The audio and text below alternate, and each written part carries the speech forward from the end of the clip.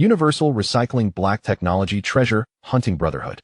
At 28, Lin Yufeng finds himself lost in life, unemployed, and dumped. At his lowest point, he unexpectedly awakens the Universal Recycling System. By simply touching any object, he can exchange it for system currency, enjoy limitless storage space, and access a system shop offering everything from supplies and black technology to gene serums. He ventures into the world of antique markets and jade streets, but repeatedly hits dead ends. Lin Yufeng soon realizes the risks of open recycling in the city. Searching for high-value sources, he infiltrates the jade mines of Myanmar disguised as a miner, finally securing his first pot of gold. From there, he dismantles scam compounds, rescues trapped compatriots, and protects those he holds dear. From a broke city nobody to a deep-cover operative in the mines, and eventually to a hidden tycoon commanding influence across the globe, Lin Yufeng, calm, ruthless, and relentless, wields his recycling system to master wealth and deploys black technology to crush evil. When the shadow of apocalypse looms, he leads his companions through adversity, wielding the power of technology to protect his people and ascend to the pinnacle of success. Chapter 1. The Chains of Reality. Water Blue Planet. Dragon Kingdom, Shin City. March 2046. Lin Yufeng clutched the freshly printed project proposal, his fingers wrinkling the edges of the pages. Beads of sweat trickled down his temples as he jogged down the corridor of the 15th floor project department toward the elevator. It was 7:15 p.m. His phone buzzed nonstop in his khaki jacket pocket, the vibration making the fabric tremble against his waist. He freed one hand to pull out the phone, swiping twice on the screen before hitting the answer button, his voice slightly breathless. Hey. Ching ching. I'm almost downstairs. Wait just 2 more minutes. The data on the last page of the proposal was wrong. I had to fix it before I could leave. I've been standing here for 20 minutes. Su Qing's voice carried the chill of the evening wind, laced with impatience. The sound of traffic was clear in the background. South gate of Global Center, under the bus stop sign. I'm wearing a skirt today, my legs are numb from the cold, she added, rubbing her arms for effect, though the phone couldn't capture the gesture. Sorry. Lin Yufeng quickened his pace, spotting the elevator doors about to close. He reached out to hold the open button, the proposal tucked under his arm, as he continued soothing her over the phone, his fingertip unconsciously pressing against the elevator button's edge. Let's go to Awakens Chaos Han Hot Pot, the one 2 blocks away. You said their satay sauce was authentic. We'll warm you up properly. After hanging up, Xiao Zhang, a colleague from his department, grinned in the elevator. Lin Gu, making amends with Sister Su again? We should all learn from how you spoil your girlfriend. The elevator display ticked down from 15, stopping at 10 to let 2 more people in, squeezing the space even tighter. Lin Yufeng rubbed the back of his head, his ears slightly warm, a shy smile on his face. She's been waiting since 6:50. It was my fault. He looked at his reflection in the elevator doors, hair tousled by the wind, collar button undone. Suddenly, memories from university flooded back. Back then, he had just left the orphanage a few years prior, as quiet as a stone. It was Su Qing who approached him in the study room of the 3rd teaching building, pointing at a calculus problem, her eyes sparkling. Lin Yufeng, your solution steps are so clear. Could you help me? It was also Su Qing who, when he froze during his first public speech, secretly flashed a good luck gesture from the 3rd row, a smile on her lips. Back then, he always felt that meeting Su Qing was the luckiest thing that had ever happened to him. At 7:30 p.m., Lin Yufeng exited the Global Center office building. The streetlights on Jiangwo Road had just come on, casting long, warm yellow shadows across the asphalt. He spotted Su Qing immediately, standing under the bus stop sign. Her cream-white skirt fluttered against her legs in the wind. She clutched a small pink handbag, her cheeks flushed from the cold, tapping her foot lightly with impatience. Lin Yufeng hurried over, draping his jacket around her shoulders. His fingers brushed against her icy earlobe, and he flinched instinctively before pulling the collar tighter. Why didn't you find somewhere out of the wind? Isn't there a convenience store nearby? Find where? The convenience store is packed with people waiting for the bus, can't even turn around. The milk tea shop across the street has a 20-minute wait for pickup. Su Qing pulled the jacket tighter, a bit roughly, her tone still sharp. Look at you. You worked overtime 4 days this week. Didn't come down until after 7 every day. Zhang Jia and her husband work at Taiwan building next door, and they leave at 6 every day to go to Walmart. On weekends, they go strawberry picking in the suburbs. What about us? Last month you promised to see Voyage to Mars 2, and now the movie's out of theaters. I still have the ticket stub tucked in my book. Lin Yufeng took her hand and headed toward the hot pot restaurant. Her hand was cold as ice. He cupped it between his palms and rubbed vigorously, generating warmth. I have to submit the final proposal tomorrow. Once this is over, I'll ask for 2 days off. Let's go to Yun Province. You've always wanted to stay in one of those BBs by Eri Lake in Dali, right? We'll get a room with a sea view. Going to Dali doesn't cost money. Su Qing abruptly pulled her hand away, the force making his fingers jerk. They stopped at a crosswalk, the red light glowing. She stared at the billboard across the street, her reflection mingling with flashing promotional text, her jaw clenched tight.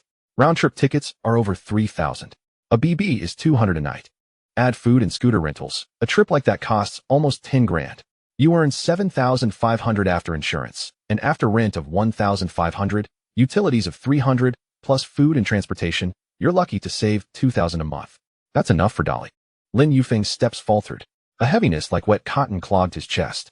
The light turned green. He followed Su Qing across the street, his voice softer now. I'm trying, aren't I? Manager Wang said if this project goes through, there's an 8,000 bonus. We can save that, get a little closer to a down payment. Bonus?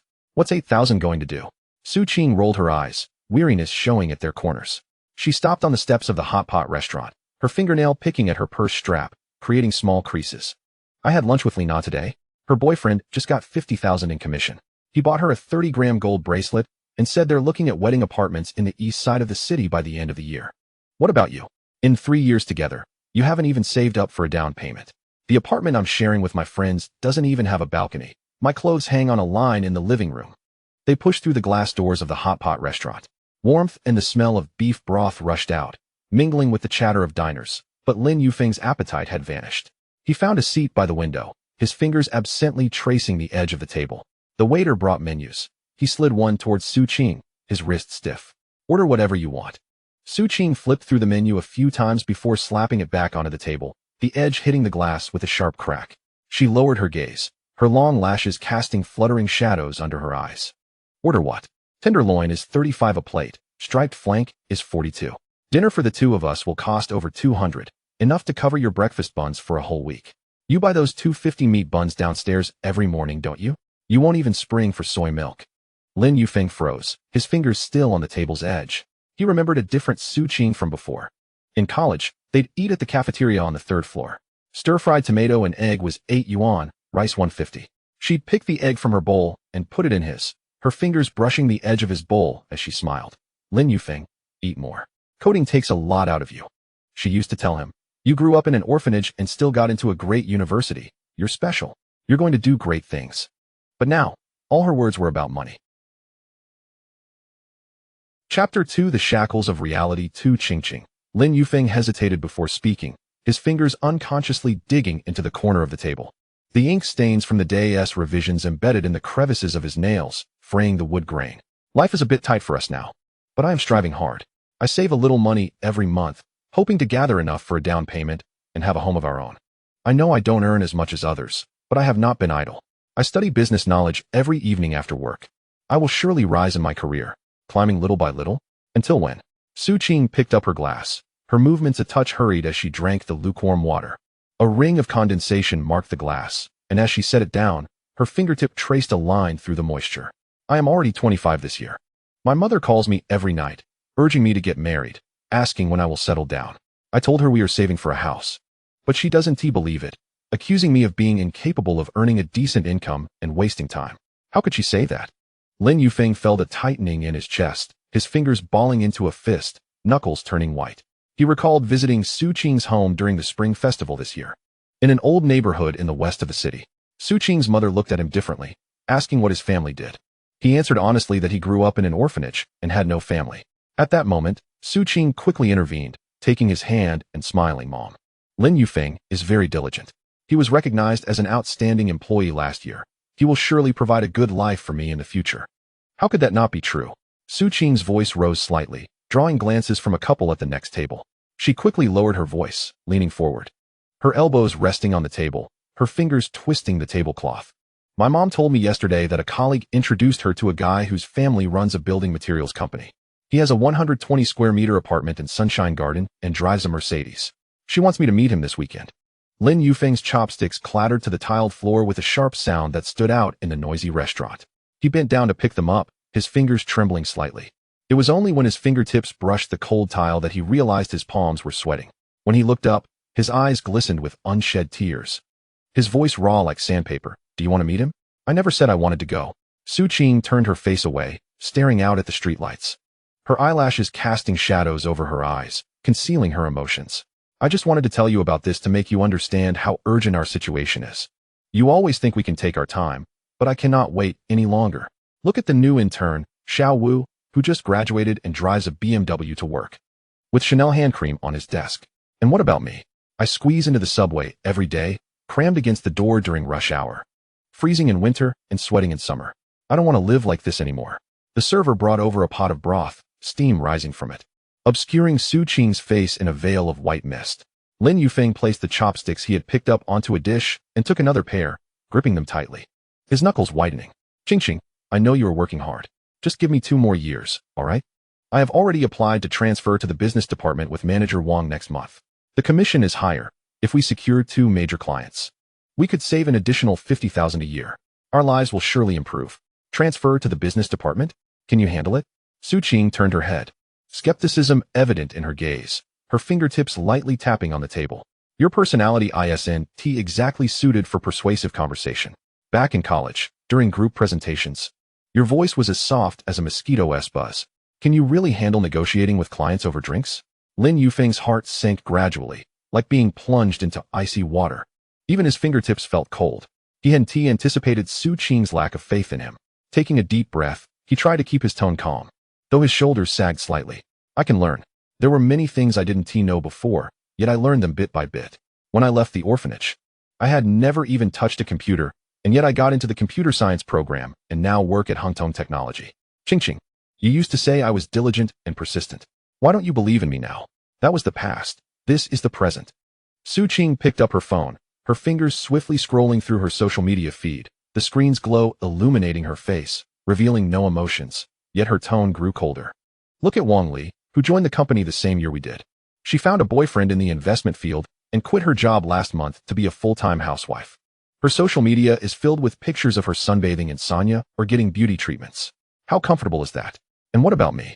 I squeeze into the subway with you, working overtime until midnight, and I can't even afford a handbag worth over 2,000.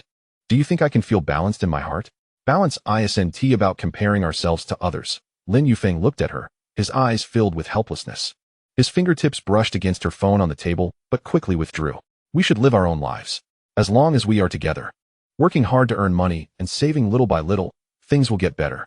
I don't want to compare myself to others. I just want to live well with you. Isn't that enough? Live well? How can we live well without money? Su Qing slammed her phone onto the table. The screen still lit up, displaying a selfie of Wang Li at the beauty salon. She pointed at the gold bracelet on the screen, her voice trembling slightly. In April of this year, my mother was hospitalized with acute appendicitis and needed a 50,000 yuan deposit. At that time, you only had 20,000. And you even borrowed 30,000 from your university classmates to make it up. I was crying in the corridor of the First People's Hospital, and you held me, saying you were sorry for being incapable. At that moment, I thought, if we had money, wouldn't we be spared such hardships? If you could earn a lot. My mother wouldn't nag me every day, and I wouldn't have to suffer with you.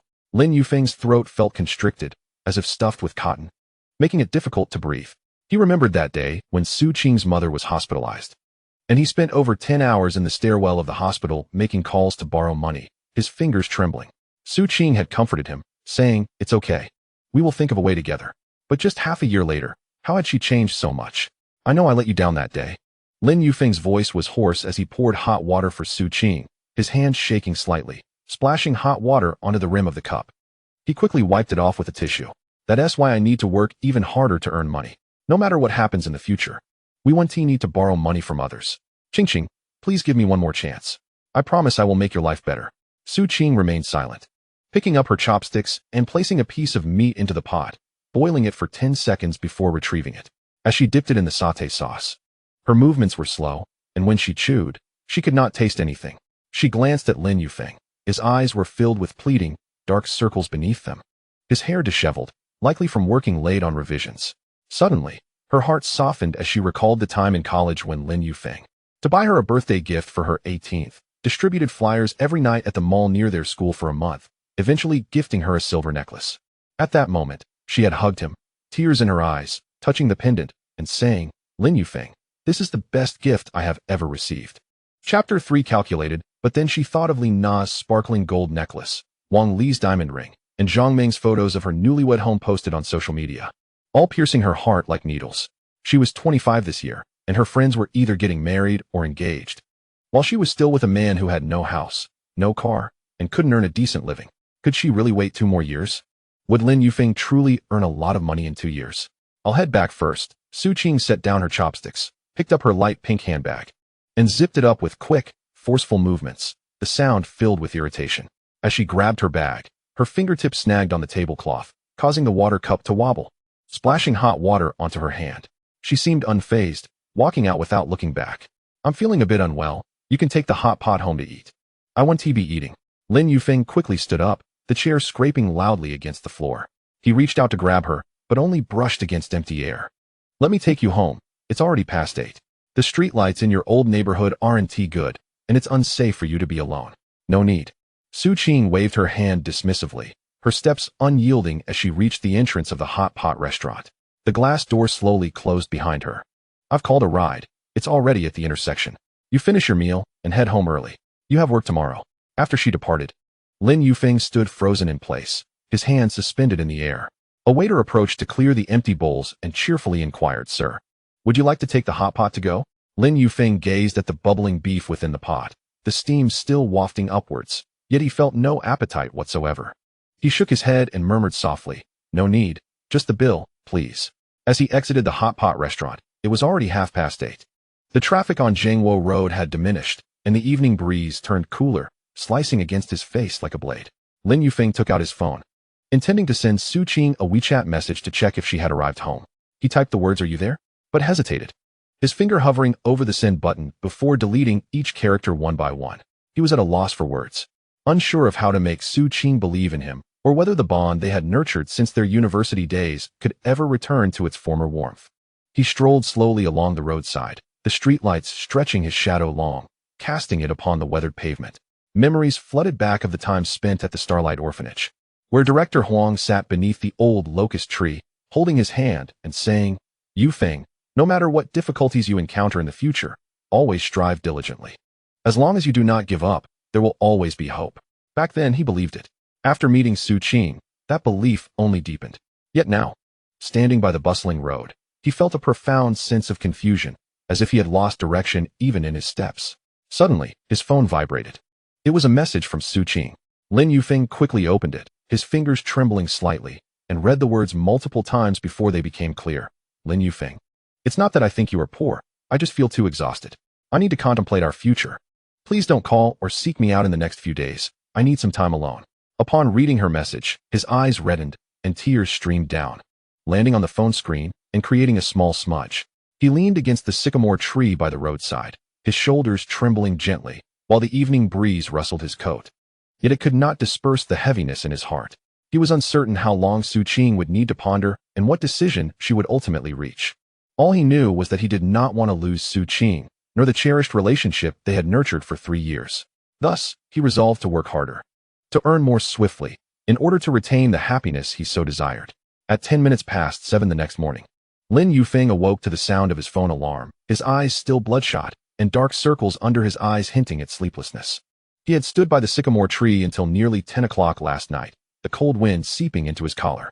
Returning to his shared apartment, he tossed and turned, his mind occupied with Su Qing's message and Director Huang's words about hope, finally dozing off just before dawn.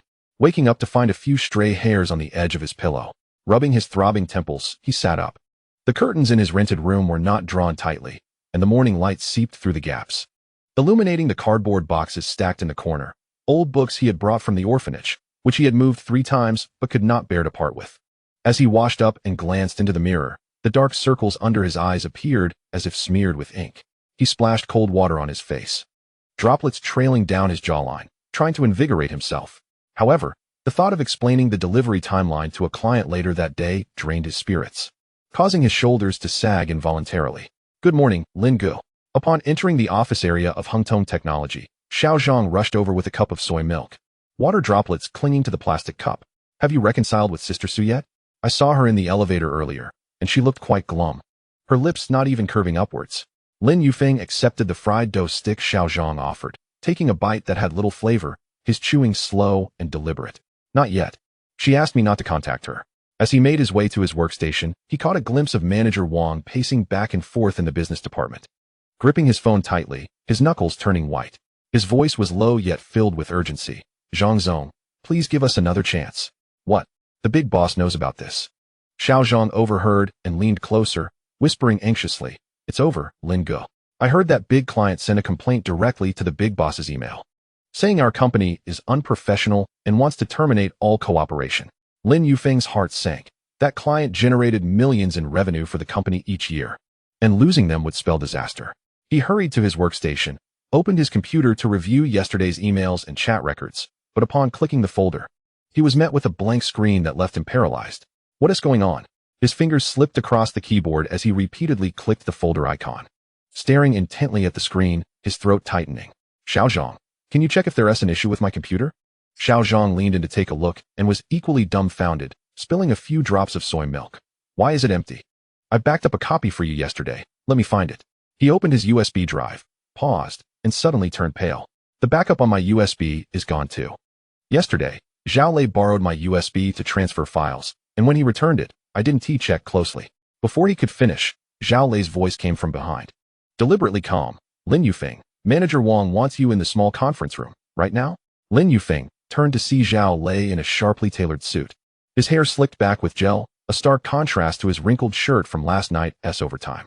Zhao Lei held a stack of papers, lightly tapping the pages with his fingertips, his gaze sweeping over Lin Yufeng with a hint of undisguised satisfaction. Lin Yufeng felt increasingly anxious as he followed Zhao Lei to the small conference room, his steps feeling unsteady. Passing Xiao Zhang's workstation, Xiao Zhang shot him a cautious look and discreetly slipped a mint candy into his hand. Chapter 4. Being set up again inside the small conference room. Manager Wang sat with a man in a suit whom Lin Yufeng recognized as Li Gu, the big boss's assistant, who rarely visited their department. Upon seeing Lin Yufeng enter, Li Gu tossed the documents on the table, the sound echoing sharply in the quiet room. "Lin Yufeng, the client has complained that you deliberately altered the delivery time, resulting in the project being scrapped. How do you explain this?" "I did not." Lin Yufeng stepped forward, his hands instinctively clenching, knuckles turning white. "I confirmed with the client yesterday that it was scheduled for next Wednesday, and I highlighted it in the email to team leader Zhao, who also replied that it was fine. I have the chat records." "What do you have?" Zhao Lei interjected, shoving a paper across the table towards Lin Yufeng. The edges crumpled from his grip. "This is the document modification record you submitted yesterday, showing that you changed the delivery date to the Wednesday after next at 8 o'clock last night and deleted the chat records with the client. I didn't notice it yesterday. I only discovered it this morning, and it was too late to remedy." Lin Yufeng stared at the modification record, his name inscribed on it, yet the handwriting appeared hastily scrawled. He abruptly looked up, his eyes slightly reddened. "I didn't do this." "Zhao Lei, you borrowed Xiao Zhang's USB yesterday. Did you delete my backup? And the emails, let me find them now." He pulled out his phone, swiping through the screen multiple times before locating the email app. But when he opened the inbox, the email he had sent to Zhao Lei was nowhere to be found. Not even in the trash. How could this happen? Lin Yufeng's voice trembled as he suddenly recalled that during their overtime the previous day, Zhao Lei had offered to help him check the document format and had borrowed his computer. When he had stepped out to get a cup of hot water, the computer screen had already dimmed. "It was you. While I was getting water, you altered the document and deleted the emails. You're talking nonsense." Zhao Lei slammed his palm on the table, the sound resonating through the room. "Everyone knows you were the last one to leave yesterday, and you had the computer the entire time. How could I have altered anything?" Li Gu frowned at Manager Wang, tapping his fingers lightly against the table's edge, his expression marked by impatience. "Manager Wang, what is your take on this? The big boss has instructed that we must provide a response to the client and the company today. If we cannot clarify this matter, your entire business team will face penalties." Manager Wang's face turned ashen, his fingers clenching the tablecloth tightly, the pads of his fingers rubbing against the frayed edges. He glanced at Lin Yufeng and then at Zhao Lei. Zhao Lei was a long-time employee familiar with headquarters, while Lin Yufeng had only been there for 2 years, lacking any connections or backing. He sighed, turned his face away, unable to meet Lin Yufeng's gaze. "Lin Yufeng, there's no evidence to prove you didn't make the changes. The client is relentless, and the higher-ups are pressing hard. But it truly wasn't me," Lin Yufeng exclaimed, stepping forward, his voice tinged with desperation. "Xiao Zhang can attest that I informed him yesterday the delivery date was Wednesday next week. I can call the client again to confirm. I can clarify everything." "Enough," Li Gu interrupted coldly. The client stated they no longer wish to communicate with anyone from our company, especially you. Lin Yufeng, the company has no choice but to adhere to protocol. You are being laid off. Here is your resignation form. Complete the procedures by the end of today. Laid off? Lin Yufeng was taken aback, stepping back half a pace and colliding with the chair behind him, producing a dull thud. He had emerged from an orphanage, fought diligently to enter university, spent countless hours in the library preparing, and finally secured a position at this esteemed company after 5 grueling rounds of interviews, only to be dismissed without warning? Manager Wong, please grant me another chance. I can salvage the client relationship. I would even wait outside their office if necessary. Futile. Manager Wong waved his hand dismissively, weariness evident in his tone. The decision has been made by the higher-ups, and I cannot protect you. Zhao Lei approached mockingly, patting Lin Yufeng on the shoulder with a deliberate force. Yufeng, it's such a pity. If you had been more careful yesterday, this wouldn't have happened. Be more attentive in future job searches. Don't be so careless. Lin Yufeng looked at Zhao Lei's insincere expression, then at the indifferent faces of Li Gu and Manager Wong, and suddenly felt a chill enveloping him, as if he had been thrown into an icy abyss. This Zhao Lei was retaliating against him for questioning one of his decisions during the last meeting, seeking to oust him from the company. He knew that further argument would be pointless. No one would believe someone without connections like him. He picked up the resignation form from the table, his hand trembling so much that he could barely grip the pen. He scribbled his name with trembling strokes, the letters wavering at the edges. Brother Lin, you really intend to leave? Xiao Zhang rushed in, his eyes red and nose slightly flushed, clutching a printed sheet. I just spoke to IT. They said Zhao Lei requested access yesterday and deleted your emails and folders. I told them to check the records, but they said Zhao Lei had Manager Wang's authorization. Enough. Lin Yufeng interrupted softly, fatigue lacing his voice. He placed the pen on the table, his fingers still shaking. It's useless.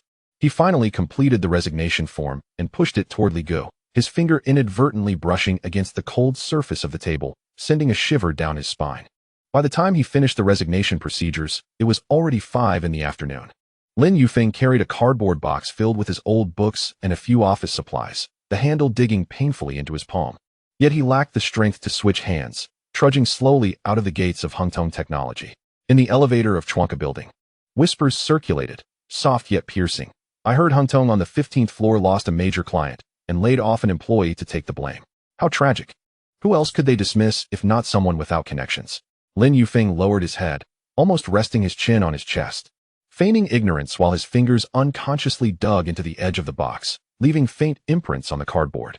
When the elevator reached the 12th floor, the doors opened, and Su Qing entered with her colleagues, laughing and chatting, a cup of milk tea in hand, straw clenched between her teeth. However, upon seeing the box Lin Yufeng carried, her smile vanished instantaneously. She set down her cup and, in a tone as cold as ice, asked, "Why are you leaving with a box? Were you fired?" Everyone in the elevator turned to look at them, and Lin Yufeng felt his face flush with heat from the roots of his ears to his cheeks. He whispered, "I wasn't fired. It's just company adjustments." Adjustments? Su Qing scoffed, a mocking curve to her lips. Her colleague tactfully pressed the closed door button, leaving only the two of them in the elevator. I just overheard people on the 15th floor saying you lost a major client because you miscalculated the delivery date, which led to your dismissal. Is that true? Chapter 5. Resignation. Lin Yufeng tightened his grip on the box, his nails nearly embedding into the cardboard, a sharp pain radiating through his fingertips. It wasn't me who made the changes. Zhao Lei set me up. He deleted my evidence. The IT department can verify it. Su Qing interrupted him, her eyes filled with disappointment and a hint of impatience. She ran a hand through her hair, avoiding Lin Yufeng's gaze. Lin Yufeng, how many times have I told you to be meticulous and competent? You ruined the project and lost your job. How can I believe you can provide me with a good life? I will find a new job. I will work hard. Lin Yufeng's voice dwindled to a whisper, nearly inaudible, his head drooping even lower. Effort. What good does your effort do? Su Qing raised her voice slightly, the echo amplifying her words, making them more cutting. Last time my mother was hospitalized, you had to borrow money from classmates. This time the project failed, and you got laid off. I've been with you for 3 years. What have I received besides grievances and waiting? My mother just told me about that boy from the building materials company who is particularly reliable. He even offered to help my mom replace the old refrigerator. She urged me to break up with you, and I wanted to give you another chance, but you show me this? When the elevator reached the ground floor, the doors opened with a ding, and Su Qing stepped out first. She turned back to look at Lin Yufeng, her expression complex. A mixture of disappointment and a trace of barely perceptible hesitation, but ultimately she clenched her teeth and said, "Lin Yufeng, I'm tired and can't wait any longer. Let us end this. Please don't contact me again." Lin Yufeng stood in the elevator, watching Su Qing's figure retreat rapidly, without even a pause of uncertainty, until she vanished into the crowd. He carried the box out of the building. The evening breeze was chilly, stinging his face like needles. Yet he lacked the strength to raise his hand to shield himself.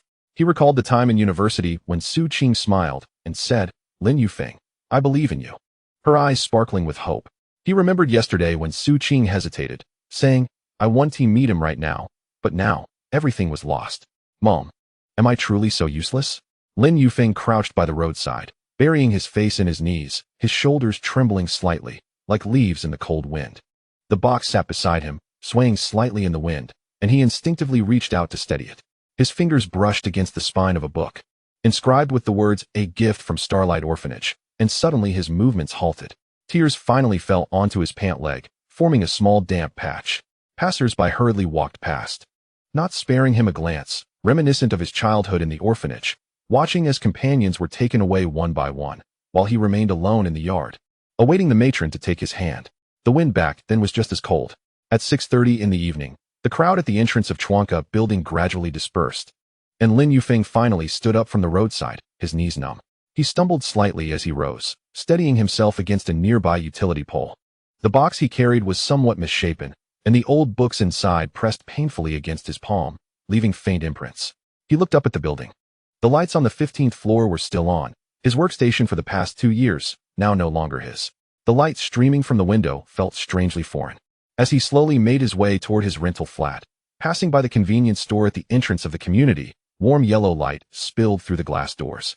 He contemplated going in to buy a bottle of water, but when he reached into his pocket, all he found were crumpled bills, the largest being 10 yuan. Clutching the coins, he hesitated at the store's entrance for a few seconds, ultimately turning away. Never mind, there's tap water at home. His rental flat was on the 6th floor of an old building, with no elevator. As he climbed the stairs, his legs felt as heavy as lead, each step laborious. His chest tight. By the time he reached the 4th floor, he stopped to lean against the wall, supporting himself with his hands, his fingers trembling. He opened the door to a dimly lit room, the only illumination coming from the streetlights outside, casting a faint glow that revealed the dust dancing on the floor like a delicate mist. He placed the cardboard box into the corner with a thud, disregarding the possibility of the books inside being damaged, and collapsed onto the bed, staring blankly at the ceiling, shoes still on. His mind was a chaotic whirl. One moment he saw Zhao Lei's triumphant face, the next he heard Su Qing's voice saying, "Let's just call it quits," followed by the frigid words of the boss's assistant, "You have been laid off." He turned over, burying his face into the pillow, not that he didn't want to cry. But having grown up in an orphanage, he had learned early on that tears were futile. No one would come to your aid because you cried. The headmistress had once told him that tears wouldn't solve problems, only standing up to face them would. He lay there for an indeterminate amount of time until his stomach grumbled, the sound echoing in the stillness of the room. He stumbled up in the dark and opened the fridge, its light illuminating the sparse contents. Half a bottle of expired milk, the date on the label barely legible, and a stale loaf of bread he had bought the previous week, intending it for breakfast but had forgotten amidst late-night work. He tore open the bread bag, crumbs scattering across the floor. Taking a bite, the dryness scratched his throat, prompting him to fill a glass with tap water. The cold liquid slid down his throat, sending a shiver through him. For the next 2 days, Lin Yufeng barely left the confines of his home. The curtains were drawn tightly, shrouding the room in darkness, with only the occasional flicker of his phone screen breaking the gloom. He either lay on his bed in a stupor or sat on the floor scrolling through his phone, not for entertainment, but to peruse Su Qing's moments. His finger repeatedly tapped on her gray avatar, but she had already removed him, leaving only a gray line. He also browsed the workgroup for Hungtong Technology, where discussions about projects continued, and someone shared a new proposal screenshot. No one mentioned him, as if he had never been part of that world, like a dream that left no trace. On the 3rd afternoon, sunlight streamed through the gaps in the curtains, illuminating the cardboard box in the corner with a slender beam of light. The box was unsealed, revealing a blue-covered book, How the Steel Was Tempered. A gift from the headmistress of the orphanage for his 18th birthday, its corners worn. He approached, squatting beside the box to retrieve the book, his fingers brushing gently over the cover. A yellowed note slipped out, and he picked it up to read the slightly crooked yet forceful handwriting of Headmistress Huang. "Yufeng, Life will always present difficult paths. Do not stop. Simply move forward. Lin Yufeng stared at the note for a long moment, and suddenly, his nose tinged with sorrow. Tears fell unexpectedly onto the paper. Hastily, he wiped his eyes with his sleeve, but the tears only flowed more freely. Eventually, he pressed his face against the book, his shoulders shaking as he clutched the note tightly, crumpling it in his grip. Memories flooded back to his 18th year when Headmistress Huang had taken him to the train station. The wind whipping at the platform as she removed her scarf and draped it around him, urging him to study hard in college and become someone capable of bearing responsibilities. He recalled his early days at Hpakant, where he knew nothing, working late to learn coding, his fingers numb from typing, often spending the night on the office sofa. He had persevered through those challenging times, so how could he falter now over this setback? Chapter 6. Job hunting. He pulled back the curtains, and sunlight flooded in, nearly blinding him as he shielded his eyes with his hand, taking a moment to adjust before lowering it. He began to tidy the room, tossing dirty clothes into the washing machine. But when the pile grew too high, 2 items fell to the floor, which he picked up and dusted off. He discarded empty takeout containers. Oh, those were from earlier days when he had ordered food, into the trash bin, which was full, so he retrieved a plastic bag to line it. He carefully removed the old books from the cardboard box, arranging them neatly on the bookshelf, wiping the dust from each cover. The bookshelf, a second-hand piece he had bought when he first rented this place, was somewhat chipped, but now adorned with the old books, it had begun to look more presentable. Once tidied up, he sat at his desk and opened his banking app, his heart tightening at the sight of the figure. 32,867 yuan. He confirmed the amount twice. It was indeed correct. Rent was due at 1,500 yuan on the 5th of the following month, plus utilities, which would add up to nearly 300. This amount would not last long, especially considering the expenses of searching for a new job. He sighed, setting his phone down, his fingertips lightly grazing the screen, uncertain of what to do next.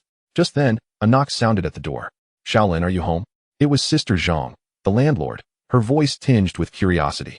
Lin Yufeng quickly rose to open the door, hesitating for a moment at the doorknob, taking a deep breath before pulling it open, forcing a smile while avoiding her gaze. Sister Zhang, you're here. She stood there with a basket containing cucumbers and tomatoes, peering inside the room, her eyes sweeping over the tidied bookshelf before returning to Lin Yufeng. I noticed you hadn't been out these past few days. I thought you might not be home. Well, rent is due this month, and you mentioned waiting for your salary. Lin Yufeng felt his face flush slightly, his voice dropping an octave. Sister Zhang, I just lost my job and am currently looking for new work.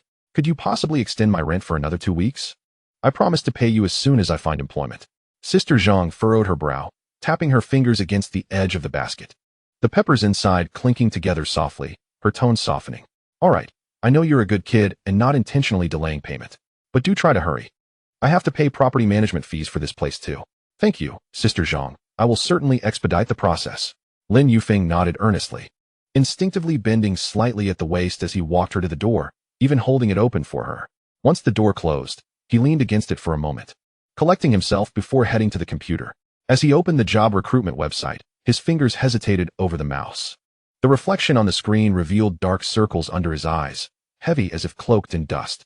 Previously a Java developer at Hpakant, he searched for Java backend development positions, scrolling through page after page. When he found suitable openings, his fingers flew over the keyboard, inputting information, occasionally pausing to rub his aching eyes, leaving faint marks on the screen. His resume was previously crafted, and as he adjusted the reason for leaving, his cursor hovered over the phrase adjustment of personal career planning. Ultimately, he pressed the save button. He was reluctant to mention being wrongfully accused, fearing it would paint him as a troublemaker. By 10 o'clock that night, after hours of application submissions, he finally stopped and stretched, the joints in his body cracking softly. While preparing instant noodles, he watched the hot water dissolve the noodle block, steam rising with a savory aroma. He involuntarily swallowed hard. This was the first warm meal he had had in days. As he took the first bite, a smile broke across his face, his fingertips brushing against the broth at the corner of his mouth, contemplating. At least he still had instant noodles. At least he had a roof over his head, and at least he could still submit resumes in search of work. Not too bleak after all. In the following days, Lin Yufeng awoke promptly at 7 each morning, still half asleep as he reached for his phone to refresh the job recruitment website. When applying, he kept his phone nearby, eagerly watching for notifications, his fingers hovering above the screen, terrified of missing any interview alerts. However, most of his applications seemed to vanish without a trace. Occasionally, he received responses, but they were either from companies so small their offices were in residential buildings or offered salaries too low to cover rent. His grip on the phone tightened and then slackened again, silently marking those positions as not considered. On the fifth morning, his phone finally pinged with an interview notification, and he sprang upright, his hair in disarray, caring little to fix it as he rushed to wash up. He found the only wrinkle-free shirt, tugging at the collar before the mirror, smoothing out creases with his hands. After an hour-long bus ride to an e-commerce company in the suburbs, he was met by a bespectacled young man, who appeared even younger than himself. Mr. Lin, you previously worked as a Java developer at Hpakant. What projects were you primarily responsible for? Lin Yufeng placed his hands on his knees, straightened his back, and methodically recounted the projects he had worked on, intentionally sidestepping any mention of those that had failed, focusing instead on the intricacies of back-end interface development.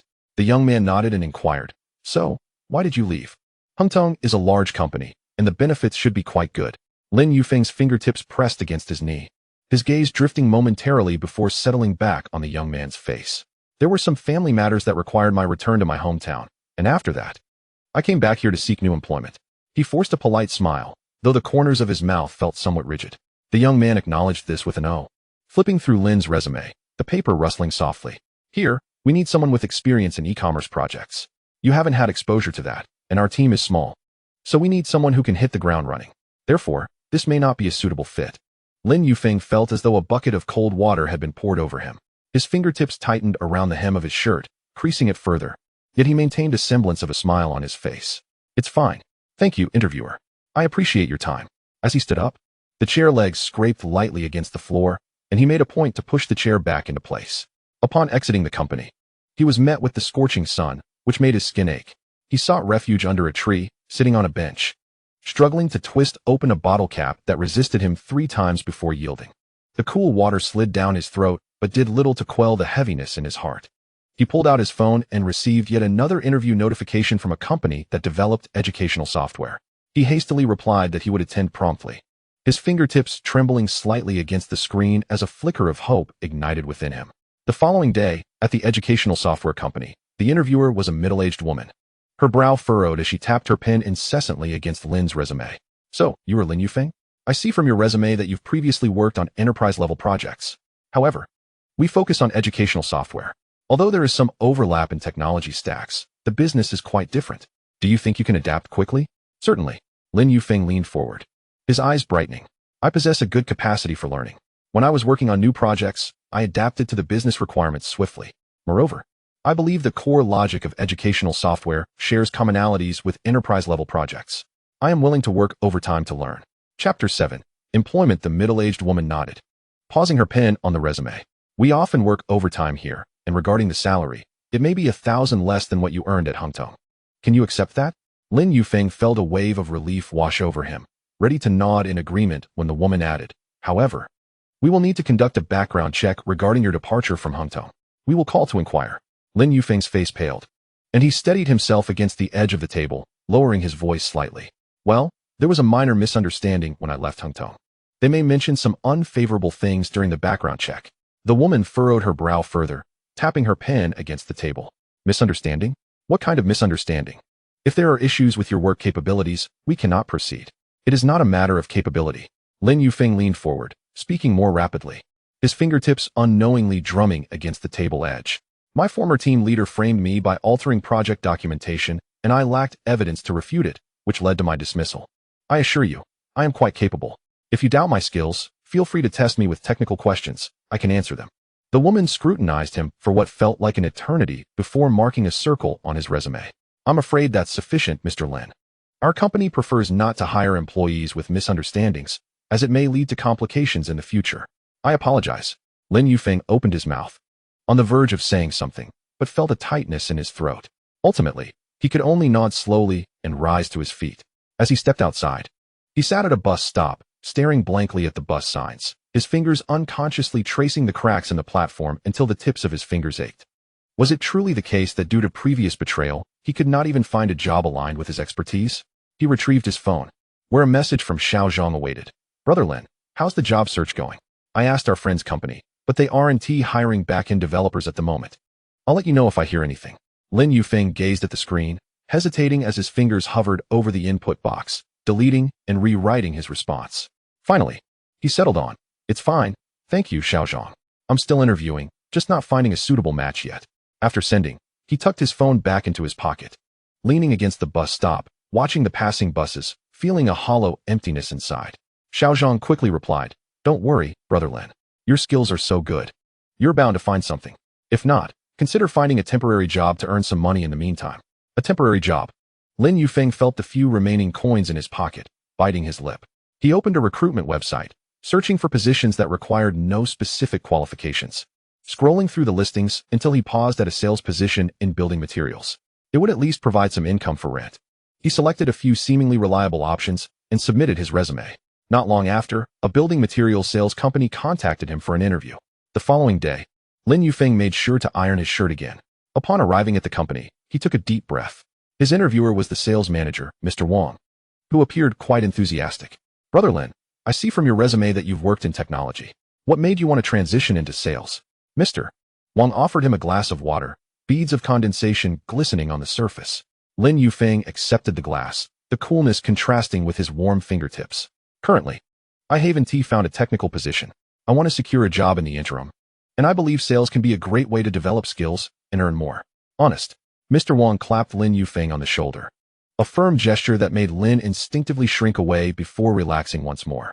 In building material sales, we primarily engage with renovation companies and homeowners. You must be articulate and proactive. Given your technical background, you may not be accustomed to talking much. Can you adapt? "I can learn." Lin Yufeng straightened a bit, his eyes brightening. "While I may not speak frequently, I am diligent in my work, and I will certainly strive to resolve any issues clients may have. Additionally, I can quickly memorize the necessary knowledge about building materials." He spoke with a gentle tapping of his fingertips on his knee, as if encouraging himself. Mr. Wang nodded, pulling out a price list from his drawer. "Our base salary is 3,000, with commissions based on performance. You can earn a 5 commission on every sale. If you're willing, you can start tomorrow." Lin Yufeng's eyes widened in surprise, a sense of disbelief washing over him at the rapidity of the offer. He quickly nodded, the glass in his hand wobbling slightly, spilling a bit on his trousers without him noticing. "I'm willing. Thank you, Mr. Wang." Upon exiting the building materials company, Lin Yufeng retrieved his phone, tapping several times to open Zhang Jia's WeChat. "Sister Zhang, I found a job. I will definitely pay the rent on the 5th of next month." After sending the message, he anxiously awaited a response, tapping his foot lightly on the ground until he saw the reassuring words, "All right, that's good," which allowed him to exhale in relief. A smile began to form at the corners of his mouth, a glimmer of light returning to his eyes. He also sent a message to Xiaozhong. "Xiaozhong, I found a job in building materials sales. It's just a temporary position for now." Xiaozhong replied swiftly, "That is fantastic, Brother Lin. Regardless of the job, just get started, and you can search for a technical position later." Lin Yufeng looked at his phone, unable to suppress a laugh. The sunlight warmed his face as he tucked his phone back into his pocket, feeling a lighter step beneath him. Although he had not yet secured a job in his field, he had taken a significant step forward, believing that things would improve in time. On the 7th day at the building materials company, Lin Yufeng finally no longer had to run errands for salesman Lao Zhou. Clutching a stack of tile sample books tightly under his arm, he reached his workstation when Xiaoli approached him, a half-eaten bun in hand. "Brother Foam, how did it go yesterday with Manager Wang at EG Renovation? Did you close the deal?" "Not bad. The owner said to try 2 boxes of antique tiles first. If the client responds positively, they'll place a bulk order next time." Lin Yufeng gently set the sample books on the desk, glancing at his phone to check the time. "By the way, you mentioned the homeowner from that community yesterday. We have an appointment at 3 this afternoon. Don't forget to bring the floor plan." "I won't forget." Xiaoli patted his pocket, the corner of the floor plan peeking out. "Feng Ge, your ability to learn is astonishing. You've memorized all the specifications and prices of the building materials in just a week." "It took me half a month to understand it all." Lin Yufeng smiled, but remained silent. In truth, he dedicated his evenings to studying, jotting down the water absorption rates of tiles, the environmental ratings of boards, and the grades of cement in a small notebook. As he flipped through it before sleep, his fingertips would trace circles around the critical data. During his previous work in technology, he had developed a habit of breaking down complex problems into manageable knowledge points, which now proved beneficial in the realm of building material sales. However, he occasionally found himself distracted. For instance, just yesterday, while visiting a client and passing by a street of food stalls near the university, he spotted a couple enjoying grilled cold noodles, the girl exclaiming for extra spice and vinegar. His sample booklet nearly slipped from his grasp. Su Qing used to say the same things, and back then, he would stand beside her, holding her favorite bubble tea. Chapter 8. A chance encounter with an ex-girlfriend. Fongo? Lost in thought, Xiao Li waved his hand in front of Lin Yufeng's face. Manager Wang is calling for you. A client has arrived for a tour, and he wants you to assist. All right. Lin Yufeng snapped back to reality, quickly standing up, rubbing his hands on his shirt, and heading towards Manager Wang's office. As he reached the door, he heard Manager Wang's warm voice from within. Mr. Xiao, what brings you here? And you've brought a friend? Yes.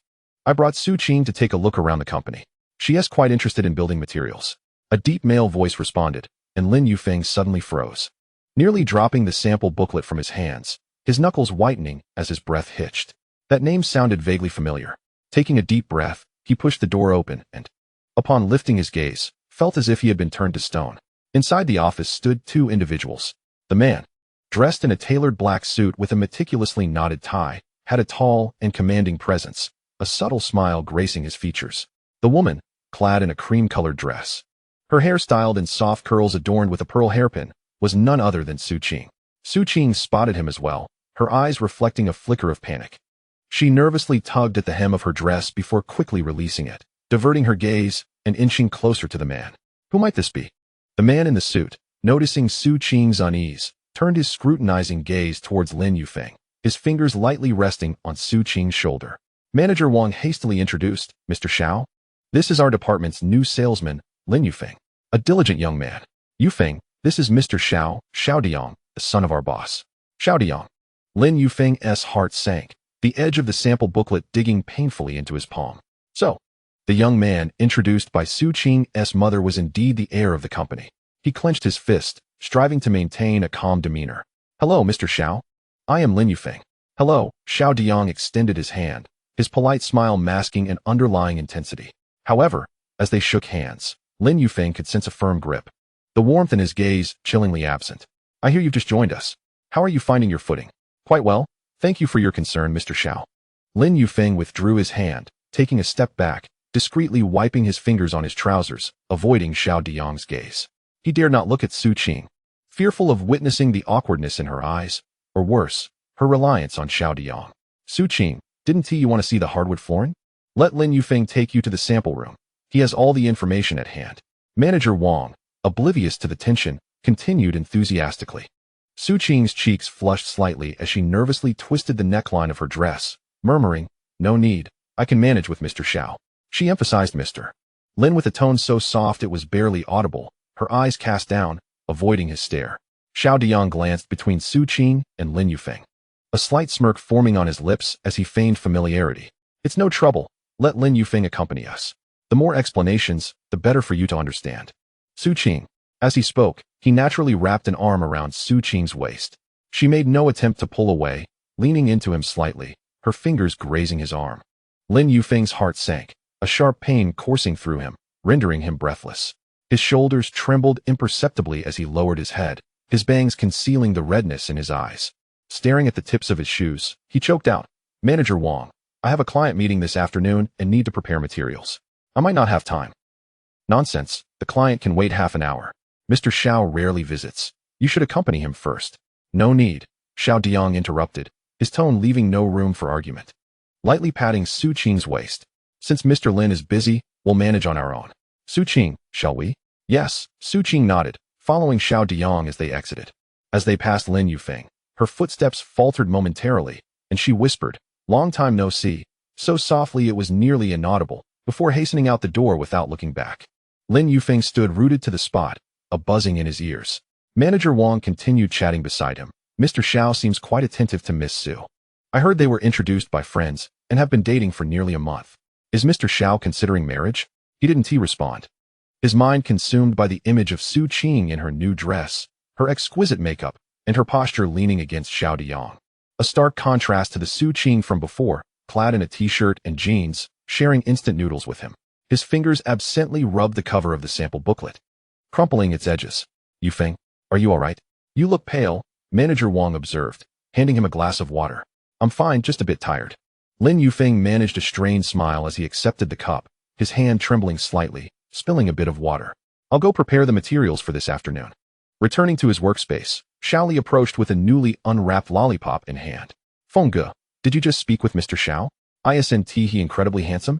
I heard he's still single, and many girls at the company are trying to win him over. Who would have thought he's now with Miss Su?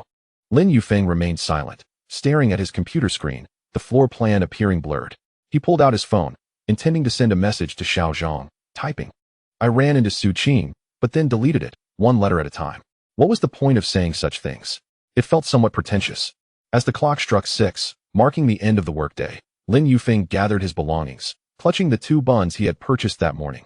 Their plastic wrapping tightly encasing them, causing him to squeeze them until they were misshapen. He walked slowly towards the exit, and just as he reached the door, he spotted Xiao Diang's black Mercedes parked by the roadside. Su Qing sat in the passenger seat, applying lipstick in the mirror, her fingers delicately gripping the tube. Xiao Diang leaned against the car, smoking a cigarette. As he noticed Lin Yufeng, he waved, the smoke curling from his lips. Mr. Lin, off work? Lin Yufeng halted. Nodding slightly, his voice muffled. Good evening, Mr. Xiao. I apologize for not accompanying Su Qing to the sample room today. Xiao Diang flicked ash from his cigarette, a smirk playing on his lips. You and Su Qing knew each other before, didn't you? She mentioned you were once a couple in college. Lin Yufeng's face flushed instantly, his fingers gripping the bun tightly, crumbs spilling through his fingers, yet he remained oblivious, unsure how to respond. Chapter 9.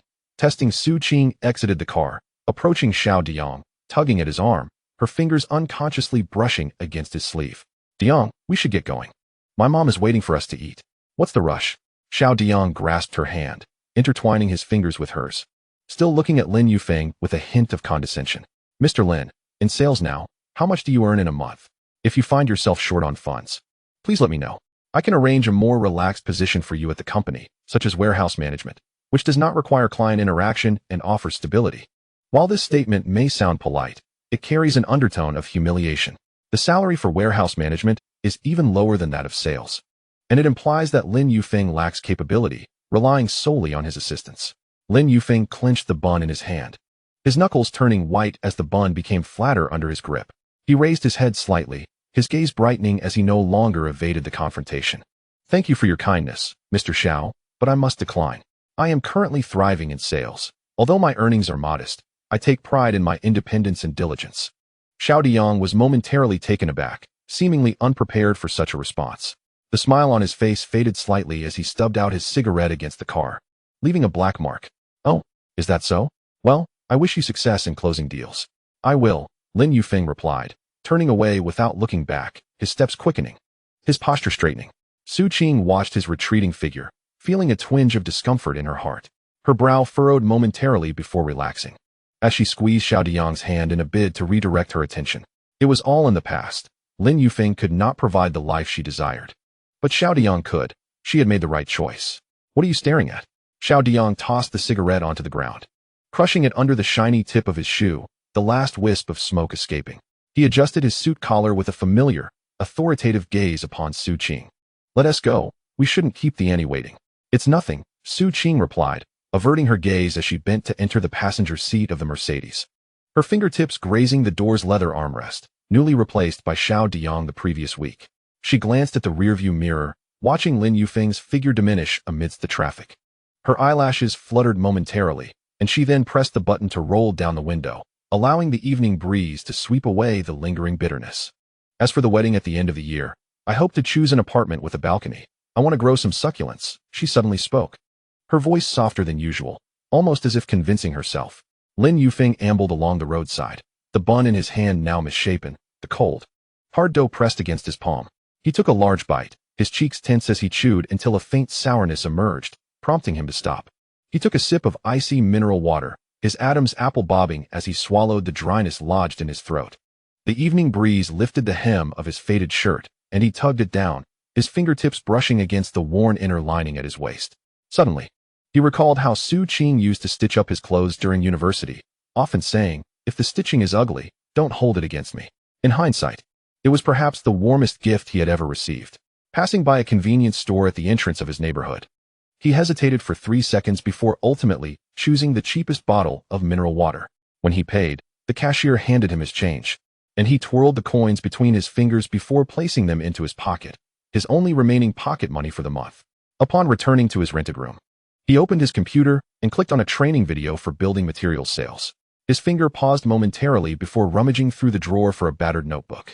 The scratching of the pen against the paper filled the air as he wrote down key points. His knuckles tightening unconsciously with each note until terms like cost performance and after-sales service were inscribed with fervor. The streetlight outside cast mottled shadows on his face through the sheer curtain, and he occasionally paused to rub his aching eyes, but never considered closing the video. Around the 20th day of working at the building materials company, Xiaoli suddenly peered from behind his workstation. Propping his elbow on the divider and idly twirling a pen. "Brother Feng, don't you think Mr. Xiao has been coming in a bit too frequently lately? He has been here 3 times this week. He used to come only once a month. Just now, I saw him peeking out from the second-floor office." Looking down through the curtains, Lin Yufeng's hand, which was organizing the hardwood flooring quotation, faltered as he glanced towards the second floor. There seemed to be a shadow moving behind the curtain of Xiaodiyang's office. Lowering his head, he smoothed out the corners of the quotation sheet. Speaking softly as if afraid of being overheard, "Perhaps there are urgent matters at the company." A pencil accidentally left a mark on the quotation, and as he tried to erase it, the smudge became more pronounced. In the end, he had no choice but to crumple that page and toss it into the trash. Indeed, later that afternoon, just before the end of the workday, Manager Wang unexpectedly called him over from the office doorway, his voice lower than usual. "Yufeng, come here for a moment." Upon entering the office, Lin Yufeng saw Manager Wang sitting in a chair, his thumb and forefinger repeatedly pinching the wood grain of the desk. Avoiding eye contact, after a long pause, he sighed, placing his thermos on the table with a soft thud. "Yufeng, how is your communication with the owner of the Jinxiu Jiyuan project going? Has the owner mentioned when they will finalize the deal? I spoke with the owner last week. They mentioned they would visit the sample room this weekend. If all goes well, we can sign the contract." Lin Yufeng stepped forward slightly, his fingers unconsciously gripping the hem of his shirt. He recalled waiting for 2 hours outside the owner's building, freezing and red-nosed, without daring to complain about the discomfort. Manager Wang nodded but then suddenly frowned, tapping his fingers on the desk. "Let me see your communication record with the owner, along with the quotation. Print them out for me." As Lin Yufeng turned to retrieve the documents from his workstation, he heard Manager Wang let out a heavy sigh behind him, as if burdened with unspoken concerns. When he handed over a stack of papers, Manager Wang flipped through 2 pages before suddenly pointing to one, tapping the surface loudly. "What is this quotation? The installation fee for the hardwood flooring is unclear, and you haven't indicated the warranty period. If the owner inquires, how will you explain this?" Lin Yufeng leaned in to take a look, and his heart sank. He had clearly marked those details in red ink yesterday, yet now those 2 sections were glaringly blank, as if someone had erased them with correction fluid and reprinted the page. "Manager Wang, I double-checked yesterday, and he..." Lin Yufeng stepped forward anxiously but was interrupted. "Don't talk to me about yesterday." Manager Wang abruptly lifted his head, his eyes filled with fatigue, yet tempered with an unyielding firmness. "The documents are as they are now. If the owner comes asking tomorrow, what will you say? I've told you countless times that attention to detail is crucial in sales. How could you overlook such important information?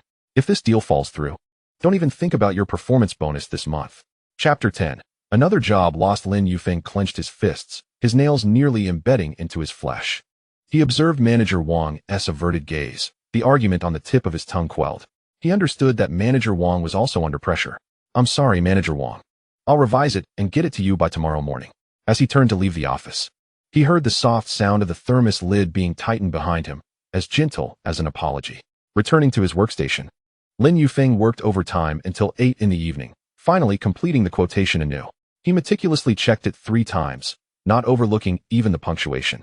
And when he sent the document to Manager Wang, his fingertips tingled from prolonged mouse use. Walking home, the evening breeze whisked fallen leaves against his legs, and he recalled Xiaoli's words from earlier that day, halting momentarily. Xiaodiyang must be doing this on purpose, deliberately putting him in a difficult position to force him out. In the following days, such incidents proliferated. When Lin Yufeng was about to finalize the renovation company contract, it was handed over to old Zhou while he still clutched the freshly printed proposal. Hearing Manager Wang's words, the proposal slipped from his fingers, but he quickly gripped it again, the edges crumpling. When he discovered that 2 sample books were missing, he spent half an hour scouring the warehouse, his fingertips sifting through dusty boxes in the corner, leaving his nails soiled without finding them. On a futile trip to the suburbs to deliver documents, he stood at the construction site's entrance, watching the passing engineering vehicles, wiping the sweat from his forehead, but unable to erase the bitterness in his heart. The 2 hours spent standing on the bus had left his document bag misshapen in his grip. That day, when Lin Yufeng returned to the office, it was already past 7 in the evening, and only Xiao Li remained, organizing files. Upon seeing Lin Yufeng drenched in sweat, Xiao Li quickly rummaged through his drawer for a chilled bottle of mineral water, twisting the cap off and handing it over. "Brother Feng, why are you back so late? Manager Wang said you went to deliver documents. Was it smooth?" Lin Yufeng took the water, tilted his head back, and drank nearly half the bottle, droplets cascading down his chin and creating a small damp patch on his shirt.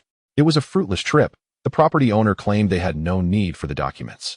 He forced a bitter smile, his fingers gripping the empty bottle, producing a soft crunching sound. Xiao Li furrowed his brow, leaned closer to Lin Yufeng, and lowered his voice, occasionally glancing towards the second-floor office. "Brother Feng, I overheard Manager Xiao talking to Manager Wang in the pantry yesterday. Manager Xiao said that you might not be suited for sales, that your communication with clients lacks flexibility. He also mentioned that if employees cannot keep up with the company's pace, they shouldn't delay projects." Manager Wang remained silent at the time, but his expression soured, his fingers incessantly fiddling with the teacup handle. A pang of unease struck Lin Yufeng. He tightened his grip on the empty bottle, causing a dent to form in its side. He recalled the disdain in Xiao Diyang's eyes when he last mentioned assigning him to warehouse management. It dawned on him that Xiao Diyang had no intention of allowing him to stay in the company from that moment on. "Brother Feng," Xiao Li began again. But Lin Yufeng interrupted him. "It's fine. Perhaps I truly am not cut out for sales."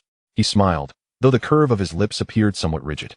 He patted Xiao Li on the shoulder and said, "Let us not discuss this any further. You should pack up and head home. It's getting late. And it's unsafe." After Xiao Li left, Lin Yufeng sat at his workstation, staring at the sales training video on his computer screen. But he absorbed not a single word. His fingers aimlessly tapped on the keyboard, producing a series of faint sounds. In the following days, Lin Yufeng maintained his usual diligence at work. Arriving half an hour early each morning, he meticulously checked the page numbers of every sample booklet, his fingertips gliding over each sheet to ensure nothing was missing. In the afternoons, while visiting clients, he noted the owner's requirements in a small notebook, not even overlooking details like a preference for light-colored flooring. In the evenings, he stayed late to memorize construction material knowledge, highlighting key points with a fluorescent marker, his fingers repeatedly brushing over crucial sentences until they were firmly lodged in his memory. He reasoned that even if he had to leave, he should at least secure his salary for the month. He wouldn't give Xiao Diyang the satisfaction of seeing him falter. During this time, Xiao Diyang visited the company twice, deliberately lingering beside Lin Yufeng's workstation each time. He would be on the phone with Su Qing, his voice neither too loud nor too soft, just enough for Lin Yufeng to overhear. "Su Qing, let us go see the new apartment this weekend. How about the Eugene Garden in the east of the city? You'll definitely love the layout. The balcony is particularly spacious." When he said this, he glanced at Lin Yufeng, a smirk playing on his lips, his fingers lightly tapping on the screen of his latest smartphone, something Lin Yufeng had only seen in store displays. "Don't worry about the renovation. I'll have the best team handle it, using the finest materials." Lin Yufeng lowered his head, feigning ignorance, yet his grip on the pen tightened, leaving a long mark on the paper. He recognized that Xiao Diyang was being deliberately ostentatious, intentionally trying to make him uncomfortable, but he refused to let it affect him. He intended to finish this month and receive his rightful wages, leaving with his head held high. Finally, the end of the month arrived. After completing the last sales report, Lin Yufeng approached Manager Wang's office, took a deep breath, and knocked on the door. His knuckles lingered on the door for 2 seconds before gently tapping. "Manager Wang, here's the sales report for this month. Please have a look." He passed the report over and then retrieved his resignation letter from his pocket, nervously pinching the edge of the document. "Also, I'd like to discuss something with you. I don't intend to return next month. Here's my resignation letter." Manager Wang took the report and paused upon seeing the resignation letter, letting out a sigh. His fingers lightly tapped on the letter. "Yufeng, actually." "Manager Wang, I understand your difficulties," Lin Yufeng interjected, his tone calm, though his gaze flickered. He feared seeing a look of guilt on Manager Wang's face. "I've learned a great deal during my month here. Thank you for your care. I understand Manager Xiao's intentions, and I don't wish to put you in a difficult position, so I prefer to resign." Manager Wang regarded Lin Yufeng, his eyes filled with remorse. He scratched his head, his voice softer than usual. "I'm sorry, Yufeng, but I have no choice. Manager Xiao is the boss's son, and I must heed his directives. You have a solid foundation and potential in sales. If you find another place, you'll surely thrive." "It's fine. I understand," Lin Yufeng replied with a smile, pushing the resignation letter towards Manager Wang. As for my salary, please ensure it's transferred to my account by the 10th of next month. There's nothing else. Rest assured, your salary will be paid on time. I've already spoken to finance, Manager Wang quickly assured, adding, if you need a reference for future job applications, just let me know, and I'll gladly provide a glowing recommendation. He patted Lin Yufeng's arm as if offering comfort. Thank you, Manager Wang, Lin Yufeng said, turning to leave the office, feeling lighter than when he arrived. Finally, he would no longer have to endure Xiao Diyang's disdain. Upon returning to his workstation, Xiao Li rushed over when he saw Lin Yufeng packing his belongings, holding an unopened notebook in hand. Brother Feng, are you really leaving? I bought this notebook for you. I bought too many last time. Lin Yufeng accepted the notebook, tracing the cartoon design on the cover with his fingertips, feeling a twinge of gratitude. Despite the challenges posed by Xiao Diyang, he had also encountered a kind-hearted colleague like Xiao Li. Thank you, Xiao Li. Let us have a meal together sometime if the opportunity arises. He placed the notebook into his bag and carefully retrieved the small notebook filled with construction material knowledge, tucking it into his inner pocket. Chapter 11. A turn of events. After packing his things, Lin Yufeng left the company with his bag in hand. Just as he was exiting, he bumped into Xiao Diyang and Su Qing entering from outside. Upon noticing the bag in Lin Yufeng's hand, Xiao Diyang smirked. Adjusting his suit sleeve, his gaze sweeping over Lin Yufeng's bag, a faded canvas bag that Su Qing had gifted him during college. Mr. Lin, are you leaving? Yes. I'm resigning, Lin Yufeng replied calmly, avoiding Su Qing's gaze and focusing solely on Xiao Diyang. You won't have to worry about me anymore. He straightened his back, gripping the bag strap, showing no signs of hesitation. Xiao Diyang was taken aback, not expecting such directness from Lin Yufeng, but he quickly recovered, laughing as he wrapped an arm around Su Qing's waist, his grip somewhat heavy. Mr. Lin, you jest. I'm merely considering the company's interests. I wish you the best in finding a new job. Su Qing stumbled slightly at his embrace, her fingers gripping the hem of her dress, her complexion paling. She seemed about to say something, but ultimately remained silent, her gaze avoiding Lin Yufeng. Lin Yufeng chose not to look back at them and walked out of the company gate with steady steps, free from any lingering attachment. The bus arrived, and he boarded. Finding a seat by the window, he pulled out the small notebook, flipped to the last page, and wrote a line, no matter where I am, I must work diligently and uphold my dignity. He paused for a few seconds before adding a small smiley face at the end. Though it had been challenging, he had accomplished it. After finishing, he tucked the notebook back into his bag and gazed out at the setting sun, a smile unconsciously forming on his lips. After resigning from the construction materials company, Lin Yufeng spent a week at home before securing a position as a technician at Hanyuan Electronics Factory in the east of the city through an introduction from Xiao Zhang's friend. The factory primarily produced phone chargers, and his job involved debugging production line machinery and ensuring circuit safety.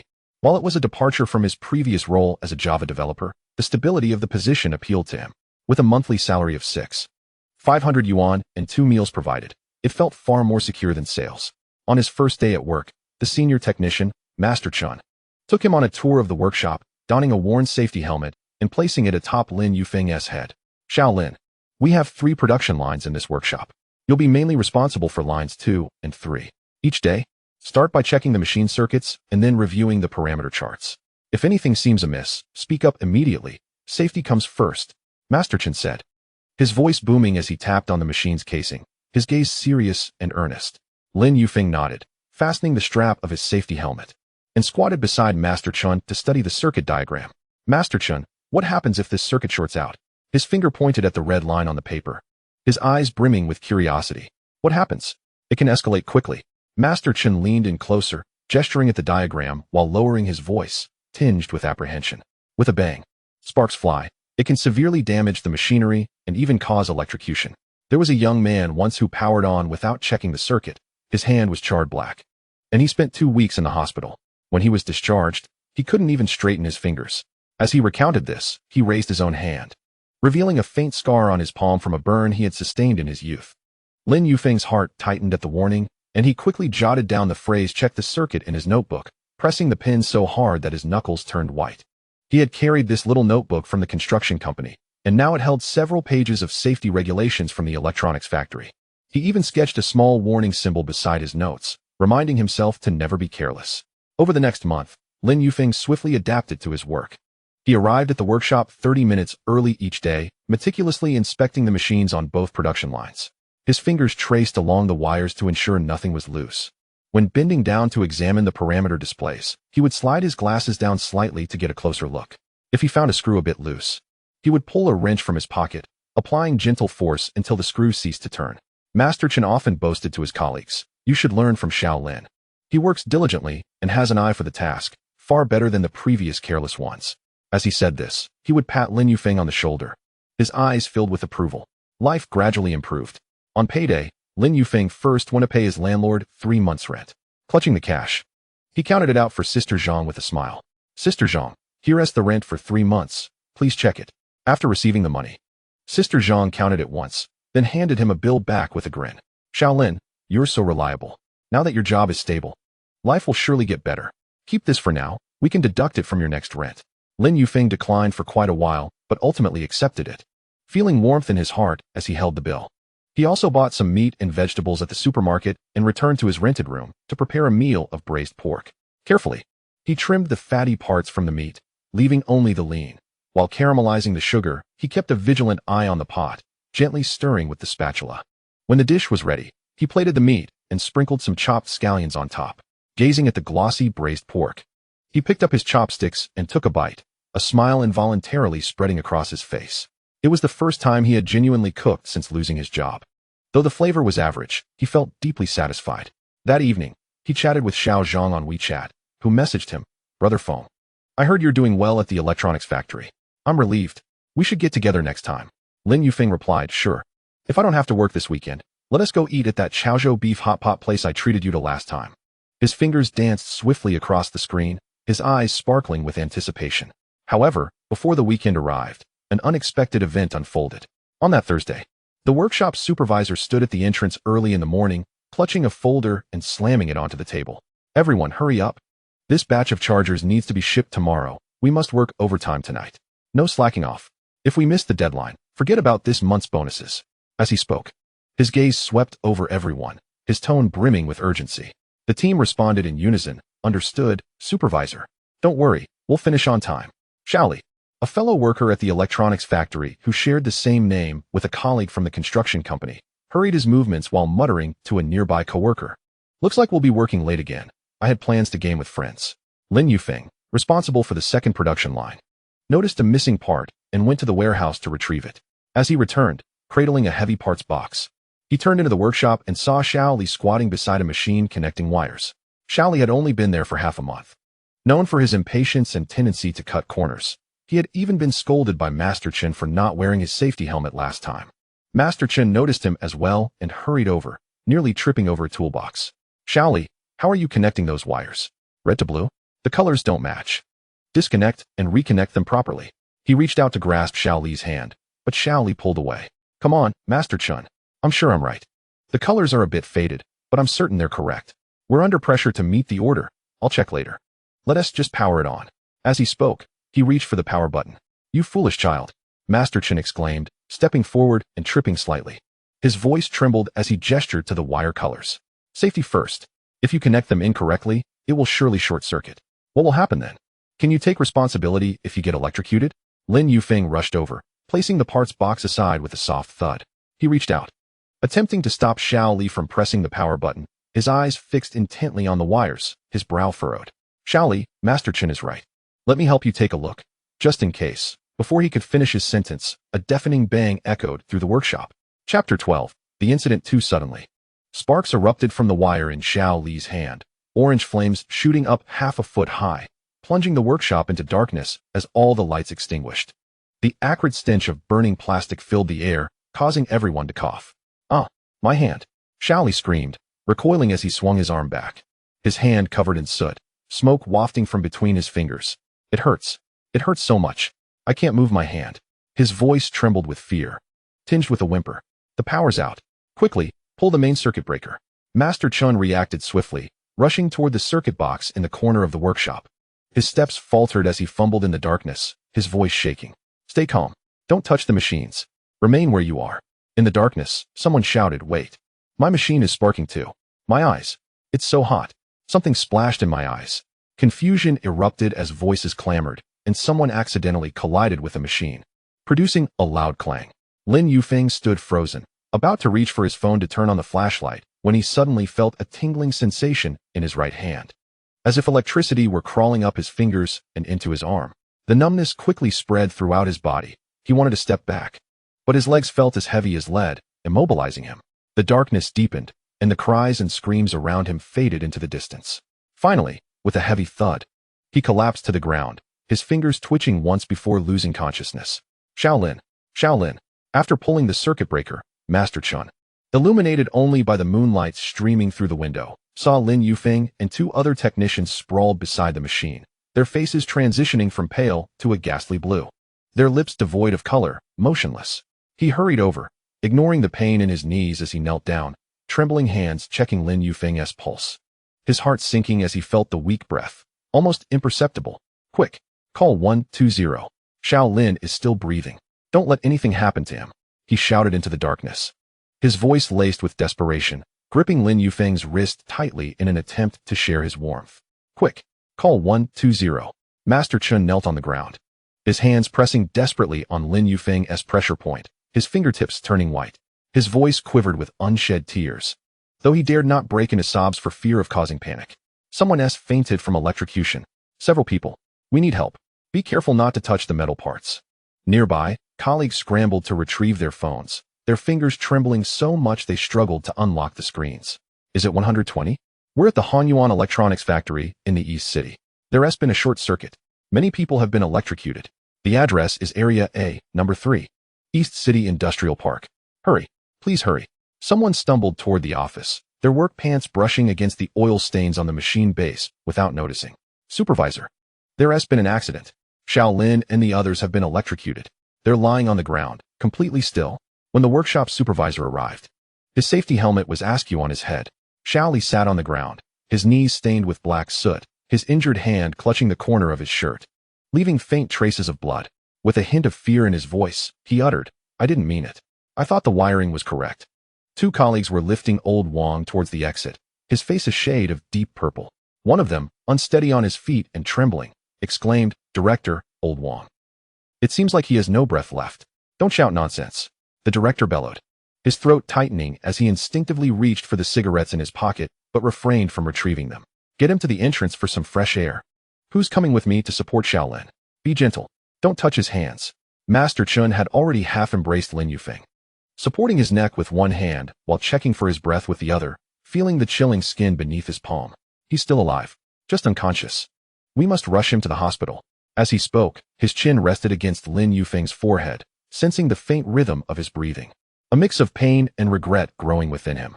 If only he had paid more attention to Shaoli, even just a moment longer, this tragedy could have been averted. The group alternately carried Lin Yufeng and Lao Li towards the factory entrance. Lin Yufeng's head hung limply on his colleague's arm, his damp hair clinging to his forehead from cold sweat. In the dimness of the night, the sound of hurried footsteps, labored breaths, and Xiao Li's muffled sobs intertwined. Even the residual heat from the machines in the workshop emanated a sense of urgency. Where's the ambulance? One colleague anxiously stared at the intersection, stamping his foot impatiently. It had already been nearly 10 minutes. Call again. Press them. Master Chen wiped his face with one hand, the back of it brushing against Lin Yufeng's cold sweat. Quickly retracting it to cradle his head instead, leaning close to Lin Yufeng's ear, he urged, Shaolin, don't sleep. Wake up. Think of your parents and your girlfriend. Can you hear me? In his dazed state, Lin Yufeng caught a mention of his ex-girlfriend and lost consciousness completely. Finally, the distant sound of an ambulance siren approached, growing louder. The group hastily stepped aside, some nearly tripping over tools left at the roadside. Medical personnel rushed in with a stretcher, their knees hitting the ground as they continued without pause. Who is the injured? Who do we take first? Take this one. He is still alive. Master Chen surged forward a step, pointing at Lin Yufeng, his voice cracking. This is Lin Yufeng. He was still breathing moments ago. His chest was moving. The paramedics lifted Lin Yufeng onto the stretcher, one checking his pulse while another shone a flashlight into his eyes. In the beam, Lin Yufeng's pupils slightly contracted. Pulse is weak. Hurry, get him into the vehicle. The paramedic shouted. Who is his family? Come with us to the hospital. I'm his colleague. I'll go. Master Chun grabbed Lin Yufeng's small notebook that had fallen beside the machine, its cover stained with oil. He wiped it with his hand, fearing to smudge it further, then quickly tucked it into his chest as he climbed aboard. The ambulance sped towards the hospital, the medical staff providing urgent care to Lin Yufeng. the force of chest compressions causing his body to rise and fall slightly. Master Chen sat in the corner, gripping his knees tightly. His gaze fixed on Lin Yufeng's pale face, flecks of soot still clinging to his cheekbones, his lips cracked and peeling. He longed to reach out and wipe them clean, but feared doing more harm. Instead, he muttered softly, "It's all my fault. I should have kept a closer eye on Shaoli. Doctor, what is his condition?" Master Chen couldn't help but ask, leaning forward slightly, nearly colliding with the emergency equipment. "It's too early to say," the doctor replied while continuing compressions, sweat beading on his forehead. "The duration of the electric shock may have caused internal injuries. He will need immediate CT and ECG scans upon arrival to assess any life-threatening conditions." Master Chen fumbled for his phone, his fingers trembling as he struggled to dial the number correctly, miskeying several times. When he finally connected with the workshop director, his voice was choked, as if blocked by cotton. "Director, Xiao Lin and Lao Li are in the ambulance heading to the first municipal hospital." The doctor said, "The situation is critical." There was a long silence on the other end before the director's voice, hoarse and strained, finally replied, "I understand. I will bring cash immediately. You all wait at the hospital and inform me of any developments at the first opportunity." After hanging up, Master Chen slipped the phone back into his pocket, gazing out at the passing streetlights, their glow reflecting off Lin Yufeng's face, making him appear even paler. Master Chen silently prayed, "Xiao Lin, you must hold on. You've just begun to stabilize and find a solid job. You cannot let anything happen to you." Upon arriving at the first municipal hospital, the emergency room doctors were already waiting at the entrance, the hem of their white coats fluttering in the wind. Everyone hurriedly assisted in unloading Lin Yufeng. Master Chen attempted to follow into the resuscitation room, but was halted by a nurse. "Family members wait outside. We will call you with any updates." Reluctantly, Master Chen retreated to the corridor, clutching the small notebook tightly. The cover was damp with his perspiration, the corners slightly curled.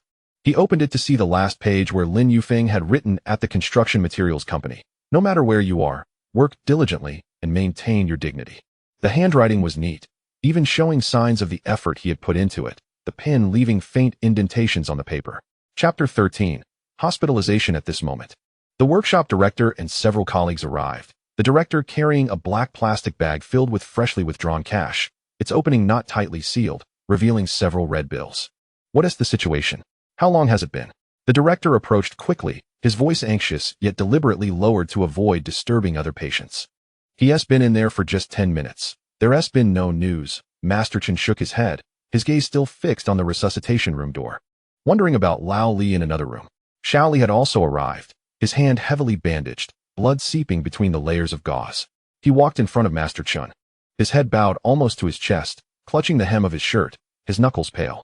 "Master Chen, it's all my fault. I shouldn't have ignored your advice. I shouldn't have deemed it a hassle to verify the wiring. If I had connected the wires properly, this wouldn't have happened." Old Wang. He mentioned wanting to take his son to the amusement park this month. Master Chen sighed, placing a reassuring hand on his shoulder as Xiao Li trembled beneath it. "It's no use saying these things now." Master Chen's voice softened. "Let us wait and hope that Xiao Lin and Lao Li pull through." The lights in the resuscitation room remained bright, the words in resuscitation glaring painfully in red. The corridor was eerily quiet, with only the sound of their breaths and distant coughs from patient rooms. Master Chen leaned against the wall, reminiscing about Lin Yufeng's work ethic, his quiet demeanor, yet always ensuring the machines were spotless, even scraping the dust from the crevices of screws. When checking the wiring, he would kneel on the ground, his knees pressed firmly against the floor, meticulously inspecting every inch to avoid missing anything. During breaks, he would help colleagues pass tools or fetch hot water, even volunteering to monitor machines if someone took leave. Such a good kid.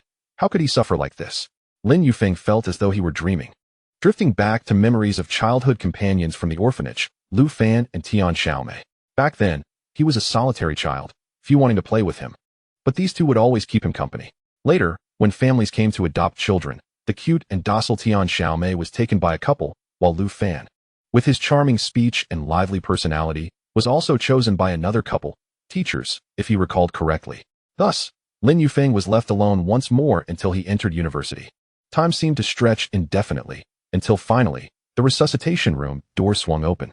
The doctor emerged, removing his mask and rubbing his brow, the signs of fatigue evident in his eyes. Master Chen and the director hurriedly approached, Master Chen nearly forgetting to step forward until the director pulled him along. "Doctor, how is he?" Master Chen's voice trembled. The doctor regarded them, taking a moment before responding, He has temporarily stabilized and is no longer in immediate danger. But he has not yet regained consciousness. The electric shock caused minor damage to his lungs and heart. He needs to be moved to ICU for observation. And further tests will be required. Who among you is family? We need a signature on the critical condition notice. A critical condition notice? Master Chen was taken aback, his eyes widening, nearly dropping the small notebook in his hand. We don't know if he has family. We are his colleagues. The factory will take responsibility. Can I sign? Certainly. The doctor nodded, taking the notice and pen from the nurse. Please contact his family as soon as possible. If they are available, it would be best for them to come. The subsequent treatment plan requires family confirmation.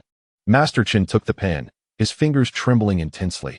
It took several shaky strokes before he managed to write his name, the characters slightly askew. As he watched the doctor push Lin Yufeng towards the ICU bed down the corridor, Lin Yufeng's hand fluttered slightly.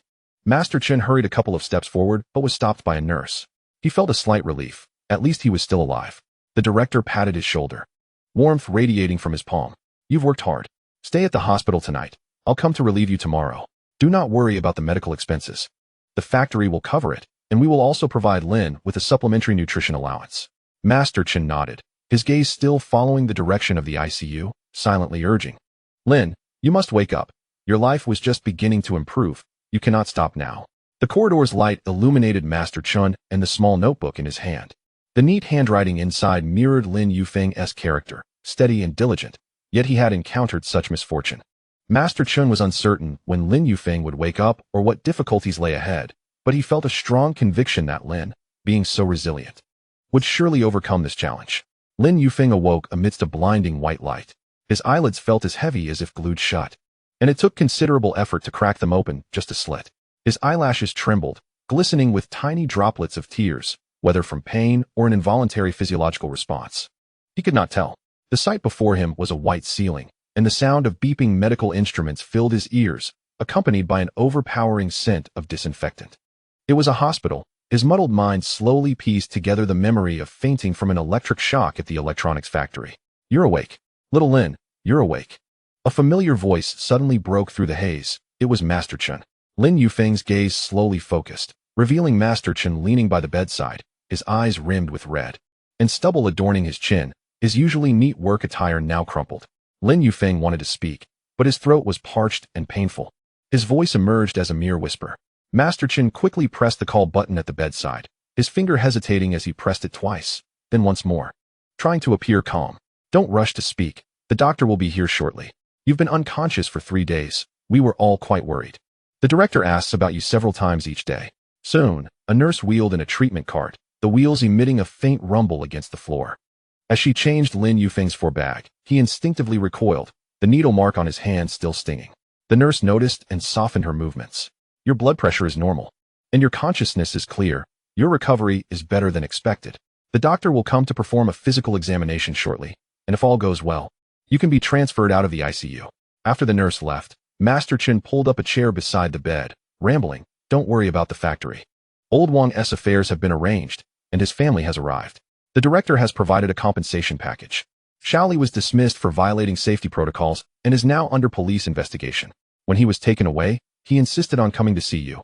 But the director stopped him, fearing it would upset you. The director assured that all your medical expenses would be covered, along with a compensation payment to support you during your recovery. Rest for now. I'll step outside for a smoke. Just ring the bell if you need anything. Lin Yufeng nodded, his gaze drifting to the forebag at the head of his bed. The transparent container held a pale yellow liquid, and drops of fluid fell rhythmically down the tube, splashing softly into the drip chamber below. He pondered, how long must this infusion continue? The machine in workshop 3. I hadn't finished securing the new parts before I lost consciousness. Master Chen doesn't have good eyesight when he bends down to tighten screws. He always complains of back pain. Will anyone dare to touch it? Chapter 14. The system arrives just as this thought crossed his mind. A sudden chime echoed in his brain, sharp and clear, like a mobile notification. Instantly, a blue virtual panel materialized before him, not in reality, but within his mind, visible only to him. Lin Yufeng's pupils constricted abruptly, his fingers curling involuntarily, nails digging into his palm, without him realizing the pain. As he fixed his gaze on the blue panel, momentarily forgetting to breathe, the words on the panel flickered into view. Host consciousness detected as awake, system binding in progress. Binding successful. This system can recover valuable items for exchange in the marketplace. Marketplace currency can be used for purchases or converted into real currency. The host can summon the system marketplace with intention. The current marketplace is not yet unlocked. Note: the host can determine the specific value of an item by focusing on it and silently contemplating detection. Touching the item and silently contemplating recovery will reclaim the item, with the currency displayed in the system marketplace balance section. Congratulations, host, on activating the beginner's benefits. You have received a beginner's gift pack. Would you like to claim it now? A recovery system? Lin Yufeng mused inwardly, frozen on the hospital bed, even forgetting to move his fingers. A beginner's gift pack? Is this a dream? He blinked hard. The panel remained, even adjusting its brightness in response to his thoughts. He quickly called out in his mind, claim. Beginner's gift pack, claimed successfully. You have received Injury Recovery Potion X1, immediate recovery for external and internal injuries. Physical Enhancement Potion X1, permanent enhancement of physical attributes. Degree varies with current state. Kind reminder: the host is currently injured. It is advised to prioritize using the Injury Recovery Potion. Current physical attributes of the host: injured state strength 3, peak state 7, average of ordinary people 10. Defense 2, peak state 7, average of ordinary people 10. Endurance 4, peak state 10, average of ordinary people 10. Speed 3, peak state 8, average of ordinary people 10. Note: the baseline for ordinary people's attributes is 10. The host's peak state is slightly below average due to a regular lifestyle. Endurance is adequate due to physical labor during orphanage period. Gazing at the attribute panel, Lin Yufeng suddenly understood. No wonder even the slightest movement felt exhausting. He lacked the strength to even lift a hand. His physical abilities had diminished so drastically. He hastily inquired in his mind, how do I use the potion? Take it out from the space, open it, and drink it. Lin Yufeng discreetly opened his left hand, silently invoking the Injury Recovery Potion. In the next moment, the potion appeared in his palm. Seizing the opportunity while Master Chen was absent, he quickly opened it and drank it down, stashing the empty bottle back into the space. Injury Recovery Potion used successfully. Internal injuries, slight damage to lungs and heart, restored by 80. External injuries, numbness in hand, restored by 80. Current physical attributes of the host, after recovery: strength 6, peak state 7, average of ordinary people 10. Defense 5, peak state 7, average of ordinary people 10. Endurance 8, peak state 10, average of ordinary people 10. Speed 6, peak state 8, average of ordinary people 10. As soon as he finished his mental invocation, Lin Yufeng felt the oppressive pain in his chest dissipate as if blown away by a breeze, alleviating significantly. The numbness in his right hand faded, and his breathing became much smoother. He tentatively clenched his right fist. Although he had not returned to peak condition, he felt considerably stronger than before, with his knuckles emitting a subtle cracking sound. Little Lin, what's wrong? Your face is so pale. Master Chen entered after barely managing a few puffs of his cigarette. Noticing Lin Yufeng staring blankly at the forebag, he quickly reached out to touch Lin Yufeng's forehead, his palm's warmth against Lin Yufeng's skin, rough, yet reassuring. You don't have a fever, do you? Is something bothering you? Does your chest still hurt? And no, it's fine. Lin Yufeng quickly regained his composure, forcefully suppressing the panels of thought swirling in his mind. His eyelashes fluttered momentarily, concealing the shock he had just experienced. Though he had only recently awakened and felt a bit dizzy, he was already feeling much better. However, excitement coursed through him. This potion was simply miraculous, and the system felt like a lifeline. Master Chen, without a second thought, mentioned, by the way, someone named Zhang Hongwei came to see you yesterday. He asked the young man from your previous company, and he brought a bag of apples which he left on that cabinet. I'll peel one for you shortly. I specifically asked the nurse, and she said you can have some soft food now. Following Master Chen's gesture, Lin Yufeng's gaze fell upon the cabinet, where indeed a bag of bright red apples rested. The bag bore the inscription Premium Fuji, and the apples were plump, their skins glistening a vibrant red. At that moment, the system emitted a notification. As long as the host gazes at an object and silently utters detection, detailed information and recycling value of that item can be obtained. He mentally uttered, detection. Object detected. Fuji apples, 12-pack. Material, organic flesh, moisture content 85. Skin, condition, 90 new, harvested 3 days ago, not spoiled. Weight, approximately 200 g each. Total weight 2400 g. Recycling price, 0.3 commerce coins each. 36 commerce coins for the whole bag. He then shifted his attention to the 4 drip beside the bed and silently thought, detection. Object detected. Disposable 4 bottle, containing 30 milliliters of remaining liquid. Material, high borosilicate glass, bottle body, medical PVC, infusion tube. Condition, brand new. In use. Weight, bottle 50g, liquid 30g. Infusion tube 20g, total 100g. Recycling price, 0.5 commerce coins. At that moment, a doctor entered, holding a medical record book. A pen glinting with metallic sheen clipped to his white coat. He approached the bedside and flipped through the records. How do you feel? Can you move your fingers? Lin Yufeng attempted to wiggle his right fingers, finding them noticeably more agile, easily curling and extending them. He looked at the doctor and managed a faint smile, much better than before. My hands are no longer numb, and my chest feels less constricted. The doctor appeared somewhat surprised, pressing on Lin Yufeng's chest and listening to his heartbeat while observing the monitor's data. The curves displayed on the screen had stabilized significantly.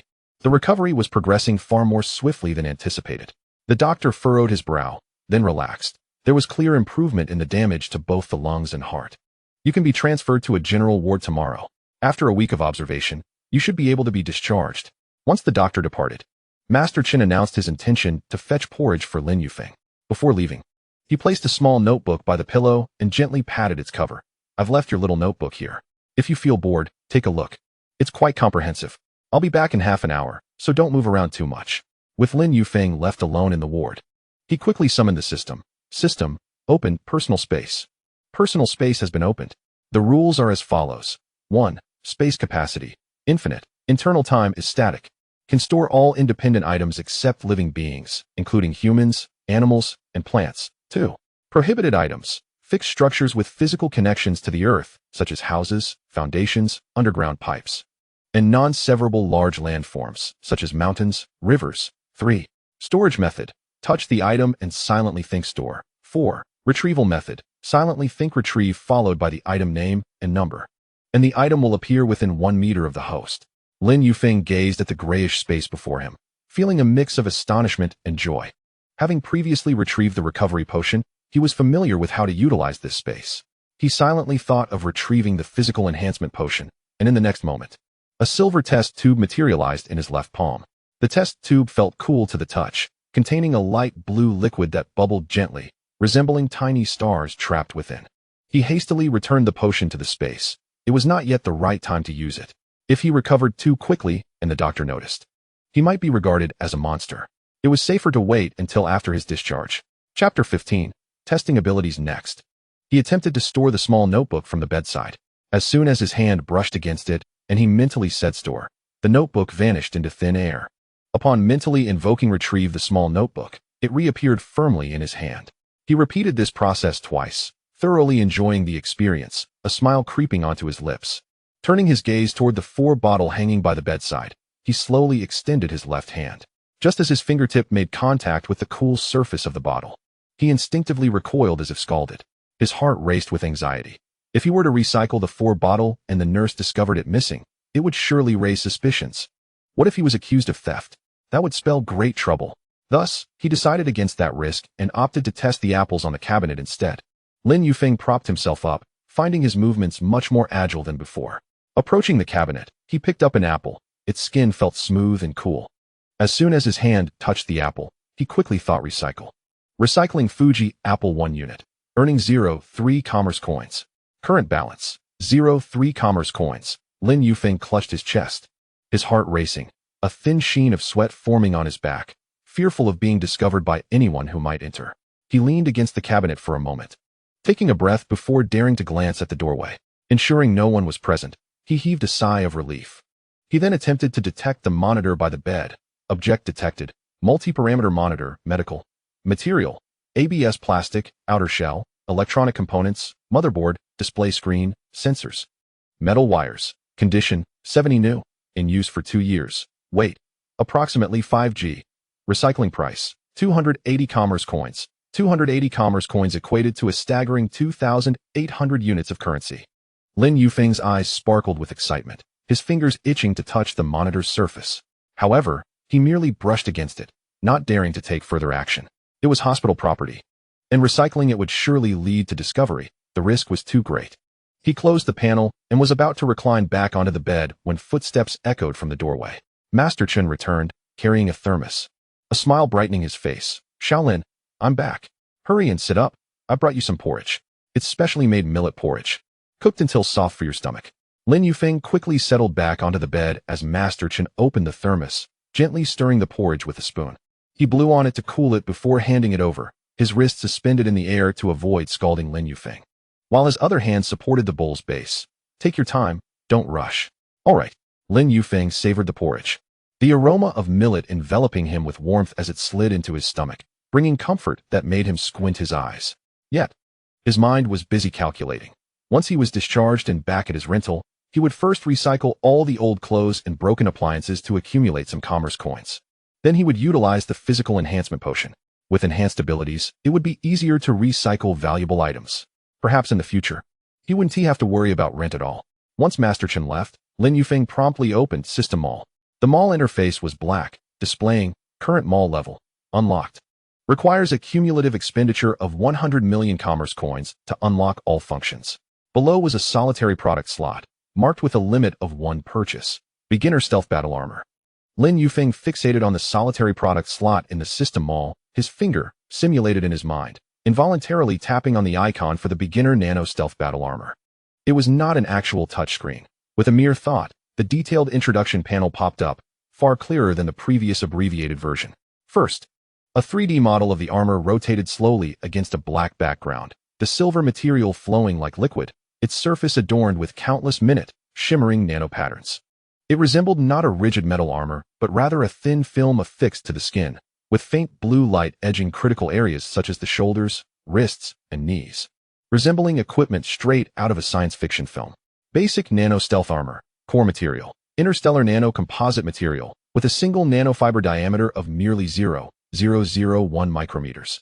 Possessing a strength 200 times that of steel, and weighing only 15 times that of cotton of equivalent volume. Core functions. Optical stealth. Upon activation, it enables full-spectrum invisibility, including visible light, infrared, and ultraviolet, rendering the wearer without projection and thermal signature. Walking and speaking occur without additional sound, thanks to an integrated sound wave absorption module. The longest single-use invisibility duration is 4 hours, after which a cooling period of 24 hours is required for reactivation. Physical defense. Provides complete protection against handgun bullets of 9mm caliber or less, such as Beretta 92F and Glock 17. With bullets being buffered and deflected by the nano layer upon contact, preventing penetration, it fully mitigates harm from edged and blunt weapon attacks. And minor impacts, such as a fall from a height of 2 meters, do not cause internal damage. Adaptive adjustment. Automatically adjusts size according to the host's height and physique. Adaptable range. 150 centimeters to 220 centimeters, allowing normal activities, running, bending, grasping, without hindrance, with a waterproof and dirt-resistant surface. Upgrade path. The current armor is in its basic version stage and can be upgraded to an intermediate version by expending 10 million marketplace coins, significantly enhancing its protective capabilities. The newly upgraded stealth mode will possess full-band signal shielding abilities, effectively evading all existing radar detection devices and other types of scanning mechanisms on this planet. An expenditure of 100 million marketplace coins can upgrade to an advanced armor, unlocking core functionalities such as a flight system and underwater breathing apparatus. Price: 1 million marketplace coins. 1 marketplace coin equals 10 Dragon Kingdom coins, totaling 10 million Dragon Kingdom coins. Purchase restrictions. Available for purchase only in the current locked state of the marketplace, limited to 1 purchase and upon acquisition. Directly stored in the personal space, which can be activated and worn through mental command. Bullets can be deflected, he murmured softly, his right hand unconsciously brushing against his left chest, his fingertips pressing against the lingering pain from a previous electric shock, his brow slightly furrowing with a hint of trepidation. Recalling the moment he collapsed, his fingers curled gently, nails digging into his palm. If only he had possessed this armor earlier, he would not have endured such suffering. As his gaze fell upon the description stating a weight merely 15 times that of cotton, a subtle smile crept upon his lips, only to be quickly suppressed, as if fearing the discovery of this secret excitement. Calculating the 1 million marketplace coins, Lin Yufeng noted that his current balance stood at merely 0.3 marketplace coins, a significant shortfall, equating to 10 million Dragon Kingdom coins, an amount he had never dared to dream of before. He clicked on the balance column, gazing at the meager 0.3 with a mixture of helplessness and exhilaration. He had once deemed earning money difficult due to a lack of opportunities, but now with the recycling system, accumulating 1 million coins seemed entirely plausible should he find valuable items. As he was engrossed in examining the model, the ward door creaked open gently, and Xiao Zhang entered, carrying a plastic bag filled with several boxes of milk and a bag of oranges. "Brother Feng, I'm off work now, came to check on you. I just ran into a nurse downstairs who mentioned your recovery is going quite well, that you can walk by yourself now." Lin Yufeng quickly closed the system panel and stood up with a smile. "Yes, I feel much better than yesterday. The pressure in my chest has eased, and my hands no longer feel numb." To prevent Xiao Zhang from noticing anything amiss, he deliberately walked to the window, drawing the curtains slightly to let the sunlight pour in. Xiao Zhang placed the items on the cabinet and casually peeled an orange. "That's great. I was worried you'd have to stay in the hospital for a long time. By the way, has the electronics factory called you yet?" "Not yet. But Master Chen told me not to worry," Lin Yufeng replied, taking the orange segment Xiao Zhang offered and savoring its sweetness. "What about you? How is it going at Hpakant? Has Zhao Lei given you any trouble lately?" At the mention of Zhao Lei, Xiao Zhang grimaced. "Don't mention him. Ever since you left, he has become even more arrogant. Last month, he made an intern cry, and the poor kid quit on the spot.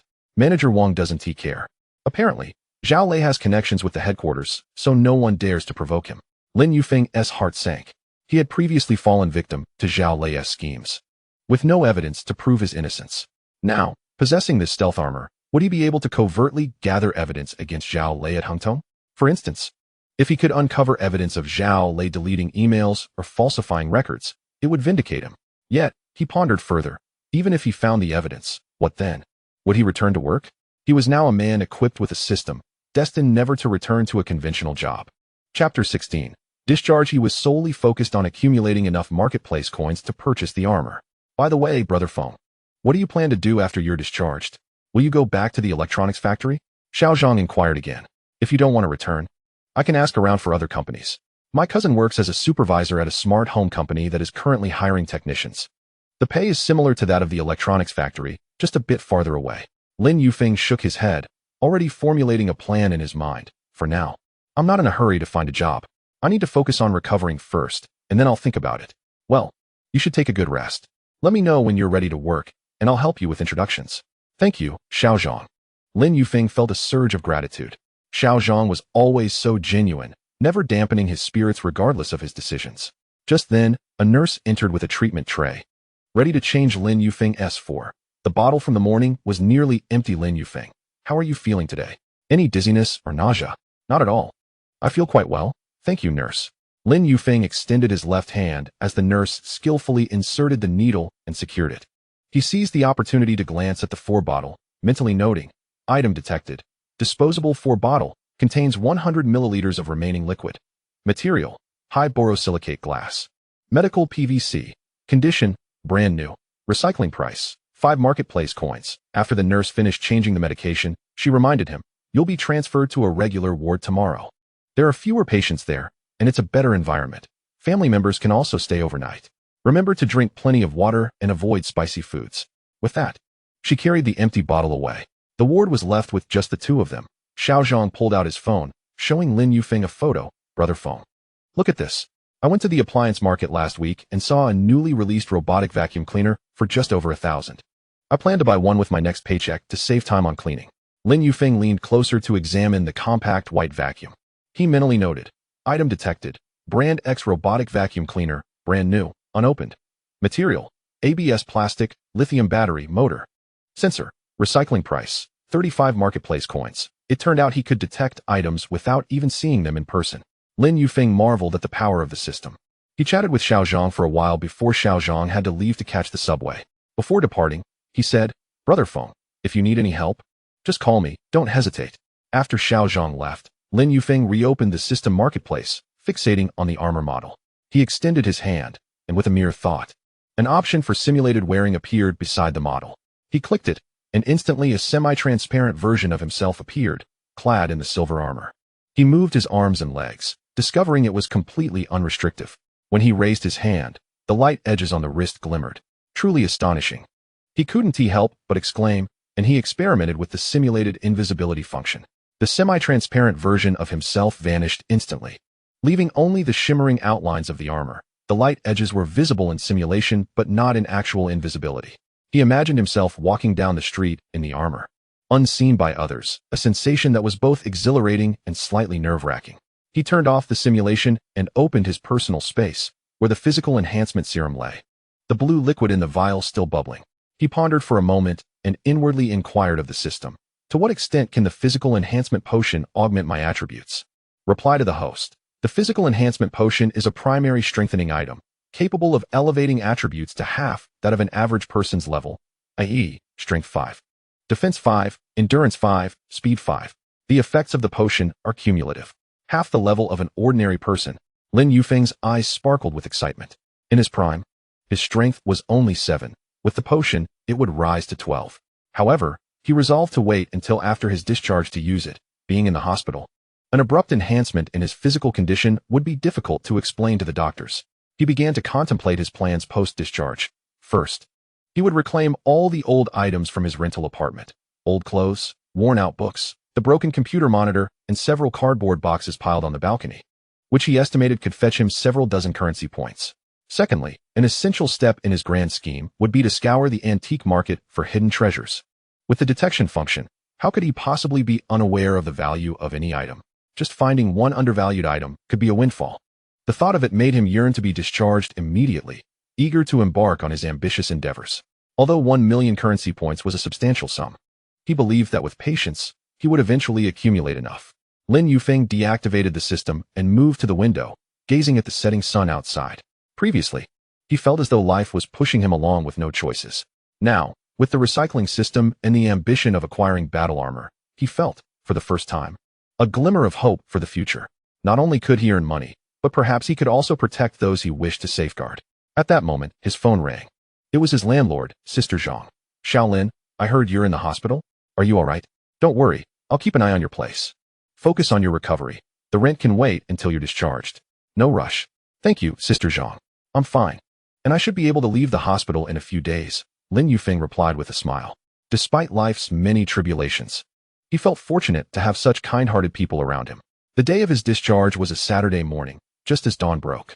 When Master Chen arrived in his old van to wait at the hospital entrance, Lin Yufeng, carrying a small backpack containing a few changes of clothes and a notebook, stepped out of the inpatient department and spotted Master Chen smoking beside the vehicle. Shaolin, over here. Master Chen quickly extinguished his cigarette and hurried over to help him with his bag. How is your recovery? Did the doctor mention anything to be cautious about? Pretty good.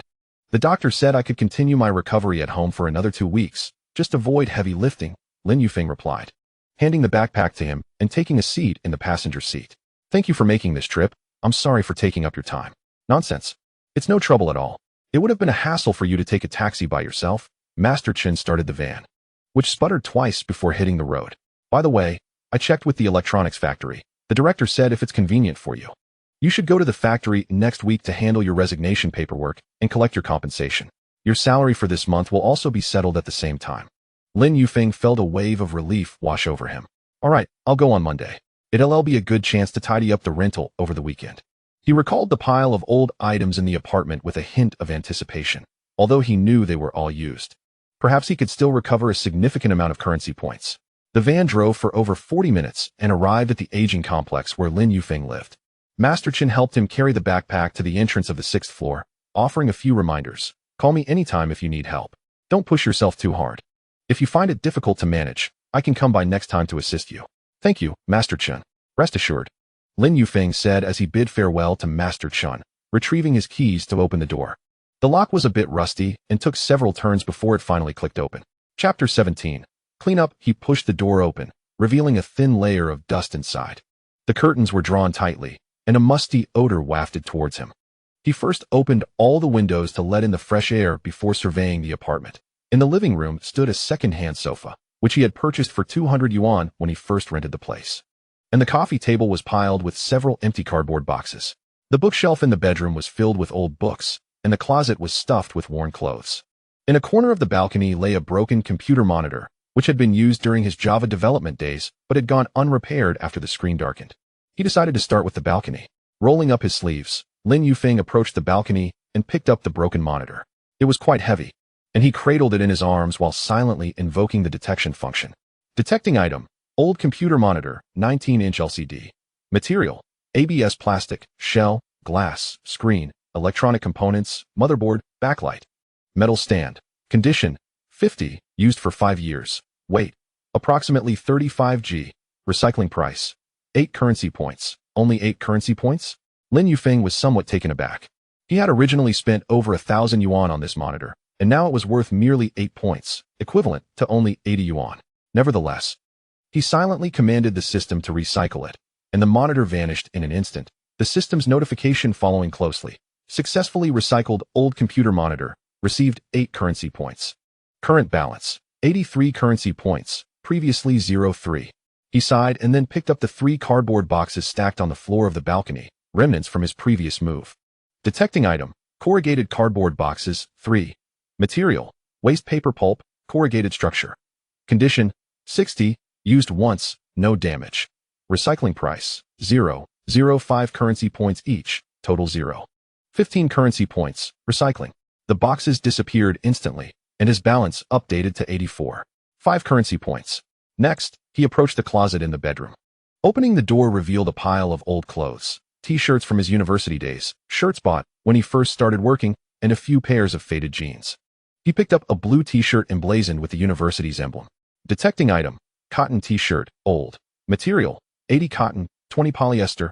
Condition, 30. Recycling price, 0.05 currency points. Disappointed by the low value, Lin Yufeng continued to recycle each item. After recycling the dozen or so garments, his balance had only increased by 0.7 currency points, totaling 91. 5 currency points. He then moved to the bookshelf, examining the old books. There was How the Steel Was Tempered, gifted by the orphanage director. His major textbooks from university, and a few others. He picked up How the Steel Was Tempered, running his fingers over the cover, hesitating for a moment. This book, a gift from Director Huang, held sentimental value despite its age. Recycling it would be a shame, so he decided to keep it. He returned it to the shelf and recycled only the professional textbooks, a total of 5, all related to computer science, which he no longer needed. Detecting item, old professional textbooks, 5. Material, paper, coated, plastic cover. Condition, 40, with notes, pages yellowed. Recycling price, 0.1 currency points per book, total 0.5 currency points. After recycling the textbooks, his balance rose to 96. 5 currency points. Finally, he approached the second-hand sofa and coffee table he had purchased himself in the living room. Lin Yufeng stood beside the sofa, pressing his hands on the armrest. It was upholstered in fabric, having sagged somewhat after 2 years of use. Detecting item, second-hand fabric sofa, single. Material, cotton fabric, cover, sponge, filling. Wood, frame. Condition, 40, fabric pilled, sponge sagged. Recycling price, 5 currency points. This was a bit more. Lin Yufeng felt somewhat reassured and commanded the system to recycle it. The sofa vanished, and his balance grew to 146. 5 currency points. Next was the coffee table, with a glass surface and a small crack along the edge. Detecting item, second-hand glass coffee table. Material, tempered glass, tabletop, metal, frame. Condition, 30, glass cracked, frame rusted. Recycling price, 2 currency points. After recycling the coffee table, his balance increased to 166. 5 currency points. Lin Yufeng stood in the empty living room, gazing at the system panel in his hands. After a busy morning collecting all the recyclable items in his rental apartment, he had managed to accumulate only 665 mall coins, leaving him a far cry from his goal of 1 million. He had initially believed that the old items could yield some initial capital, but now it seemed he had been overly optimistic. It was clear that this avenue was unviable. Sitting on the floor, having recycled the sofa, leaving him with no place to sit, he felt a tinge of disappointment, yet he quickly rallied his spirits. He hadn't harbored grand expectations.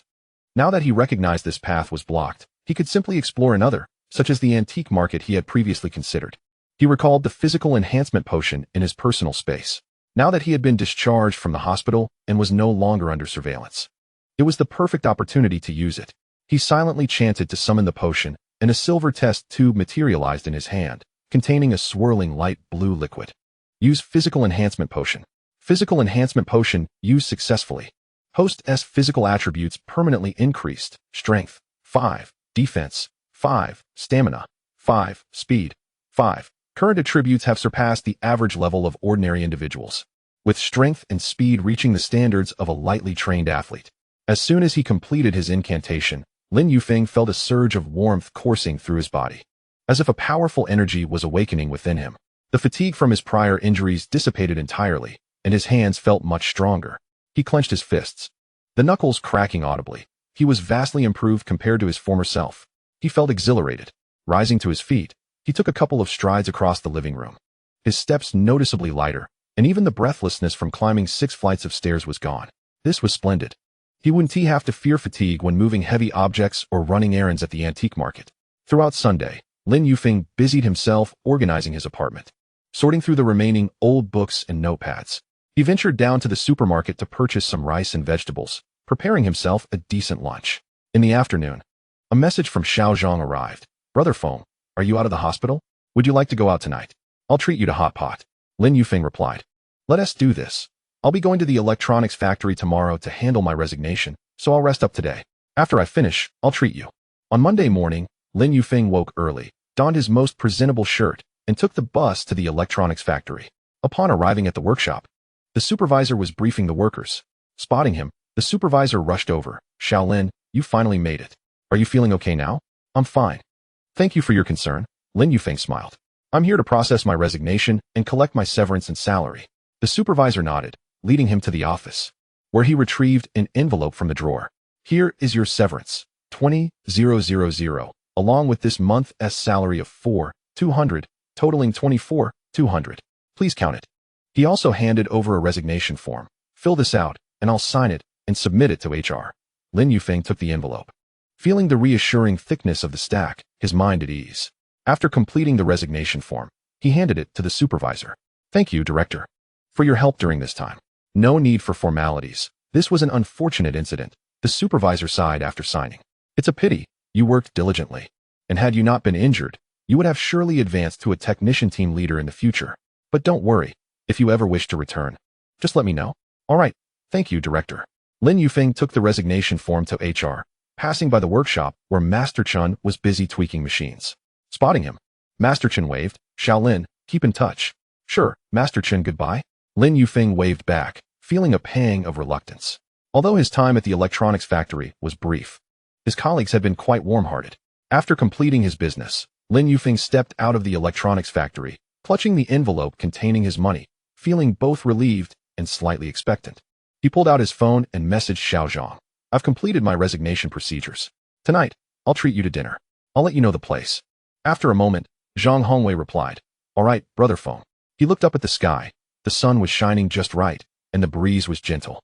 He felt the phone in his pocket and recalled the basic nano-invisibility battle armor in the system mall. Though he only had over 16 mall coins, with the 20,000 he had just received, he could at least venture to the antique market to see if he could find something valuable. By 6:30 in the evening, the barbecue stall at East City was already bustling with patrons. The charcoal in the iron grill glowed red, and the sizzling lamb skewers, seasoned with cumin and chili powder, emitted an enticing aroma that wafted far and wide, mingling with the sounds of traffic and the laughter of diners, creating a lively atmosphere.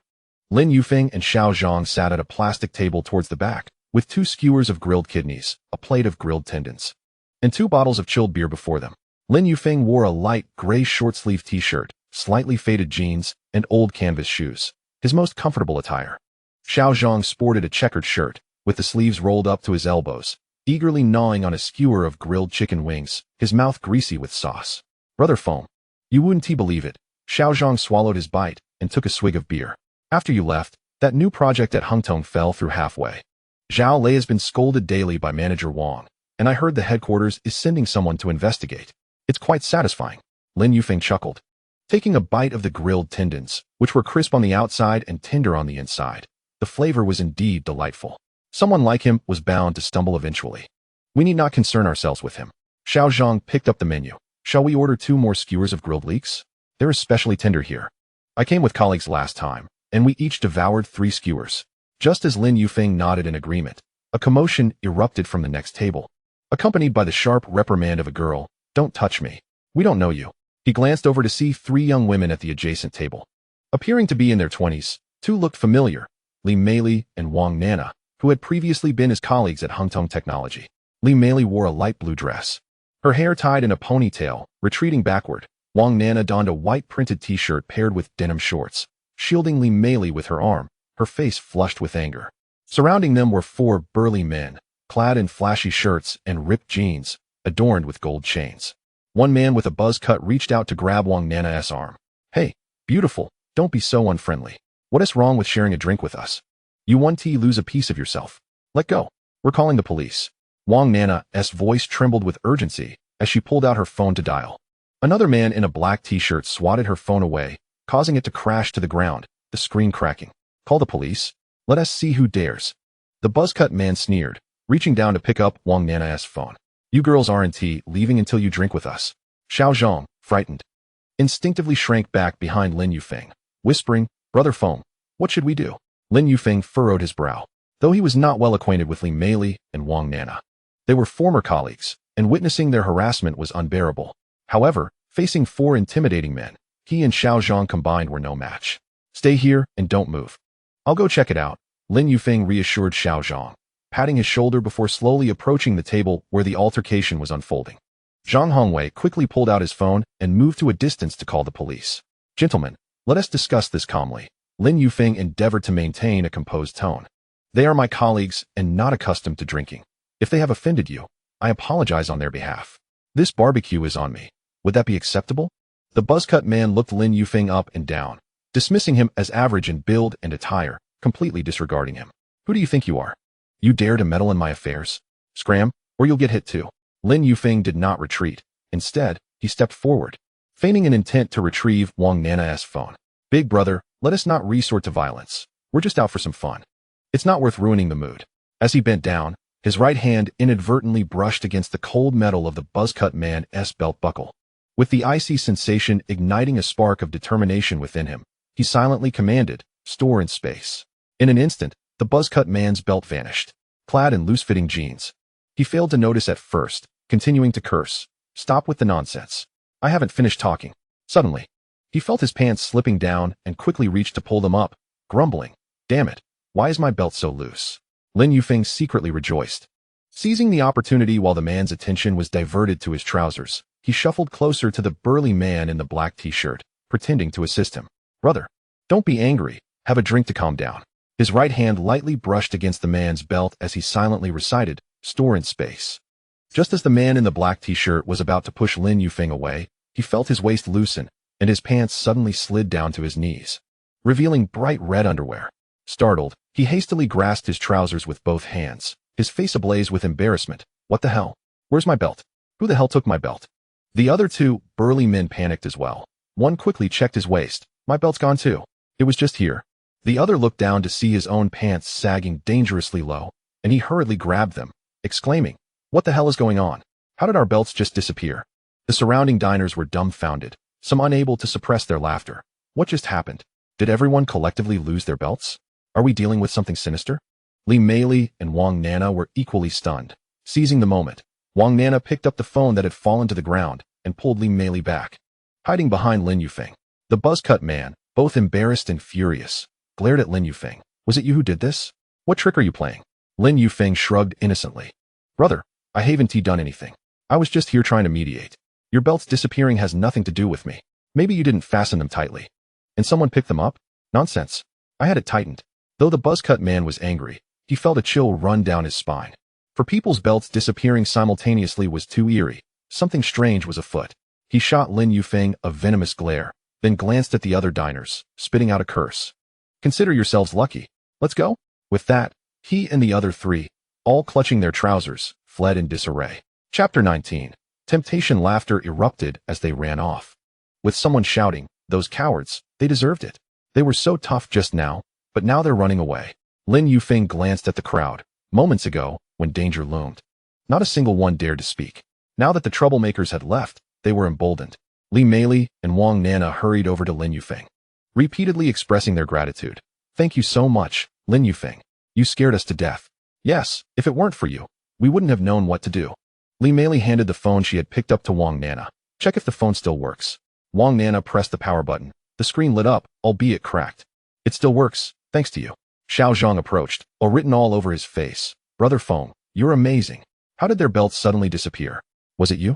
Li Meili and Wang Nana looked at Lin Yufeng with curiosity.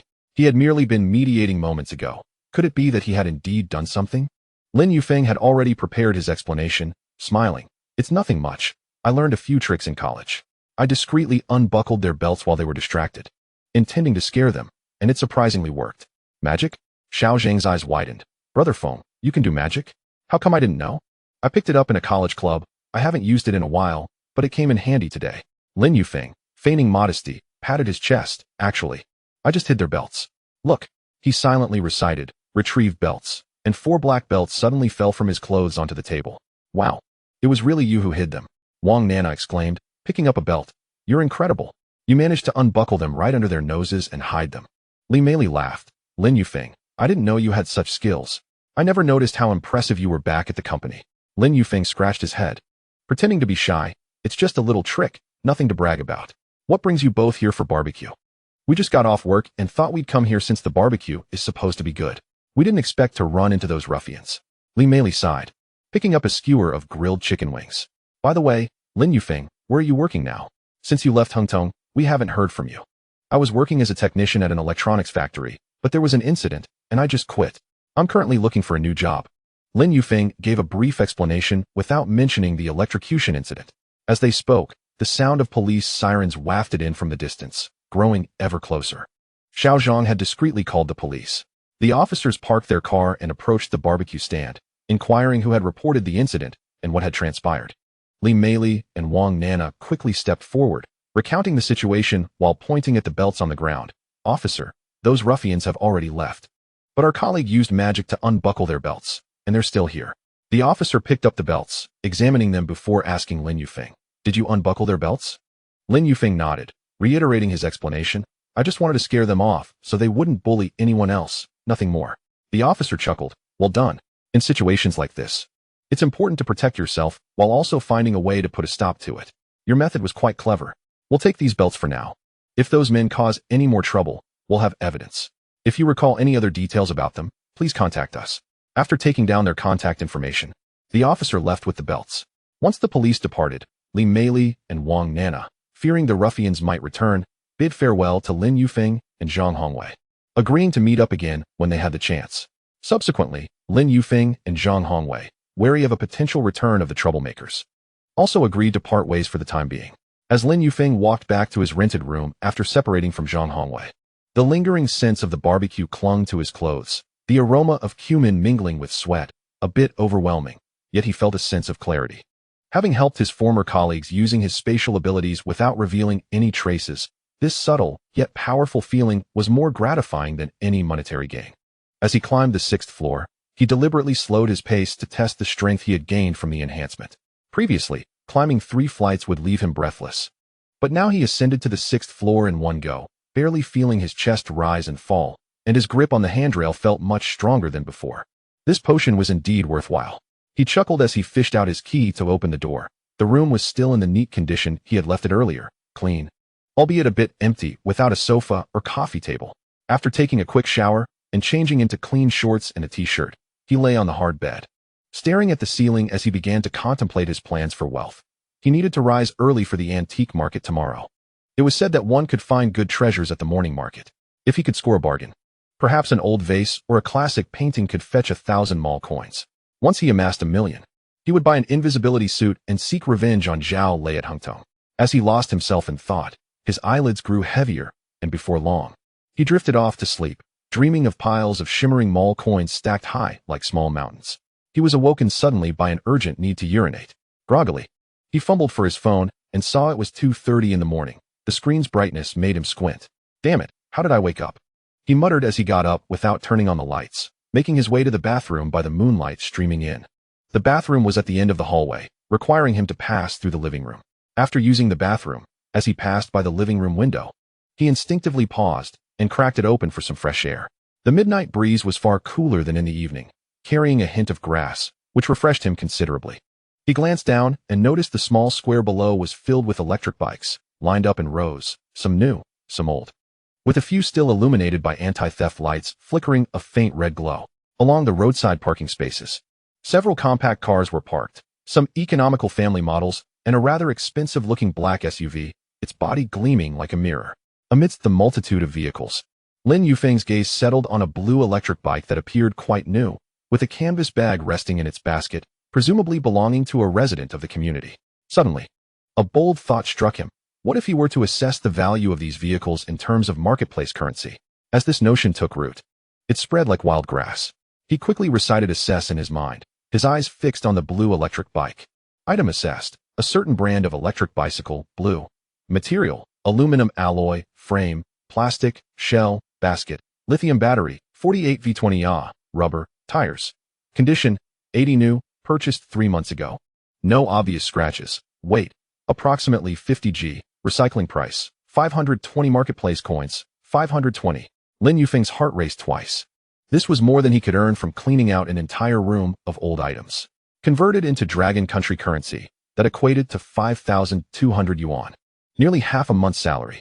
He swiftly shifted his gaze to an adjacent old electric bike, its tires cracked and the seat worn shiny, clearly aged over several years. Item assessed, old electric bicycle, silver. Material, steel, frame, plastic, aged, lead-acid battery, 48V12Ah, remaining range only 10m. Rubber, severely worn tires. Condition, 30 new, used for 5 years. Weight, approximately 65G. Recycling price, 180 marketplace coins. 180 isn't a small sum either. Lin Yufeng swallowed hard and glanced at the economical car by the roadside. White, with a V-shaped emblem that he recognized as belonging to a domestic brand. Item assessed, a certain brand of family sedan, white, 15L manual.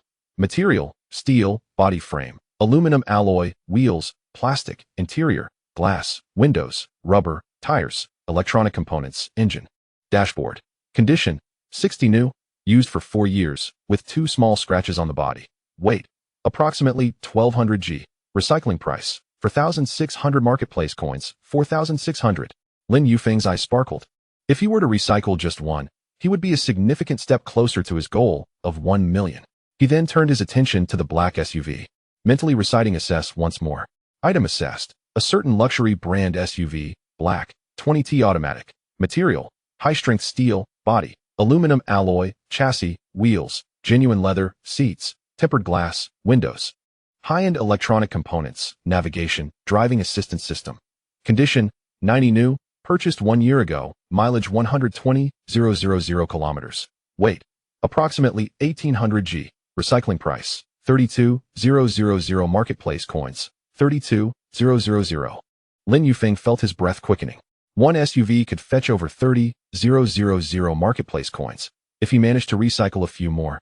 It wouldn't be long before he could purchase an invisibility suit. He instinctively reached into his pocket, as if already feeling the cool material of the suit. Almost unconsciously, he gently pushed open the window, extending one leg outside. There was an old locust tree below, its branches reaching to the window. If he climbed down the branches, it should be feasible. He even began to think. First, he would recycle that black SUV, then a few electric bikes, stealthily, without anyone noticing. Just as his hand was about to brush the tree branch, he caught a glimpse of a surveillance camera on the opposite building wall. A black camera was directly aimed at the small square below, its lens slowly rotating, the red light blinking ominously as if it were watching him. Chapter 20. The antique market. Lin Yufeng's movements froze instantly. He abruptly looked up, realizing that it wasn't just the opposite building that had cameras. At the entrance of the community, on the telephone poles by the roadside, cameras were everywhere. Their red indicator lights glaring in the darkness like pairs of eyes scrutinizing every corner. How could he have forgotten about the surveillance? He suddenly snapped back to reality, a cold sweat breaking out on his back. If he were to go down and recycle those vehicles, the cameras would undoubtedly capture him. Even if he could stash the vehicles away, his lingering by the window and attempting to climb the tree would be recorded. If the police reviewed the surveillance and found no vehicles, but saw him near the scene before and after the incident, they would surely suspect him. He could even be mistaken for a car thief and arrested. He quickly withdrew his leg and slammed the window shut. Leaning against the wall as he gasped for breath, his heart still racing. The impulsive thrill had vanished, replaced by a sense of dread. He had nearly committed an illegal act for marketplace coins. If he were caught, not only would his plan to buy the suit be dashed, but he could also lose his freedom. What folly! Lin Yufeng slapped his face, suddenly wide awake. He could no longer find sleep. Sitting on the living room floor, he gazed at the old books in the corner, illuminated by the moonlight. The top book, How the Steel Was Tempered, had its title still clearly visible. He picked it up and turned to the page where a note was written, his fingers brushing against the yellowed paper. Yufeng, life will always present difficult paths. Do not stop, just walk through it. This was the lesson imparted to him by director Huang Mama, not only to strive, but also to walk the right path. Never to stray for shortcuts. Indeed, one must walk the righteous path. Lin Yufeng returned the book to its place, and his distracting thoughts gradually faded away. Recycling vehicles may bring quick money, but that was theft, unlawful, and absolutely unacceptable. While picking treasures at the antique market may be slow, it was at least legal. Relying on his own vision and luck to earn money, which felt far more secure. He lay back down, this time not dreaming of riches, but contemplating what to pay attention to when he visited the antique market tomorrow, to listen more and speak less. To mentally assess anything he fancied before purchasing, ensuring there was profit. If he encountered something he didn't understand, he would feign interest in market trends and refrain from asking foolish questions. As he thought this way, drowsiness returned, and he fell into a deep, dreamless sleep, feeling grounded. At 6:30 a.m., Lin Yufeng was awakened by the sounds of a breakfast shop downstairs. Rubbing his eyes, he noticed sunlight streaming through the curtain seams, illuminating the floor. After a quick wash, he donned a light gray short-sleeved t-shirt and faded jeans, slipped on his old canvas shoes, and headed downstairs with his phone and wallet in hand. At the entrance of the community, Zhang's dumpling shop had already formed a long queue, steam rising from the metal steamers, the aroma of meat buns wafting through the air. After waiting for 10 minutes, Lin Yufeng bought 2 meat buns, a tea egg, and a bowl of complimentary millet porridge. Settling at a small table against the wall to eat. Young man, you're up quite early today. Uncle Zhang, the dumpling shop owner, passed by with a steamer and greeted him with a smile. Lin Yufeng often visited this place for breakfast, and over time, they had grown familiar. Good morning, Uncle Zhang. I'm heading to the antique street today. Need to catch the morning market. Lin Yufeng took a bite of the meat bun, juices dripping down the corner of his mouth, which he quickly wiped with his hand. The antique street? Uncle Zhang paused. What are you going there for? To buy antiques? That place is quite treacherous. Don't get taken advantage of. Last year, a regular customer of mine spent 30,000 on a Qing dynasty porcelain vase, only to find out it was a modern imitation. He was furious and didn't eat for several days. Lin Yufeng's heart tightened, but he smiled and replied, I'm just going to take a look, not buying anything expensive, just to broaden my horizons. After finishing breakfast, Lin Yufeng opened his phone for navigation. The antique street in the east of the city was 12 subway stops away, requiring a half-hour ride. He walked to the subway station across from his community, where the morning rush had begun to swell. As he scanned his card to enter, he was jostled from behind, nearly losing his balance. The subway was packed, and Lin Yufeng found himself squeezed in the middle, with hardly any space even to raise his hand to check his phone. He could only fixate on the advertisements adorning the carriage doors, pondering, would the antique street resemble the depictions on television, brimming with relics of yore? Might he truly unearth treasures worthy of reclamation? He felt the weight of his wallet in his pocket, containing a few hundred yuan in cash, while the compensation of 24,000 yuan from the electronics factory remained in his card, his entire savings, not to be squandered lightly. Half an hour later, the subway arrived at the antique street station. Lin Yufeng followed the throng as they exited the platform. Upon emerging from the subway entrance, a striking red sign caught his eye, East City Antique Street, with the inscription below proclaiming, a centuries-old street, gathering treasures. Following the direction indicated by the sign, an ancient cobblestone street unfolded before him, flanked by old houses with gray tiles and white walls, red lanterns hanging at the entrances, some adorned with inscriptions like XX Studio and XX Pavilion. Exuding an air of antiquity, the street had already come alive, with stalls lined closely together, vendors either perched on small stools or standing behind their booths, hawking their various treasures. Don't miss out. Just in, old jade artifacts at bargain prices. Authentic Republic-era paintings, guaranteed. Young man, care to take a look?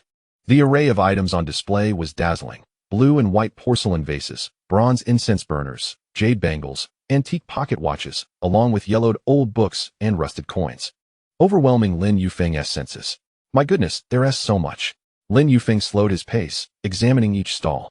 He had only seen such items on television before, and now witnessing them in person felt surreal. Pausing at a stall brimming with porcelain vases, he noticed the vendor, a man in his 50s, clad in a blue coarse cloth jacket and an old straw hat, enthusiastically presenting a blue and white vase to an elderly gentleman nearby. Young man, you have a discerning eye, the vendor exclaimed upon noticing Lin Yufeng's gaze fixed on the vase. This is a Qing Dynasty blue and white vase. Look at the glaze, the patterns, true craftsmanship. I just acquired it from the countryside yesterday. Otherwise, I wouldn't part with it at such a low price. Lin Yufeng leaned in for a closer inspection. The vase indeed exhibited a gentle luster and intricate designs. He couldn't help but think, if this were genuine, the reclamation price would certainly be substantial. He quickly whispered in his mind, detection. Item detected. Modern imitation of Wei Dynasty blue and white vase. Material, ordinary earthenware, body. Chemical glaze, surface, artificial aging coating.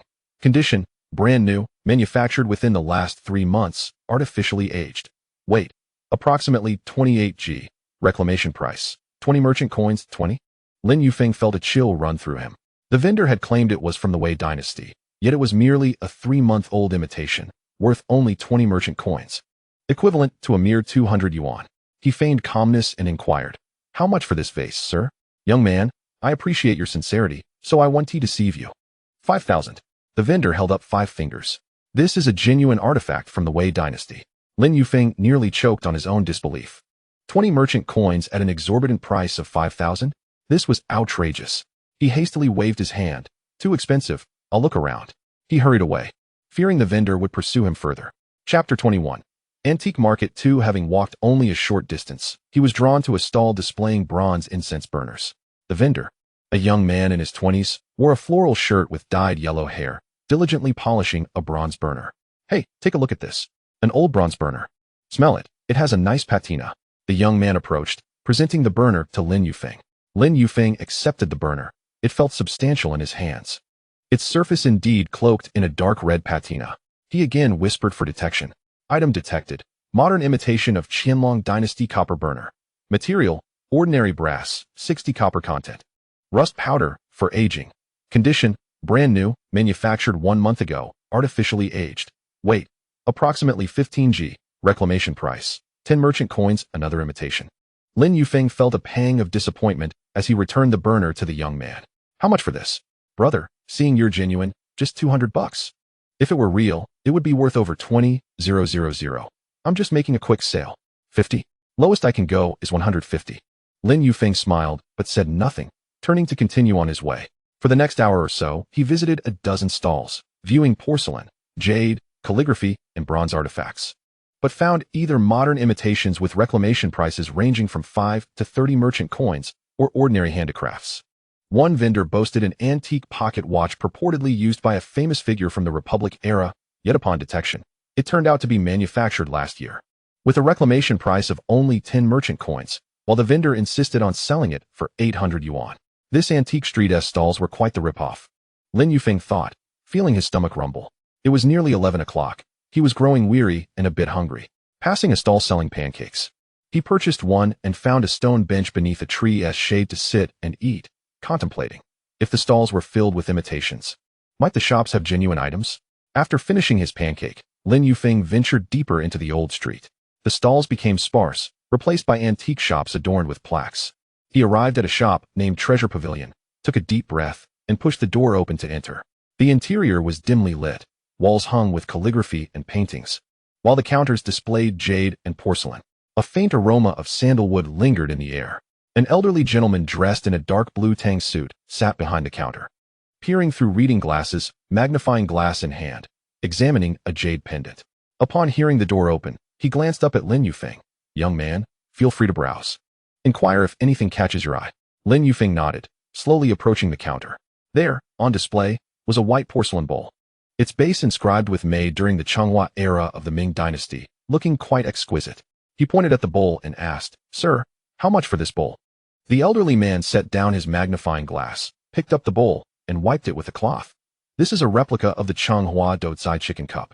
Crafted during the Republic period, the workmanship is commendable. If you like it, I can let it go for 8,000 yuan. Lin Yufeng's heart stirred.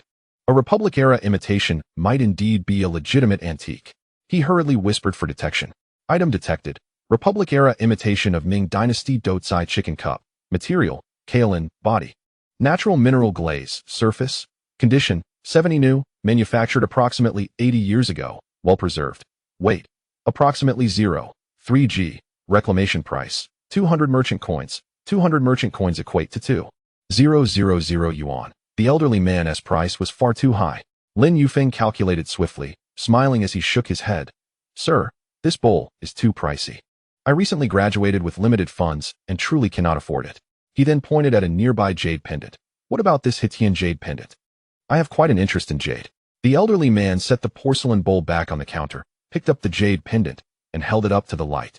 Adjusting his reading glasses, this is genuine Wei Dynasty Hitian green and white jade. See how lustrous it is, you could squeeze water from it. The minor edge flaws do not detract. Rather, they attest to its authenticity. The lowest I can go is 12,000, not a cent less. Lin Yufeng quickly initiated detection, and the panel promptly appeared. Item detected. Wei Dynasty Hitian jade pendant, green and white jade.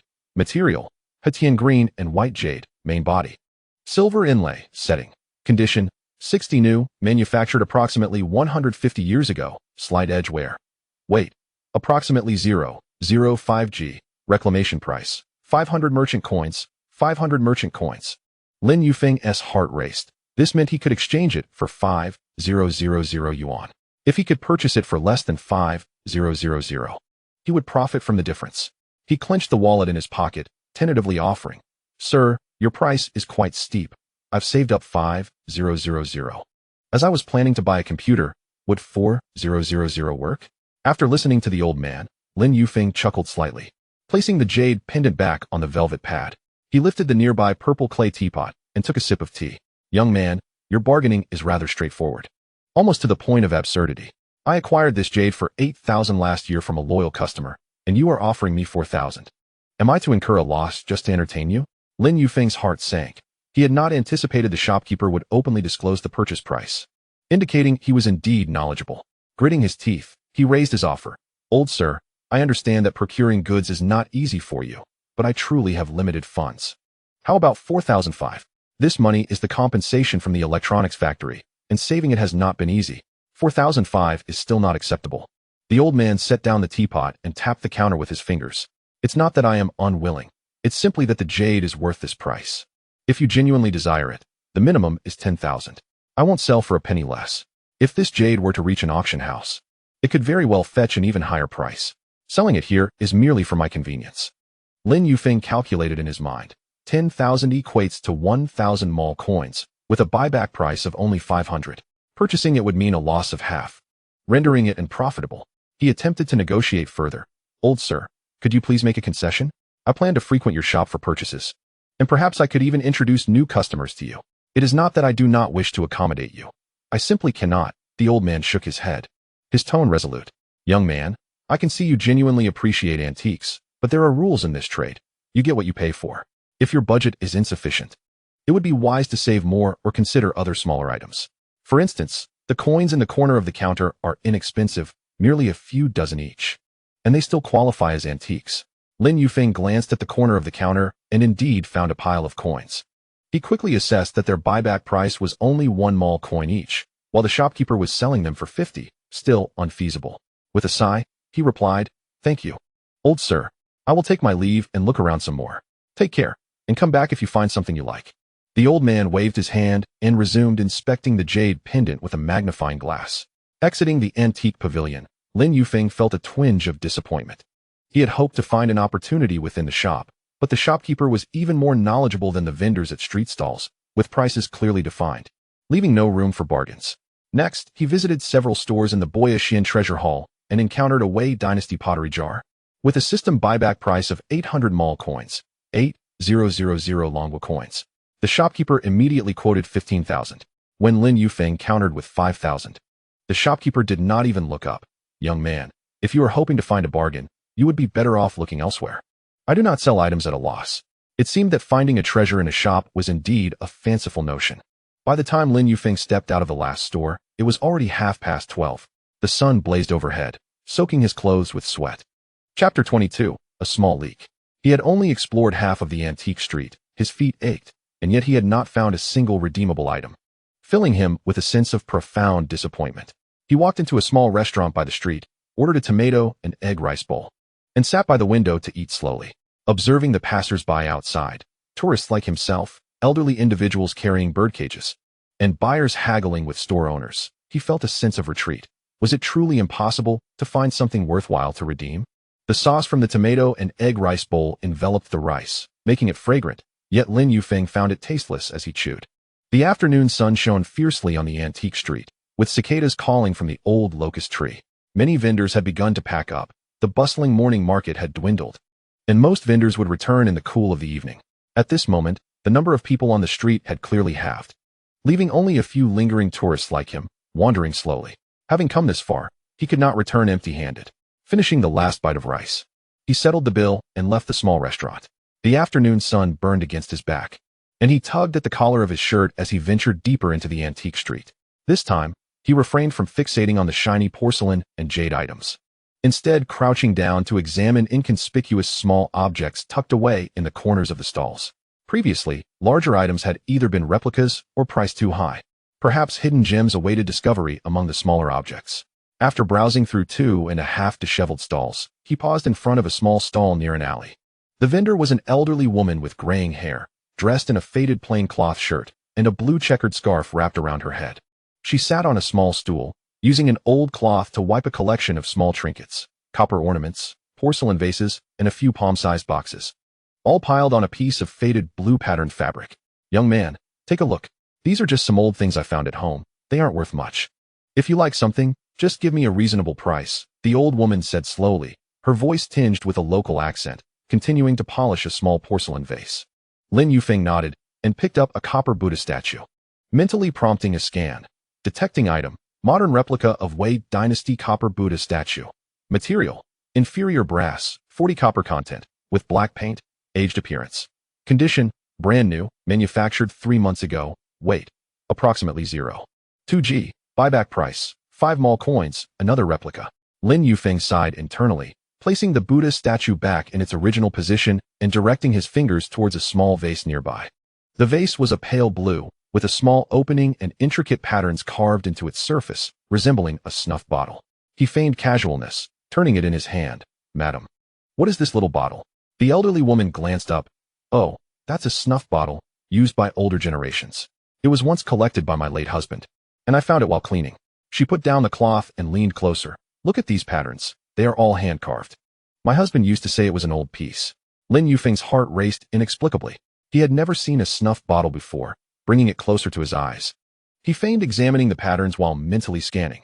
Detecting item: late Wei Dynasty blue and white snuff bottle. Material: kaolin, body, and natural blue and white material, surface decoration.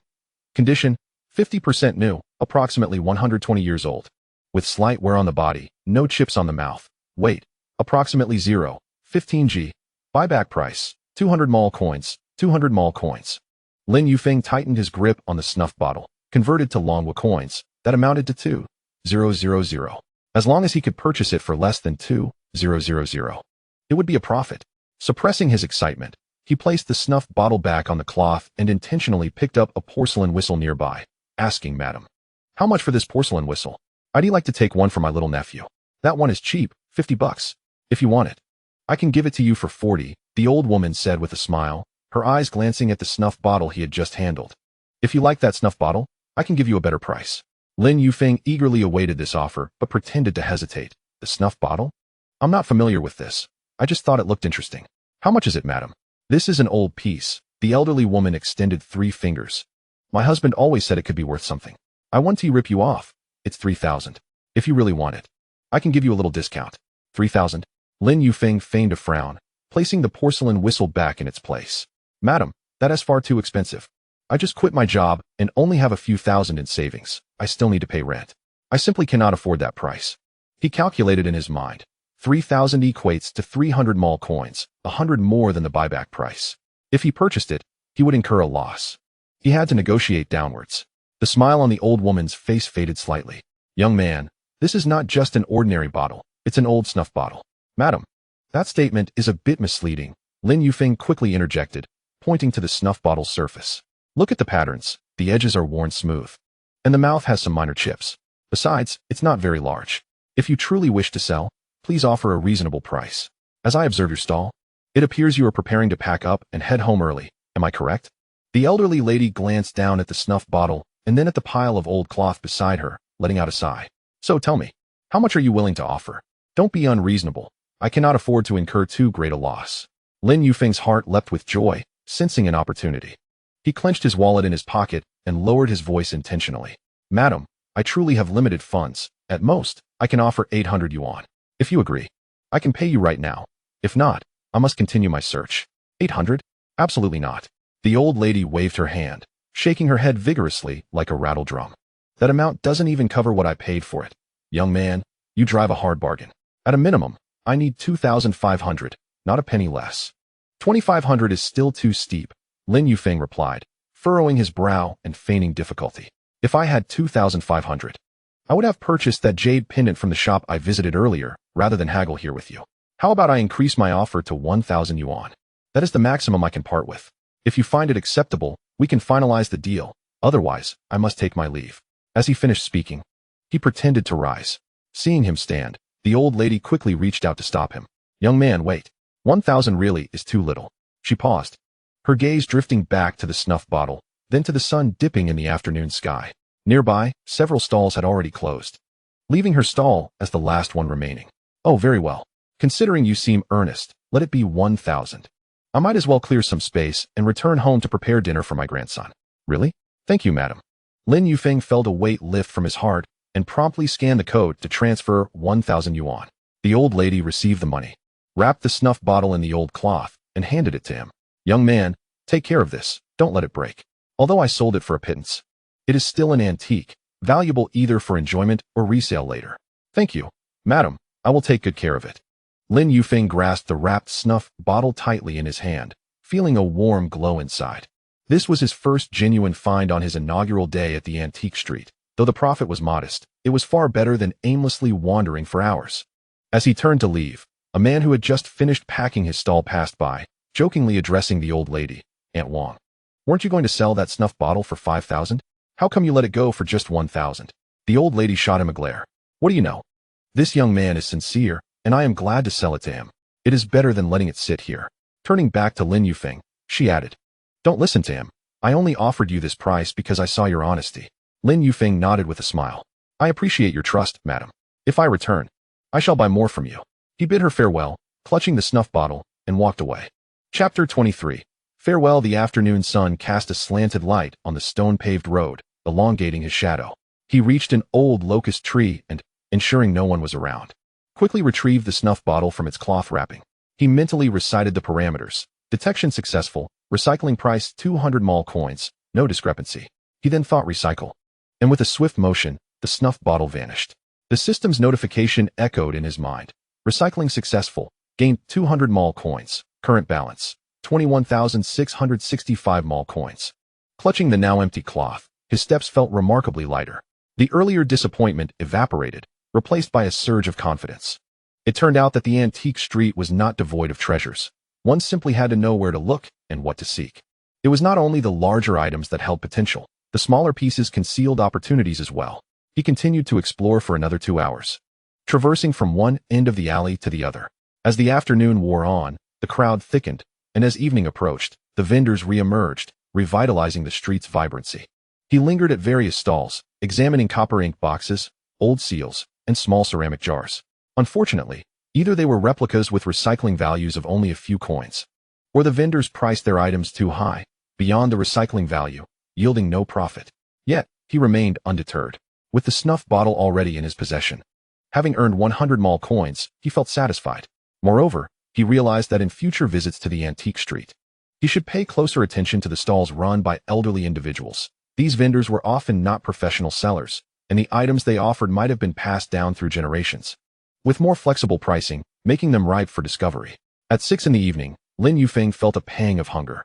This time, he chose a stall selling wontons instead of returning to the previous little restaurant. He ordered a bowl of fresh meat wontons and sat on a small stool to enjoy his meal. After finishing, he settled his bill and leisurely made his way to the subway station. The evening breeze carried a refreshing coolness, caressing his face pleasantly. He absent-mindedly grasped the old cloth in his pocket. Even though the snuff bottle had been recycled, he still instinctively held onto the cloth, as if it could somehow preserve the grounding sensation of his recent find. The red lanterns of the antique street flickered to life, illuminating the cobblestone path like a string of candy hawthorns. Lin Yufeng glanced back, silently wishing, See you tomorrow. May fortune favor me once more. With that thought, he stepped into the subway station, his steps light and his eyes aglow with excitement. For the next 3 days, Lin Yufeng arrived at the antique street precisely as the early market opened. On the first day, he wore a light, gray short-sleeve t-shirt and clean canvas shoes. Bursting with the enthusiasm from his previous day's find, diving headfirst into the stalls. However, from one end to the other, the items he tested were either modern imitation copper locks, recycling value 3 mall coins, or ordinary porcelain bowls from the Republic of China, recycling value 15 mall coins. With the vendor asking for 800 yuan. He did encounter a small copper mirror from the Wei dynasty, valued at 50 mall coins for recycling. But the vendor insisted on 1,200. When Lin Yufeng countered with 400, the vendor rolled his eyes, exclaiming, "Young man, are you here to stock up or to scavenge?" Frustrated, he turned away. The second day brought overcast skies with a hint of humidity in the air. Lin Yufeng donned an old blue t-shirt. Its neckline stretched and sleeves frayed with a small hole, while his canvas shoes bore dirt on their edges. He crouched at a stall selling used books, flipping through them for a long time until he detected a collection of poems from the Republic era with a recycling value of 20 mall coins. The vendor claimed it was a rare edition, demanding at least 500. By the third day, the sun blazed once more, and the soles of Lin Yufeng's canvas shoes had worn thin, making the cobblestones beneath him feel sharp. He wandered from 9 in the morning until 2 in the afternoon, consuming only 2 bottles of mineral water and a 10 yuan meat sandwich. Yet the cumulative recycling value of his finds barely exceeded 50 mall coins, and his cash dwindled to less than 200 yuan. Why is it so different from what I read? The protagonists with extraordinary abilities were supposed to discover treasures everywhere, earning millions in mere moments, weren't they? Alas, reality is harsh. Lin Yufeng lamented, sitting beneath the old locust tree and gazing at the sandwich wrapper in his hand, troubled. With a compensation of 24,200 yuan from the electronic factory, he had already paid 4,500 yuan for 3 months' rent and spent 1,000 yuan on the snuff bottle. His expenses for food, water, and subway fares over the past few days had reached over 500, leaving him with less than 18,000 yuan. If he continued like this, he might not only fail to earn money but also incur losses, drifting further away from the goal of acquiring the 1 million mall coins needed for the battle armor. He took out his phone and searched for famous antique streets in Longhua. The first result that appeared was the Kyoto Panyuan Antique Market. Touted as the largest antique distribution center in the country, steeped in a century of history, a paradise for collectors and treasure hunters. After scrolling through a few user reviews, he found comments from individuals who had unearthed Wei dynasty jade pendants and had seen paintings from the Republic era. Although there were pitfalls, the opportunities there far surpassed those of the small town's antique street. To Kyoto, Lin Yufeng exclaimed, abruptly standing up as his earlier despondency was washed away in an instant. The antique street in the deep city was too small, with scarce good finds. Kyoto's Panyuan was vast, and perhaps he might discover genuine treasures there, allowing him to accumulate mall coins more swiftly. That evening, Lin Yufeng first organized his belongings in the rented room. The old books from the orphanage were neatly packed into cardboard boxes, while the empty tobacco pouches were meticulously folded and stored away. He gathered his laundry, most of which had been discarded as garbage by the system, leaving only a new gray t-shirt he had bought after receiving compensation, intending to wear it in Kyoto. After neatly packing his clothes into his backpack, he took out his phone and sent a message to Master Chen. Master Chen, are you free tonight? I would like to treat you and Xiao Zhang to dinner. Thank you for your care during this time. Within 2 minutes, Master Chen replied, I'm free. What are you being so polite for? Let us meet at Lao Yang's barbecue stall. I'll go early to secure a seat. He then called Xiao Zhang, simply mentioning a gathering for barbecue, without revealing his plans to leave. Before 6 o'clock, Lin Yufeng arrived at Lao Yang's barbecue stall. As dusk approached, the red lanterns in front of the stall were already lit, casting a warm yellow glow that mingled with the aroma of cumin and grilled meat, creating a more lively atmosphere than during the day. He found a table deeper inside, ordering grilled kidneys and skewers for Master Chen, grilled chicken wings for Xiao Zhang, grilled leeks, and a pitcher of chilled beer. Although Master Chen usually refrained from drinking, today was special, so he ordered 2 extra bottles. At 6:30, Master Chen arrived on his old bicycle, wearing a faded blue work uniform with the sleeves rolled up to his elbows, carrying a cloth bag. I brought you something. Steamed sugar triangles from the factory canteen. You said they were delicious last time, so I got 2 extra. Lin Yufeng quickly accepted the bag, feeling its warmth, which made his heart swell. Thank you, Master Chen. You remember I love these. What is there to be polite about? Master Chen sat down and picked up his chopsticks, tapping them lightly on the table. How have you been resting at home lately? He assumed Lin Yufeng merely wanted to share a meal, without further thought. Just as Lin Yufeng was about to respond, Xiao Zhang rode up on his electric bike, wearing a newly bought black t-shirt, and with his hair neatly styled. Clutching a plastic bag, Brother Feng. Master Chun, I'm here. He placed the plastic bag on the table. Here's a new pair of headphones for you, Brother Feng. You mentioned yours were broken. This one isn't used. Lin Yufeng looked at the sugar triangles and headphones on the table, feeling a lump in his throat. Having grown up in an orphanage, he was seldom remembered in such a thoughtful manner. Chapter 24 Departure. The barbecue soon arrived, and Lin Yufeng poured beer for Master Chun and Xiao Zhang, filling his own glass as well. Taking a deep breath, he raised his glass. Master Chun, Xiao Zhang. This toast is for both of you. While at the electronics factory, I appreciate your guidance, Master Chun, in understanding circuits and adjusting machines. You even visited me in the hospital when I was injured, Xiao Zhang. Thank you for always coming to see me and helping me find a job. I invited you both for dinner, but there is something else I wish to share. I'm heading to Kyoto tomorrow. Master Chun's hand, raised in a toast, abruptly halted midair, his eyes widening in disbelief. Going to Kyoto? So suddenly? Why didn't you mention this before? Have you found a job? Xiao Zhang was equally taken aback, nearly dropping his grilled chicken wings. Brother Feng, you're going to Kyoto? Why? Is it because of Su Qing? You don't want to stay here anymore? He recalled Lin Yufeng's breakup with Su Qing and his subsequent layoff, assuming Lin Yufeng wished to escape due to heartbreak. Lin Yufeng felt warmth in his heart, realizing Xiao Zhang was concerned for him, and quickly shook his head. It's not because of her, don't overthink it. I just want to explore Kyoto. I've heard there are plentiful job opportunities, and I'm aiming for a stable technical position to work diligently for a few years. He deliberately avoided mentioning the antique market, Panjiayuan, focusing instead on seeking technical employment, fearing they might think he was being frivolous. Master Chun sighed in relief. Took a sip of beer, yet his brow remained furrowed. Going to Kyoto is good. Young people should take risks, but the cost of living is high there. You need to plan carefully. Don't rush into job hunting. First find a place to live. Don't settle for anything less than you deserve, like before. Xiao Zhang also felt reassured, handing Lin Yufeng a grilled chicken wing. Then I'm relieved. I thought you were leaving out of sadness. Kyoto is full of opportunities. And with your skills, you'll surely find a good job. If you run short on money, let me know, and I can transfer some to you. While it's not much, it can help in an emergency. No need. No need. I have money. Lin Yufeng quickly waved his hand. I've got my compensation from the electronics factory. It's enough for accommodation and meals. You two needn't worry. Once I'm settled there, I'll keep you updated. Master Chin remained silent, took a bite of grilled kidneys, chewing slowly, before pulling out 300 yuan from his pocket and placing it on the table.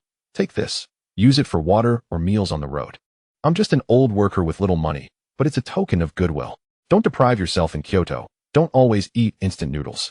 Lin Yufeng's hand immediately pressed against the money, pushing it back. Master Chun, your kindness I will remember for a lifetime. During my 2 nights in the hospital, you kept watch over me and brought me warm porridge, which is worth more than anything. My compensation is sufficient. Keep this for yourself to buy some good tea. Don't always drink that loose tea. Take it. Master Chin's tone grew urgent as he tapped the table. This money is like a loan to you, meant for buying a blanket once you arrive in Kyoto. It's cooler there at night than here. You're on your own. No one will look after you. I know you care for me, Master Chun. Lin Yufeng looked up at the reddened corners of Master Chun's eyes, swallowing hard. Yet he truly could not accept the money. Once I'm stable in Kyoto, I'll bring you back some good tea. Master Chun gazed into his stubborn eyes, sighed, and withdrew the money, patting his hand. You're something else. I'll be waiting for that good tea.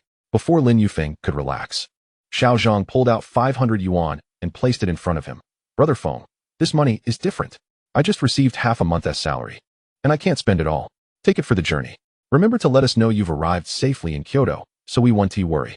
Lin Yufeng hurriedly pushed the money back. Silly boy, you haven't paid your rent yet. Keep it for yourself. I know your heart is kind, but I truly can't take this.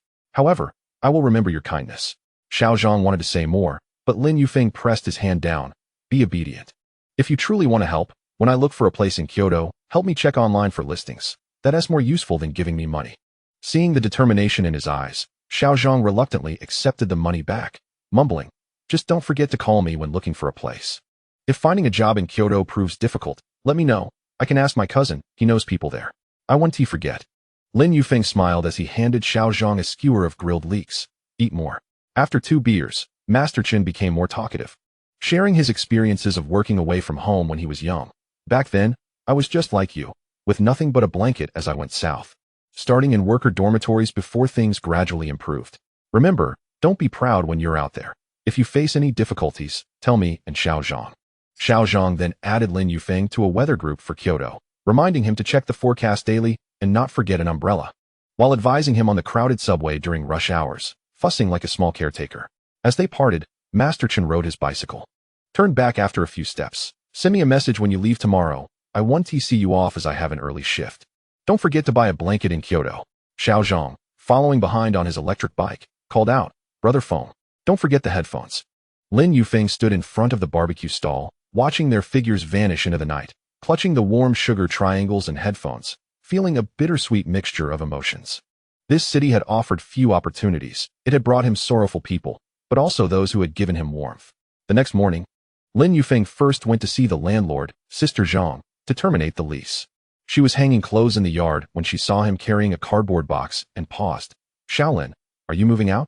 Yes, Sister Zhang. I plan to develop in Kyoto. I'm leaving today. Lin Yufeng handed over the keys. Sister Zhang took the keys and directly pulled out 1,000 yuan, the previous deposit, to hand to him. Here's your deposit back. You, my dear child, have been honest. Having resided here for over a year, you will swiftly settle the overdue rent. However, what brings you to Kyoto? Are you in search of employment? Seeking a technical position, I see, for opportunities abound there. Lin Yufeng accepted the money, expressing his gratitude. Thank you, Sister Zhang. Should I return, I would love to rent from you again. Certainly, you are always welcome. Sister Zhang accompanied him to the door, reminding him to eat regularly in Kyoto and not to resort to instant noodles as he had before. Upon leaving Sister Zhang's home, Lin Yufeng made his way to the subway station, his backpack slung over his shoulder. The morning sun bathed him in warmth. He retrieved his phone and sent messages to Master Chen and Xiao Zhang. I am on my way to the station. Thank you both for your care. I will message you upon my arrival in Kyoto. Soon, Master Chen replied, safe travels. Don't forget to buy a blanket. Take care of yourself. Xiao Zhang chimed in. Go for it, Brother Feng. Wishing you a successful interview. Chapter 25. The conflict on the train gripping his phone. Lin Yufeng felt a spring in his step. He understood that although he was departing from the familiar city of Shenzhen, the concern of these individuals would accompany him to Kyoto like a source of strength. At 7:20, as the train departed Shenzhen station, Lin Yufeng had just placed his black backpack by his feet when a rancid odor wafted through the air conditioning, reminiscent of stale cotton mixed with sweat, causing him to open his eyes wide. A man in a floral shirt was slouched in the seat behind him, his feet propped atop Lin Yufeng's seat back. His dark shoes had been kicked into the aisle, and his yellowed socks rubbed against the light gray seat cover, leaving a dirty mark. Lin Yufeng turned and stood up. Excuse me, could you kindly remove your feet? It's one thing to soil the seat cover, but the smell permeates the entire carriage, making it uncomfortable for others. The man in the floral shirt glanced at him with a sideways look, his fingers rubbing the jade ring on his thumb. The ring gleamed, yet fresh scuff marks marred its edge. He not only refused to move his feet, but also deliberately jostled his leg, deepening the muddy imprint. This seatback isn't yours. What is wrong with resting my legs here? If you find it smelly, wear a mask. It's none of your business. A red cord with a jade pendant swayed at his waist, the jade appearing dull. Upon closer inspection, one could glimpse a faint dark red, as if blood had seeped into it. An elderly lady in the front row, having held back her frustration, could no longer remain silent. Young man, this is inappropriate. You can't rest your feet on someone else's seat in public. I'm seated in front of you, and your odor is making me nauseous. A student in the back nodded in agreement, her voice clear. Exactly. I just saw your socks rubbing against the seat cover. The person addressed you kindly. Yet you remain unreasonable. An elderly gentleman beside them set down his newspaper and added leisurely. When out and about, one should adhere to social etiquette. It's inconsiderate to only think of oneself. The man in the floral shirt's face flushed with embarrassment as he faced the collective reproach, but retorted defensively. I was talking to him. What is it to you? As soon as the words left his mouth, a woman diagonally opposite him laughed. This carriage belongs to everyone. Your commotion disturbs all of us. How could it not concern us? She shot Lin Yufeng a look, urging him not to stoop to the man's level. Lin Yufeng chose not to engage with others. His gaze fixated on the ring. His recent experiences in the antique market had trained him to instinctively trigger his system upon seeing such items. Jade ring, made of Xinjiang Hetian jade. Approximately 300 years old, Wei Dynasty. Surface retains grave soil, classified as an archaeological artifact, valued at 12,000 commerce coins. A chill ran down Lin Yufeng's spine as he glanced at the jade pendant. blood-infiltrated jade pendant, made of show jade, approximately 300 years old, Wei Dynasty. The dark red hue is due to soil infiltration, not blood, containing trace elements of grave soil, classified as an archaeological artifact, valued at 8,000 commerce coins. A thought flashed through his mind. A tomb raider? Just as this notion surfaced, the man in the floral shirt erupted in anger. He suddenly leaped from his seat, barefoot, and charged toward Lin Yufeng, shoving a hand toward his chest. I'm talking to you. Don't play deaf. Looking for trouble, are you? Do you believe I want to make your journey uncomfortable? Unperturbed by the cold floor beneath his bare feet, he was consumed by rage. Lin Yufeng had anticipated this. As soon as the man's fingers made contact, he deliberately raised his hand to block, his palm grazing the jade ring. The moment his fingertips brushed against the cold jade, the ring vanished into his palm, absorbed into the system's space. He took a half step back. Maintaining a calm demeanor, you initiated the push. Do not twist the narrative. Their quarrel drew the attention of the train attendant, a young woman in uniform who approached swiftly. First calming the surrounding passengers. Everyone, please remain calm. I will handle this.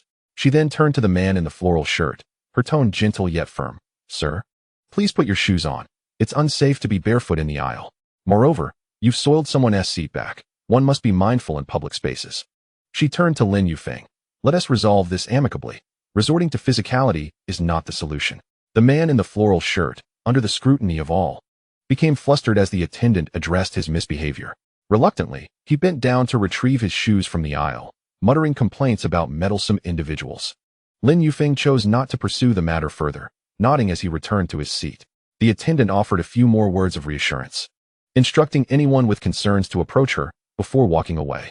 However, scarcely had 2 minutes passed when the man in the floral shirt suddenly touched his thumb. His face draining of color, the ring is gone. He frantically searched his pockets and looked down at his waist in panic. Cold sweat breaking out. Where's my jade pendant? It's missing too. He shot a furious glare at Lin Yufeng and dashed toward the train's connector, shouting as he ran, Attendant, someone stole my belongings. That guy must have hidden the ring and pendant on him, or in his bag. The attendant quickly followed him back, and the man pointed at Lin Yufeng, his voice shrill with urgency. It was him who stole them. He was staring at my ring and pendant for ages. He must have taken them during the scuffle.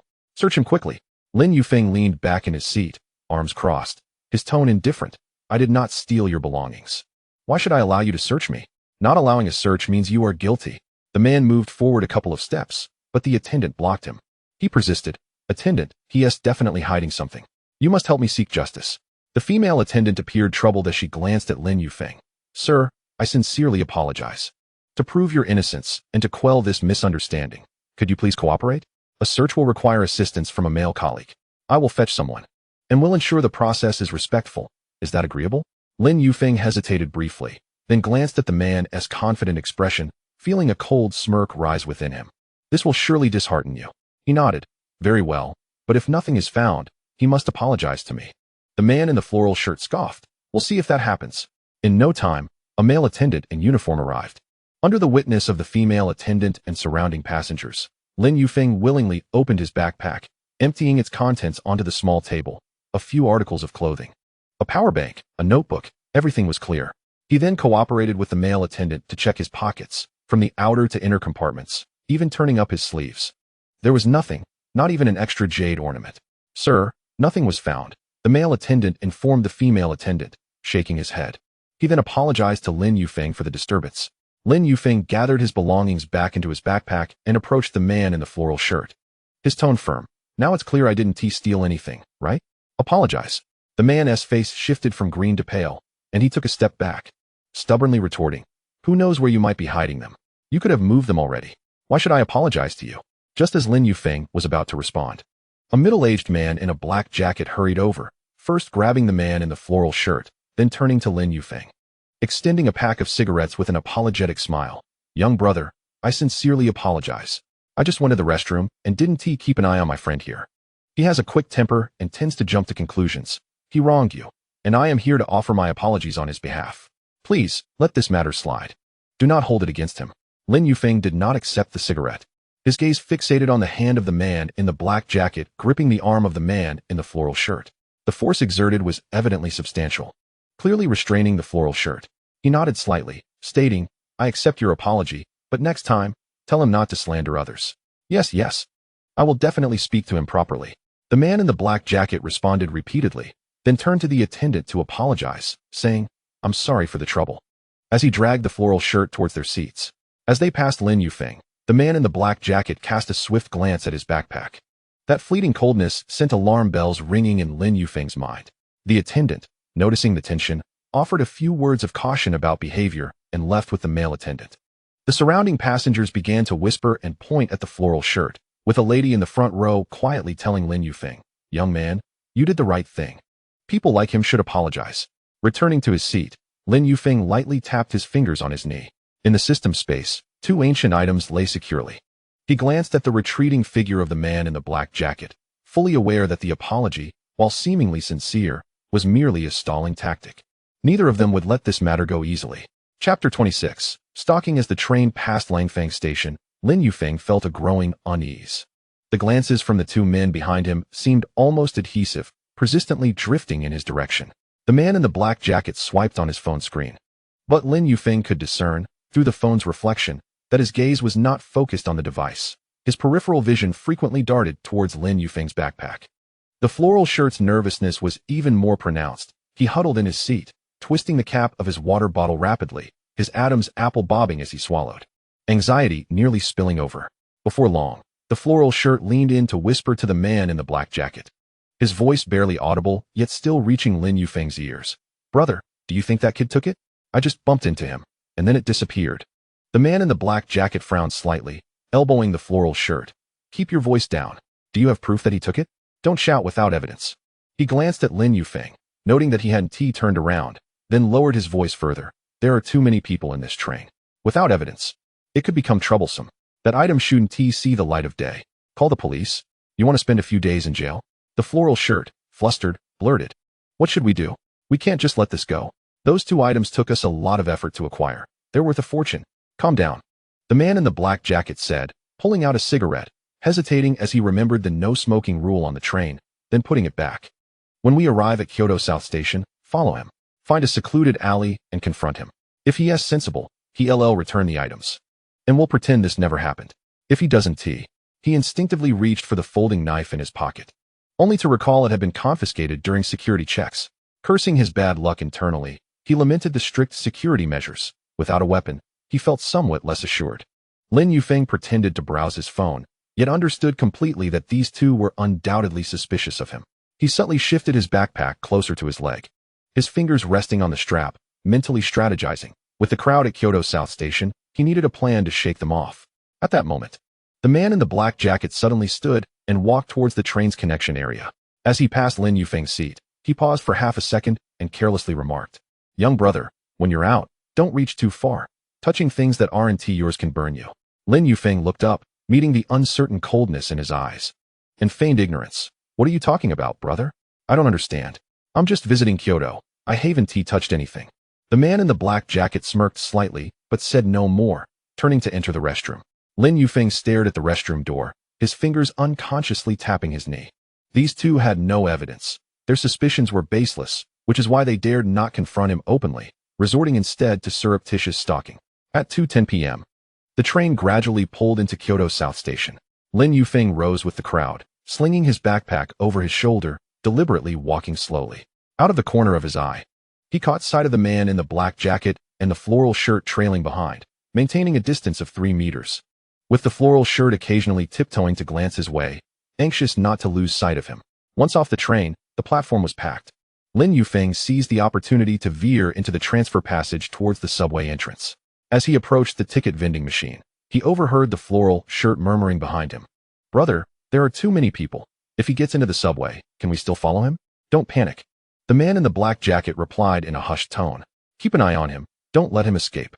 Just then, the surge of people behind them separated him from the man in the black jacket. Lin Yufeng took advantage of the moment to quicken his pace through security, placing his backpack on the conveyor belt while deliberately glancing back. The man in the black jacket was caught behind the throng, visibly anxious as he tiptoed, while the floral shirt was shouting, "Make way, coming through." By the time Lin Yufeng picked up his backpack and headed to the platform, the man in the black jacket and the floral shirt had finally squeezed through security, trailing at a distance. The platform was crowded, and Lin Yufeng chose a spot near the train door, purposefully cradling his backpack in his arms. The floral shirt attempted to squeeze through.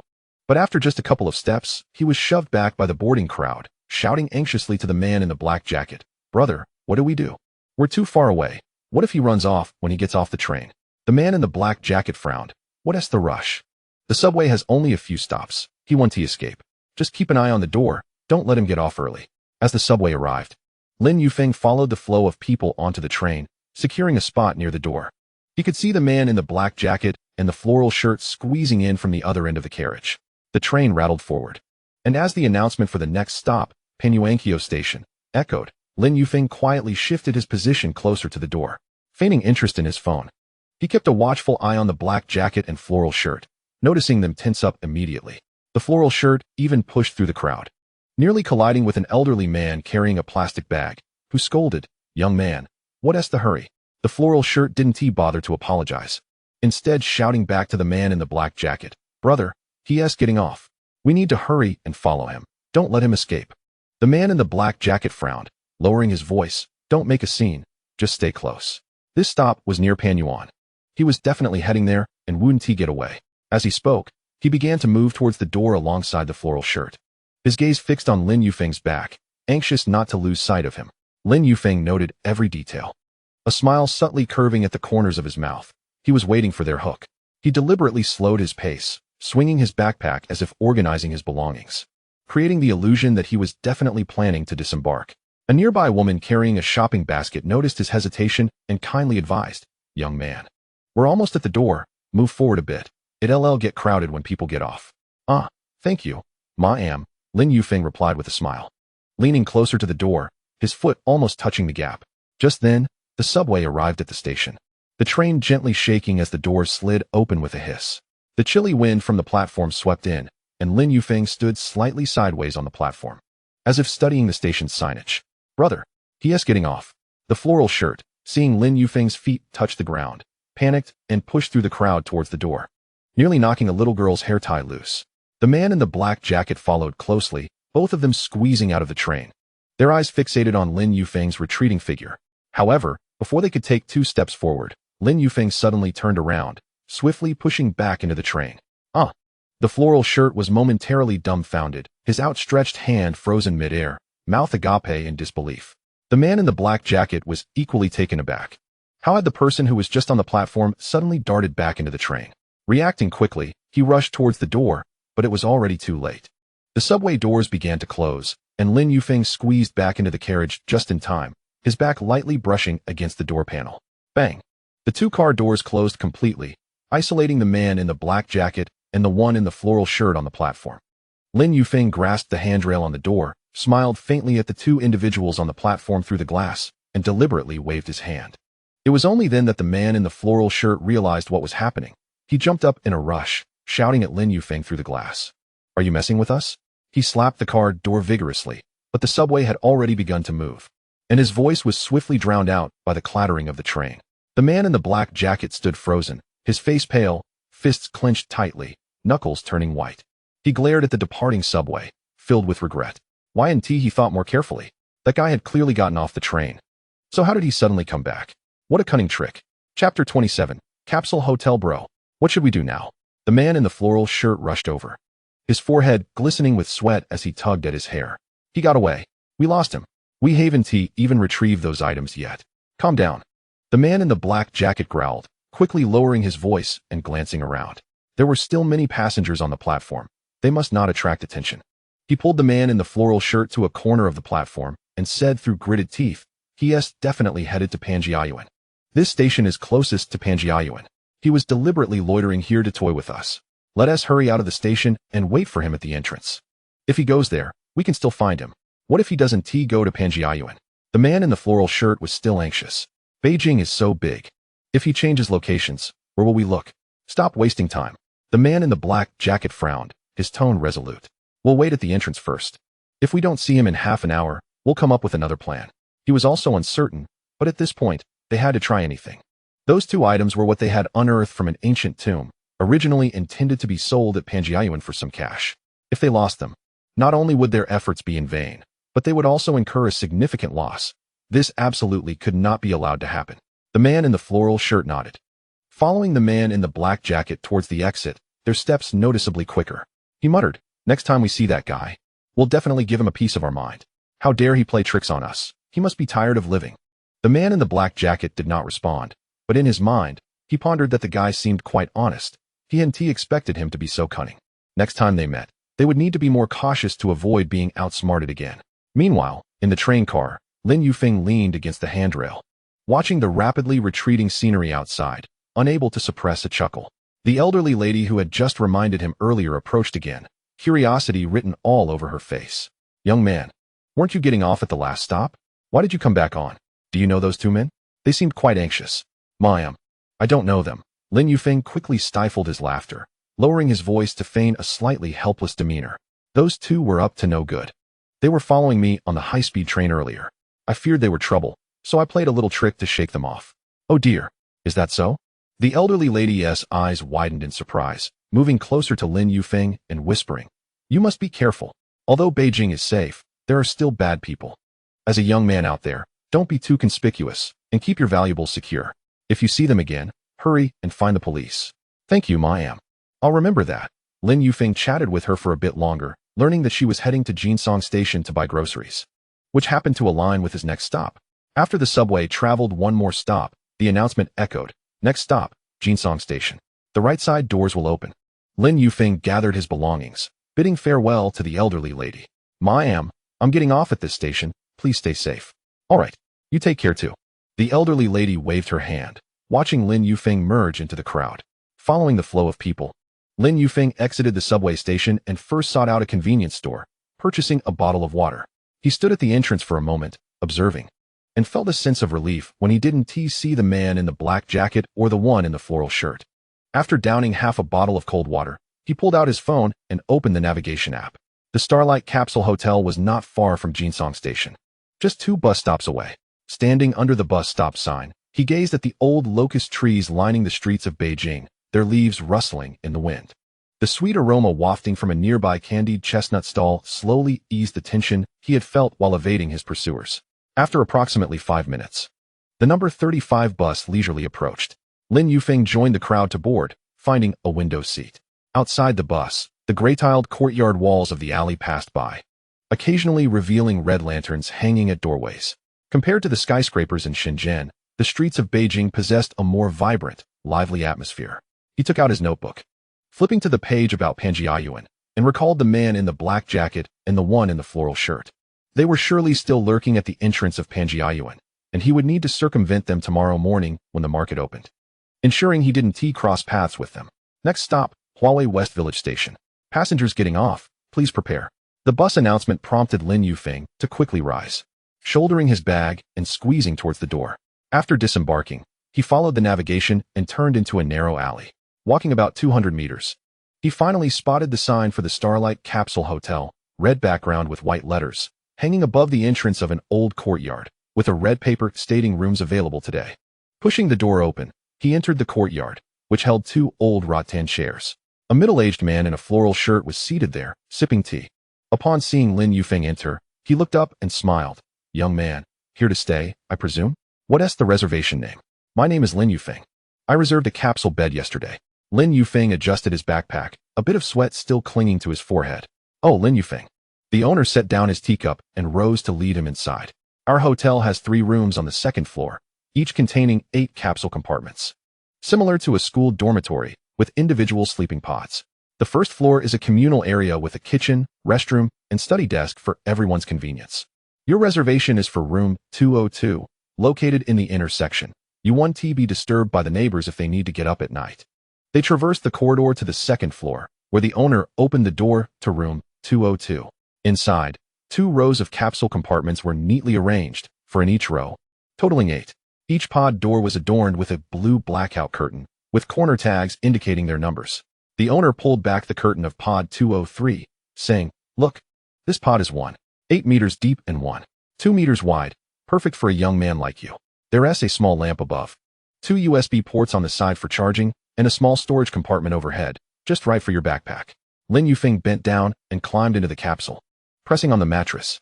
It was not overly soft but comfortable enough, covered with slightly faded sheets that still bore a hint of sunlight. Once the blackout curtain was drawn, the interior instantly darkened, creating a secluded little space where the sounds from outside were significantly muffled. He placed his backpack into the storage compartment and took out the small notebook where he kept notes on building materials and antiques, casually setting it beside the pillow. This notebook had accompanied him through Shenzhen and Beijing, its edges curling like waves. Are the other 7 pods in this room occupied? Lin Yufeng asked as he emerged from the capsule. Currently, 6 are occupied, leaving 1 empty. The residents here are all workers and quite easy to get along with. Room 201 is Sun Guangjuan, a recent graduate looking for a job. 204 is Wang Jianjun, who delivers takeout alongside Zhou Qiang in 206. 1 is a courier. 205 is Lu Yumei, working at a restaurant at the alley entrance. 207 and 208 are 2 young ladies named Li Ming and Zhao Xiaoya, who do Douyin live broadcasts. They all went to work now and will gather tonight. The owner patted Lin Yufeng on the shoulder, adding, if you're hungry, feel free to use the kitchen to heat water. There are Zhangji noodles in the nearby alley, known for its authentic flavor. I often go there to eat. Lin Yufeng thanked the owner and returned to pod 203, drawing the blackout curtain. He took out his phone and sent a message to Xiao Zhang and Old Chun. I've arrived at the hotel safely. There are 8 capsule compartments in this room, and the residents are all workers, quite lively. Xiao Zhang replied instantly, Brother Phone, take care. Setting down his phone, Lin Yufeng reclined against the pillow, eyes closed, contemplating. Tomorrow morning, he needed to head to the Panjiayuan morning market, which was said to open at 4 o'clock. He had to arrive before the man in the black jacket and the one in the floral shirt to scout for some smaller items and test the waters. If only I could encounter something as remarkable as the exquisite inked jade ring from before, accumulating shopping credits would be a swift endeavor. After dozing off in a daze, I opened my eyes to find that the sky outside had darkened considerably. Chapter 28. Capsule Hotel 2. Lin Yufeng rose and made his way to the communal area on the first floor, where he was greeted by the chattering of 2 young women entering the courtyard, laden with equipment. One sported a high ponytail and wore a pink sweatshirt, carrying a tripod, while the other, with bangs and a denim jacket, held a fill light. Despite their evident fatigue, they exchanged playful banter. I'm exhausted. We did a live stream at the Summer Palace today, and the wind knocked over the fill light 3 times, bending the stand. The girl with the ponytail set the tripod down in a corner, rubbed her arms, and turned around, only to bump into Lin Yufeng. She paused for a moment, then broke into a smile revealing 2 charming dimples. Oh, you must be new here. I'm Li Ming, residing in cabin 207. This is Zhao Xiaoya, from cabin 208. We do dual live streams, focusing on the alleys and attractions of Kyoto. Zhao Xiaoya approached, placing the fill light on the table, and brushed her wind-tousled bangs aside, revealing wispy strands of hair at her forehead. Hello, what is your name? Are you here to make your mark in Kyoto as well? I'm Lin Yufeng, staying in cabin 203, here to hunt for antiques temporarily, he replied with a smile, his gaze drifting over the equipment on their table. A phone stand with a compact mirror attached, a microphone clad in a pink foam cover, and a canvas bag emblazoned with the dual live stream logo, its corners slightly frayed. Antiques hunting? Li Ming's eyes sparkled with interest as she pulled Zhao Xiaoya to sit beside Lin Yufeng. Are you going to Pan Garden? I've seen videos of it, filled with old treasures. Are you knowledgeable about it? Could you take us along tomorrow for some insights? We want to shoot a video about the morning market there. It's bound to go viral. I'm still a novice and not very knowledgeable. Lin Yufeng quickly waved his hands. However, I do plan to check out the morning market at Pan Garden. If you're free, you're welcome to join. Really? Zhao Xiaoya exclaimed, clapping her hands in excitement, her voice rising before she quickly lowered it again. We have no live stream scheduled for tomorrow, but the morning market starts particularly early, right? Indeed. It's best to arrive early to find good items. Just as Lin Yufeng finished speaking, a bespectacled young man stood up from a desk nearby, clutching a neatly folded resume, his steps somewhat awkward as he approached. Hello, I'm Sun Guangjuan, residing in cabin 201. I just graduated from university and came to Kyoto to seek employment. Sun Guangjuan was of average height, dressed in a faded plaid shirt with sleeves rolled up to his forearms, his thick glasses magnifying his gaze which remained fixated on his shoelaces. His fingers absently fidgeted with the edges of his resume, which bore multiple revisions in ink, the corrections visibly layered. I overheard you mentioning Pan Garden. I wanted to go, but I've been hesitant. A classmate warned me that there are many scammers selling fake antiques there. Indeed, Li Ming chimed in, pulling out her phone to show Lin Yufeng a video. Look at this. Someone spent 20,000 on a Wei Dynasty blue and white porcelain vase, only to be told by an expert that it was just fired last week. And even the glaze was sprayed on. Be cautious when you go to Pan Garden. Don't get deceived. Lin Yufeng nodded with a smile. I understand. I'll just browse and not buy recklessly. As they spoke, the sound of footsteps echoed from the entrance. A middle-aged woman in an apron entered, carrying a plastic bag. Her hair neatly tied back, a few specks of flour dusting her apron. With a warm smile, she greeted, "Oh, it's so lively in here. You must be the new guy. I'm Lu Yume, but everyone calls me Sister Lu. I live in cabin 205 and work at the old Li family restaurant at the alley's entrance." Sister Lu placed the plastic bag on the table, revealing a bundle of freshly made sweet cakes, golden and steaming, filling the air with a delightful aroma. These just came from the restaurant, made by the chef himself. They're still warm. Do try some. Li Ming eagerly picked one up, only to quickly switch hands after burning her fingers, blowing on it before taking a bite. Her eyes lighting up. Sister Lu, this is absolutely delicious. It's even better than what they sell downstairs. The red bean paste isn't overly sweet at all. Zhao Xiaoya took one as well, handing it to Sun Guangjuan. Guangjuan, have one too. Stop staring at your resume. Relax a bit. You're not in a rush to find a job. Sun Guangjuan accepted the sweet cake, muttering a quiet thank you, taking a small bite while his eyes still darted toward the resume. Next to it lay a recruitment newspaper with several positions circled, all for internships or assistant roles. Sister Lu observed him, sighing softly as she patted his shoulder. Guangjuan, don't be too anxious about job hunting. My nephew graduated last year and took 2 months to find a suitable position. If you're feeling lost, consider visiting the job fair tomorrow. There are plenty of opportunities. And you can talk to recruiters face-to-face, which is far more reliable than submitting resumes online. Yes, I'll go tomorrow, Sun Guangjuan nodded, taking another bite of the sweet cake, a faint smile finally breaking through his previously tense demeanor. The courtyard was alive with chatter when suddenly a loud thud interrupted, as if someone had kicked a plastic basin at the entrance. A man in a blue delivery uniform entered, shaking off his jacket, sweat glistening on his face. His hair plastered to his forehead. I'm utterly exhausted. I delivered over 80 orders today, running through 3 districts. My legs are about to give out. Upon seeing Lin Yufeng, the man paused briefly, then flashed a wide grin, revealing a set of even teeth. Hey, a new face. I'm Zhou Qiang, a delivery driver. This here is Brother Wang, Wang Jianjun. He.s. a food delivery guy. Lin Yufeng then noticed that Zhou Qiang was accompanied by another man wearing a black jacket. The zipper pulled halfway up, his hair tousled and face marked with fine lines, clutching a crumpled cigarette pack. When the others turned to look at him, the man merely nodded, his voice low. Wang Jianjun, just call me Brother Wang.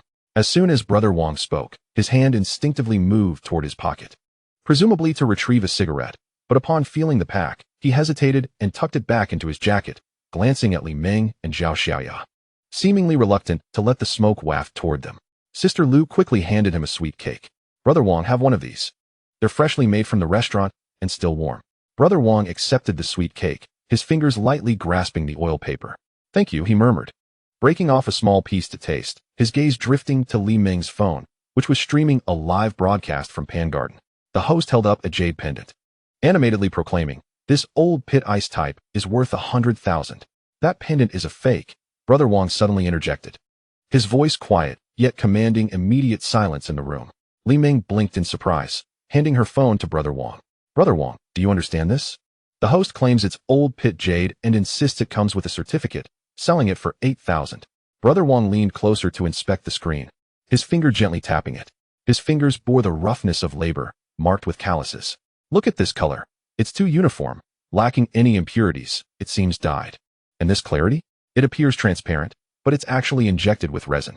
True old pit jade wouldn't have such a floating color. It feels heavy and slightly cool to the touch. Lin Yufeng's heart stirred. When he recycled the ink jade ring, the system had mentioned details about artifact appraisal. Brother Wang's insights resonated with the system's prompts. Brother Wang, have you dabbled in jade before? He chuckled bitterly, leaning back in his chair, fingers absent-mindedly stroking the oil paper of the sweet cake. His gaze turned distant. I used to dabble for a few years and even gambled on stones in Yin province. But, he paused, his voice dropping even lower, I lost big, racking up debts, had to sell my house. Now, I'm just delivering food to pay it off. A hush fell over the room. Even Li Ming fell silent. Sister Lu quickly attempted to lighten the mood. Let us not dwell on the past. Brother Wang, delivering food is commendable. It's steady work, and you can save a bit each month. We all have our struggles living here. Zhou Qiang clapped Brother Wang on the shoulder with a bit more force than intended. Exactly. Once we save enough, we can start a small business. It's far better than anything else. Wang nodded slightly, choosing not to elaborate further, and slowly finished the remaining sweet cake. His gaze drifted towards the window. The sky had darkened completely, and the streetlights in the alley cast a warm, yellow glow through the window, creating elongated shadows on the floor. Chapter 29. A narrow path for rivals. The capsule hotel was exceptionally tranquil in the deep of night, with only the leaves of the old locust tree in the courtyard rustling in the breeze. After dinner, Lin Yufeng lay in capsule 203, the blackout curtain drawn tightly, the only illumination coming from a small lamp above, casting a warm yellow light that illuminated his hands. He lay on his side, retrieving two objects from the space around him. Finally, it is time to deal with them, Lin Yufeng murmured softly, his fingertips brushing over the surface of the jade ring, its icy touch sending a shiver through his fingertips. The dirt from the grave he had time to clean off still clung to the grooves, making it somewhat abrasive. I checked the price earlier today. It totals 20,000. Lin Yufeng suppressed his excitement, gingerly holding the two items, wary of letting them slip from his grasp. He first raised the jade ring to his eyes, confirming that the surroundings were quiet before silently reciting recycle. Recycling the Qing Dynasty jade ring successful, gaining 12,000 shopping coins. Current balance: 1,221,665 shopping coins. The ring vanished from his palm in an instant, leaving Lin Yufeng's hand momentarily empty. He instinctively grabbed at the air, only to realize that the system had completed the recycling. He quickly picked up the blood jade pendant and repeated the action, recycle. Recycling the Han Dynasty blood jade pendant successful, gaining 8,000 shopping coins. Current balance: 2,021,665 shopping coins. Watching the balance jump to over 20,000, Lin Yufeng let out a long sigh of relief, leaning back against the pillow, a smile playing on his lips. I am one step closer to purchasing the invisibility armor worth 1 million. The next morning at 6 o'clock, as the alarm rang, Lin Yufeng quickly got up. The other guests in the capsule hotel were still asleep. He quietly folded his blanket, donned his jacket, and headed towards the communal area on the first floor with his toiletries. As he reached the hallway, he heard Li Meng's voice from downstairs, tinged with excitement. Xiaoya, hurry and pack the fill light into the bag. The Pan Garden morning market will surely be bustling today. We need to get there early to secure a good spot for shooting material. Lin Yufeng quickened his pace down the stairs, and indeed saw Li Meng and Zhao Xiaoya squatting beside a table in the communal area, organizing their equipment. Li Meng, wearing a light purple jacket, was stuffing a tripod into a canvas bag. Zhao Xiaoya, with a meat bun in hand, had a bit of oil smeared on the corner of her mouth. Upon seeing Lin Yufeng come down, she quickly waved. Brother Feng, you're up too. We just bought breakfast at the alley entrance and saved you a meat bun and some soy milk. It's still warm. Thank you. Lin Yufeng walked over, grabbed the soy milk from the table, tore open a straw, and took a sip. The warm liquid slid down his throat, making him squint with comfort. What time are you planning to leave? 7 o'clock. Li Meng patted her backpack. I just asked the vendor. The Pan Garden opens at 7 in the morning. If we head there now, we'll catch the early market at its start. More people, more materials. She took a bite of the meat bun and added, her words slightly muffled, and it's not hot in the morning, so we won't be uncomfortable shooting. It's much better than yesterday's live stream at the Summer Palace. Zhao Xiaoya nodded, pulling out her phone to check the time. It's 6:30 now. If we pack up and walk over leisurely, we'll arrive in 20 minutes, no rush. The morning alley was already bustling with activity. The breakfast stall at the entrance was emitting steam, with an elderly man flipping oil sticks in a frying pan with long chopsticks. Children in school uniforms dashed by with backpacks, followed by mothers urging them to slow down, and several elderly men strolled leisurely with bird cages, the birds inside chirping melodiously. Li Meng, carrying the tripod, walked ahead, her eyes sparkling as she took in her surroundings. The mornings in Kyoto have such a vibrant atmosphere. Xiaoya, quickly take some shots of the breakfast stall. Our followers will love this lively scene. Zhao Xiaoya hastily pulled out her phone, pointing it at the stall while muttering. Sure thing. Once we reach Pan Garden, we'll first capture the archway at the entrance, then the stalls inside. Oh, and Brother Feng, if you see any interesting antiques, be sure to call us. All right. Lin Yufeng nodded with a smile, his mind still calculating the over 20,000 shopping coins. If he could find a decent antique today, he might just manage to gather 30,000. Lost in thought, he suddenly noticed Li Meng stop in her tracks, pointing towards the red walls and gray roofs in the distance. Brother Feng, look, that must be Pan Garden, right? There are so many people at the entrance. Lin Yufeng looked up and confirmed it indeed was Pan Garden. A wooden sign reading Pan Garden Antique Market hung on the bright red door, with a crowd gathered at the entrance. Some vendors were hauling boxes inside. Tourists were snapping photos, and a few elderly men adorned with beaded bracelets were chatting together, casually playing with freshly purchased walnuts.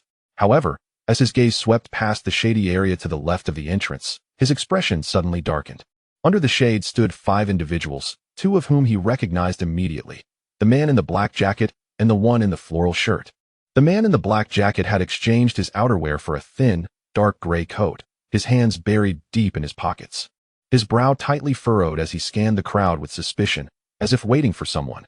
The man in the floral shirt still wore that eye-catching orange outfit, clenching a crumpled plastic bag in his hand, occasionally shoving sunflower seeds into his mouth, the shells strewn around his feet, showing his impatience. Beside them stood 3 other men, one tall, one short and plump, and another carrying a heavy black backpack, the zipper barely closed, revealing soft fabric wrapped inside, fluttering in the breeze. "Brother Foam, why aren't you moving?" Zhao Xiaoya nudged Lin Yufeng's arm, puzzled. "Are you feeling unwell? Your face looks so pale." Lin Yufeng quickly averted his gaze, feigning calmness as he pulled the 2 of them toward a nearby wall to hide. There happened to be a candied hawthorn stall at the wall's base, the red skewers effectively concealing their figures. "I'm fine, really," he whispered, his mind racing for an excuse. "I just spotted an acquaintance, one of the brothers I worked with on a project in Shenzhen. He is here at Pan Garden to hunt for treasures too, so I thought I'd greet him. You 2 go ahead, don't wait for me." "Acquaintance?" Li Ming furrowed her brow, peering toward the entrance of Pan Garden. "Where?" "We can go with you. It'll be interesting to capture the moment of old friends reuniting." No, it's fine." Lin Yufeng quickly waved his hands, fearing they might actually follow him. "I'll just chat with him for a moment and then come find you. You 2 go ahead and wait for me in a prominent spot, like under that old locust tree at the entrance. I'll be there soon." Zhao Xiaoya seemed ready to protest further, but Li Ming tugged at her arm, giving her a knowing look. "All right, Brother Foam, we'll head in first. Hurry up, okay? Don't keep us waiting too long." With that, she hoisted the tripod and dragged Zhao Xiaoya toward the entrance of Pan Garden, glancing back to wave at Lin Yufeng as they walked. Lin Yufeng smiled and nodded, waiting until the 2 of them disappeared through the entrance before swiftly moving behind the candied hawthorn stall, peeking out to observe the group in the black jacket. He saw the man in the floral shirt spit out the sunflower seed shell and leaned closer to the man in the black jacket, lowering his voice. "Brother, we've been waiting for almost an hour. Where's the buyer? Are they going to stand us up?" The man in the black jacket kicked at the sunflower seed shells at his feet, his expression souring. "What's the rush? The buyer said they'd arrive by 7:30. Just wait a bit longer. Stop eating so many seeds. When the buyer arrives, this slovenly appearance will affect our transaction." Chapter 30. A narrow path for rivals too slovenly? The man in the floral shirt scoffed, crumpling the plastic bag and stuffing it into his pocket. "If that kid hadn't tricked us, we would have sold the goods yesterday and wouldn't be stuck here in the wind. Don't mention that kid." The tone of the man in the black jacket grew cold, a fierce glint in his eyes. "Had I known, I wouldn't have left the ring and the jade pendant with you. You're too good at stirring up trouble. But after this deal, we'll wait for him near the hotel. I refuse to believe we can't find him. How dare he steal our belongings? He is asking for it." Suddenly, the tall man standing beside them spoke up, his voice rough and tinged with impatience. "Chong-gu, the man in the black jacket, do you think the buyer is reliable? This is indeed a valuable find we unearthed from the old grave. If he deceives us, our efforts will have been in vain." The man in the black jacket cast him a sidelong glance, his tone resolute. "Rest assured, the buyer was introduced by our old acquaintance. We have collaborated once before, and he is trustworthy." Lin Yufeng's heart sank. They were indeed still searching for those 2 items. Moreover, judging by his words, the backpack was filled with artifacts stolen from ancient tombs. This group was undoubtedly a tomb raiding gang. Lost in thought, he noticed a man in a gray trench coat approaching from a distance, wearing a cap pulled low and dark sunglasses. Upon reaching the man in the black jacket, he nodded. "Brother Chong, have you brought the items?" "Yes," replied the man in black, gesturing to the short, stout man with the backpack. "Everything is inside. There are too many people here. Let us find a secluded spot." The man in the trench coat glanced around, his eyes sweeping over a candied hawthorn stall, causing Lin Yufeng to quickly retract his head. When he peeked out again, he heard the trench-coated man whisper, "Follow me. There's an abandoned alley up ahead, where no one will disturb us."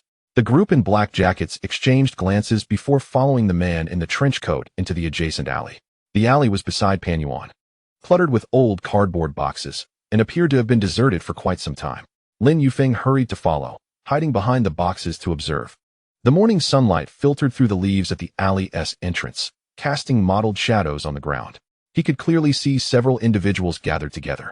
The stout man was squatting on the ground, opening his backpack and methodically laying out the items on a soft cloth. Lin Yufeng quickly recited a mental checklist. And the system panel appeared with a flash. Item detection 1. Xia Dynasty Bronze Sword, Fragment. Material, bronze, 15 tin content. Consistent with the Xia Dynasty's bronze weapon ratio. Era, late Xia Dynasty. Condition, severely damaged, blade broken, hilt missing, surface corroded.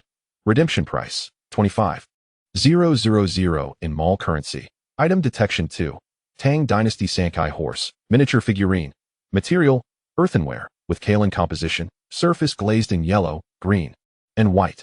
Era, mid-Tang Dynasty. Condition, intact, no cracks, glaze complete, typical of Tang Dynasty Sankai craftsmanship. Redemption price, 38,000 in mall currency. Item detection 3. Wei Dynasty Celadon Bowl, pair. Material, southern celadon, fine texture. Glaze with green undertones. Era, Wei Dynasty. Condition, slight wear, tiny chip at the rim, signs of use on the inner wall. Redemption price, 18,000 in mall currency each. Total 36,000 in mall currency. Lin Yufeng's eyes widened. These were all ancient tomb relics, and the redemption prices were substantial. Just these few items added up to nearly 100,000 in mall currency. Clenching his fists until his knuckles turned white, he felt conflicted. Should he report this now? The man in the trench coat crouched down to examine the bronze sword, his fingers gently brushing over the corrosion, and he scraped the rust with his fingernail, bringing it to his nose to smell. There was no acrid chemical scent, just the natural patina. He then turned the sword to scrutinize the indistinct patterns on its surface. Is this the coiling dragon pattern? From the late Xia Dynasty, no doubt. You are quite the connoisseur. The man in the black jacket immediately leaned in, a smile on his face, pointing at the blade. This sword was excavated from a noble tomb of the Xia Dynasty. It was wrapped in a wooden sheath when first unearthed, but unfortunately, the sheath decayed quickly, leaving only the blade. Despite its damage, its age speaks for itself. Any knowledgeable collector in Panyuan would covet it. A man in a floral shirt interjected eagerly. Exactly. This sword has been buried for over 2,000 years, with corrosion that far surpasses any modern fakes. Ignoring the floral shirt, the trench-coated man placed the bronze sword down to pick up the Sankai horse, a palm-sized figurine with its yellow, green, and white glazes overlapping. The mane and saddle details clear, even the horse's eyes adorned with black glaze, radiating vitality. He held it up, turning it in the morning light. Examining the glaze on the horse's belly, the glaze is quite uniform, with no cracks, a fine piece indeed. He flipped it over, noting the traces of soil still clinging to it, indicating it was ancient earth, not recently buried. Indeed, the man in the black jacket rubbed his hands together, his tone growing more triumphant. This horse dates back to the mid-Tang Dynasty. The tomb owner was a scholar, and all the accompanying items were exquisite little trinkets, none large, but each genuine. If you were to take it to an antique shop in Panyuan, it would fetch at least 200,000. Finally, the stout man lifted the pair of Wei Dynasty Celadon bowls, noting the small chip at the rim and the faint signs of use on the inner wall. The trench-coated man picked one up, holding it to the light. The translucence was good, and the glaze bore green undertones, typical of the Longquan kiln style of the Wei Dynasty. These bowls are old, but unfortunately, they are damaged. A pair won't command a high price. He set the bowl down and looked up at the man in the black jacket. So, how much do you want for these 3 items? The man in black leaned forward, extending 5 fingers, a flat price of 450,000. Each of these items is worth at least half that on its own. Bundling them together is already a generous offer. 450,000. The trench-coated man scoffed, stepping back slightly. Brother Chong, that's quite a steep price.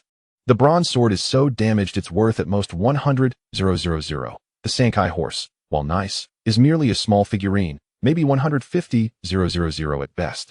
And the Celadon bowls, with damage, should be capped at 80,000.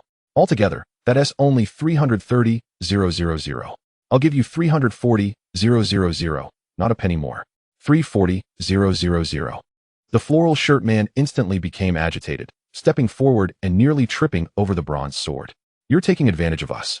We risked getting caught by patrols while excavating these items. We deserve at least 400,000, no less. The risks you took are your concern, not mine. The trench-coated man crossed his arms, his tone hardening. I face risks in acquiring these items too. If I get caught, I could serve several years in prison. 350,000 is my final offer. Accept it, or I walk away. There are plenty of people in Panyuan looking to sell. The man in black pulled the agitated floral shirt back, frowning as he negotiated with the trench-coated man. Brother, we were introduced by the old ghost. Don't press the price so low. 370,000 is my bottom line. Anything less is truly not worth it. 350,000. The trench-coated man relented slightly, pulling out a bulging black plastic bag from his pocket, which contained 350,000 in cash. Count it carefully. I'll take the items.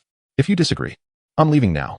The man in black stared at the plastic bag, swallowing hard, then glanced at the artifacts on the ground, gritting his teeth. Fine. 350,000 it is. Just as the stout man reached for the plastic bag, Lin Yufeng, hidden behind the cardboard boxes, felt a surge of urgency and sweat on his palms. If he waited any longer, they would complete the transaction and flee. Chapter 31. Taking risks, he quickly pulled out his phone, switched it to silent mode, aimed the camera at the group in the alley, capturing the scene of their appraisal and bargaining, and swiftly dialed the police, lowering his voice. Hello, officer. There are 5 individuals in the abandoned alley next to Panyuan engaged in trading ancient tomb artifacts. Please hurry. It must be discreet. Do not alert them, as they may be armed. The address is the alley 50 meters north of the east gate of Panyuan. Hurry. Hanging up, Lin Yufeng glanced at his phone. The video had already recorded for 2 minutes, providing sufficient evidence. But at that moment, the stout man had taken the plastic bag and was squatting down to count the cash, while the trench-coated man was stuffing artifacts into his bag, seemingly about to finish and leave. They could not be allowed to escape. Lin Yufeng gritted his teeth, inhaled deeply, and suddenly sprang up from behind the boxes, shouting into the alley, "Stop right there!" At his command, the individuals in the alley froze. The trench-coated man reacted the quickest, grabbing his bag of cash and sprinting toward the far end of the alley. The man in black, bewildered for a second, turned to see Lin Yufeng, his eyes instantly blazing with rage. "It's that brat who tricked us. You." The floral shirt man was even more agitated, picking up the broken bronze sword fragment and charging toward Lin Yufeng. "How dare you ruin our plans? Today, you shall not escape unscathed. Forget the buyer. Capture this brat first." The man in the black jacket shouted at the 3 other men. "Hurry. Don't let him escape. He ruined our stuff, and he must pay." Upon seeing them closing in, Lin Yufeng took off running toward the alley, shouting back, "Come on if you dare." The man in the floral shirt and the one in the black jacket flanked him from both sides, while the other 3 gathered their cash and antiquities, trailing behind. Lin Yufeng sprinted with all his might, his backpack bouncing wildly. A glance over his shoulder revealed the floral shirt was merely 2 meters away, clutching a remnant of a bronze sword, his gaze fierce enough to devour. "Run, kid." The floral shirt yelled while pursuing. "You can run from the monk, but not from the temple. If I don't break your legs today, I won't bear the name Wang." Lin Yufeng dared not look back, pouring every ounce of his energy into fleeing towards the direction of Pan Garden, where there were more people, making them hesitant to act recklessly. Approaching the mouth of the alley, he spotted several patrolling security guards heading his way, and he quickly called out, "Security, help me. They are grave robbers and want to hurt me." The men in black halted momentarily upon seeing the guards. The floral shirt, however, attempted to charge forward, but was firmly restrained by the black jacket. "Don't pursue. There are guards. Retreat." They exchanged glances of frustration and shot Lin Yufeng a resentful glare before turning to flee down the other end of the alley. Breathing heavily, Lin Yufeng leaned against the wall, watching them disappear into the distance, finally exhaling in relief. Thank goodness the security arrived, otherwise it would have been perilous. At that moment, the patrolling guard approached, concerned. "Young man, are you all right? Who were those people chasing you?" "They are grave robbers, trading ancient tomb artifacts in the alley. I've already called the police." Lin Yufeng pulled out his phone, showing the security guard the video he had just recorded. "Can you keep an eye on the alley entrance? Don't let them return. The police will be here soon." "Grave robbers." The guard's expression shifted dramatically as he quickly retrieved his walkie-talkie. "Hey, Captain. We have a grave robbery gang conducting transactions 50 meters north of Pan Garden's east gate. They fled, but we're on site. Please send a few people for backup." After hanging up the walkie-talkie, the guard reassured Lin Yufeng, "Don't worry, we will stay with you until the police arrive." Nodding, Lin Yufeng was reminded of Li Meng and Zhao Xiaoya and quickly sent them a WeChat message. "I encountered some trouble earlier, but I'm fine now. Stay put in Pan Garden. I'll join you shortly." Within 5 minutes, police cars arrived. Lin Yufeng handed over the video to the officers and described the appearances, attire, and details of the artifacts traded by the men in black. After taking his statement, one of the officers patted Lin Yufeng on the shoulder. "Well done, young man. We've had our eyes on these individuals for a long time, but we lacked evidence. Thanks to your video and clues, we will pursue them immediately. Thank you, officer. Lin Yufeng sighed in relief, feeling a weight lift from his chest. With this gang apprehended, he would be safe in Pan Garden and could pursue antiques without fear. After the police left, Lin Yufeng lingered for a few minutes to ensure the men in black did not return before heading towards Pan Garden. As he reached the entrance, he spotted Li Ming and Zhao Xiaoya anxiously pacing outside, rushing over upon seeing him. Brother Feng, are you all right? We were so worried after seeing your WeChat message. Zhao Xiaoya exclaimed, grabbing Lin Yufeng's arm and scrutinizing him. You aren't hurt, are you? What happened? I'm fine. Lin Yufeng smiled, briefly recounting his encounter with the grave robbers and the police report, omitting the details of the close chase to spare them worry. The police are on it now. Everything is all right. My goodness. A grave robbery gang. Li Ming's eyes widened. Brother Feng, you were so brave to record the video and call the police. If it were me, I would have run off in fear. I had no choice. If I didn't report it, they might continue to harm others.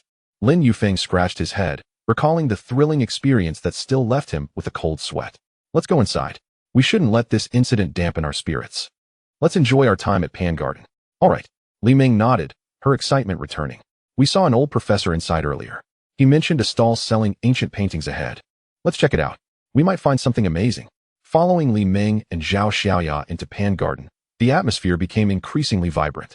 The stalls on both sides were closely packed, some draped in blue cloth displaying paintings, others propped up with wooden frames showcasing jade pendants. While some vendors squatted on the ground with iron boxes filled with old coins and buttons, occasionally attended by curious customers. The air was infused with the scent of ink from rice paper, the mustiness of old wood, and the aroma of candied chestnuts wafting from a nearby food stall, exuding a lively and warm atmosphere. Brother Feng, look ahead. Li Ming suddenly pointed excitedly at a stall not far away, tugging at Lin Yufeng's arm. That's the one selling paintings. The old professor said the vendor used to be a museum restorer and has genuine pieces. Following her gaze, Lin Yufeng noticed the stall was more spacious than the others, covered with a slightly worn deep blue velvet cloth, neatly displaying a dozen scrolls depicting landscapes, flowers and birds, as well as a few small calligraphies. The vendor, an elderly man with graying hair, wore a gray button-up shirt and sat on a small stool, holding a magnifying glass while showing a painting to a bespectacled tourist, murmuring, "Look at this inscription. The ink is dense, showcasing the quality of old ink. New ink cannot achieve this effect." Zhao Xiaoya had already rushed over, holding her phone to capture the stall, interacting with her online viewers. "Everyone, come look. We've arrived at the painting section of Pan Garden. This elderly gentleman is said to have genuine pieces. I'll take some good shots for you all." Li Ming joined her, carefully picking up a landscape painting and gently touching the edge of the rice paper. "Sir, is this Autumn Journey an old piece? The brushwork appears quite delicate." The elderly man set down his magnifying glass and smiled, his eyes crinkling with wrinkles. "Young lady, you have a keen eye. This painting is a copy of Wang Yuqi from the Wei dynasty. Observe the texture of the rocks. It's nearly indistinguishable from the original. But the paper is from the Republic era, and the ink is newly mixed. It's a high-quality imitation, not an original. However, it would make a lovely decoration for your home." "An imitation?" Li Ming's disappointment was evident as she placed the painting back on the velvet cloth. "Do you have any originals? We are looking for genuine old paintings. There are originals, but they are expensive and only knowledgeable collectors dare to purchase them." The elderly man continued, retrieving a scroll from a wooden box beneath the stall and slowly unfurling it. "This bamboo and stone painting was collected from the countryside 10 years ago, signed by Banqiao Daoist. Look at the brushwork of the bamboo. It is vigorous and powerful. The paper is from the Wei dynasty, and the ink color matches. Though it has some damage, the lower right corner is missing a piece." Zhao Xiaoya immediately brought her phone closer, zooming in on the painting. "Everyone look. This seems to be a bamboo piece by Zhang. The elderly gentleman says it's from the Wei dynasty. Do you think it looks real?" The live chat exploded with comments, with some saying it looked authentic while others warned that genuine pieces were rare in Pan Garden and advised caution against being deceived.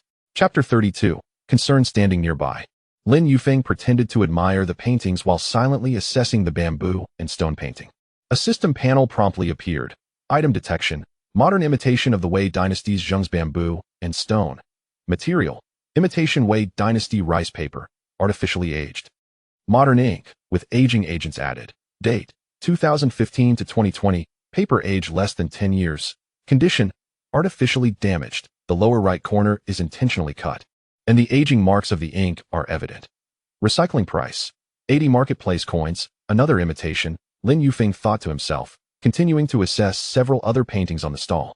Some were imitations of Tang Baihu's lady paintings, with Republic-era paper but new ink, while others imitated the cursive script of Xiaomi Fu, with a significant gap in skill.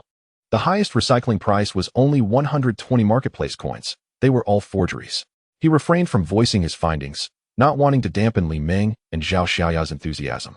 After all, the two girls were there to gather materials, and high-quality imitations would still look beautiful in their photos, so there was no need to be overly critical. Sir, how much is this bamboo and stone painting? Zhao Xiaoya continued to inquire, her fingers tracing the paper, expressing a desire to create a detailed video, should the price be reasonable, as it might pique the interest of some online viewers. The old man rubbed his hands together, chuckling. Little girl, you are straightforward. I shall not deceive you. This painting is priced at 25,000, but if you truly wish for it, I can offer it to you for 22,000. 22,000? Zhao Xiaoya gasped. Turning to Li Meng, we don't have that much money. We spent quite a bit on the supplementary light last time. Li Meng furrowed her brow, suggesting, perhaps we should abandon this idea and look for other options. We could also gather some free material. Just then, Lin Yufeng's phone vibrated unexpectedly, displaying an unfamiliar number. Yet it was local to Kyoto. Intrigued, he stepped behind a nearby tree to answer. Hello, good day. Is this Comrade Lin Yufeng? A deep male voice resonated through the line, carrying an air of official seriousness. I am from the Criminal Investigation Division of the Kyoto Public Security Bureau. Previously, you reported a tomb raiding gang operating in Panyuan Alley, and we took your statement. Lin Yufeng's heart raced, and he lowered his voice. Hello, officer. Is there any news? Yes, I wanted to inform you of the situation. The officer paused momentarily. Based on your clues, we apprehended 4 individuals near the alley, including the leader in a black jacket and 3 accomplices. However, the one in the orange floral shirt managed to escape, and we are currently pursuing him. The news of the floral shirt's escape made Lin Yufeng's heart quicken, his fingers instinctively tightening around the phone, knuckles whitening. Could he retaliate? You must be cautious. The officer's tone grew more serious. We interrogated those we captured, and the individual in the floral shirt has an impulsive and aggressive demeanor. Knowing that you thwarted their transaction, he might seek to cause you trouble. Please avoid secluded places, and if you notice anyone following you or receive threats, contact us immediately. Here is my cell number. Please save it. Lin Yufeng quickly expressed his gratitude, storing the number in his phone, yet his heart felt heavy. He was fine. But now with Li Meng and Zhao Xiaoya accompanying him, what if the floral shirt sought them out? After ending the call, he stood behind the tree. Observing the 2 girls chatting with the old man not far away, his brow furrowed in concern. Li Meng held her phone up, capturing a flower and bird painting. Her face beaming with joy, Zhao Xiaoya leaned in, occasionally adjusting the camera angle, completely unaware of the looming danger. He needed to devise a reason to distance himself, to prevent them from following him. Lin Yufeng contemplated how to suggest he had other matters to attend to, allowing them to focus on their filming. Taking a deep breath, he rubbed his face, suppressing his anxious expression, and returned to the stall. Brother Feng, who were you on the phone with? Li Meng asked as he approached, holding up her phone. We just finished discussing with the old man. He agreed to let us film all the calligraphy and paintings and even offered to explain them to us. You must come see this ink plum blossom painting. The petals look incredibly lifelike. It was just a call with a dealer from an antique shop. He mentioned he has a batch of old jade that I should come check out. Lin Yufeng lied with a smile, though his gaze inadvertently drifted towards the jade area, his fingers rubbing his temple, appearing somewhat troubled. I initially intended to explore with you, but the dealer said he is only available today. Once this opportunity passes, it may not come again. Old jade. Zhao Xiaoya's eyes sparkled as she waved her phone excitedly. You should go. We can manage filming here. We have enough content from the calligraphy and paintings. We'll explore on our own afterward. No need for you to accompany us. Li Meng nodded in agreement, nudging Lin Yufeng's arm. Yes, Brother Feng, don't worry about us. This is a rare chance to see old jade. Don't let it slip by. We'll return to the hotel once we have enough material. Lin Yufeng felt a wave of relief wash over him, yet feigned hesitation on his face. Are you sure you don't need me with you? What if something goes wrong? Oh, what could possibly go wrong? Li Meng waved her hand dismissively, gesturing to the bustling crowd around them. There are so many people here, and security is patrolling. We're just filming. It's fine. Leaning in closer, she whispered with a grin. If you uncover some good jade, be sure to send us pictures to show off. The old man chimed in with a smile. Young man, you should go. These 2 girls are quite sharp. They manage filming without issue. There are many antique shops in Panyuan. It's rare to find a reliable dealer, so do not miss this opportunity. Alright, I'll be back shortly. Please be careful, Lin Yufeng finally nodded, adding a warning to return early if they grew tired and not to linger too late. Got it. Hurry along. Zhao Xiaoyao waved him off, already turning to capture a shot of a calligraphy scroll, speaking to the viewers in her livestream. Friends, our companion who joined us earlier has gone to check out the old jade, so let us continue exploring the calligraphy and paintings. Soon, we'll take you to the jade area. Watching the two girls immersed in their task brought Lin Yufeng some comfort. He thanked the old man before turning toward the jade area. After walking a few steps, he glanced back once more to see Li Ming crouching down to photograph a small piece of regular script, while Zhao Xiaoya adjusted her angle, both laughing and chatting. Showing no signs of concern, he tightened his grip on his phone, running his fingers over the officer's number, hastening his pace towards the jade area. Meanwhile, Li Ming and Zhao Xiaoya continued capturing footage in the calligraphy and painting section for nearly an hour. Zhao Xiaoya eventually turned off her phone camera, stretching her sore arms. Meng Jia, I think we have enough material. We filmed for about 7 or 8 minutes in this section. And we recorded the segments where the old man explained. If we shoot more, it might become repetitive, and the viewers could lose interest. Li Ming agreed, stuffing the tripod into her bag. I think it's sufficient too. I checked the time, and it's almost 11. We'll need a couple of hours to edit the footage when we return, plus we have to post the live stream announcement this afternoon. We don't want to fall behind. She looked toward the jade area, pondering where Lin Yufeng might be. But since he mentioned he was going to check out old jade, he likely would be a while. Let us head back first and just send him a message. Zhao Xiaoya took out her phone, messaging Lin Yufeng. Brother phone, we gathered enough footage and are heading back to the hotel to edit the video. Please be safe while you explore, and let us know if you need anything. She then bid farewell to the old man. Thank you for your cooperation today. We'll be back. Of course, take care. The old man waved as he observed the two girls carrying their equipment out of the painting area, then returned to examine the artwork with his magnifying glass. Chapter 33. Retaliation. As Li Ming and Zhao Xiaoya exited the gates of Panyuan, they glanced towards the jade area, not spotting Lin Yufeng, and proceeded along the alley towards their hotel. On the way, Zhao Xiaoya whispered to Li Ming, "Do you think Brother Feng will find any good jade? If he does manage to uncover some authentic old jade, we could ride on his coattails for our next filming." Perhaps. Li Ming chuckled. Brother Feng seems quite knowledgeable about this. As Lin Yufeng walked toward the jade area, various stalls displayed an array of jade and jadeite bangles shimmering in green, while Hetian jade pendants radiated white.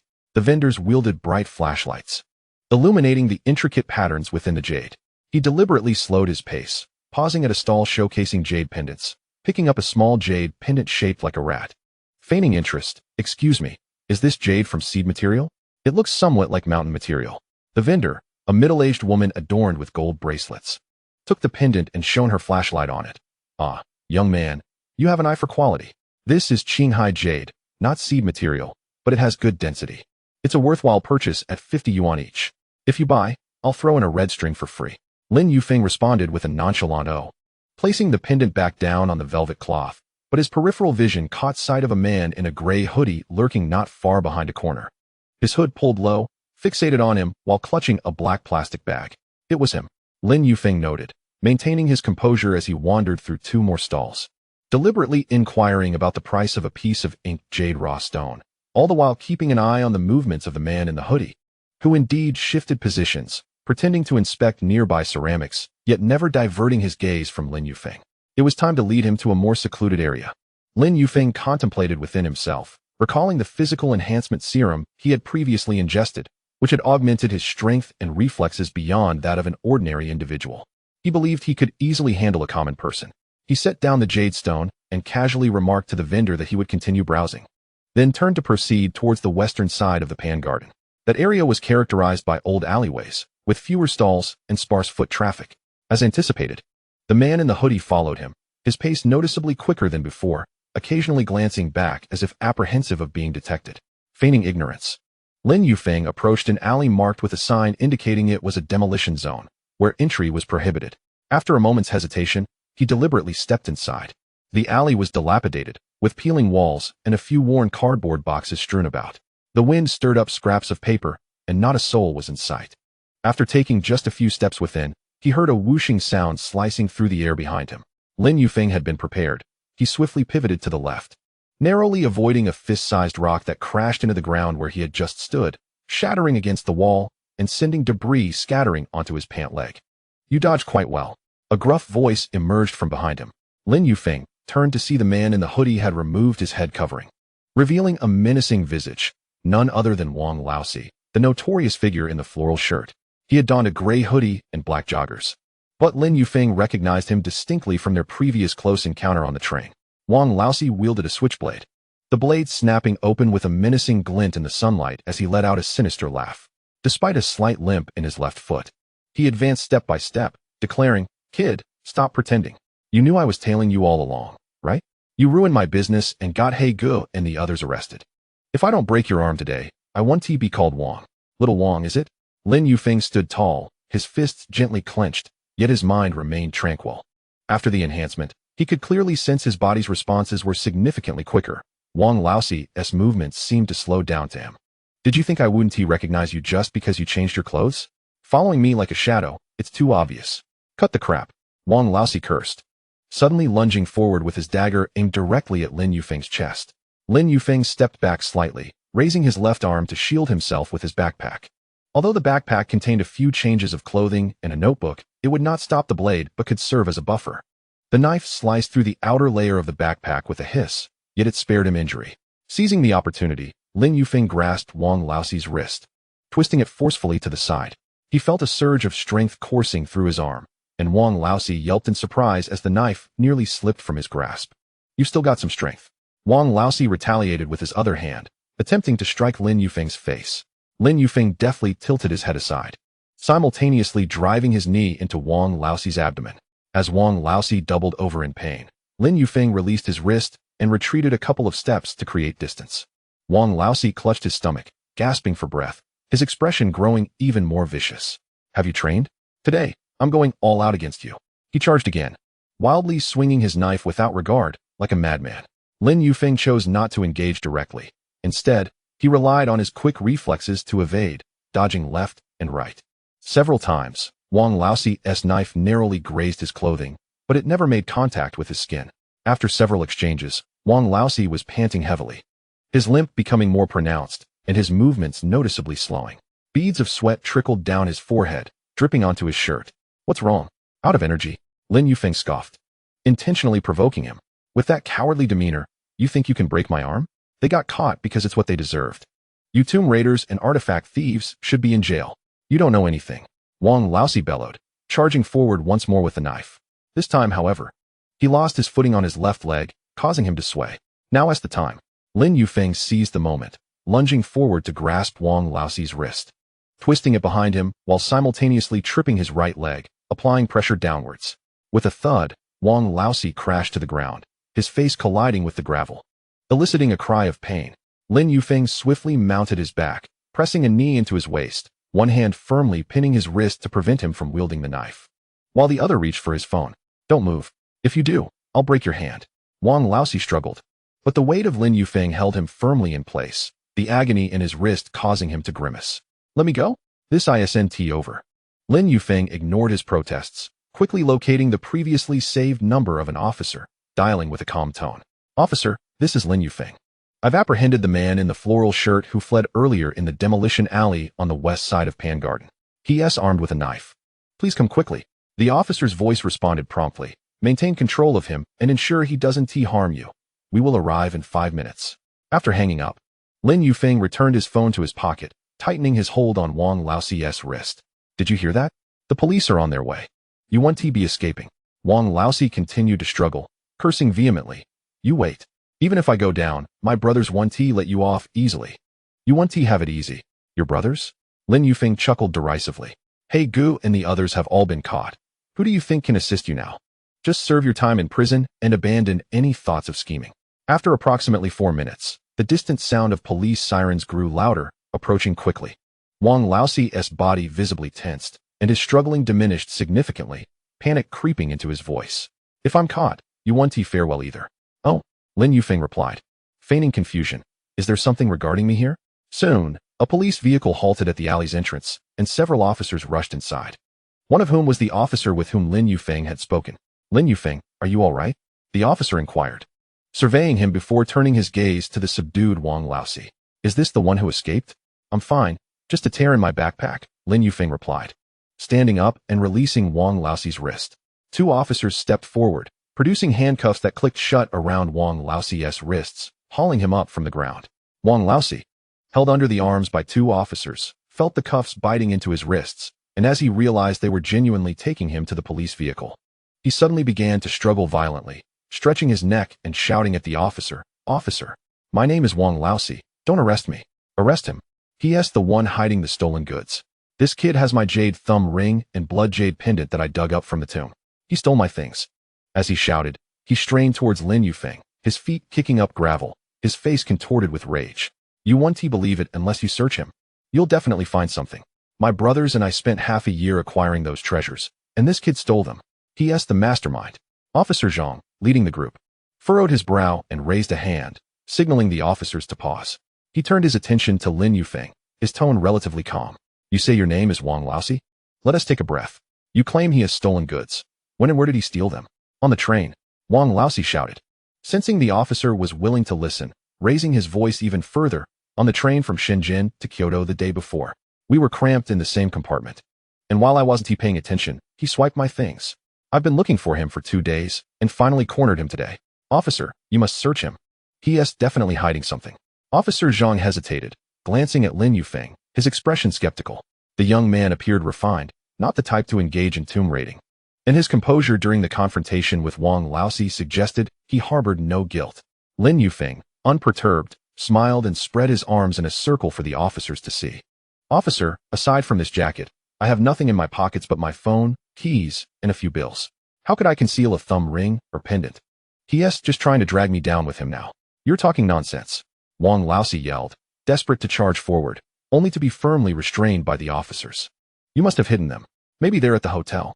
You should search his place. You're sure to find something." "Wang Laoxi, hold your tongue for now." Officer Zhang halted him and turned to Lin Yufeng. "Young man, what exactly transpired between you two on the train? Speak in detail, and do not omit any particulars."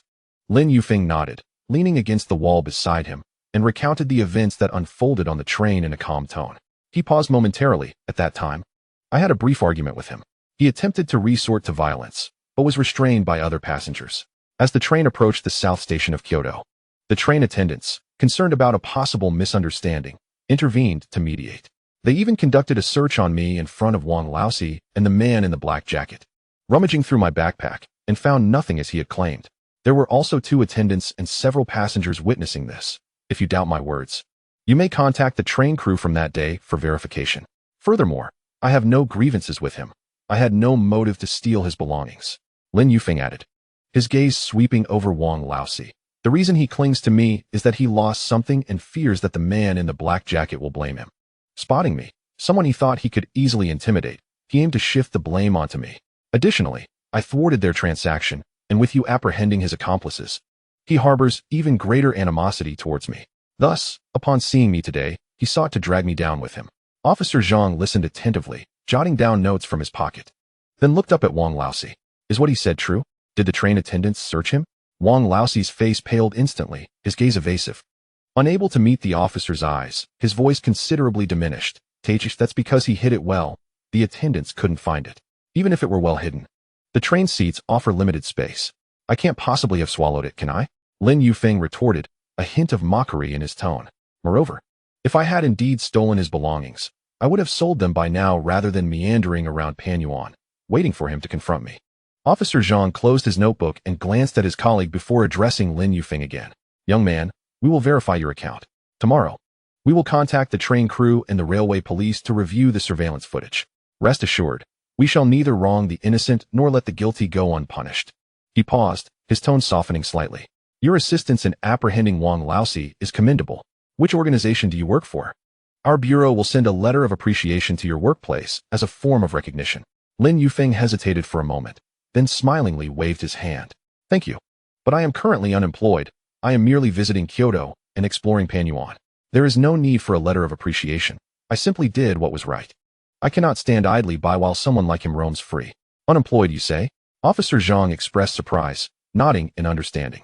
"Very well then. We shall forego the letter of appreciation, but I must still extend my gratitude. Should you encounter such situations again, remember to prioritize your safety and do not confront criminals directly. Simply contact us. I understand. Thank you, officer, Lin Yufeng replied with a nod. Officer Zhang then turned to Wang Laosi, his expression turning grave. Wang Laosi, you are suspected of participating in tomb raiding and trafficking in cultural relics, as well as wielding a knife to injure others. The evidence against you is irrefutable. Cease your evasion and accompany us to the station for further investigation. Wang Laosi hung his head, his earlier bravado evaporating as he was escorted by the police towards the alley. As he passed by Lin Yufeng, he shot him a vicious glare, muttering, "Just you wait." Lin Yufeng disregarded him, with the evidence firmly in hand. Even Wang Laosi's hatred towards him could not stir up any further trouble. Watching the police car speed away, Lin Yufeng finally exhaled, leaning against the wall and rubbing his arm. During the scuffle with Wang Laosi, his arm had been grazed by the zipper of his backpack, and it still ached. He glanced down at the torn backpack. Thankfully, the notebook and spare clothes within remained undamaged, merely a tear on the outer layer. It seemed he had overestimated his own capabilities. Had he encountered someone with better physical prowess, he might not have fared as well. A twinge of concern washed over him as he checked the time on his phone. Nearly midnight, and Li Ming and Zhao Xiaoya should have returned to the hotel by now. Chapter 35. An invitation. Stepping out of the demolished alley, the sunlight struck him anew, bright and piercing. The entrance to Panyuan remained bustling with activity, tourists coming and going, and vendors calling out their wares. Observing the scene before him, Lin Yufeng felt an unexpected sense of stability, despite the trouble with the tomb raiding gang. It had been resolved, and he had aided the police in apprehending a suspect. He had indeed done a good deed. As he walked, he recalled Wang Laosi's mention of the finger ring and jade pendant, although he had long since recovered them through the system. The presence of the train attendants and passengers as witnesses ensured that the police would not suspect him. In the future, it would be prudent to recover such artifacts swiftly to avoid further complications. Carrying his tattered backpack, Lin Yufeng strolled leisurely towards the Starlight Capsule Hotel. Passing by a breakfast stall at the alley's entrance, he noticed the vendor packing up. Upon seeing him, the vendor smiled and called out, "Young man, didn't you manage to buy breakfast this morning? Come back in the afternoon. I still have a couple of sweet cakes left." "No, thank you, uncle." Lin Yufeng waved his hand. The alleys of Kyoto had this warmth, even among strangers. Pushing open the wooden door to the hotel courtyard, it creaked softly, revealing a tranquil silence. An empty rattan chair rested beneath the old locust tree, and only one person occupied the communal area, a man named Sun Guangjuan. He faced away from the entrance, clad in a faded plaid shirt, clutching a resume tightly, his head bowed low, shoulders slightly slumped, as though drained of energy. Lin Yufeng tread softly towards him, placing his backpack on a chair, causing the exposed edge to sway slightly.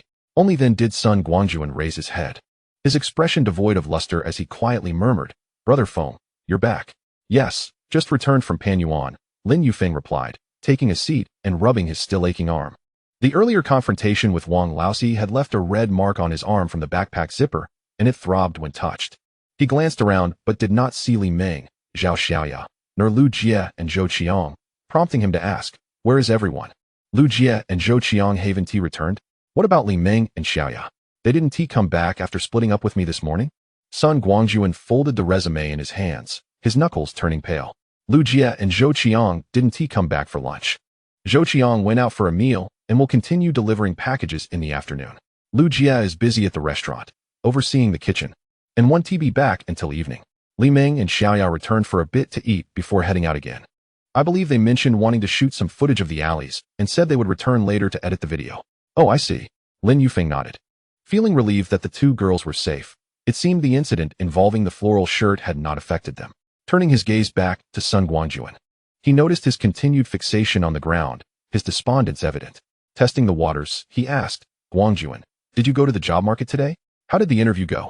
The question made Sun Guangjuan lower his head even further, his voice barely audible and tinged with a sense of grievance.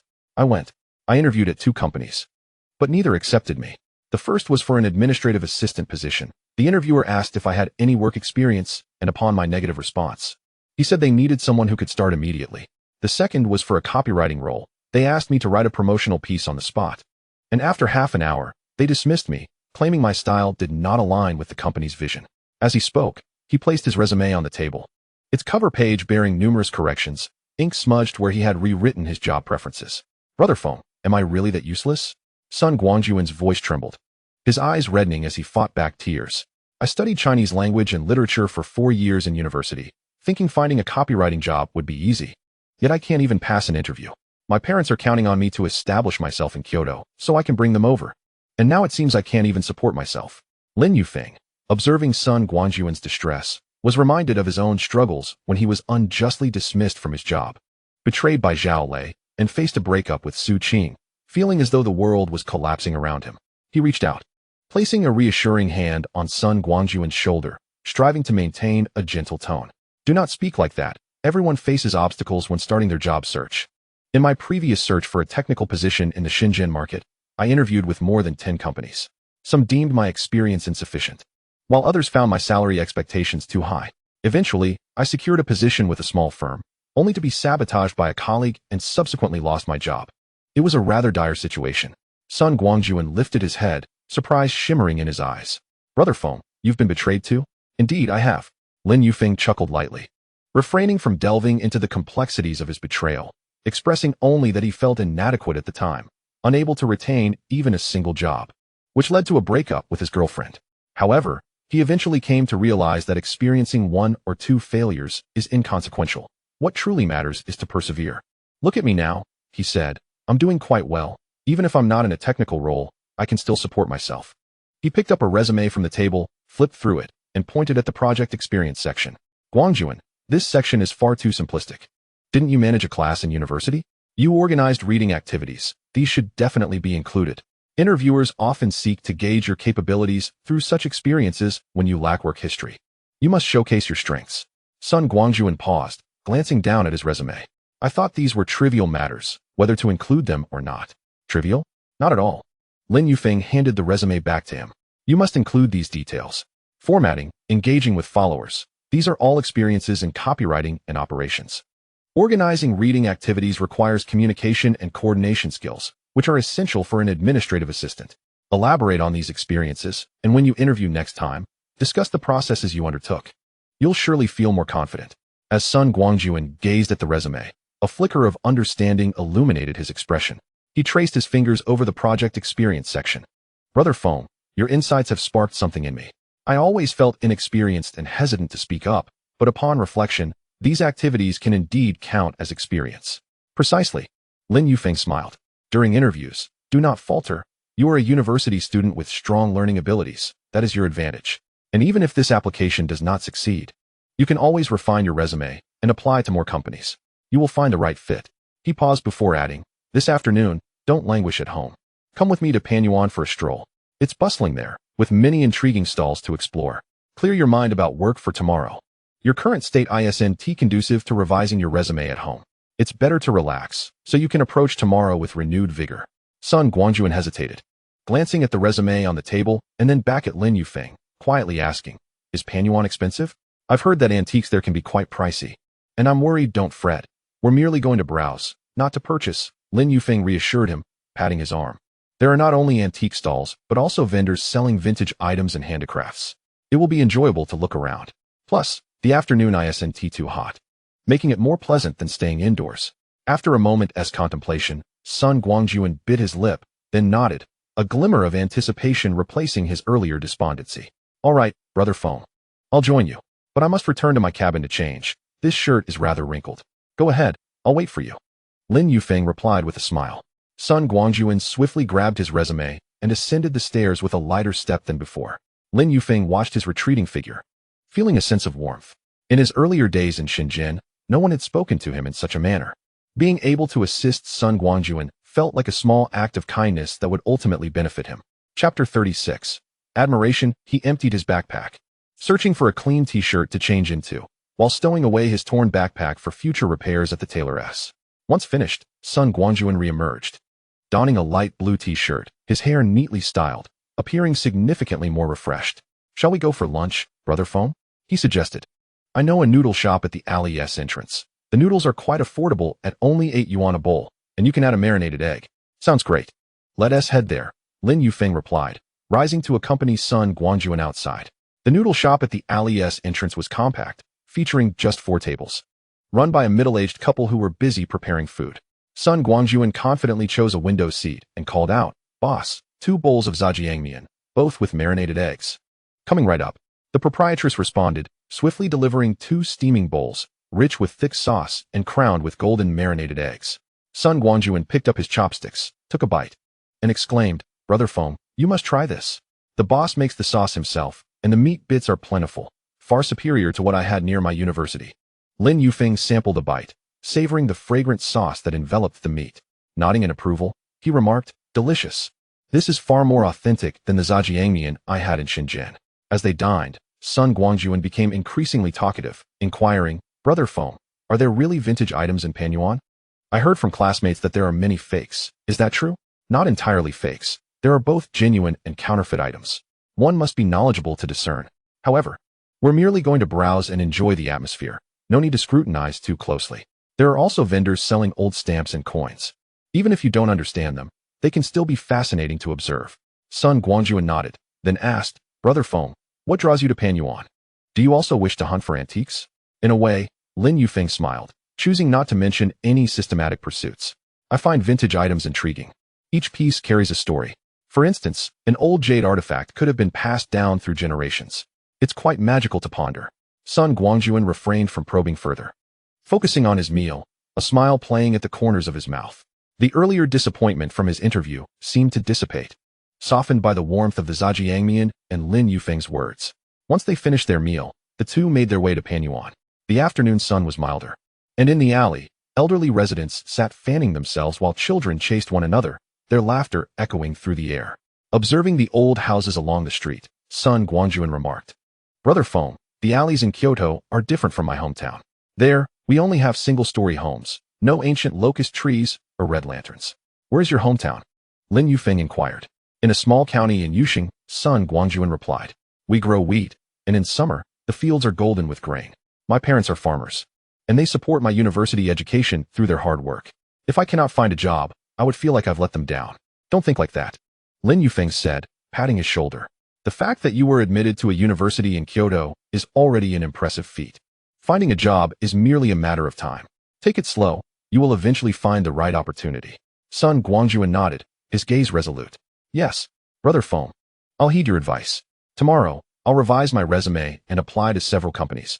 I am certain I will find a job."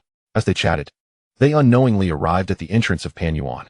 The afternoon atmosphere buzzed with energy, even more vibrant than in the morning. Tourists were capturing photographs. Vendors were calling out their wares, and numerous elderly patrons were engaged in lively conversations on benches. Lin Yufeng and Sun Guangjuan joined the throng heading into the market, immediately enveloped by the enthusiastic shouts of vendors. Freshly collected antique porcelain. From the Deqing era. "Miss today, and you'll wait a year." Hpakant jade bangles. Priced affordably. Perfect gifts for wives and mothers. The market entrance unfolded into a spacious square, bustling with temporary stalls beneath colorful umbrellas of red and blue. The tables displayed an array of antiques, blue and white porcelain vases stacked on the ground, bronze incense burners resting on plastic sheets, and jade bangles strung on bamboo poles. The sheer variety dazzled the eyes. "My heavens, this is overwhelmingly lively. There's even more here than online," Sun Guangjuan exclaimed, his eyes widening as he pulled out his phone to capture the moment. Muttering to himself that he must post these photos on social media to show his classmates that he had visited Panyuan. "I've been in Kyoto for nearly a week and haven't come here yet." Lin Yufeng chuckled, giving his arm a light pat. "Don't get too caught up in taking pictures. Let us stroll leisurely and be cautious not to bump into anyone."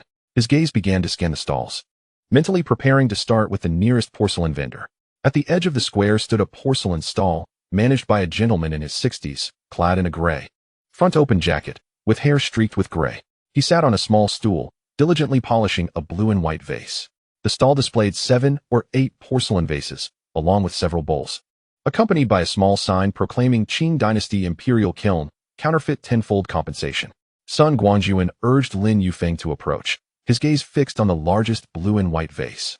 He whispered, "Brother Yufeng, do you think this vase is truly from the Qing Dynasty Imperial Kiln? Look at the intricacy of its patterns." Lin Yufeng feigned a closer inspection, internally reciting the detection parameters. Instantly, the system panel appeared. Item detected. Modern imitation blue and white lotus vase. Material: common earthenware. Body: chemical glaze. Surface: artificial aging coating. Simulated patina. Condition: brand new, manufactured 6 months ago. Age treatment. Weight: approximately 32 g. Recycling price: 35 marketplace coins. It was a mere imitation, not authentic. Lin Yufeng stepped back with Sun Guangjuan, retreating to a corner hidden from the stall's view, and quietly explained, "The glaze on that vase is too bright. Qing Dynasty Imperial Kiln pieces exhibit a warm, creamy white. Not this glaring white. Also, did you notice the patterns? The lotus petals have fuzzy edges. Genuine Qing Dynasty blue and white is drawn in one stroke, with neatly defined edges, devoid of any fuzziness." Sun Guangjuan's eyes widened as he quickly retrieved his phone to examine the previously taken photo. "Indeed, I didn't notice before. But now that you mention it, the petals in the photo do appear fuzzy.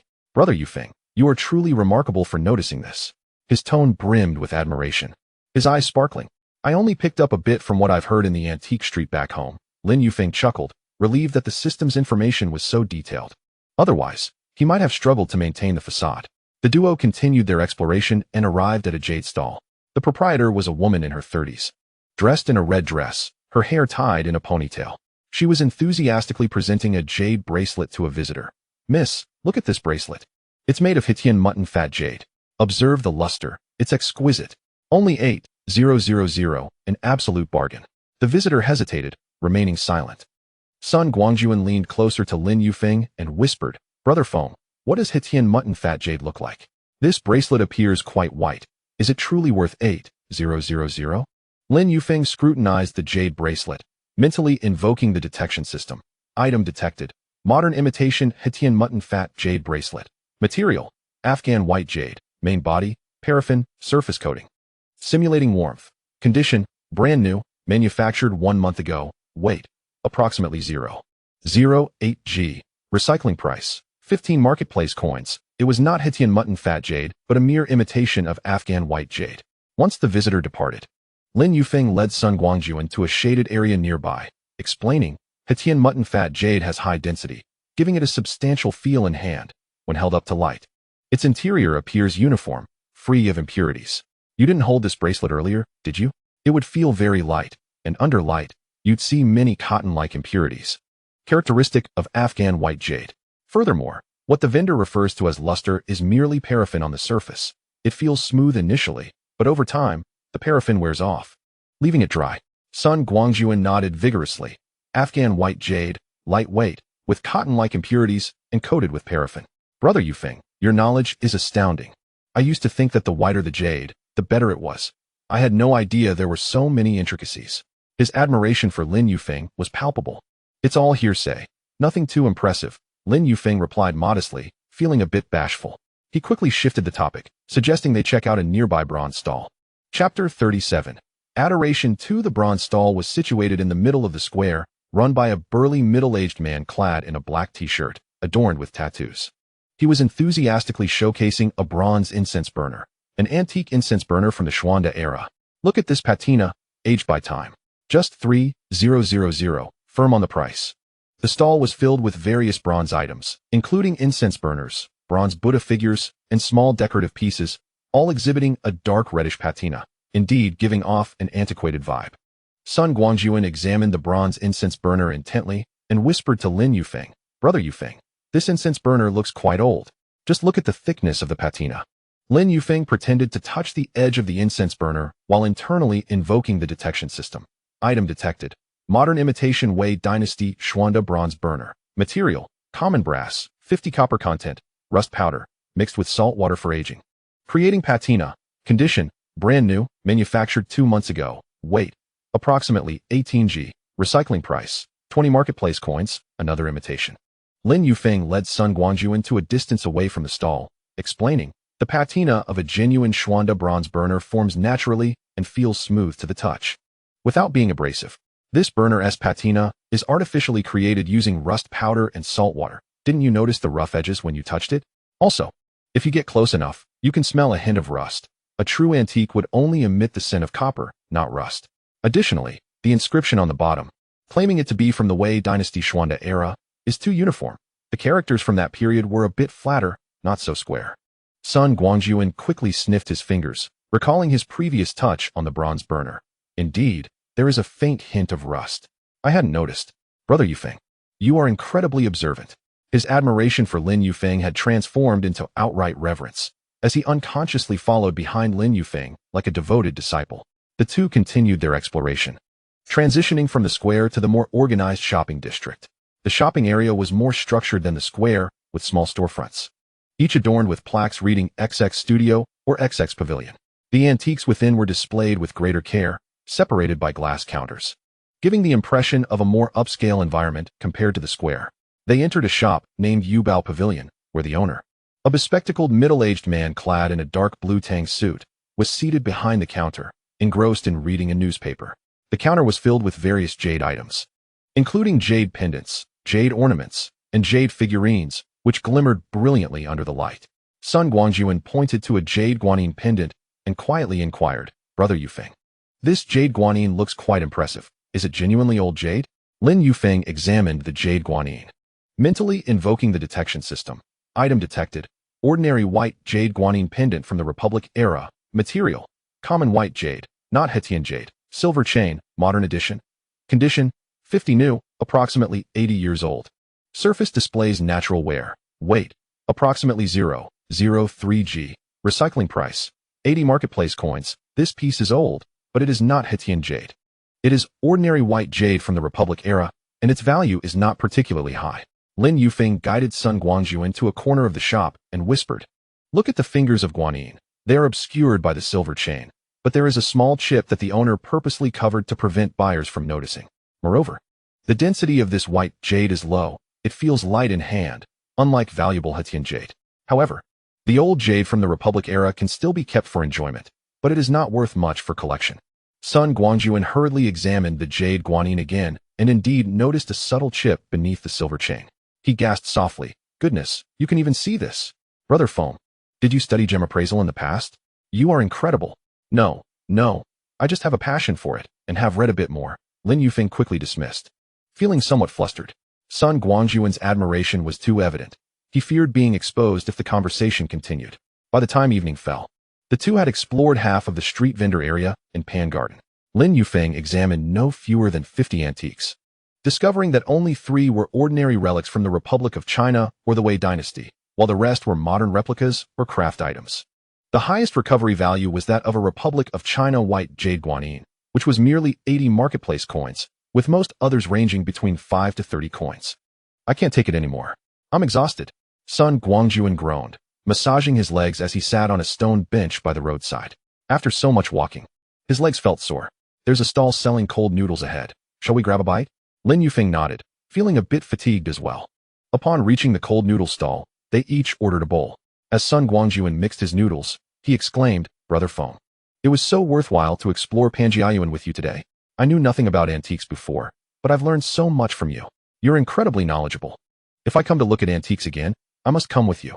Lin Yufeng chuckled, though internally he mused that without the system, he too would be an ignorant outsider, unable to earn such respect from Sun Guangyuan. After finishing their meal, they rested on the stone bench. Sun Guangyuan took out his phone, scrolling through the antique photos he had taken that morning, and quietly asked, "Brother Yufeng, do you think this bronze Buddha is also a replica? I forgot to ask you earlier." Lin Yufeng leaned closer to view the photo, mentally noting the system's analysis. Item detected: modern imitation Wei Dynasty bronze Buddha. Material: ordinary brass. Condition: brand new. Recovery price: 10 marketplace coins. Indeed, it's a replica. Look at the Buddha's face. It's too smooth. Authentic Wei Dynasty bronze Buddhas have a slightly matte finish, and the folds in the clothing are too regular, lacking any handmade traces. Lin Yufeng explained. Sun Guangyuan nodded in agreement. After their snack, the duo continued their exploration. "Brother Foam, look at that stall selling the 4 treasures of the study. The lanterns are quite lovely. Shall we take a look?" Sun Guangyuan tugged at Lin Yufeng's arm, pointing to a nearby stall adorned with a wooden sign reading Lao Hu's study supplies. The stall, modest in size, displayed brushes, ink, paper, and inkstones on a deep brown cloth. The vendor, a gentleman in his 60s, wore a faded gray jacket and had neatly combed hair, sitting on a small stool as he slowly cleaned a brush under the light of a lamp. Lin Yufeng nodded and followed Sun Guangyuan to the stall. There were few customers, just a schoolgirl in uniform examining colorful stationery. The old man looked up and smiled. "Young man, feel free to browse. We offer genuine study supplies. We have everything: brushes, ink, paper, and inkstones, for personal use or as gifts." Sun Guangyuan approached the table, picking up a sheet of rice paper and holding it up to the light. Sir, is this rice paper raw or processed? My grandfather enjoys calligraphy, and I want to buy him a couple of sheets. We have both types. This stack is raw. It absorbs water quickly and is suitable for running script and cursive. That stack is processed. It doesn't smudge and is good for small regular script, the old man patiently explained, placing his brush down and gesturing towards the rice paper. All of it is made from handmade paper from Jing County, Anhui Province, not machine-made. Your grandfather will surely find it pleasant to use. Chapter 38. A fortunate find. Lin Yufeng did not lean in to inspect the rice paper. Instead, his gaze fell upon an inkstone tucked away in the corner of the stall. It was small, roughly the size of a palm, with a deep brown hue and a slightly matte texture. Delicate entwined patterns adorned its edges, making it appear unremarkable, yet it inexplicably captivated him. He instinctively whispered a mental prompt for detection. Item detected. Wei Dynasty Imitation Qingni Inkstone. Material. Qingni, core material, crafted through multiple processes, imitating the craftsmanship of the Qian Dynasty Qingni Inkstone. Condition, 70 new, approximately 460 years old, with natural wear on the edges, no artificial aging. Weight, approximately 0.5 kilograms. Recovery price, 30,000 marketplace coins. 30,000.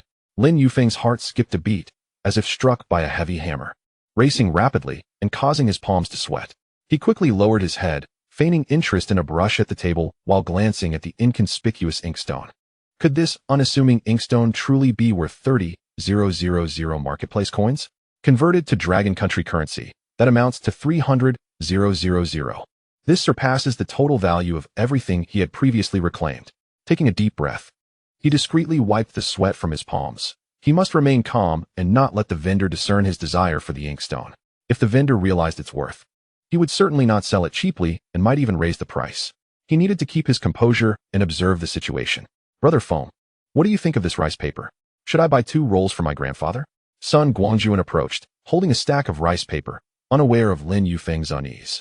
It looks good. You should ask the old gentleman how much. Lin Yufeng steadied himself, maintaining a calm voice while shifting his gaze from the inkstone to the brushes on the table. He needed to find a way to steer the conversation towards the inkstone without seeming too obvious. After a lengthy negotiation, Sun Guangjuan finally purchased 2 rolls of rice paper for 80 coins, and the old man provided a plastic bag for him to carry it. Seizing the opportunity, Lin Yufeng picked up a finely crafted pen and examined it under the lamp. Sir, is this brush made of wolf hair or sheep hair? It appears to be expertly made. You have a discerning eye. The old man chuckled.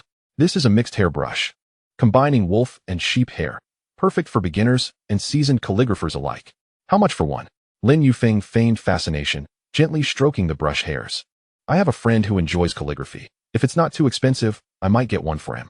This brush is quite affordable at 100 coins, genuine products from Huzhou.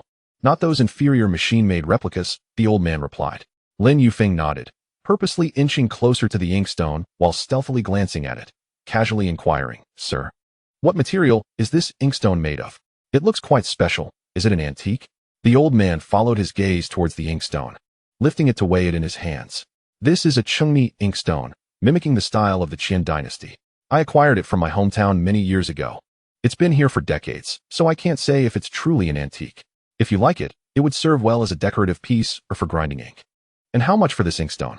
Lin Yufeng's heartbeat quickened, yet he maintained a facade of nonchalance while continuing to toy with the mixed hair brush in his hands. If you genuinely want it, you can have it for 8,000 coins, the old man stated straightforwardly. Keeping it would serve no purpose. It's better to pass it on to someone who appreciates it than let it gather dust here. 8,000 coins. Lin Yufeng's heart surged with excitement. 8,000 translates to 800 marketplace coins, while its recovery value is 30,000 marketplace coins. This is an extraordinary stroke of luck. Yet he dared not show his enthusiasm and instead feigned hesitation. 8,000 seems a bit steep. I just wanted to buy a brush for my friend and casually look at the inkstone. If it's too pricey, I can't afford it. Sun Guangjuan, having sensed something amiss, quickly realized that Lin Yufeng had been unusually quiet since spotting the inkstone. And now his mention of the brush and the bargaining was a clear indication that the inkstone held significance. He leaned in closer to assist. Sir, my friend is quite earnest. He genuinely wishes to buy a gift for an elder who enjoys the 4 treasures of the study. Since he's just starting his job and has limited funds, could we perhaps negotiate a fair price for both the brush and the inkstone? Lin Yufeng felt warmth in his heart, Sun Guangjuan's timely support was invaluable. He quickly added, "Yes, sir, I intend to gift it to an elder. Could you consider giving us a discount? If I wish to purchase study supplies again in the future, I will certainly return to your stall." The old man paused, examining the inkstone once more, then glanced at the brush in Lin Yufeng's hand, pondering for a moment before conceding. "The lowest I can go is 7,500. You young individuals certainly face challenges, especially when it comes to selecting gifts for your elders. Such thoughtfulness is indeed commendable. However, I must clarify that while I recognize this inkstone as being crafted from pure clay, my knowledge does not extend beyond that. Do not let any potential loss discourage you." "Very well, let us settle on 7,500. I shall scan your payment." Lin Yufeng, suppressing his excitement, retrieved his phone and opened the payment interface. "Sir, I will scan your code." "All right." The elderly gentleman produced his phone, and Lin Yufeng completed the transaction of 7,500 yuan, silently reflecting. This trip to Panyuan was not in vain. After the payment, Lin Yufeng carefully wrapped the inkstone in a soft cloth from the stall and tucked it close to his chest, wary of both dropping it and being seen by others. Sun Guangjuan placed the brush into his paper bag, and after bidding farewell to the elderly man, they hastily navigated through the crowd and towards the market exit. Upon reaching the old locust tree at the market's entrance, they finally halted. Sun Guangjuan, brimming with anticipation, exclaimed, "Brother Feng, is that inkstone truly a treasure? You seemed quite anxious earlier. It must be worth a significant sum, right?" Lin Yufeng glanced around to ensure no one was watching, and after confirming their privacy, he retrieved the inkstone from his embrace, placing it on the stone table beneath the locust tree, utilizing the street lamp's light to showcase it to Sun Guangjuan. "This is a pure clay inkstone imitating the Wei dynasty. Considered an antique, it holds some value." He refrained from disclosing its exact worth, fearing it might startle Sun Guangjuan. Sun Guangjuan leaned closer, delicately touching the inkstone's surface, feeling its rough, yet warm texture. "My goodness, isn't that an antique? You bought it for 7,500? What a steal. Brother Feng, you are truly remarkable to have found this." His eyes widened in awe, brimming with admiration, more exhilarated than if he had discovered a treasure himself. It was indeed fortuitous that the stall owner lacked knowledge, or else it would not have been sold at such a low price. Lin Yufeng carefully re-wrapped the inkstone, placing it back against his chest. "We should return to the hotel promptly. This item is valuable, and we must avoid any mishaps along the way." "Indeed. Let us hurry back." Sun Guangjuan nodded eagerly, pulling Lin Yufeng towards the subway entrance while chattering away. "Brother Feng, how do you think I did earlier? As soon as I saw you intended to bargain, I quickly mentioned the gift for our elders. I hope I didn't complicate things for you. You were perfect." I chuckled, patting his shoulder. "Without you, I might not have secured such a deal. I will treat you to a meal later as a token of my gratitude." "No need for that." Sun Guangjuan waved his hand dismissively. "I must thank you for broadening my horizons today." Chapter 39. Selling goods. When the two returned to the capsule hotel via subway, it was nearly 9 p.m. Inside the 8-person room, Li Ming and Zhao Xiaoya had just finished their broadcast, sitting beside their capsules enjoying takeout. Zhou Qiang had yet to return, likely still working overtime. And Sister Lu and Brother Wang were seated on a small stool at the entrance, engaged in conversation. "You two are back?" Li Ming asked with a mouthful of fried chicken from her takeout box, smiling at their arrival. Just as Sun Guangjuan was about to respond, Lin Yufeng quickly tugged at his arm and said with a grin, "We took a casual stroll around Panyuan this afternoon, bought a brush and an inkstone, intending to gift them to our elders." "Gifting to elders? That's wonderful." Zhao Xiaoya set her takeout box down. "The 4 treasures of the study from Panyuan are quite authentic. Your elders will surely appreciate them." Lin Yufeng nodded, opting not to elaborate further as he led Sun Guangjuan towards his capsule. He retrieved the inkstone from his chest and carefully stored it in his space, planning to discreetly recycle it through the system the next day.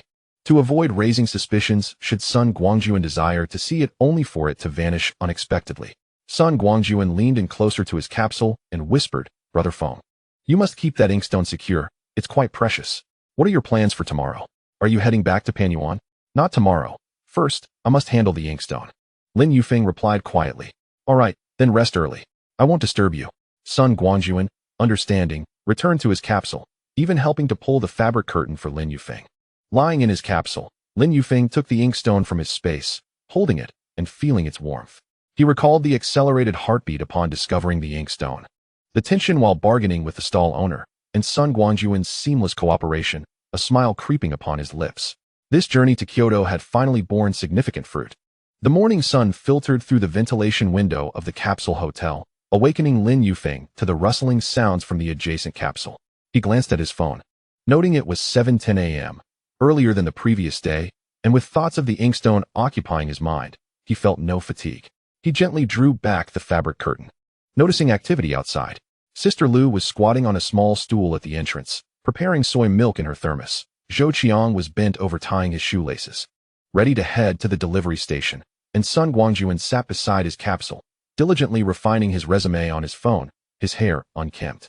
"Good morning, brother phone." Sun Guangjuan looked up and waved, fingers still flying over the phone screen. "I've just finalized my resume and plan to visit the nearby job market today, hoping to secure employment soon. Good morning. I wish you success today." Lin Yufeng approached, taking a seat on a small stool beside Sun Guangjuan, lowering his voice. "I plan to visit the antique shop in Panyuan today to sell the inkstone I purchased yesterday and see how much I can get for it." Sun Guangjuan's eyes brightened, and he quickly lowered his voice. "Selling at the antique shop? Do you think you might get taken advantage of? Would you like me to accompany you for support?" "No need. Focus on your job search. I can manage it myself." Lin Yufeng reassured him with a pat on the arm. "Should anything arise, I will inform you." He feared that having Sun Guangjuan beside him might inhibit his negotiation, particularly for a substantial transaction, where fewer people would ensure stability. After washing up and skipping breakfast, Lin Yufeng tucked a leftover meat bun from the previous day into his pocket, eager to arrive at the antique shop as soon as it opened, when the proprietor would be available, and there would be fewer customers to disturb him. He had already formulated a plan while lying in bed last night. First, to gauge how much he could sell it for. If the offer aligned closely with the system's valuation, he would proceed with the sale, using the proceeds as capital for further acquisitions. He dared not consider selling the ring and jade. Those could only be recycled. As Lin Yufeng walked, he repeatedly pondered, "How should I present myself to the proprietor? If he recognizes the inkstone's value, might he deliberately undervalue it? The system's recycling price is 300,000 Longwa currency. Should the shop offer less than that, I shall recycle it, and if it exceeds 300,000, I will sell it there. This bottom line must be maintained." The morning ambience of Panyuan was a stark contrast to the previous evening's bustle. Temporary stalls had yet to be set up in the square, with only a few cleaners sweeping the streets, the brooms creating a soft rustling sound against the bluestone pavement. Most antique shops along the street had just opened, with staff wiping windows and arranging exhibits. The lanterns at the entrances remained unlit, exuding an air of tranquility. Lin Yufeng strolled slowly along the street, scanning the shop signs. Some advertised jade wares, others displayed calligraphy and paintings. He sought a store specializing in the four treasures of the study, where the owner would be more knowledgeable about inkstones and less likely to undervalue them. After walking about 500 meters, he paused in front of a shop bearing the sign Mashang Studio. The store was modest in size, featuring a deep brown wooden door adorned with faint bamboo carvings, and the windows were decorated with paper-cut patterns, emanating an elegant charm. Two pots of vibrant green pothos adorned the entrance, their leaves glistening with freshness. Taking a deep breath, he pushed open the wooden door, the copper bell jingling softly. Inside, the delicate scent of sandalwood wafted through the air. The lighting was dim, and a redwood counter lined with deep green velvet showcased inkstones, brushes, and rice paper. Watercolor ink wash paintings hung on the walls, and a few blue and white porcelain vases rested on a display shelf below. "Welcome." A gentle male voice emerged from behind the counter. Lin Yufeng looked up to see a man in his 40s, clad in a navy blue tang suit with rolled-up sleeves revealing a wrist adorned with a small leaf rosewood bracelet. He wore a pair of thin-framed reading glasses and was examining an inkstone with a magnifying glass. "Hello. I have an inkstone that I would like you to evaluate." Lin Yufeng approached the counter, feeling a bit nervous, his palms slightly sweaty, and his voice quieter than usual. The shopkeeper set aside his magnifying glass and the inkstone in his hands, raising his gaze to Lin Yufeng with a gentle demeanor, lacking the sharp scrutiny one might expect, which instead instilled a sense of reassurance. "Young man, please take a seat. Let us have a look at the inkstone. No need to rush." He gestured towards a small stool in front of the counter, then stood up to pour a glass of warm water, handing it to Lin Yufeng. "Have a sip first, and then we can talk at a leisurely pace." Lin Yufeng accepted the cup, feeling the warmth of the vessel soothe his palms, alleviating some of his tension. He carefully retrieved the inkstone, wrapped in a soft cloth from his pocket, meticulously unwrapping it layer by layer. The deep brown inkstone, roughly the size of a palm, revealed itself, its intricate vine patterns becoming strikingly vivid under the shop's lighting. The shopkeeper leaned closer, picking up the magnifying glass, and retrieved a small lamp from beneath the counter, turning on its warm yellow light to illuminate the inkstone. He began by lightly tracing the surface of the inkstone with his fingers, then flipped it over to inspect its base. Next, he scrutinized the vine patterns along the edges through the magnifying glass, murmuring softly, "This pattern is reminiscent of the Wei dynasty's imitation of the Dacian style. Observe the craftsmanship, clean and unblemished. The curvature of the lotus petals resembles items from the imperial collection." Lin Yufeng held his breath, captivated by the shopkeeper's every expression and utterance, each moment tightening the strings of anticipation within him. After an examination lasting about 10 minutes, the shopkeeper retrieved a small ink stick from a drawer, dampened it slightly, and ground it gently on the inkstone. The ink quickly spread, its color even and free of granules. Chapter 40. Selling goods too, he nodded, placing down the ink stick and looking towards Lin Yufeng. "Young man, this square inkstone is a genuine product from the Wei dynasty. A Chao and I inkstone from the Fangqian period. Notice the texture of the Chao and I. It is smooth and delicate, not something modern replicas can achieve.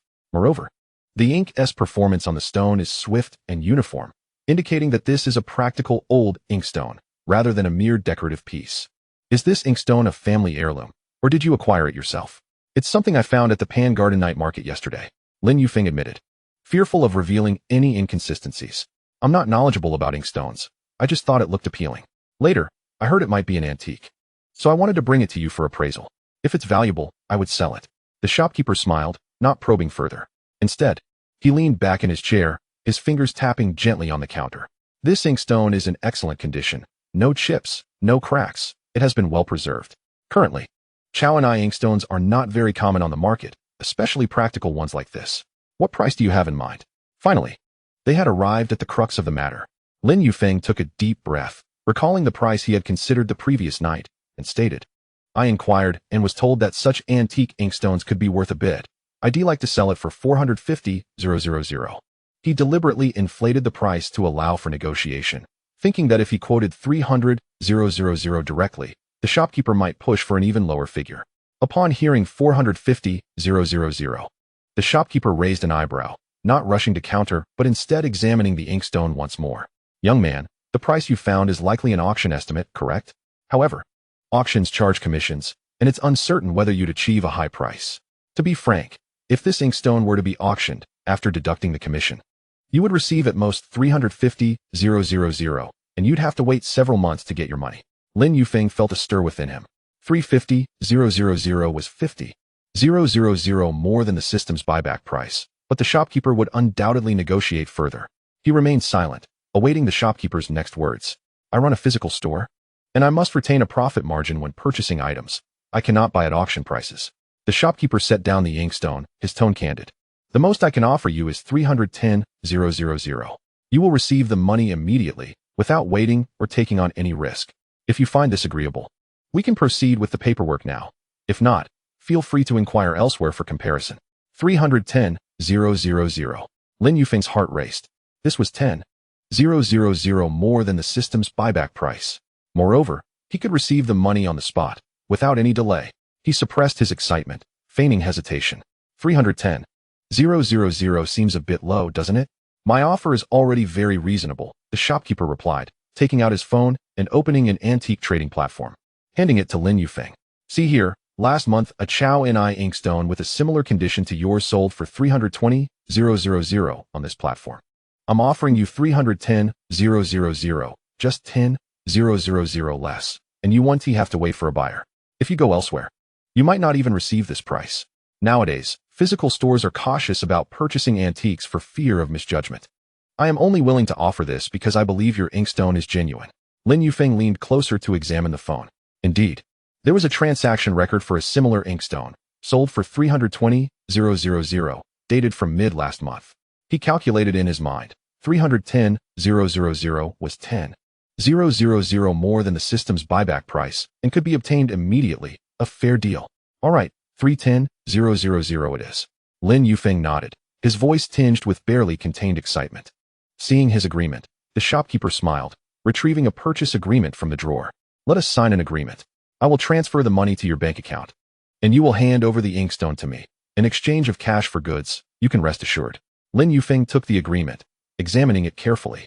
It contained the inkstone's basic information, the the purchase price of 310,000, the payment method as bank transfer, and signature fields for both parties.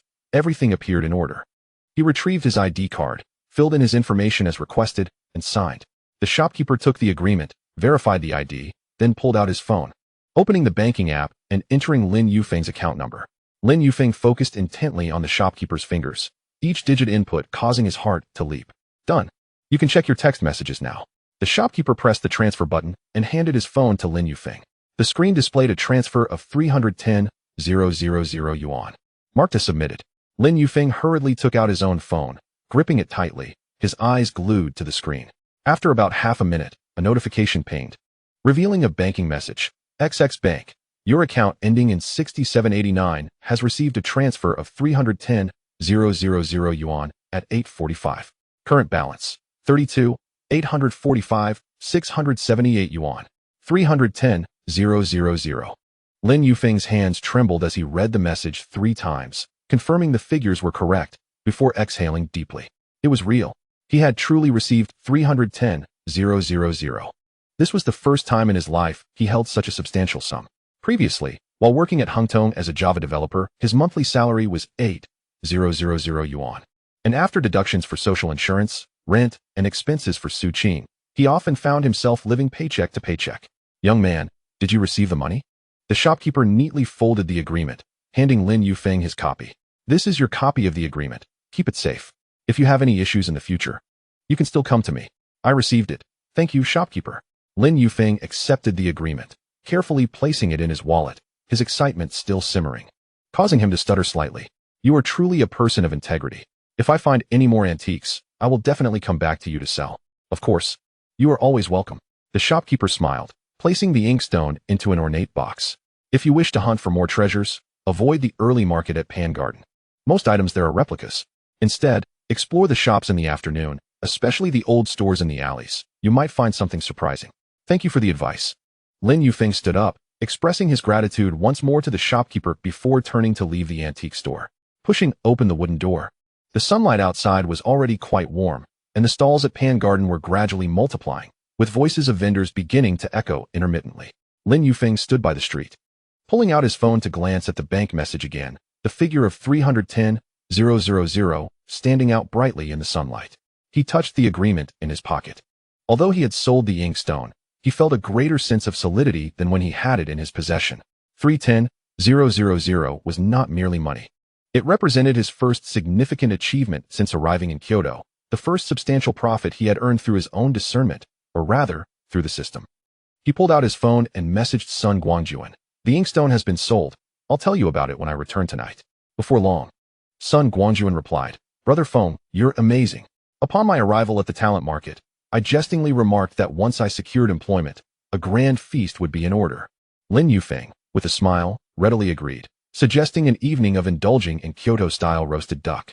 With my phone tucked away, Lin Yufeng meandered along the street, his steps lightened by a newfound sense of financial security, having recently acquired a sum of 310,000. Emerging from the antique shop, he felt as if he were cradling a warm gem in his pocket. The sun had climbed high above, and the stalls in Pan Garden gradually filled the square, the air alive with the mingling aromas of roasted sweet potatoes and the sounds of haggling. He chose not to return to his lodging in haste, contemplating a leisurely stroll to perhaps unearth a small treasure. Even a modest gain would serve as practice. As he ambled along the perimeter of the square, his gaze swept over the vendors displaying an array of antiques, most of which he recognized as replicas from the morning. The copper artifacts exhibited an artificial patina. The porcelain pieces dazzled with an overly vivid glaze, and the jade artifacts sparkled with an unnatural sheen. The system had appraised most of these items at a mere 10 to 30 marketplace coins, rendering them unremarkable. After approximately half an hour of exploration, he paused at a small stall selling vintage stationery. The vendor, a girl in her early 20s, sported a high ponytail and wore a pale pink sweatshirt, with ink stains adorning the cuffs. She was crouched down, meticulously arranging an assortment of old fountain pens and trinkets. Sir, take a look.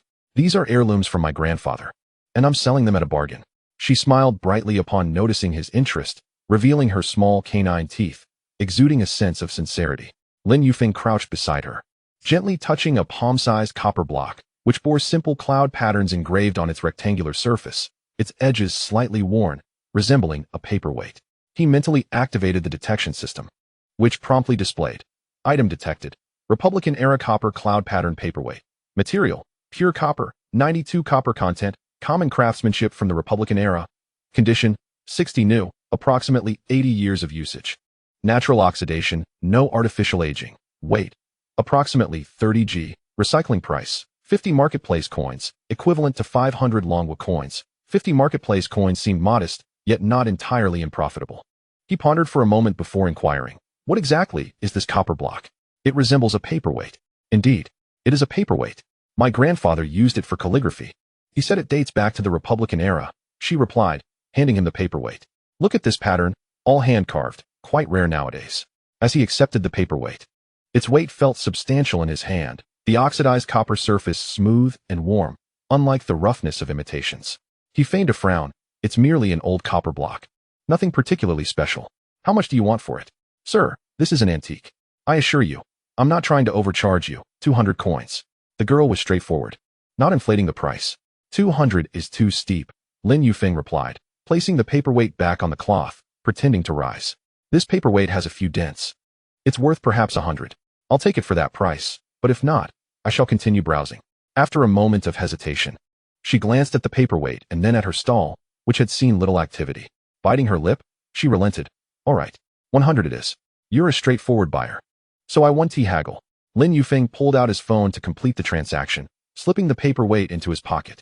Although the profit was modest, the thrill of the negotiation brought him joy, contrasting sharply with the tension experienced while selling the inkstone earlier. This felt more like a playful exchange. He promptly recycled the Republican-era copper cloud pattern paperweight back to the system. Recycling successful, earned 50 marketplace coins, current balance, 2,026. 665 marketplace coins. As the afternoon waned into the early evening, the sun began to dip, and a cool breeze swept through the air.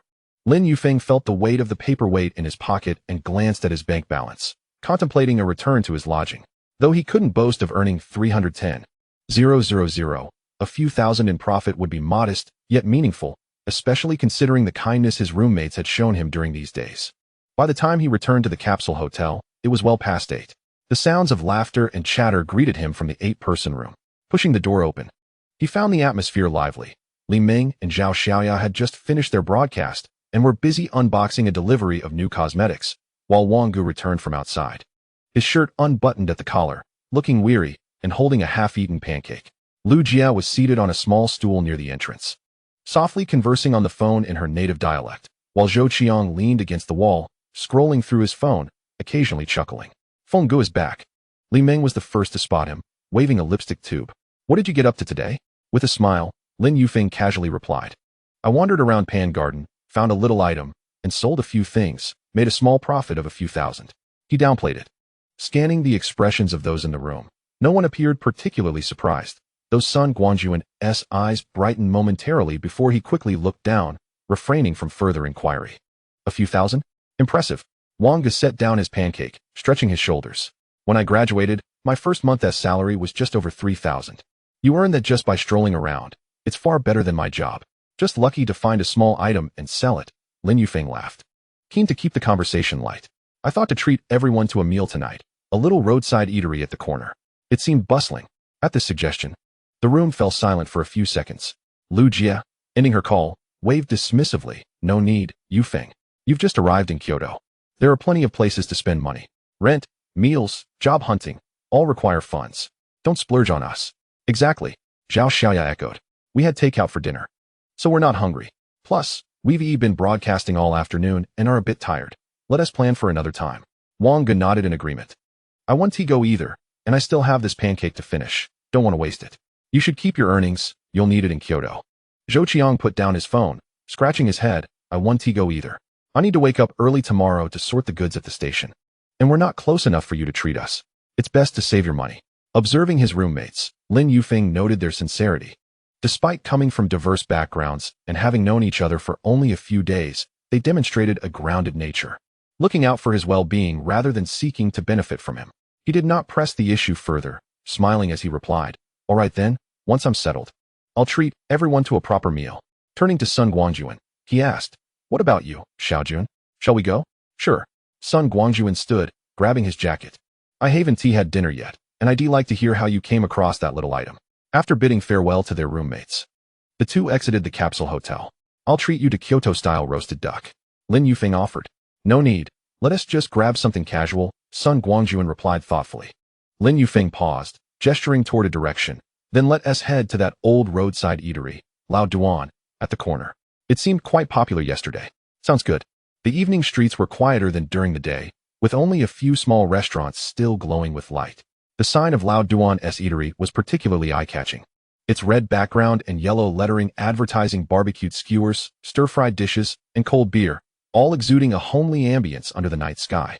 They settled at a small table by the roadside, and Uncle Duan, clad in a greasy apron, approached with a menu in hand. Young men, what would you like to eat? We have skewers, stir-fried dishes, and staple foods. Our beer is just chilled.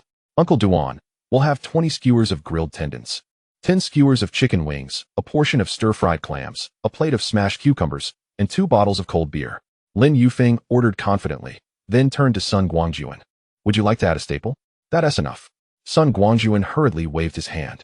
We can't eat that much. Let us not waste it. Uncle Duan chuckled in response. All right, and turned to enter the kitchen. Soon, the enticing aroma of grilled skewers wafted through the air. Sun Guangjuan couldn't help but lean closer to take a whiff, exclaiming, delicious. Far superior to the instant noodles from downstairs at the capsule hotel. Lin Yufeng poured a glass of beer and handed it to Sun Guangjuan, saying, give it a try. It's cold and refreshing. By the way, how did it go at the job market today? Did you submit any resumes? 5. Sun Guangjuan took a sip of the beer, his eyes lighting up. They said they'll invite me for an interview next week. But I'm a bit nervous. I'm afraid I won't pass. Don't worry, your expertise is solid, and you're diligent. You'll surely succeed. Lin Yufeng encouraged him, adding, before the interview, I'll help you prepare. I've gone through quite a few interviews myself, and have some experience. Really? Thank you so much. Sun Guangjuan said excitedly, nearly knocking over his beer glass. By the way, Brother Feng, how much did you earn today? You mentioned a small profit of a few thousand, but you don't seem like someone who only made a few thousand. Lin Yufeng picked up a skewer of grilled meat and chewed thoughtfully before whispering, a few tens of thousands, mainly due to good luck. The vendor was unaware of the value and sold it cheaply. I resold it to an antique shop for a profit. He refrained from mentioning the 310,000. Wary of Sun Guangjuan's tendency to speak too freely, which could lead to unnecessary complications. Tens of thousands.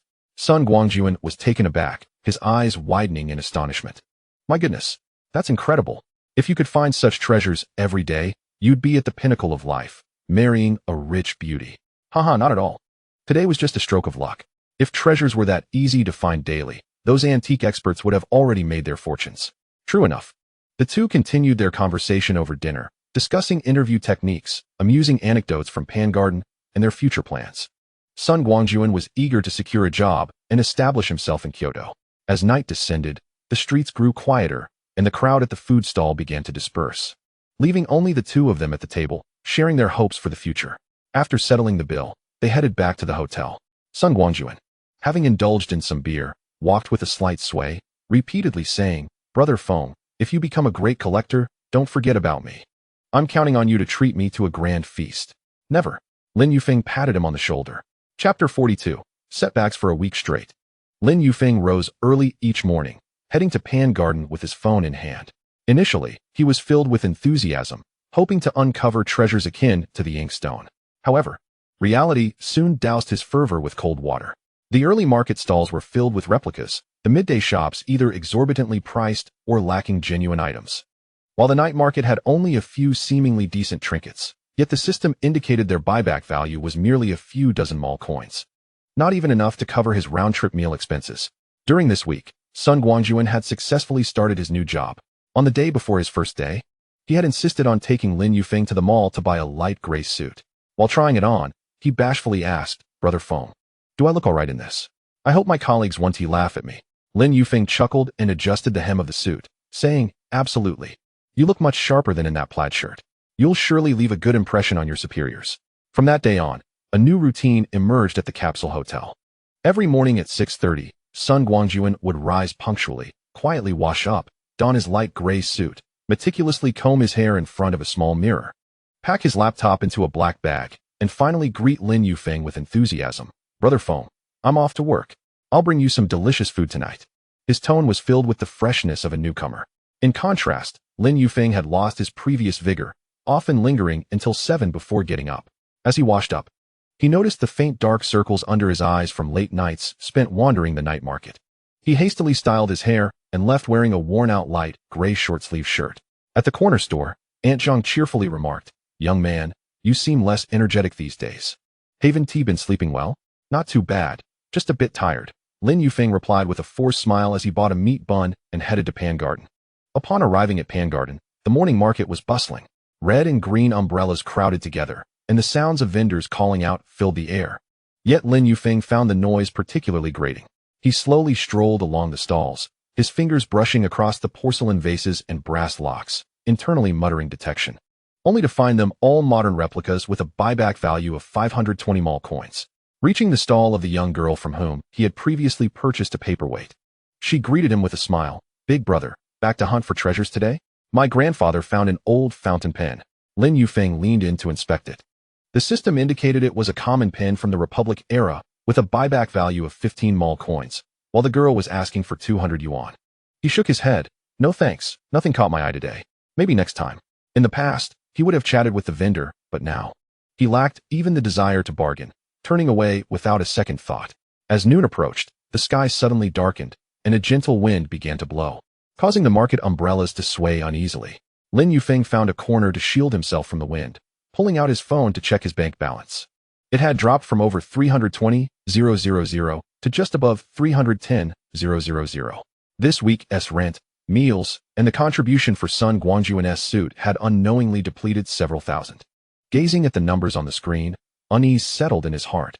At this rate, his funds would soon run dry, and he would struggle to pay the rent for the capsule hotel, let alone afford the 1 million mall coins needed for armor. Forget it, I want tea shop today. Lin Yufeng tucked his phone back into his pocket and decided to head home before the rain began. Along the way, his mind was a flurry of thoughts, wondering if all the good items at Pan Garden had already been picked over or if he should seek a new location to explore. The more he pondered, the more anxious he became, and he even walked past the capsule hotel without noticing. When he finally returned to the capsule hotel, it was already evening. As he pushed open the door to the 8-person room, he was greeted by a faint aroma of pickled vegetables.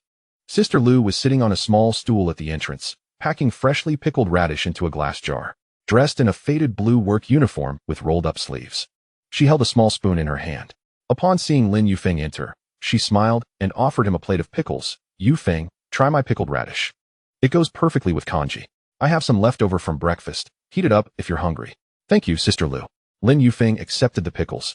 The crisp radish infused with a delightful saltiness, and his restlessness inexplicably eased. Just then, Zhou Qiang returned, carrying a delivery bag, his forehead glistening with sweat, but his face beaming with joy as he held a small plastic bag. "Yufeng, Sister Lu, come quick and try this. Samples from a client, newly released cookies. I got 2 packs to share." Wearing a blue delivery uniform, his shirt was soaked with sweat.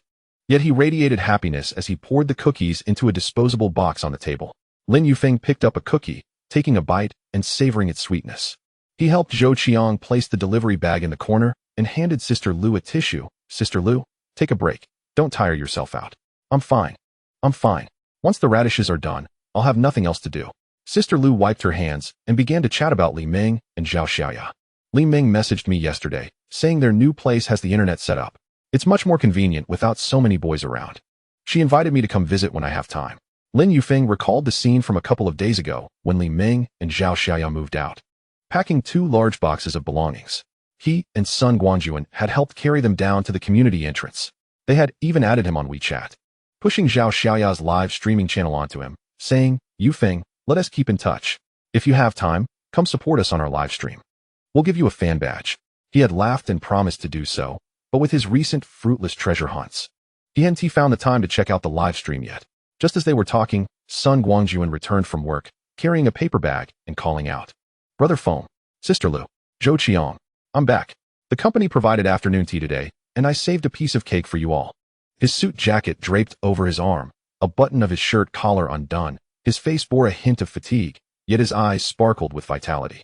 From a paper bag, he retrieved a delicately packaged piece of cake and handed it to Lin Yufeng. "Brother Foam, this is for you, a mango flavor. Just as you mentioned you liked it." Lin Yufeng accepted the cake, feeling a warmth in his heart. Why aren't you having any? Aren't you tired from work? I had a piece at the office. This one I saved especially for you. Sun Guangjuan, seated on a small stool beside him, took a sip of water and continued discussing the day's work. The colleague I collaborated with today was really great. He taught me how to use the company's system and told me that I could ask him anything in the future. He didn't mind at all that I'm new.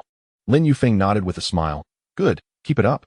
He watched as Sun Guangjuan excitedly shared amusing work anecdotes, while Sister Lu listened nearby, occasionally chiming in about the importance of getting along with colleagues. Zhou Qiang, meanwhile, was busy scrolling through his phone, showing everyone pictures he had just taken of the express delivery station, his earlier impatience gradually subsiding. Indeed, although his own treasure hunting had not been fruitful, those around him were thriving. Sun Guangjuan had found a job he enjoyed, gaining new experiences daily. Sister Lu's pickled vegetables were becoming increasingly delectable, and she sometimes engaged in light-hearted chats with Li Ming and others. Zhou Qiang, though weary, always found little joys to share. And Brother Wang worked tirelessly to pay off debts, but never failed to bring back 2 cans of coffee to share with everyone to lift their spirits. That evening, Lin Yufeng lay in bed, pulling out his phone. He first opened Li Ming's WeChat and sent her a message. Are you busy today? I'd like to drop by your live stream to show support. In no time, Li Ming replied with a cheerful emoji. I've been decorating my rental place these days, but I'll be back to work tomorrow. I'm waiting for you to help boost my viewership. I'll definitely come by then. Chapter 43. Jade died. Another day passed, and at 6:30 in the evening, Lin Yufeng lay in his capsule, leaning against a thin blanket, his phone in hand. The screen paused on a guide to the Panjiayuan antique market, though he lacked the motivation to read. After several days of unsuccessful treasure hunting, even the tips on picking up bargains felt irksome. His fingers scrolled aimlessly until he inadvertently clicked on a link to Li Ming's previous dual livestream, the largest short video livestream platform in the country, boasting over 100 million users. The page transitioned to a plethora of singing and dancing videos, which did not pique his interest, prompting him to exit. Brother Foam, I'm back. Sun Guangjuan's voice rang from the doorway, tinged with fatigue, yet still bright. Lin Yufeng peeked out to see Sun Guangjuan entering with a computer bag, his light gray suit jacket draped over his arm, his tie casually hanging around his neck, and his shirt collar stained with coffee, likely a spill from work. He set the computer bag down beside his capsule and slumped onto the small stool, releasing a long sigh. I'm utterly exhausted today, but thankfully I got off early without overtime. Sister Lu looked up with a smile. Guangjuan, you're home quite early today. Are you hungry? I boiled some corn and saved a cob for you. As she spoke, she retrieved a steaming ear of corn from a nearby thermos and handed it over. Thank you, Sister Lu. Sun Guangjuan took the corn and bit into it, the sweet juice bursting in his mouth. Turning to Lin Yufeng, he asked, Brother Foam, didn't you go to Panjiayuan today? I noticed you were just scrolling on your phone. Lin Yufeng nodded, tucking his phone back into his pocket. No, I stayed home to rest. His tone was slightly subdued. He felt hesitant to admit that his lack of confidence had kept him indoors. As Sun Guangjuan chewed on the corn, he noticed Lin Yufeng's low spirits and leaned closer.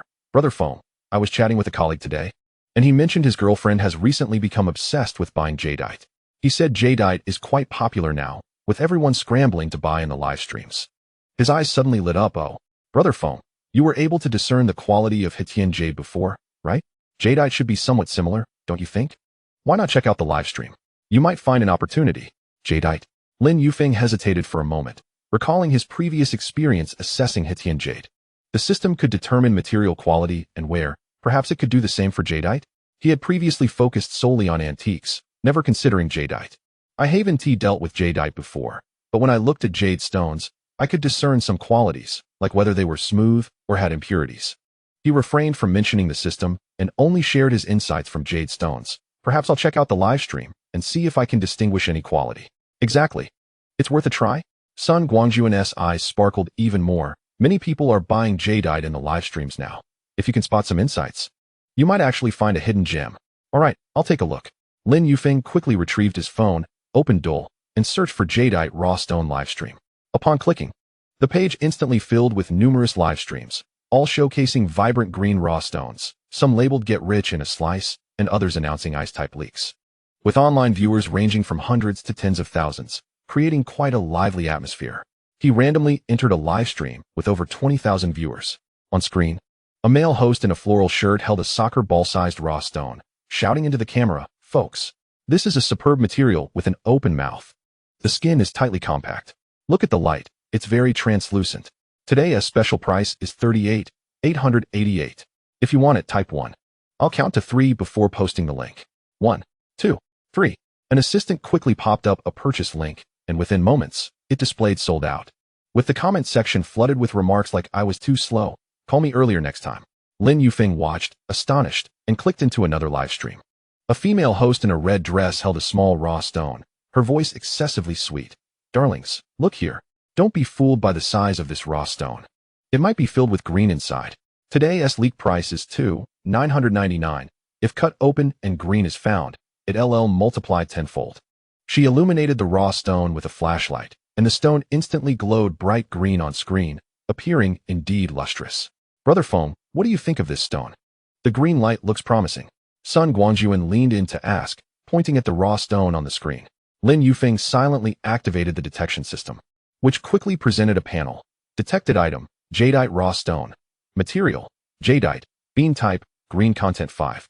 Poor water quality, outer skin, contains impurities. Condition, natural raw stone, mining time 1 year.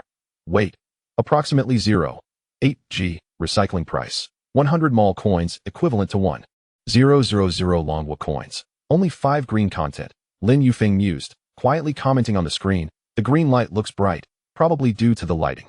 If you observe the surface of this raw stone, it seems polished, not a natural skin. Perhaps there isn't much green inside. He refrained from sharing the system's data, instead articulating the details he had noticed. Sun Guangjuan nodded. No wonder the host kept using a strong light. It's to hide the flaws.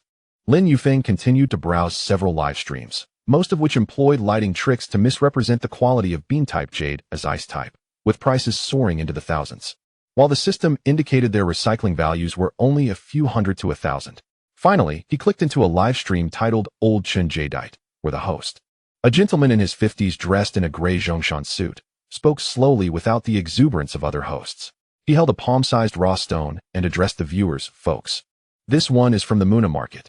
The skin has some pine flowers, and you can see a hint of a mist layer when lit. I want to inflate the price. I just want to sell some volume. 30,000. If you're interested, take a look. If not, we can just chat." When he illuminated the stone, he kept a reasonable distance, the light gentle, showcasing the natural patterns on the surface of the raw stone. Lin Yufeng felt a stir within him as he silently assessed the item. Item, jadeite raw stone. Material, jadeite. Ice type, 30 green content. Ample water quality. Outer skin, naturally formed, no artificial treatment. Condition, natural raw stone, mined for 6 months. Kept in good condition. Weight, approximately 12 g. Recycling price, 5,000 mall coins, equivalent to 50,000 Dragon Kingdom coins. The 30 green content and the ice type made his heart race. The host was calling for 30,000, while the system indicated it could be worth 50,000. That was quite a discrepancy. His finger hovered over the purchase button, wavering. Although the parameters appeared promising, he had never bought jadeite before. Could there be an issue? Just as he was about to click, a hand suddenly pressed down on his wrist. "Don't click." Startled, Lin Yufeng looked up to see Brother Wang, who had surprisingly finished work early, holding a supermarket bag filled with vegetables and eggs, likely intending to cook. "Brother Wang, why are you back so early?" Wang leaned in to glance at the phone screen. Frowning, "You want to buy raw stone in the live stream? Don't be foolish. I've fallen for this trick before." He set the shopping bag down in the corner, pulled over a small stool, and spoke with a tone of trepidation. "Last year, I saw a raw stone in a live stream. The host claimed it was ice type with full green, asking for 50,000. I impulsively bought it. When it arrived, it was nothing like the one in the stream. The positions of the modeled skin were all wrong, and when cut open, it was a mishmash of colors, worth barely a few hundred." "What? They can swap it out?" Sun Guangjuan exclaimed, his mouth agape. "Isn't the host showcasing it live? How could they dare to switch it? Why wouldn't they dare?" Brother Wang sighed, counting on his fingers. "They have many tricks. First, they might swap in a low-quality stone while displaying a good one. Even if you record it for comparison, it would be hard to prove. Second, they might manipulate the lighting, using strong lights and colored lamps to make ordinary jadeite appear like ice type, fooling you into believing it's water-rich. Third, many in the live stream are shills, purposely inflating the price, making you feel like if you don't buy now, it'll be gone, when in fact, they're not buying at all." Sister Lu and Zhou Qiang joined in, with Sister Lu frowning. "That's quite a scam. I won't dare to buy these things in live streams anymore." Zhou Qiang nodded. "When I deliver packages, I often encounter customers arguing with merchants about mismatched goods. Some even call the police, and in the end, it remains unresolved. They just have to accept their misfortune. Chapter 44. Changing targets. Lin Yufeng felt a chill run down his spine. Thankfully, he clicked. He had thought that good parameters would suffice, not realizing there were so many intricacies involved. He closed the live stream, gratefully looking at Brother Wong. Thank you, Brother Wong. I'm glad you reminded me, otherwise my money would have gone down the drain. No problem, we're roommates. It's only right to look out for each other. Wong waved his hand, taking a sip from a cup on the table. I've only learned how deep the water is after being duped myself. If you want to explore jadeite, it's best to see it in person. The East Gate of Panjiayuan has a dedicated jadeite area where you can touch and see the real items and bargain with the vendors. It's much more reliable than the live stream. There's a jadeite area in Panjiayuan? Lin Yufeng's eyes brightened. He had only wandered the antique section before and had no idea such a place existed. Yes, weekends have the most visitors, with both finished products and raw stones. Wong nodded. However, you should still be cautious. There are pitfalls there too. At least you can see the real items, which is better than staring at a screen in a live stream. The excitement in Lin Yufeng's heart returned. Although the live stream was not viable, having an actual jadeite area, coupled with the system to check parameters, presented a new opportunity. He glanced at his phone, contemplating. He would visit the jadeite area this weekend. Even if he didn't understand much, he could at least touch the real items and learn by comparing them to the system's parameters. Surely he would figure something out. Sun Guangjuan clapped him on the shoulder. Brother Feng, I'm off this weekend. I'll accompany you. I can help keep an eye on the vendors. Even if I don't know much, I'll make sure they don't swindle you. Xiaojun, do you think if I spend all my time searching for treasures in Panjiayuan instead of finding a proper job, others will think I'm being unproductive? Upon hearing this, Sun Guangjuan paused, nearly dropping the corn on the ground. He quickly set it down, leaning closer to Lin Yufeng, sitting up straight, his expression more serious than when he was coding. Brother Feng, how can you think like that? What is wrong with pursuing your passion? If you're earning money through your own efforts, without stealing or deceiving, that is a respectable endeavor. Noticing Lin Yufeng still looking down, he leaned in closer, lowering his voice. Don't you remember the inkstone you found last time? You sold it for several thousand. That money was earned through your own insight. More than what I make sitting in the office writing code. What is unproductive about that? That is a gift. If I had your talent for treasure appraisal, I wouldn't need to look for a job at all. I'd spend every day treasure hunting. Lin Yufeng raised his head, still uncertain, but that was just luck. And I don't have a stable income. What if I can't find any treasures in the future? Luck is part of skill. Sun Guangjuan thumped his thigh, his voice rising, catching Zhou Qiang's attention as he was scrolling through his phone. He quickly lowered his voice. Still excited. Do you think everyone has that kind of luck? Last time we went to Panjiayuan, so many people looked at that inkstone. And you were the only one who recognized it as genuine. That shows you have a sensitivity to it. It's not just a fluke. And you have savings now, right? Even if you don't find any treasures for a while, you can still hold on. What is there to fear? Lin Yufeng tightened his grip on the water cup, feeling a little more at ease.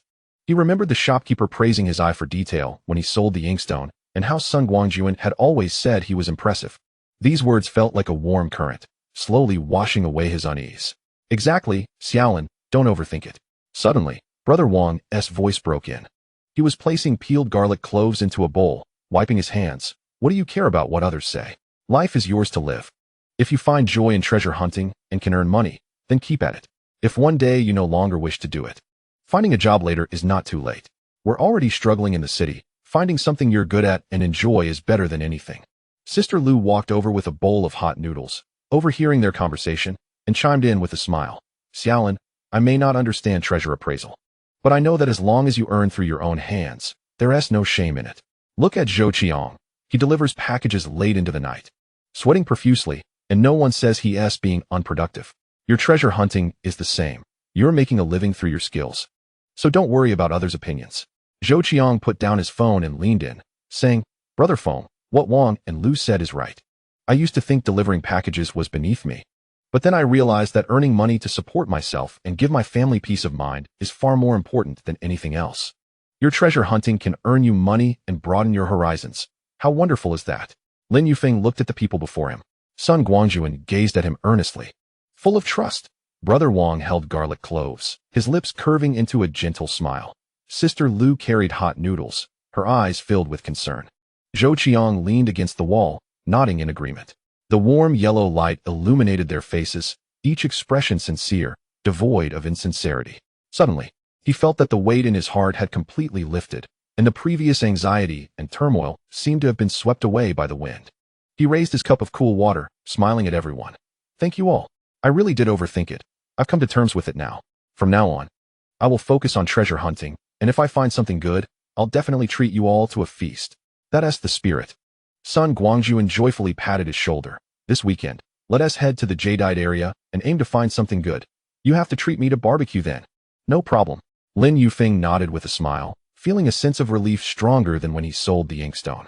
He glanced at the jadeite area map on his phone. His previous hesitations gone, leaving only anticipation. Brother Wang had shared several tips on observing jadeite raw stones. Sister Lu reminded him to stay safe and avoid arguments. While Zhou Qiang said if the raw stone was too heavy, he would help him carry it back. The night at the capsule hotel became particularly warm due to their conversation. The wall lamps cast a gentle glow. The aroma of Lu Jie's noodles lingered in the air, and the sound of Zhou Qiang's storytelling filled the atmosphere once more. Sun Guangjuan was discussing the route to the Jade District with Lin Yufeng, while Wang Gu continued to peel garlic, preparing breakfast for the following morning. He took out his phone and opened Dole, not to watch the live stream from the Jade District this time, but to search for a guide on the Panjiayuan Jade District, reading it attentively. Wang Gu leaned over to share in the viewing, occasionally pointing at important notes in the guide, saying, "Remember this, don't let the vendors deceive you." Lin Yufeng nodded, his heart brimming with determination.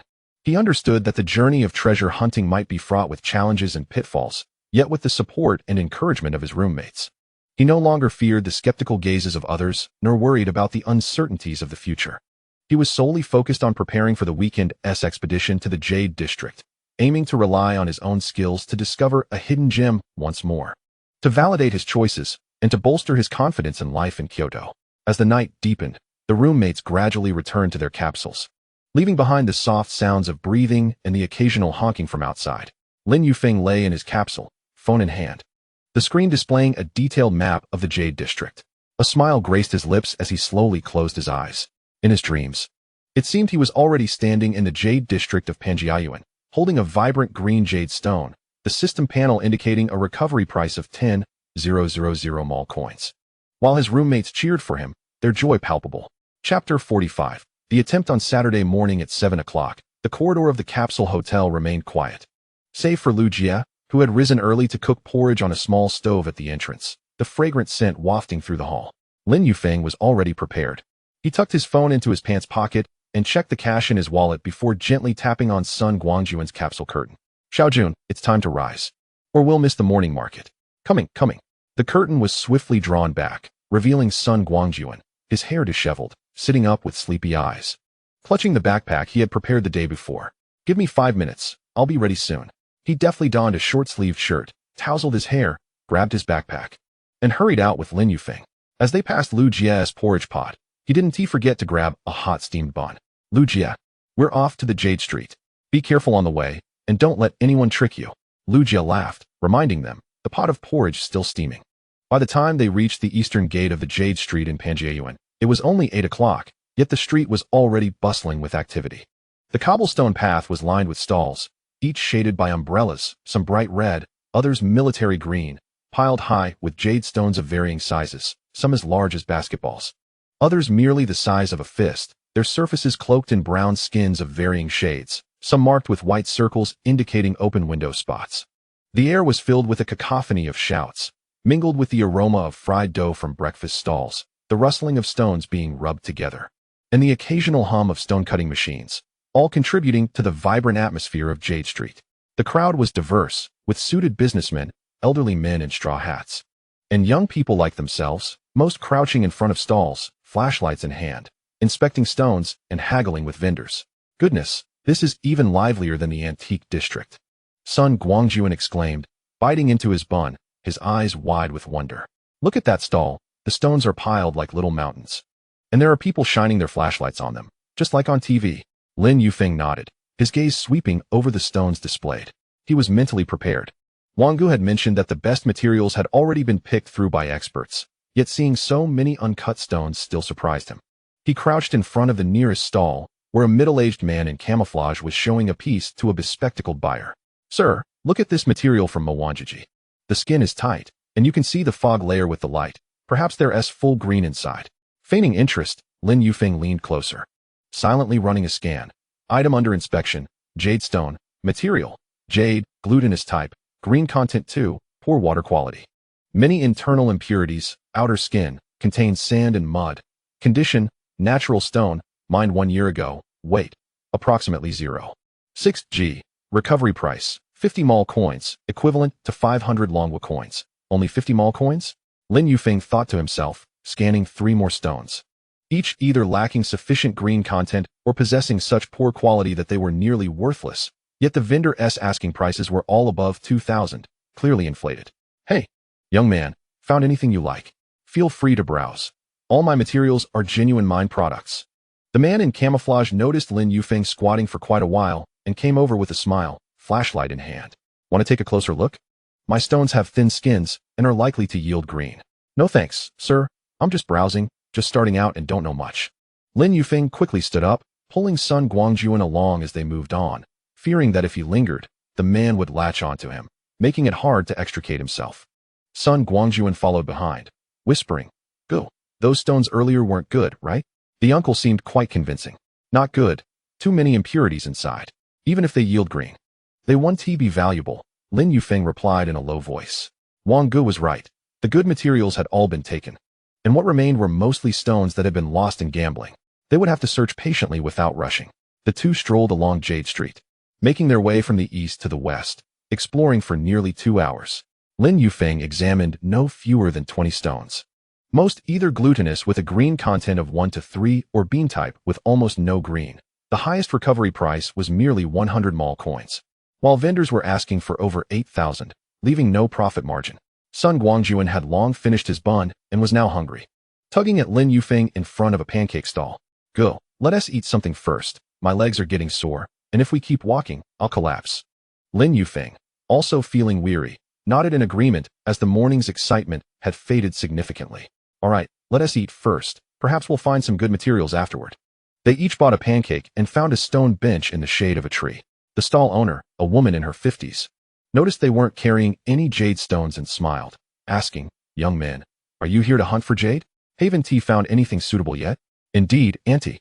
We've been browsing for a while without luck," Sun Guangjuan replied, taking a bite of his pancake.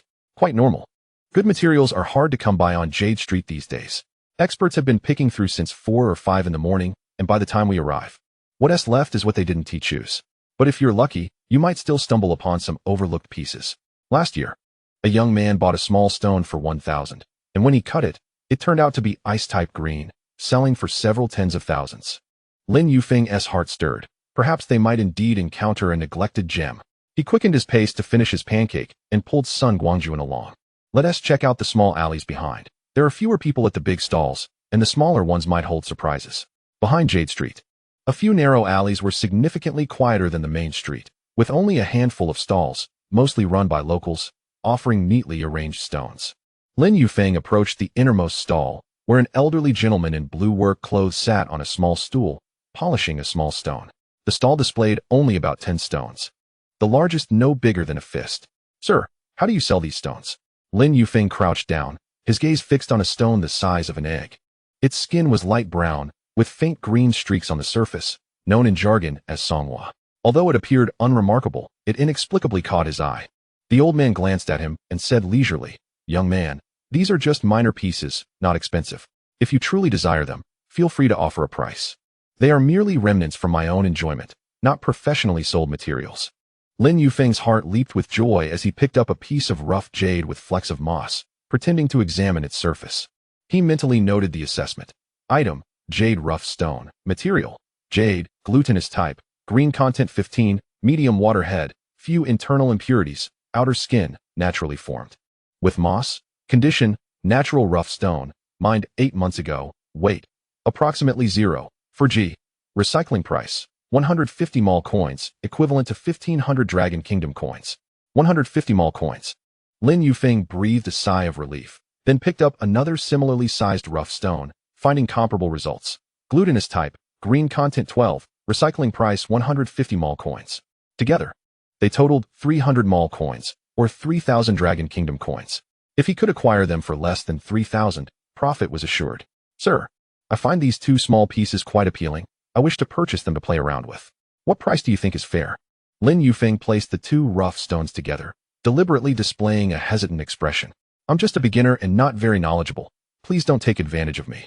The old man set down the polishing machine, scrutinized the two rough stones, and smiled, saying, You're quite sincere, so I won't beat around the bush. I initially paid 4,000 for these two pieces. If you truly want them, just offer 5,000. Although small, they have moss, and there's a chance of green. You won't lose out. 5,000. Lin Yufeng had anticipated this, but it was still significantly higher than expected. Chapter 46. Confusion. He frowned and deliberately returned the rough stone to the stall, saying, Sir, 5,000 is a bit steep. I've just graduated and have limited funds. I merely wish to buy two pieces to practice with. Could you possibly offer a discount? Beside him, Sun Guangjuan quickly chimed in, Yes, sir. My friend really doesn't have much money. Would you consider a lower price? We're both students and truly can't afford more. He feigned a pitiful demeanor and tugged at Lin Yufeng's arm, perfectly synchronized. The old man couldn't help but chuckle. All right, how about 3,000? I can't go any lower, otherwise I'll be at a loss. Sir, 2,500. Lin Yufeng gritted his teeth, insisting, I can't add a single coin more. If you agree, I'll pay right now. If not, I'll have to continue browsing. He pretended to reach into his pocket, feigning the intent to leave. The old man stared at him for several seconds, then glanced at the two rough stones, sighed, and said, Fine, 2,500 it is, seeing how hard young people have it. Consider this a connection. If you come across good materials in the future, remember to tell me. Thank you, sir. Lin Yufeng felt a surge of joy as he swiftly scanned the payment. The old man pulled out a cloth bag from his pocket, carefully wrapping the two rough stones before handing them to Lin Yufeng. Take care, don't drop them. The two hurriedly exited the alley. Sun Guangjuan, brimming with excitement, whispered, Brother Foam, how much can this sell for? Approximately 3,000, I suppose, Lin Yufeng replied with a smile. Yet internally calculated. With a recycling price of 3,000 for the two rough stones, spending 2,500 meant a profit of 500. If he could find someone to buy them on the spot, even more could be gained. By the way, Brother Foam, there's a stone dissection area ahead. Shall we go and see what's inside the rough? Sun Guangjuan pointed toward the dissection area not far away, his eyes sparkling like stars. The area was surrounded by a crowd, with the buzzing sound of dissection machines emanating from within. Lin Yufeng nodded. Let us go take a look. The dissection area was centrally located on Jade Street, featuring 3 dissection machines, with numerous spectators gathered around. A middle-aged man was operating one of the machines, with several blocks of waste material piled beside it. Seeing Lin Yufeng and Sun Guangjuan approaching, he cheerfully asked, Young man, here to dissect some stone? Which piece? I can help you for 50 coins each. Boss, I'd like to dissect these 2 small pieces and see what's inside. What do you think? Lin Yufeng handed over the rough stones, producing 100 cash coins. We can dissect them. The boss accepted the rough stones and placed them on the workbench beside the dissection machine, shining a flashlight on them. Oh, this is nice material with moss. Quite good. How would you like to dissect it? Open a window first or cut directly? Let us open a window first and check the situation inside, Lin Yufeng suggested. Fearing a direct cut might ruin it. If there was a lot of green, opening a window would make it easier to sell at a good price. The boss nodded, donned protective goggles and gloves, secured one of the rough stones in the dissection machine, and pressed the switch. The machine roared to life, and the surrounding crowd gathered closer to watch. Sun Guangjuan squeezed to the front, anxiously clenching his fists, murmuring, It has to have green. It must have green. Lin Yufeng stood calmly beside him, outwardly composed but internally calculating. The system indicated a green content of 15, so it should yield some green. He just didn't know how it would be distributed. Before long, the window on the first rough stone was completed. The boss turned off the machine and brushed away the powder from the surface of the rough stone, revealing a pale green jade. Though not vibrant, the color was even, and the water quality was decent. The crowd gasped in admiration. Wow, it's green. And it's glutinous, not bad. Sun Guangjuan jumped up in excitement. Brother Foam. It's green. It really is green. The boss chuckled. Young man, this material is quite good. Although the green is light, it has no impurities and can be made into small pendants. I'll offer you a price of 3,500 for these 2 pieces. What do you think? 3,500. Lin Yufeng calculated internally. This was 500 more than the system's recycling price, but it was convenient to receive cash on the spot, making it a worthwhile deal. All right, 3,500, I'll sell. Lin Yufeng nodded. The boss, seeing his agreement, quickly pulled out 3,500 cash and handed it to Lin Yufeng. You're straightforward. If you find good materials in the future, Remember to come back to me for dissection. I'll give you discounts. Lin Yufeng accepted the cash, counting it to ensure there were no mistakes, yet he felt little excitement. Looking at the cash in his hands, he silently thought, with such a powerful system, if he only made this little profit, it would be a waste. Next time, he must seek a better piece to earn a substantial sum. Brother Feng, you're amazing. You bought the material for 2,500 and sold it for 3,500, netting a profit of 1,000. And this was just one morning. Sun Guangjuan leaned closer, eyes filled with envy. If only I had your eye for these things, I would have quit my job to hunt for materials long ago. Lin Yufeng smiled, patting his shoulder. This is just the beginning. There will be more opportunities. He tucked the cash into his pocket, glancing around the dissection area with a newfound determination. Although Jade Street offered few good materials, as long as the system was on his side, opportunities would always arise. His ambitions extended far beyond this modest profit. As the evening sun cast a warm yellow hue over the umbrellas of Jade Street, the crowd gradually dispersed, and the calls grew quieter. Lin Yufeng and Sun Guangjuan walked side by side, with Sun Guangjuan still excitedly recounting the dissection scene. Lin Yufeng occasionally responded, but his mind was busy planning his next visit to Jade Street. He aimed to arrive early, hoping to encounter materials not yet chosen by the experts, allowing him to make a true profit and not disappoint the system that had gifted him with this golden opportunity. For 3 consecutive days, Lin Yufeng rushed to Jade Street before dawn, but it seemed his luck had run out, as he encountered not a single decent rough stone. He approached the dissection area, where the boss sat on a small stool, fanning himself vigorously. Noticing Lin Yufeng's arrival, he pointed to a nearby pile of waste material. No good materials today. Just now, a vendor dissected 3 pieces, all waste, losing several thousand. Lin Yufeng squatted down to sift through the waste material, but the system detected them all as worthless. He lacked the energy even to pull out his flashlight, and simply stared blankly at the sun-bleached ground. On the 3rd day, the sun blazed relentlessly, hot winds whipping up dust to his salt faces. Lin Yufeng's short-sleeved collar was wrinkled from sweat as he fanned himself with his hat, attempting to dissipate the heat. By noon, he had only examined 5 raw stones. Either they contained insufficient jadeite or were riddled with cracks, fetching less than 10 marketplace coins for recycling. He sat on a stone stool at a pancake stall, biting into a tasteless pancake, while beads of sweat continuously rolled from his brow, splattering onto his phone screen. Watching his bank balance dwindle from over 310,000 to just above 300,000, he felt frustrated and disheartened. His expenses for meals, subway rides, and the occasional bottle of water had accumulated without yielding any profit. The fire of his expectations slowly evaporated under the relentless sun. Young man, back again. Didn't find any good materials today? The pancake vendor, noticing his lack of enthusiasm, handed him a cold drink, saying, "It's so hot. You should cool down with something icy." "Thank you, Auntie," Lin Yufeng replied, accepting the chilled cup. The icy vessel felt comforting in his hand, yet his heart was heavy. 3 days of searching had yielded no quality materials. "That's normal," the vendor continued while preparing pancakes. "Not long ago, a businessman visited every day for half a month before finally discovering a good piece, which he sold for over 100,000.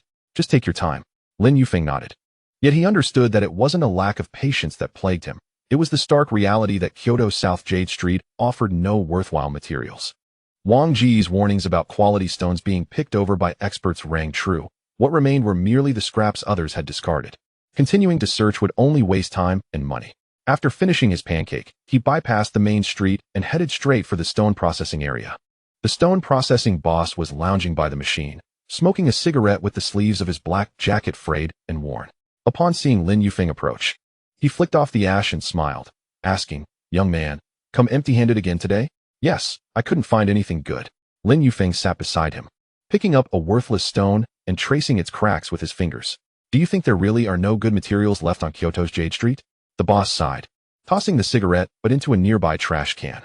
"It's not that there are no good materials. It's just that they are exceedingly rare and expensive. You know, most jadeite for Kyoto comes from Rueli. The prime stones are taken by the mine owners and big players first, and what's left is sent to Kyoto. By the time they reach here from those major cities, they are second or even third-hand materials, overpriced and lacking quality. Finding those 2 small pieces you previously acquired was already a stroke of luck." "Really?" Lin Yufeng's heart skipped a beat, nearly dropping the worthless stone from his hand. He looked up abruptly, his eyes gleaming. "Are you referring to the Rueli, Inyan province? The source market for jade?" "Yes, that's the one." The boss straightened up, sensing Lin Yufeng's interest. Ruweli is close to Myanmar and directly connected to the mines. The market there is vast. Early in the morning, before dawn, mine owners deliver their goods. Once quality materials are displayed, they are snatched up immediately, unlike in Kyoto where everything is secondhand. When I was younger, I ran goods in Ruweli. Not only is there a plethora of materials, but the prices are lower as well.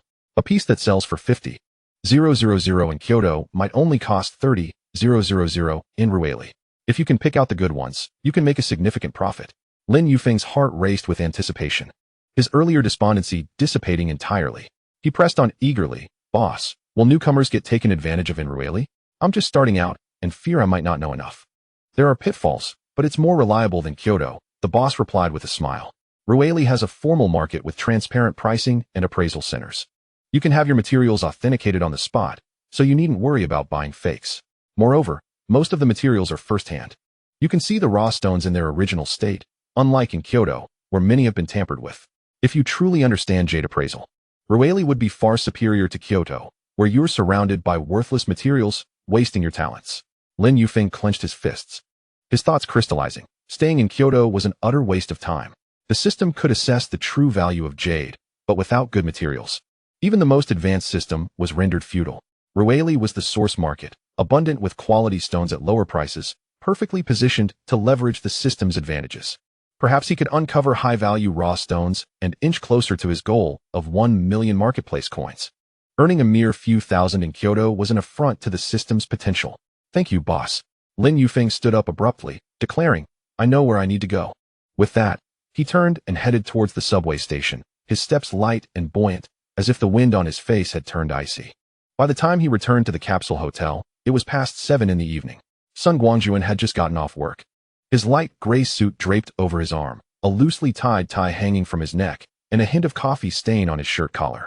He looked weary but greeted Lin Yufeng with a smile. "Brother Feng, you're back. Did you find anything today?" Without answering, Lin Yufeng walked to his capsule, stripped off his drenched clothes, and changed into a clean black t-shirt before settling onto a small stool beside Sun Guangjuan. Taking a deep breath, he said, "Xiao Jun, I want to go to Ruweli." "Ruweli?" Sun Guangjuan paused, surprised. "You mean the Ruweli in Yun province? That's quite far. You want to go there to search for jade?" "Yes." Lin Yufeng nodded, his gaze resolute. "The materials in Kyoto are all second-hand, too scarce and overpriced. Continuing to search here is meaningless. Ruweli is the source market, abundant with quality stones at lower prices. I want to try my luck there. Perhaps I can find something worthwhile and make a fortune. It's certainly better than wasting time here." Sun Guangjuan furrowed his brow, his expression serious as he asked, "Brother Feng, have you thought this through? Ruweli is so far from Kyoto, and it's a border area. Do you know what the situation is like there? What if you run into danger?" "I've thought it through." Lin Yufeng looked him in the eye, speaking earnestly. "I've researched. Ruweli has a formal jade market. I will only go to the market to search for materials and won't venture into remote areas with strangers. There is no danger in that. Plus, I can't find good materials in Kyoto. If I stay here, my savings will only dwindle further. I'd rather take a risk there." Sun Guangjuan remained silent for a few seconds, recognizing the determination in Lin Yufeng's eyes. He finally nodded. "All right, Brother Feng, I support you. If you can find good materials in Ruweli and make a lot of money, don't forget about us. We can open a jade jewelry shop, and I'll work for you. But do be careful. If anything feels off, come back immediately. I'm still in Kyoto and can help you anytime." "Thank you." "Xiao Jun." Lin Yufeng felt warmth spread through him as he patted his shoulder.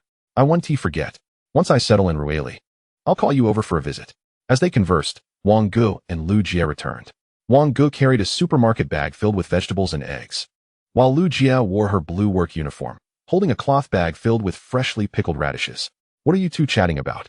"It sounds lively," Wang Gu remarked, placing his shopping bag in the corner before sitting down and taking a sip from the water cup on the table. Sun Guangjuan jumped in first. "Wang Gu, Brother Feng wants to go to Ruweli to search for jade." "Ruweli?" Wang Gu paused momentarily, then nodded. "Ruweli is a great place. The source of jade with plenty of quality materials. The XX Jade City and Dalong International Jewelry City, they are very reputable. Searching for materials, there would be much better than in Kyoto. But do be cautious. It's a mixed bag there. Don't go to remote places with people you don't know, and make sure to buy through formal channels. It's best to have it appraised on the spot to avoid fakes." "Understood, Wang Gu. Thank you for your advice." In the following 2 days, Lin Yufeng began packing his belongings. He carefully stored the old books he had brought from the orphanage into the system space.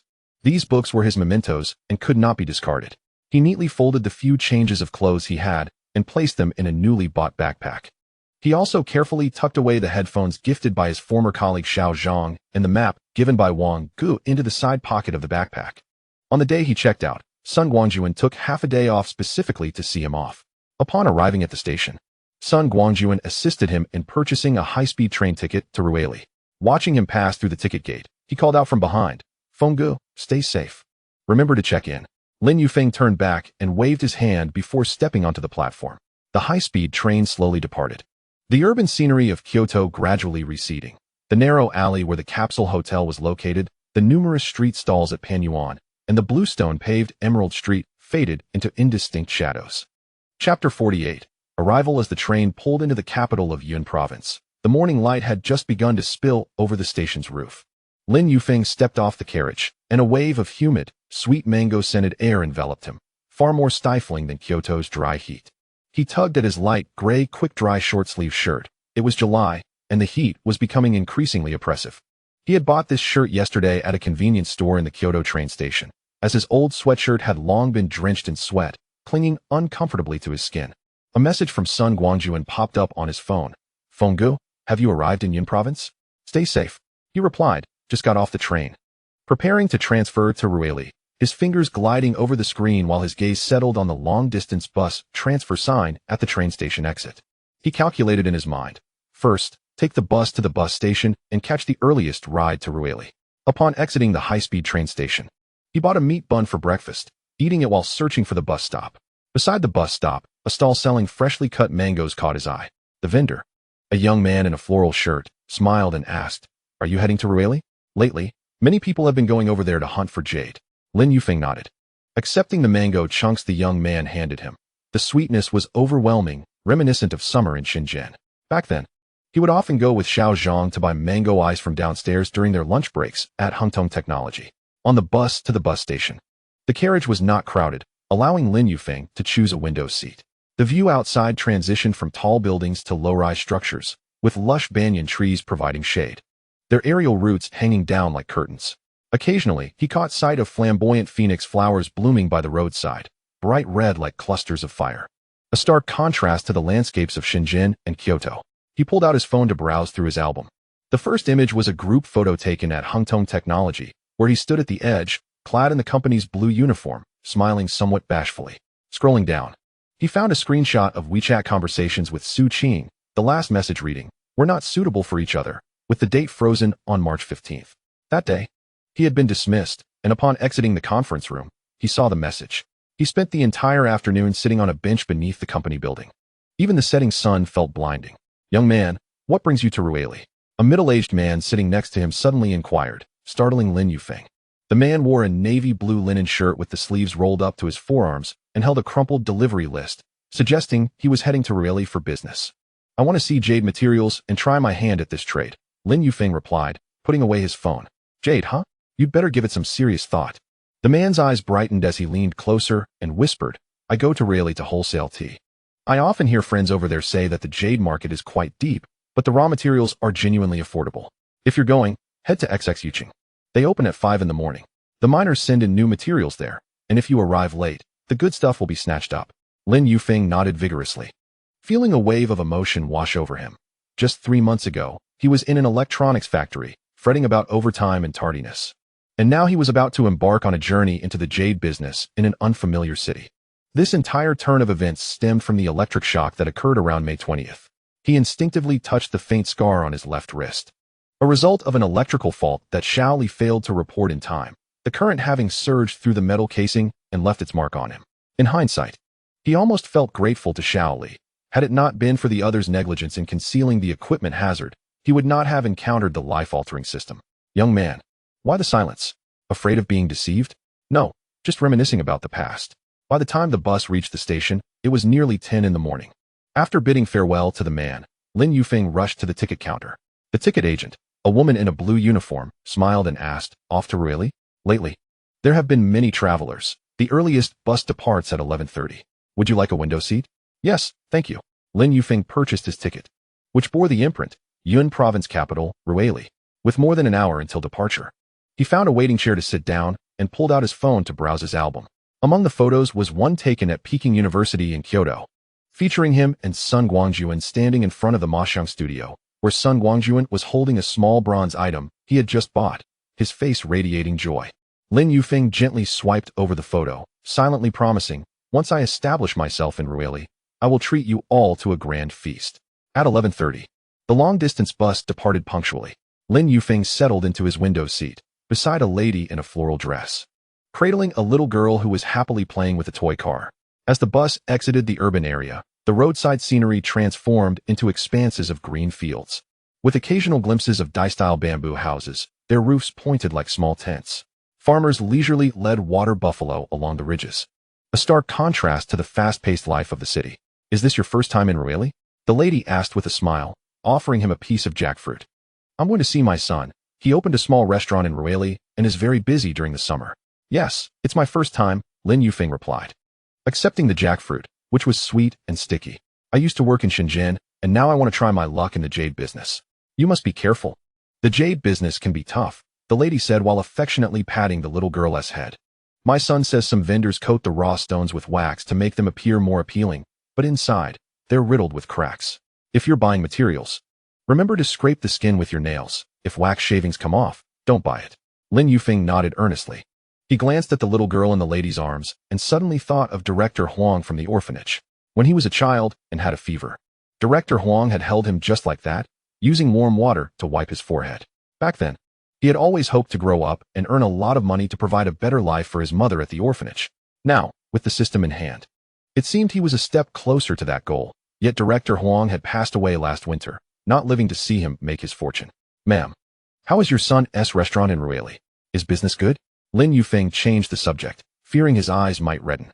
"It's great. Most of the customers are jade hunters. Some of the bosses, having made a profit, even leave extra tips." The lady beamed. "The people in Ruili are genuine. If you encounter any difficulties over there, just go to Ame Restaurant and mention me." Lin Yufeng quickly noted down the name of the restaurant. As the bus continued forward, the sun gradually sank in the sky, casting an orange hue over the heavens.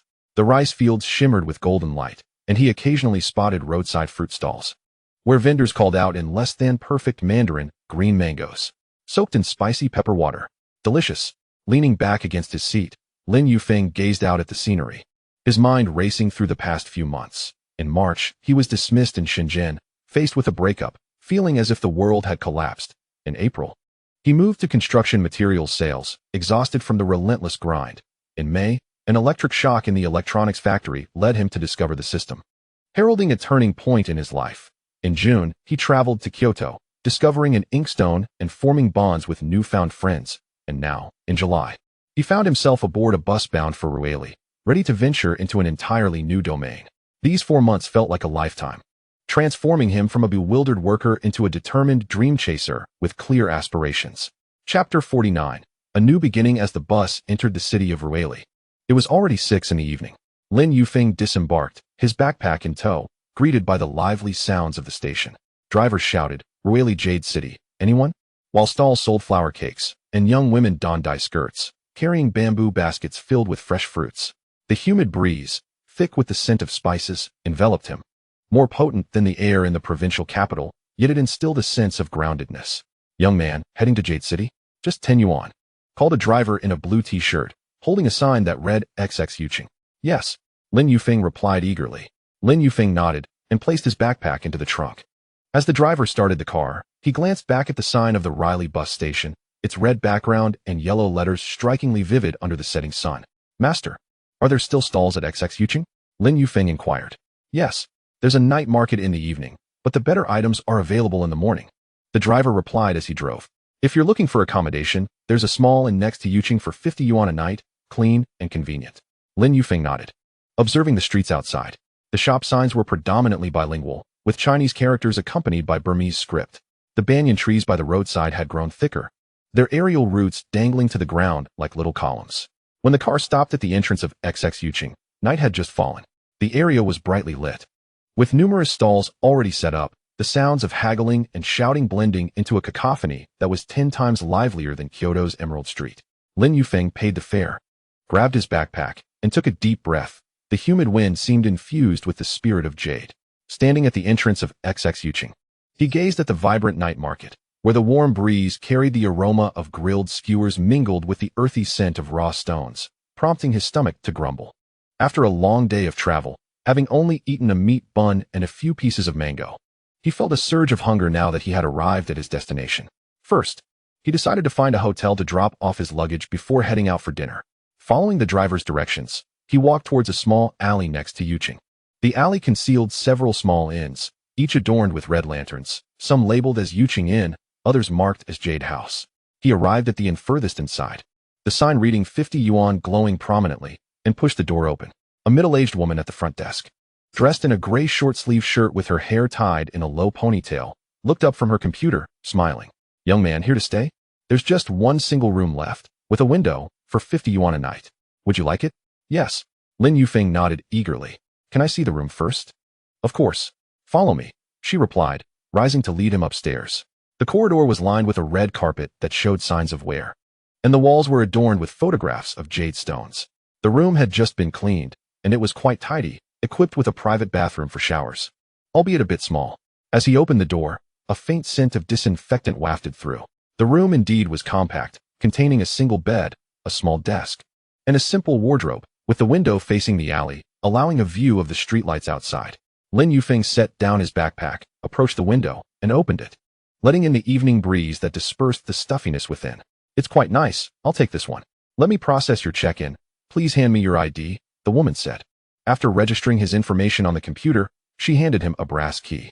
"Keep this safe, and remember to lock the door when you go out. There's a kettle downstairs. Help yourself to hot water, and if you need anything, just call me." "Thank you," Lin Yufeng replied, tucking the key into his pocket. He retrieved a few change of clothes from his backpack and placed them in the wardrobe, wanting to leave space in his bag for any jade stones he might acquire. After securing his belongings, he locked the door and headed downstairs, intending to find dinner. Recalling what the lady on the bus had mentioned about Omni restaurant, he opened his phone's navigation and followed the directions to the alley entrance. The restaurant was not far from Yuching, approximately 500 meters away. Its wooden sign proudly displaying the name Omni Restaurant in 4 red characters, illuminated by warm yellow lights, where several patrons could be seen. As soon as he opened the door, a familiar voice greeted him. "Oh my, it's really you, young man." Lin Yufeng looked up and instantly smiled. It was none other than the lady who had sat beside him on the bus. She was still wearing that floral dress, with the little girl in her arms, who was clutching a pink toy car and grinning at him, revealing 2 small tiger teeth. "Auntie, it's good to see you again." Lin Yufeng approached. "Indeed. This is my son's restaurant. I brought my granddaughter to visit them, coinciding with the summer vacation, so she can spend a few days with her parents." Just then, a woman in a floral apron approached, wiping her hands on the fabric, smiling warmly. "What would you like, young man?" "This is my daughter-in-law, named Ame, and the restaurant is named after her, since the kids are on vacation and missing their parents. I brought her here to stay for a few days and lend a hand." The little girl leaned on the table, waving her toy car at Lin Yufeng, softly asking, "Uncle, are you going to dig for jade?" "My daddy says jade is green like grass." Lin Yufeng chuckled and nodded. "Yes, Uncle is going to look for jade. Perhaps he might find some as green as grass. If you find some, will you show me?" The girl's eyes sparkled with anticipation. "Of course," Lin Yufeng promised with a smile. Ame handed him a cup of tea and placed a menu before him. "Young man, feel free to order whatever you like. It's all home-style cooking. I'll have the kitchen add a bit more to your dishes. After such a long journey, you must be famished." "Thank you, Ame." Lin Yufeng opened the menu, finding the dishes reasonably priced. "I'll have a serving of stir-fried greens, a plate of tomato and scrambled eggs, and a bowl of rice. That should be enough." "All right," Ame replied cheerfully, heading into the kitchen. Before long, the food was served. The stir-fried greens were vibrant and fragrant, while the tomato and scrambled eggs were tangy and sweet, perfect for soaking into the rice. The aroma from the greens was enticing. Lin Yufeng, feeling extremely hungry, picked up his chopsticks and began to eat heartily, while the little girl beside him shared her cookies with him. "Young man, the jade market in Riley is different from Kyoto. It opens at 5 in the morning. The miners bring new stones to XX Yuching," the aunt said, peeling garlic beside him. "If you're unfamiliar with the trade, make sure to converse with the stall owners. The local vendors are mostly honest and won't cheat you." "I will remember that, Andy. I'll wake up early tomorrow," Lin Yufeng mumbled through a mouthful of rice. When it came time to settle the bill, as Lin Yufeng reached for his wallet, Ame smiled and insisted on giving him a discount. He waved his hands, saying it was unnecessary, but in the end, he could not refuse her kindness and accepted it. bidding farewell as he walked toward the night market at XX Yuching. At this hour, the night market was even more vibrant than before, with the stalls adorned with strings of colorful lights, resembling stars fallen to the ground. Chapter 50. Harvest. The stalls of the night market encircled the walls of Yuching, each one bustling with patrons. Some vendors wielded flashlights, inspecting raw stones while calling out, "Good materials from Munikianku. The outer skin shows mottling. If cut, it'll surely yield." Others engaged in vigorous bargaining with customers, voices booming, 8,000. Not a cent less. I paid 7,000 for this stone. Lin Yufeng squeezed through the crowd, leisurely browsing the raw stones at each stall. The light gray quick-dry shirt he wore felt cooler in the evening breeze, ready for system detection at any moment. After nearly an hour of wandering, he had inspected a dozen stones, but each either lacked a green content of 5 or was riddled with cracks. The highest buyback price was only 300 mall coins, while vendors' asking prices soared above 5,000, leaving no room for profit. Could it be that good materials in Riley were this scarce? Anxiety gnawed at him as he ventured deeper into the night market, where the stalls were less crowded, mostly run by local vendors offering fewer but neatly arranged raw stones. Stopping at the innermost stall, Lin Yufeng found a man in his 50s, dressed in camouflage attire, with rolled-up sleeves revealing his tanned arms. He sat on a small stool, polishing a raw stone, with only 5 or 6 pieces displayed, the largest the size of a fist, and the smallest merely the size of an egg. "Young man, would you like to see some stones? Feel free. These are all sourced directly from the mine, untraded." The middle-aged man looked up at him, his voice a bit hoarse yet sincere. Lin Yufeng crouched down, his gaze fixed upon a fist-sized raw stone. The stone's outer shell was a deep brown, adorned with several distinct greenish patterns resembling pine flowers, rough yet warm to the touch, devoid of the artificial polishing marks seen on other stones. He silently recited a command, and the system panel promptly appeared. Item detected: jadeite raw stone. Material: jade. Ice type: 40 green content. Abundant water, minimal internal impurities. No obvious cracks. Condition: natural raw stone. Mining duration: 3 months. Naturally oxidized surface, no artificial aging. Weight: approximately 0.8 g. Recycling price: 2,000 mall coins, equivalent to 20,000 Dragon Country coins. 2,000 mall coins. Lin Yufeng's heart raced, nearly causing his phone to slip from his grasp. He quickly steadied himself, feigning nonchalance as he picked up the stone, gently running his fingers along its surface. "Uncle, how much for this material? It looks decent from the outside, but I'm unsure about the inside." The middle-aged man set down his polishing tool and glanced at the raw stone in Lin Yufeng's hand. "Young man, you have a keen eye. This is half-gamble material from the Muna mine, which I acquired last month. The outer shell bears pine flowers, and you can still see a hint of green. I want to inflate the price. It's 10,000 yuan. If you're truly interested, I can give you a little discount. 10,000 yuan. Lin Yufeng calculated in his mind. The system's recycling price was 2,000 mall coins, equivalent to 20,000 Dragon Country coins. If he could secure it for 10,000, he would profit by 10,000, surpassing the gains from the 2 stones he had found in Kyoto. However, he maintained a facade of indifference, intent on negotiating. He furrowed his brow, placing the raw stone back on the stall. "Uncle, 10,000 is a bit steep. While the exterior is promising, there's a small crack on the shell, which was actually a natural line, but he intentionally misrepresented it as a crack. What if there are more cracks inside? I just arrived in Ruili and don't have much money. I'm merely looking to practice. How about 5,000? If you agree, I can pay you right now. If not, I'll continue browsing." The uncle hesitated, inspecting the raw stone closely before looking back at Lin Yufeng, smiling. "Young man, your bargaining is quite fierce. 5,000 doesn't even cover my cost. Here's the deal. 8,000, and that's the lowest I can go. If you manage to extract green, you could sell it for at least 15,000, so you want to lose." "Uncle, I genuinely don't have that much money." Lin Yufeng pulled out his wallet, deliberately revealing a few thousand cash inside. "I only brought 6,000, which I borrowed from a friend. 6,000 is all I can manage." The uncle stared at his wallet for a few seconds, then sighed. "All right, 6,000 it is. I'll consider it a fortuitous connection with you." "Thank you, uncle." Lin Yufeng felt an overwhelming joy, quickly counting out 6,000 cash and handing it to the uncle. The uncle accepted the money, counted it, then pulled out a clean soft cloth from his pocket, carefully wrapping the raw stone before handing it back. "Take care of it. Don't drop it. If you decide to extract it, remember to find a reliable gem cutter. Don't just cut it carelessly. I will remember. Thank you, uncle. Lin Yufeng took the softly wrapped stone, feeling its reassuring weight in his hands.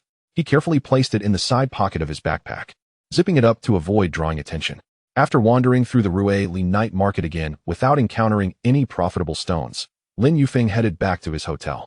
He had initially planned to find a gem extraction shop to examine the stone, but reconsidered. Having just acquired the material, he was uncertain about the market conditions. If it didn't sell for a good price after extraction, he would incur a loss. Moreover, Brother Wang had previously warned him not to cut recklessly without knowledge, as even good materials could be ruined. Resolving to gain more experience first, he quickened his pace toward the hotel. Upon returning to his hotel room, Lin Yufeng placed his backpack on the desk and carefully took out the raw stone, placing it under the lamp to inspect.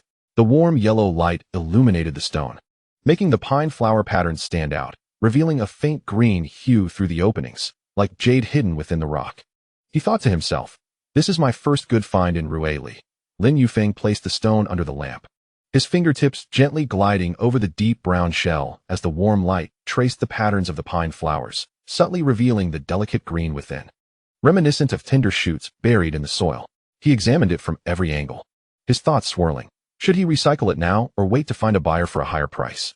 However, considering his lack of knowledge about extraction and reliable buyers, he feared that if the stone was left too long, someone might discover it, leading to complications. It would be wiser to recycle it through the system for a guaranteed return. He approached the window, ensuring that the alley outside was empty, then locked the door before cautiously cradling the stone in his hands, mentally reciting, "System, recycle this jadeite raw stone." Detected recyclable item, jadeite raw stone. Recycling value, 2,000 mall coins. Confirm recycling? Confirm. As soon as he spoke, a faint white light enveloped the stone in his hand, and it vanished as if it had never existed. The system panel appeared, and his balance changed from 2,026, 665 mall coins to 2,226, 665 mall coins. Lin Yufeng stared at the panel, unable to suppress a smile. This was his first significant gain in Ruili, even quicker than his finds in Kyoto. The tension that had gripped him throughout the day finally dissipated, and a wave of fatigue washed over him. He tossed his phone onto the pillow and collapsed onto the bed, falling asleep within minutes, oblivious to the fact that he hadn't fully closed the window. The evening breeze, carrying the scent of osmanthus from the alley, quietly drifted into the room. The next morning, Lin Yufeng was awakened by the calls of vendors downstairs. He glanced at his phone and noted that it was only 4:30 a.m. The days in Ruili dawned early.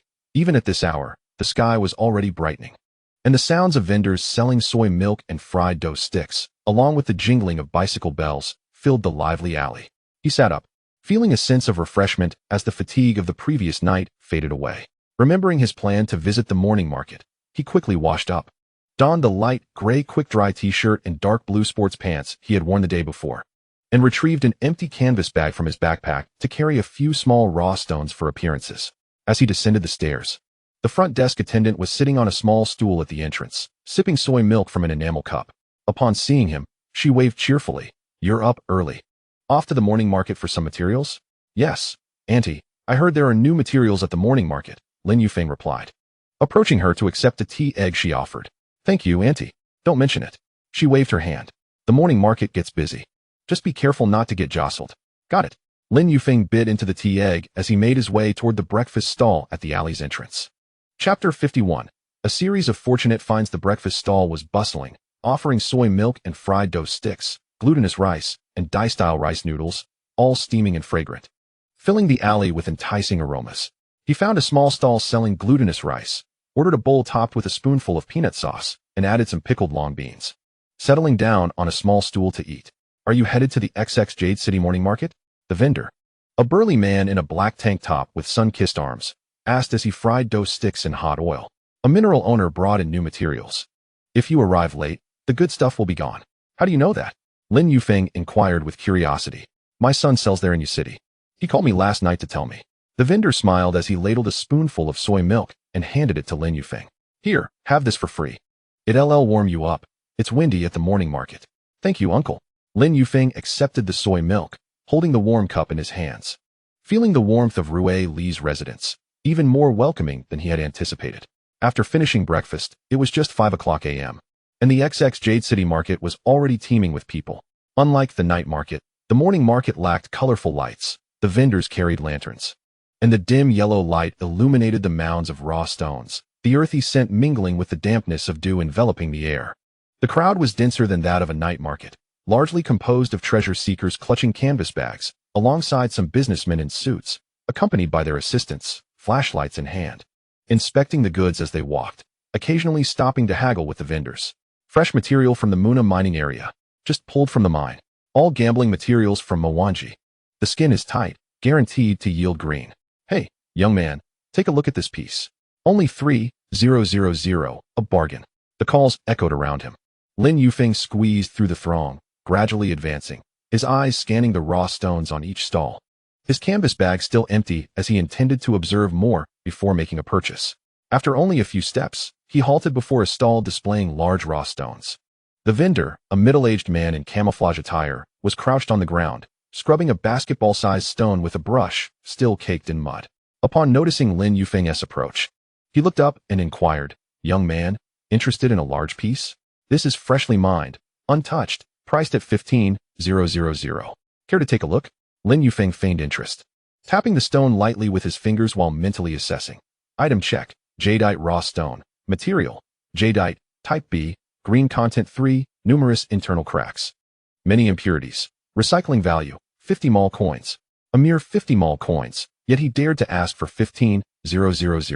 Lin Yufeng thought, deliberately furrowing his brow. "Sir, this piece is too large for me to handle, and my budget is insufficient. I think I'll pass." With that, he quickly retreated. After wandering for over half an hour and inspecting a dozen stones, most of which had low green content or multiple cracks, with the highest recycling value being merely 80 mall coins, he began to feel anxious and moved towards a quieter alley. Deep within the early morning market, several small stalls were set up. He paused in front of a stall displaying 5 or 6 smaller raw stones. The vendor, a dark-skinned middle-aged man in a wrinkled blue linen shirt, with unkempt hair hanging over his forehead, was half leaning on a small stool, scrutinizing the stones with a magnifying glass. Upon seeing him approach, he gruffly said, "Young man, feel free to look. These are all small and inexpensive." Lin Yufeng crouched down and picked up a fist-sized raw stone. Its skin a light gray with a few faint streaks of pine flower, and it felt quite delicate to the touch. He mentally assessed. Item check, jadeite raw stone. Material, jadeite, type C, green content 10, no significant internal cracks. Recycling value, 300 mall coins. "How much for this piece?" he asked the middle-aged man. 800, the vendor replied, stowing the magnifying glass at his waist. "I bought it for 600, not making much off you. How about 500? Lin Yufeng lowered his voice intentionally. "I just graduated and don't have much money. I want to buy a piece to practice." The vendor eyed him with skepticism. But after a moment, he grinned. "All right, 500 it is. You seem sincere." Lin Yufeng scanned the payment and placed the raw stone into his canvas bag. This was the first piece he had acquired that day. Continuing his exploration, he purchased 2 even smaller stones from another stall for 300 coins, with system checks revealing recycling values of 150 and 180 mall coins, respectively. The canvas bag gradually filled, appearing as though he had indeed found a treasure trove. By 7 o'clock, the morning market began to dwindle, and vendors started packing up. Feeling a bit fatigued, Lin Yufeng carried his bag back to the hotel. As he passed by Ame restaurant, an aunt was feeding chickens at the entrance with a little girl. The girl called out first, "Uncle, did you find jade?" Lin Yufeng smiled, squatting down to open his canvas bag, revealing a small raw stone. "Look, Uncle found a few little stones. There might be green inside." The little girl leaned in, cautiously touching the stone, her eyes sparkling. "So cool. Uncle, keep it up." The aunt handed him a cup of tamarind juice, smiling. "Seeing your bag so full, you must have found good material. Just a few small ones to practice with." Lin Yufeng replied, taking a sip of the tangy drink. "I'll head back to the hotel now. I'll explore again this afternoon." "Go on. Don't forget to come for lunch." The aunt waved goodbye. Back at the hotel, Lin Yufeng placed the 3 small raw stones on his desk and opened the system panel. 226, 665 mall coins. He was still far from 1 million. But confidence surged within him. Sitting by the window, watching the ebb and flow of people in the alley, he held the cup of tamarind juice, pondering. My trip to Relay was indeed worthwhile. At this pace, I will soon save enough for combat armor. At that moment, his phone chimed with a WeChat message from Sun Guangjuan. "Brother phone, how is it going at Relay? Did you find any materials? I got paid yesterday. When you come back, I'll treat you to barbecue." Lin Yufeng replied with a smile. Found a few small ones, not bad. Work hard. And when I make some money, I'll treat you. He placed his canvas bag on the desk, the warm light from the lamp illuminating the bag's opening, revealing the brown skins of the 3 stones inside. He walked to the window, lifting the curtain to peer outside. The breakfast stalls had already closed, leaving only a few fruit vendors with their small lights still shining. Occasionally, a motorcycle zipped by, the sound fading into the distance, confirming that no one was watching. He locked the door carefully and began to extract the stones from the bag, laying them out on the table. The first piece was the Muna material he had purchased for 500 earlier. It was fist-sized, with a light gray skin still speckled with mud. Lin Yufeng picked it up, running his fingertips over the rough skin, mentally initiating the system recycling. Detected recyclable item, jadeite raw stone. Recycling value, 300 mall coins. Confirm recycling? Confirm. A flash of white light, and the stone vanished from his palm. He grinned, and then picked up the second piece, the one bought for 300 coins. Only the size of an egg, with a darker skin. Recycling value, 150 mall coins. Post-recycling balance, 271, 665 mall coins. The third piece was even smaller, comparable to a quail egg, with a recycling value of 180 mall coins. Lin Yufeng stared at the string of numbers, his finger tapping the screen. The final digits of 065 mall coins standing out prominently. Suddenly curious, he asked, "System, can the decimal portion be exchanged for Longwa currency?" The exchange rate for mall coins to Longwa currency is 110. The decimal portion can be exchanged normally. 065 mall coins can be exchanged for 65 Longwa currency. Confirm exchange of 065 mall coins. So it can be exchanged? Lin Yufeng was momentarily taken aback, then smiled, confirming the exchange. Just as he finished speaking, his phone pinged with a bank message. XX Bank. Your account ending in 6789 received a transfer of 650 yuan at 1803, with a balance of 29,032. 650 yuan. Chapter 52, High-End District. While working in the deep city, he had managed to save a maximum of 50,000, all of which went to buying a bag for Su Qing. He had earned 310,000 from selling an inkstone in Kyoto, and without even warming it up, had spent most of it, leaving him with over 290,000, all solid funds at his disposal. He tucked his phone into his pocket, took it out again for a glance, and couldn't he help but smile, as even the previously slightly worn light gray quick-dry shirt seemed much more appealing now. Tomorrow he would go look at high-end materials. Lin Yufeng clenched his fist. Previously, he had only found small materials at the morning market, barely earning a few thousand. To quickly accumulate 1 million mall coins, he needed to encounter high-end materials. He opened his phone and searched for Ruele high-end jadeite material market, yielding several results. The most prominent being the Dalong International Jewelry City high-end district, with reviews stating direct supply from miners, mostly window-open materials or semi-transparent materials, high prices but guaranteed quality. He stored the address in the navigation system and perused the experiences shared by netizens. Do not hastily bargain for high-end materials. First, assess the quality. Inquire about the source and any flaws, and ideally, bring someone knowledgeable along. At 4:50 in the morning, as the dawn broke with a soft golden hue in Riley, Lin Yufeng was already standing at the entrance of the hotel. He had deliberately changed into a light white short-sleeve shirt he purchased the day before. The collar meticulously pressed. In fact, he had just used a kettle to smooth it, paired with deep blue casual trousers and polished white sneakers. Carrying a black canvas bag that appeared more formal than his previous gray cloth bag, for he was headed to an upscale area and could not afford to appear too casual. The entrance to the high-end district of Dalong International Jewelry City was quite grand, with glass curtain walls reflecting the morning light, guarded by 2 security personnel in black suits. An entry required passing through a security check. Inside, it was starkly different from the bustling morning market. It was remarkably quiet, with only the muffled sounds of haggling from within the shops. Each shop had its own independent facade, adorned with solid wood signs reading XX Jade XX Jewelry. Some laid down red carpets, while others displayed blue and white porcelain vases. The raw stones in the counters were illuminated by warm yellow spotlights, showcasing green, purple, and white jade raw stones that exuded a gentle glow, clearly more refined than those seen at the morning market. Taking a deep breath, Lin Yufeng entered a shop named Tsuyuxian. In the display case at the entrance, there was a half-open jade stone, rich and green, exuding a sense of value. The shopkeeper, a man in his 50s wearing a dark blue tang suit with cloud patterns embroidered on the cuffs, was seated in a grand chair behind the counter, sipping tea from a purple clay teapot. Upon noticing Lin Yufeng's entrance, he looked up and smiled. "Young man, feel free to browse. All the materials in the shop are supplied directly by mine owners, including all gamble, semi-gamble, and open window materials. All right, I'll take a look first."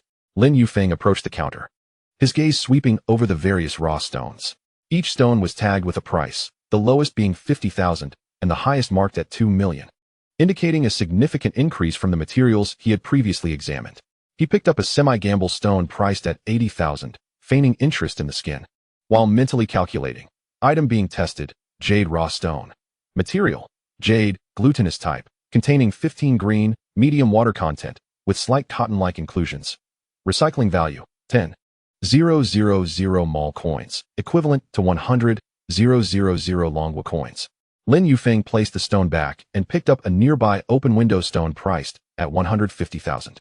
Test value, 25,000 mall coins, equivalent to 250,000 Longwa coins. This could yield a profit of 100,000, he thought, his fingers still exploring the skin, while his eyes darted to a gamble stone in the corner of the counter.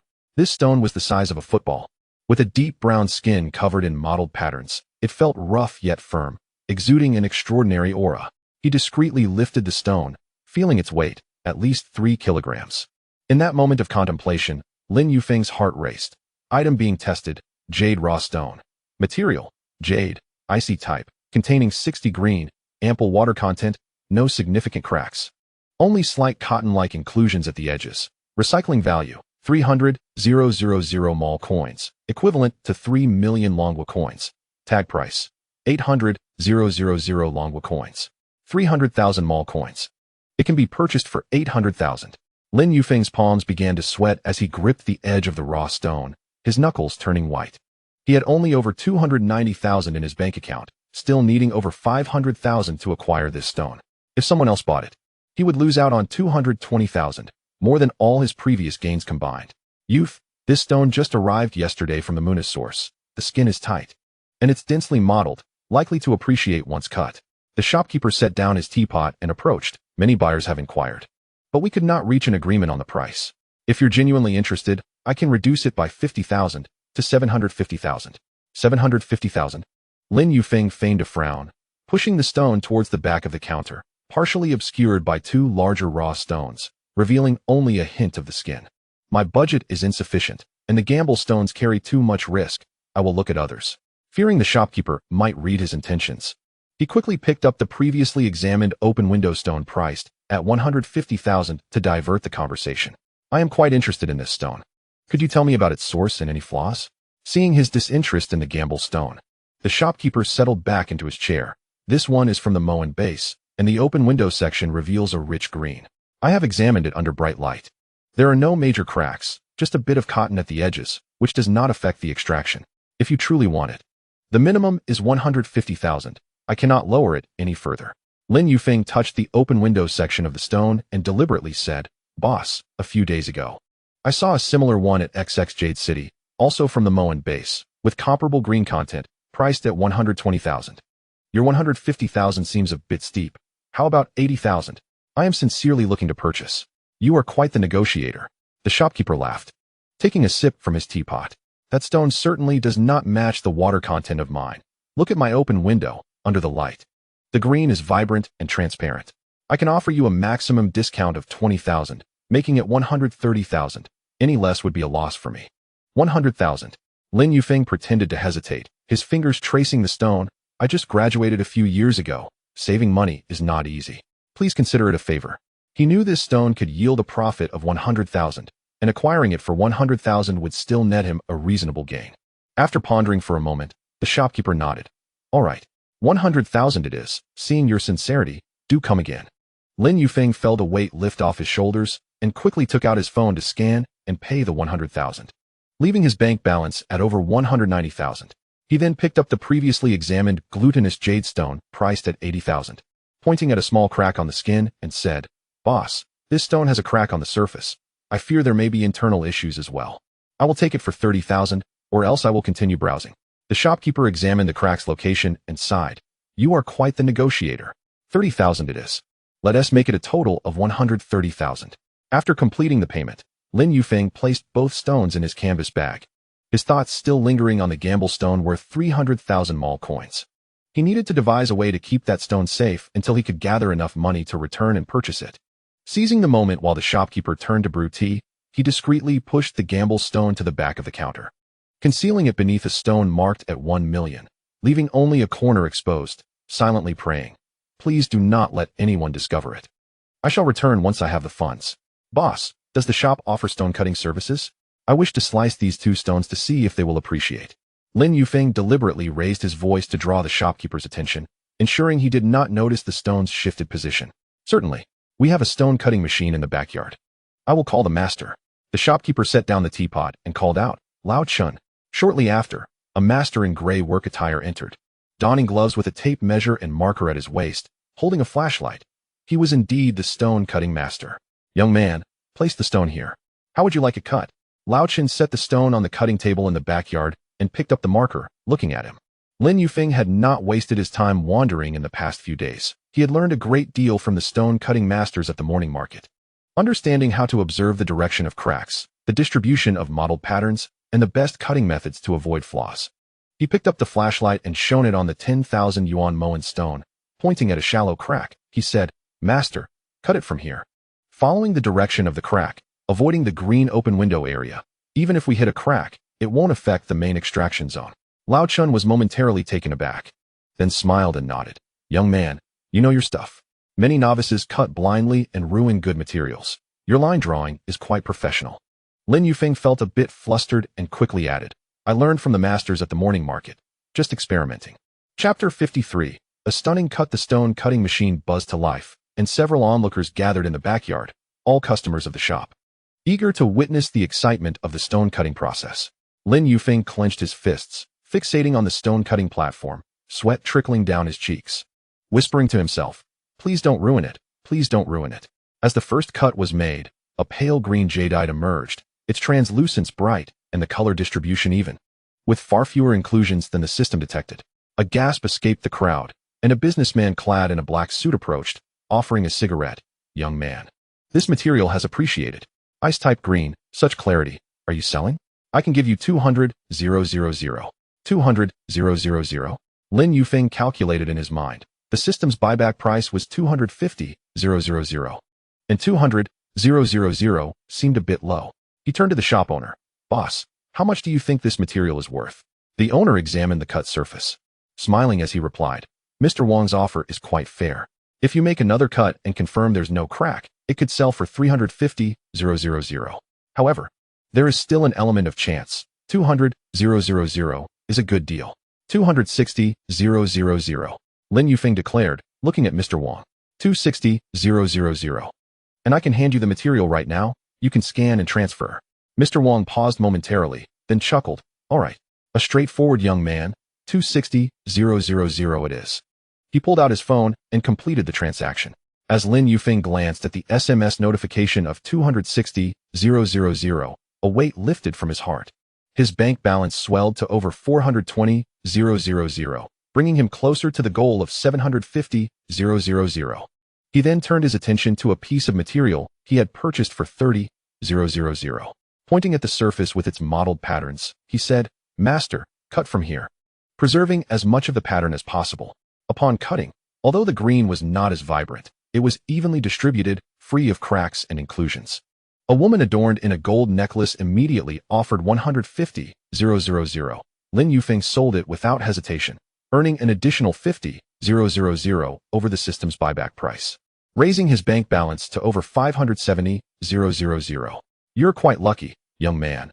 Both pieces have appreciated." The shop owner handed him a cup of tea, admiration gleaming in his eyes. "Come by often. I'll set aside good materials for you." "Absolutely." Lin Yufeng accepted the tea, but his gaze darted to the corner of the counter where a large piece worth 300,000 was still unnoticed. He mentally calculated, only 200,000 more needed. And with a couple more pieces, he could raise the funds to secure that large item.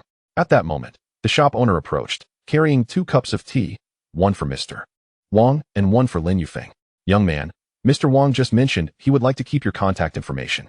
If you find good materials in the future, he'd like to see them first. His offers are certainly fair."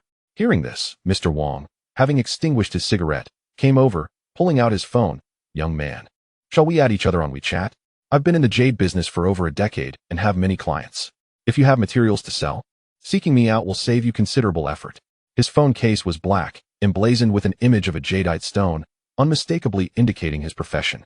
After exchanging contacts, the crowd in the back gradually dispersed, and the shop owner led Lin Yufeng back inside. You mentioned your budget was tight earlier. I have a few new small pieces that just arrived, reasonably priced. Would you like to take a look? You might find something you fancy. Sure. I'll take another look.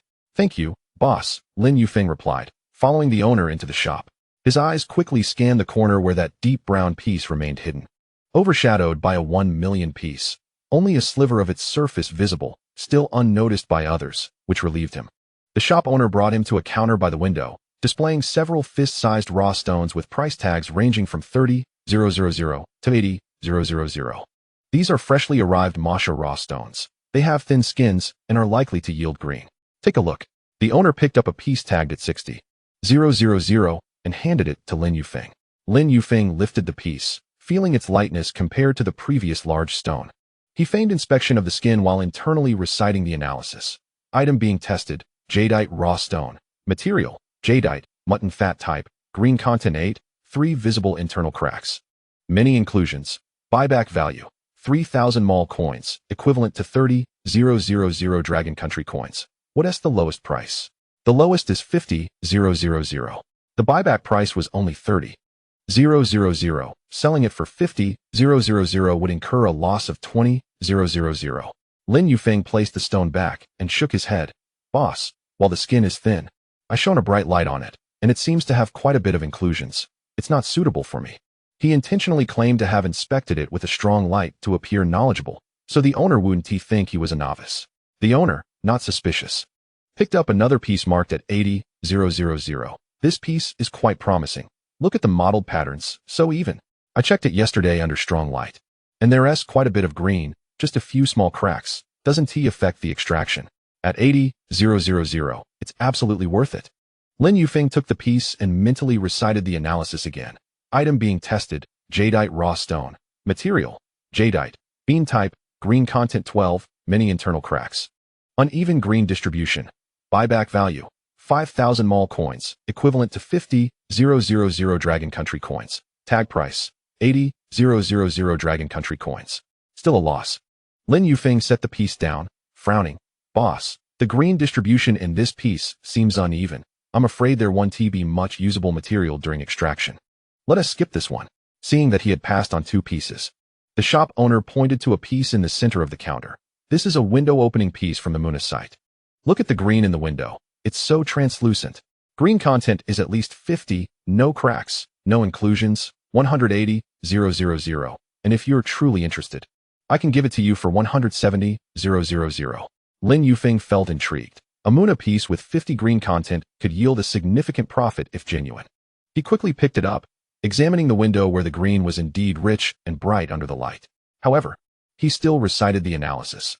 Item being tested, jadeite raw stone. Material, jadeite, mutton fat type, green content 20, window opening area artificially dyed, sparse internal green distribution. With numerous inclusions, buyback value, 3,000 mall coins, equivalent to 30,000 Dragon Country coins. Tag price, 180,000 Dragon Country coins. It was dyed. Lin Yufeng was taken aback internally but maintained a calm exterior, placing the piece back. Boss, I think the green in this window is a bit too bright. It seems off. I'll continue browsing. He refrained from directly mentioning the dyeing, concerned it might displease the owner, as he still had his eye on that large piece. Seeing that he had indeed passed on another piece, the owner didn't press. All right, feel free to browse a bit more. If you find something you like in the future, just come by. The inventory updates quickly. We might have new arrivals tomorrow. Thank you, boss. Lin Yufeng bid farewell to the owner, carrying his canvas bag as he stepped out of the jadeite pavilion. Before leaving, he cast one last glance at the corner where that large piece remained. Upon exiting the jadeite pavilion, the corridor of the Dalong International Jewelry City buzzed with activity. Occasionally, businessmen in suits hurried past, carrying ornate boxes filled with raw stones. Others, like him, were browsing, peering curiously into shop doorways. The corridor floor was adorned with marble, reflecting the crystal chandeliers above, creating a stark contrast to the earlier market's stone-paved pathways. Lin Yufeng approached a nearby shop named Golden Jade Pavilion, larger than the Jadeite Pavilion. Its entrance boasting a golden sign and two blue and white porcelain vases filled with artificial flowers, exuding a sense of grandeur. Taking a deep breath, he pushed the door open and stepped inside. The shop's decor embraced a traditional Chinese style, with mahogany counters and ink-wash paintings of landscapes adorning the walls. The raw stones were protected under glass domes, accompanied by flashlights and magnifying glasses for customers to inspect. The owner, a man in his 30s dressed in a light gray suit with neatly combed hair, stood behind the counter, quickly rising to greet Lin Yufeng. "Hello. Welcome to Golden Jade Pavilion. What materials are you interested in? All gamble, half gamble, or window opening pieces? We also have finished jadeite if you're considering a gift. I'd like to look at raw stones first. I'm mainly looking for materials that might appreciate." Lin Yufeng smiled as he approached the counter, his gaze sweeping over the raw stones displayed under the glass case. Chapter 54, Encountering a Plant. The shopkeeper was exceedingly warm, producing a key to unlock the glass enclosure. "Feel free to browse. All these materials are sourced directly from miners, each accompanied by a verification report guaranteeing authenticity. Look at this piece. It's all gamble material from the Munis site, with a tight skin and abundant moss, just arrived yesterday. Many buyers have shown interest. If you're intrigued, I can provide more details." Lin Yufeng picked up the stone, silently reciting the inspection results. Item: jadeite raw stone. Material: jadeite, type A, 15 green content, with minor internal cracks and minimal cotton inclusions. Resale value: 5,000 mall coins, equivalent to 50,000 Dragon Country coins. Price tag: 250,000 Dragon Country coins. He placed the stone back and shook his head. "Thank you for the introduction, but I will explore other shops first. If I find something suitable, I will return." Lin Yufeng bid farewell to the shopkeeper and exited the Golden Jade Pavilion. The corridor was becoming increasingly crowded. Carrying his canvas bag, Lin Yufeng visited 3 or 4 more shops, but the outcomes were the same. Either there was no profit to be made, or the risks were too high. The best piece offered a mere profit of 80,000, leaving him significantly short of the 750,000 he needed. Growing anxious, he checked his phone. His bank app still displayed a balance of over 650,000, leaving him 100,000 short to purchase that large piece. He needed to find 2 more stones that could yield over 100,000 in profit to gather enough funds. Calculating in his mind, Lin Yufeng made his way to the rest area at the end of the corridor and found a long bench to sit on. There was a vending machine in the lounge where he bought a bottle of cold cola. Unscrewing the cap, he took a sip. The icy liquid slid down his throat, alleviating some of his anxiety. Beside him sat a middle-aged man in a blue shirt, examining a raw stone with a magnifying glass. Noticing Lin Yufeng enjoying his drink, he smiled and asked, "Young man, are you searching for materials? Haven't found anything suitable yet?" "Indeed, sir," Lin Yufeng nodded. "I've been to several shops, but found nothing appealing." The man continued, "Are you also here to search for materials?" "I'm here to sell. I found a good piece yesterday, after extraction. It turned out to be ice jade with full green. I just negotiated with the shop to sell it for 500,000. The man beamed, nearly unable to contain his joy. If you're looking for good materials, don't just focus on the large shops. The small ones in the alleys often have treasures. The big shops only sell what the miners have left behind, while small shops sometimes hold privately sourced materials at fair prices. Lin Yufeng's eyes lit up. "Really? Do you know of any reliable small shops in the alleys?" "Of course." The man pulled out his phone and sent Lin Yufeng a location. "Head to this place, called Old Miner's Jadeite Shop. The owner is an old miner with a considerable stash of privately held materials at reasonable prices. He doesn't deceive beginners. I got my piece from there yesterday." "Thank you, sir." Lin Yufeng quickly saved the location, feeling a bit of his anxiety dissipate. Perhaps he could find good materials at this small shop to gather the remaining 180,000. After finishing his cola, he discarded the empty bottle in a trash bin and made his way towards the corridor's exit. As he passed by the Emerald Pavilion, he couldn't resist glancing inside. The shopkeeper was seated in a grand chair, sipping tea, while the large piece in the corner remained unnoticed. He silently vowed, "Wait for me. I will surely acquire you today." Exiting the Dalong International Jewelry City, the sun was already high in the sky, its rays reflecting off the glass facade, casting dazzling light. Lin Yufeng opened his navigation app and followed the directions into the alley. The shops in the alley were much simpler than those in the jewelry city, with most featuring wooden facades, some lacking signs altogether, merely displaying a few raw stones at the entrance. However, the foot traffic was considerable. primarily consisting of seasoned buyers like the man in blue, who clearly knew the trade. He arrived at Old Miner's jadeite shop. It was indeed modest. An unvarnished wooden folding table displayed several raw stones neatly stacked. The shopkeeper, a man in his 50s, wore a faded navy work shirt with a neatly tied cuff. His graying hair was distinct, and he sat on a leather stool, carefully inspecting a jadeite stone with a strong flashlight. Noticing Lin Yufeng's approach, he immediately set aside his tools, smiled, and greeted, "Young man, here to search for materials? Feel free to look. Everything is sourced directly from the mine, untouched by others, and priced affordably." Lin Yufeng felt a stirring in his heart and crouched down to examine a raw stone. This trip to Rueli hinged on whether he could gather enough money to purchase that large piece. He squatted in front of the folding table and touched a fist-sized light brown raw stone, its skin speckled with tiny moss inclusions, rough to the touch. Indistinguishable from the ordinary materials he had encountered earlier in the market. He refrained from testing it immediately and instead looked up to ask the shopkeeper, "Sir, how much is this material? It looks quite solid." The shopkeeper rubbed his calloused hands and smiled, his expression sincere. "Young man, you have an eye for quality. This is the mottled skin from the Mwanji site, which I collected last week from the mine. I didn't dare to ask for a high price, 30,000. If you're genuinely interested, I can let it go for 28,000, just to cover my labor." As he spoke, he illuminated the stone with his flashlight, adding, "See the clarity? There's definitely green inside." Lin Yufeng mentally noted the inspection results, which instantly popped up on the system panel. Item, jadeite raw stone, artificially enhanced. Material, common quartzite with artificially applied jadeite skin. Surface composed of crushed jade mixed with glue. Entirely quartzite inside, devoid of any jadeite components. Resale value, 0 mall coins, no jadeite value, classified as fake. Counterfeiting method, skin application, artificially painted moss. Surface wax to conceal seams. It was a fake. Lin Yufeng's heart sank as he discreetly rubbed his finger along the seam of the raw stone, indeed revealing fine wax residue. The shopkeeper had intentionally avoided the seam while using the flashlight, which explained the apparent clarity. He did not expose the deception. Placing the stone back on the table and picking up another piece marked at 50,000, asking, "Sir, what about this one? The green seems quite vibrant." The shopkeeper's eyes brightened as he leaned in closer. "This is windowed material from the Muna site. Look at that green. I initially intended to keep it for myself. If you want it, I can sell it for 45,000, not making a profit off you." Lin Yufeng conducted another inspection. Item, jadeite raw stone, artificially enhanced. Material, common marble with dyed resin. Windowed section filled with dyed resin imitating full green jadeite. Entirely marble inside. Resale value, 0 mall coins. Pure counterfeit, devoid of any value. Counterfeiting method, window section filled with dyed resin, surface artificially aged to mimic old skin.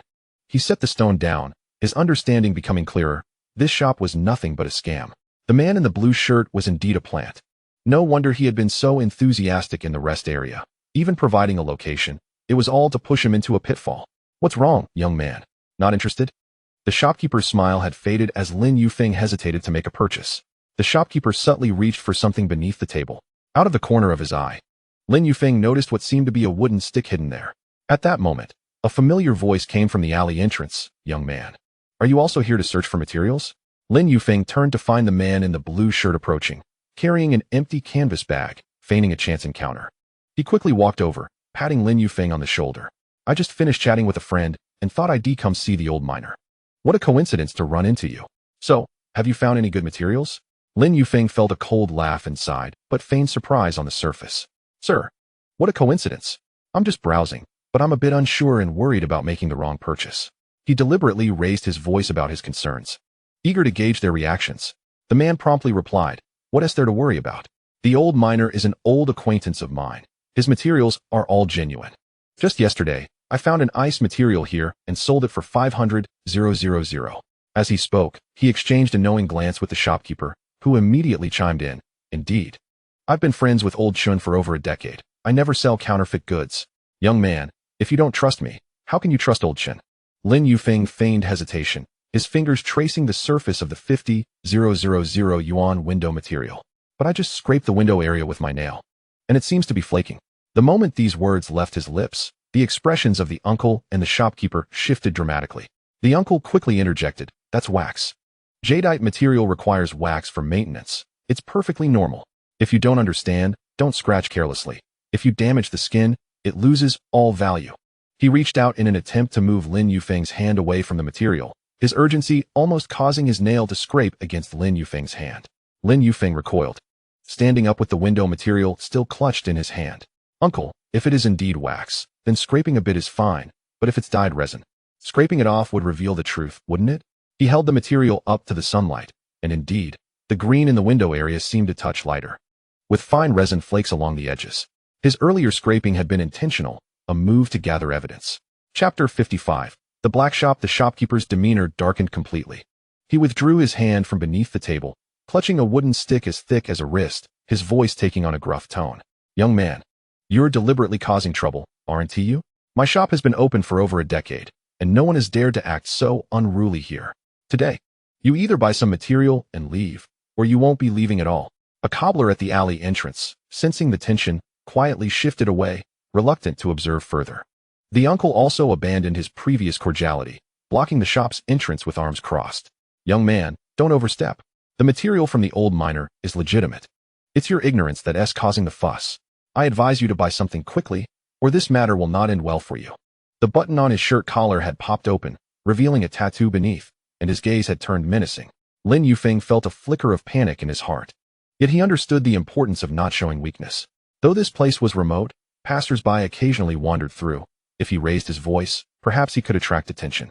He lifted his phone, activated the recording function, and deliberately spoke loudly.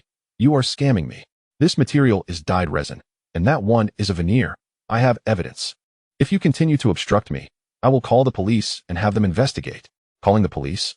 The shopkeeper momentarily froze, the wooden stick halting midair. Typically, they deceived novices from out of town, who were mostly too frightened to make a fuss. A mere threat would suffice to compel them to purchase. They had not anticipated that Lin Yufeng would dare to call the authorities.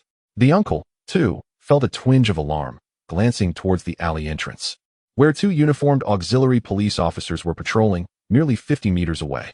Young man, it's a misunderstanding. Just a misunderstanding. The uncle's tone shifted rapidly, stepping forward to snatch the material from Lin Yufeng's grasp. If you don't like this piece, then forget it. We won't sell it to you. Just leave quickly. He feared that Lin Yufeng might genuinely call the police, escalating the situation. Lin Yufeng took a step back and tossed the material back onto the table. A misunderstanding? You deliberately lured me here to sell counterfeit goods and wanted to force a sale. That is not a misunderstanding. He raised his voice intentionally, ensuring the patrolling officers could hear him. Let me tell you, don't ever deceive outsiders again. If you continue, you'll end up in handcuffs. The two auxiliary police officers, alerted by the commotion, hurried over. One of the officers, clad in black shoes, queried, "What is going on? What happened?" The shopkeeper and the uncle turned pale, with the shopkeeper hastily concealing the wooden stick beneath the table, smiling as he spoke. It's nothing, nothing at all. This young man simply had a misunderstanding regarding the materials. Everything is fine now. The uncle nodded in agreement. Yes, nothing's wrong. We were just chatting. He covertly signaled the shopkeeper to expedite Lin Yufeng's departure. Lin Yufeng glanced at the auxiliary officers and then at the two con artists, realizing that he could not do much today, without any substantive transaction or injury. The police would likely only provide a verbal reprimand. He coldly scoffed. If that is the case, all the better. If you dare to deceive again, I will certainly report you. With that, he grabbed his canvas bag and turned to leave. Once he exited the alley, Lin Yufeng noticed his back was drenched in sweat. During the confrontation with the scammers, he had indeed felt fear, apprehensive that the shopkeeper might resort to violence. He glanced back at the old miner's jade shop, where the shopkeeper and the uncle were secretly peering out, and only relaxed when they saw he had not turned back. He vowed never to trust strangers again. He patted his chest, silently swearing that he was fortunate to have the system's detection and to have encountered the patrolling officers. Otherwise, he might have truly fallen victim. He made his way to a small park near Dalong International Jewelry City, found a bench, and pulled out his phone. The earlier recording was still intact, and he saved it. He recalled the large piece at the Kuyukshuan counter. Had he not encountered the scammers, he might have already gathered enough funds. He needed to quickly accumulate the remaining 100,000 to secure that large piece. Otherwise, it could lead to unforeseen troubles. Lin Yufeng stood up and headed towards Dalong International Jewelry City, deciding to check a few shops adjacent to Kuyukshuan, hoping to discover a piece that could yield a profit of 100,000. As Lin Yufeng exited the small park, the cool air from the corridor of Dalong International Jewelry City rushed to greet him, alleviating some of the sweat on his back. He walked briskly down the corridor, not stopping at Jinyuj, where the materials he had previously inspected were either too expensive or offered no profit. Instead, he decided to try the smaller shop, Shaoyang Jadeite. Next door. This shop was smaller than Kuyukshuan, with a light brown wooden facade adorned with small lanterns, illuminated by warm yellow lights. The proprietor, a youthful man in his 20s clad in a white printed t-shirt, was leaning over the counter, engrossed in his phone. Upon noticing Lin Yufeng's entrance, he immediately looked up with a smile, saying, "Bro, I've just received a new batch. Come take a look." "Boss, do you have any cost-effective semi-gambling materials? My budget is limited, and I'm hoping to make a little pocket money." Lin Yufeng approached the counter, his gaze sweeping over the newly displayed raw stones, most of which were fist-sized, with price tags ranging from 20,000 to 80,000 yuan, significantly cheaper than Kuyukshuan. Xiaoyang retrieved a piece labeled at 30,000 yuan and handed it over. "Bro, this is a semi-gambling material from Mowanjiji. I just got it yesterday. It has some mottled skin. When lit, you can see a bit of green. It's 30,000. If you want it, I can let it go for 28,000, just to cover my running costs." Lin Yufeng accepted the material, feeling its weight in his hand.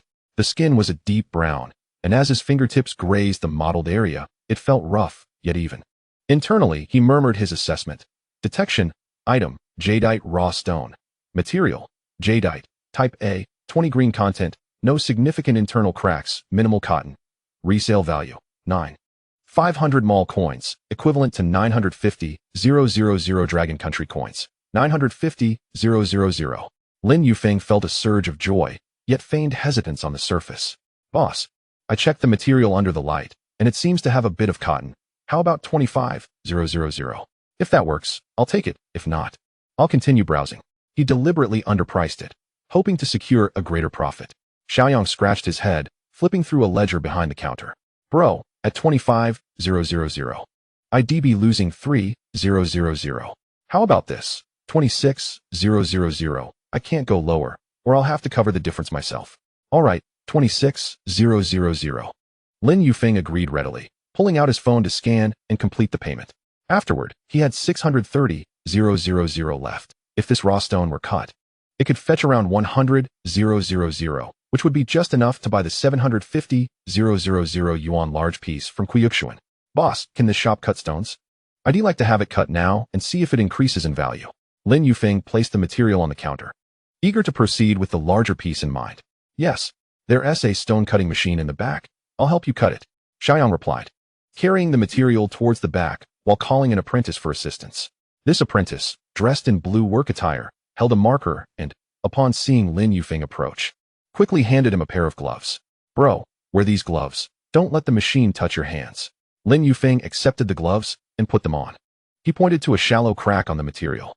"Cut from here, following the direction of the crack, and avoid the areas with more mottling.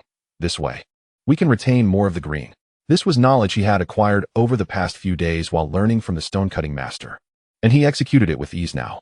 The stone-cutting machine buzzed to life, and both Xiaoyang and the apprentice leaned in to watch. As the first cut was made, a pale green jadeite emerged, with even less cotton than the system's detection had indicated, its translucence striking. Xiaoyang's eyes lit up. "Bro, this material has appreciated. It can sell for at least 150,000. I know a boss who specializes in purchasing this type of jade. Do you want me to get in touch?" 150,000. Lin Yufeng calculated internally, realizing it was 30,000 more than the recovery price, making it quite a bargain. "All right, please help me make contact. It would be best if the transfer could be done immediately." Xiaoyang quickly took out his phone and made a call. Within minutes, he hung up. "Brother, the boss said 150,000 can be transferred right now. He is at a nearby tea house. Just bring the materials over." Lin Yufeng followed Xiaoyang to the tea house, feeling as if someone was tailing him. He turned around several times, only to see a man in a black suit standing at the alley's entrance, talking on the phone. When the man noticed Lin Yufeng looking back, he shifted aside, pretending to examine a shop sign. Perhaps it was just a figment of his imagination. He dismissed the thought and hurriedly delivered the materials to the tea house.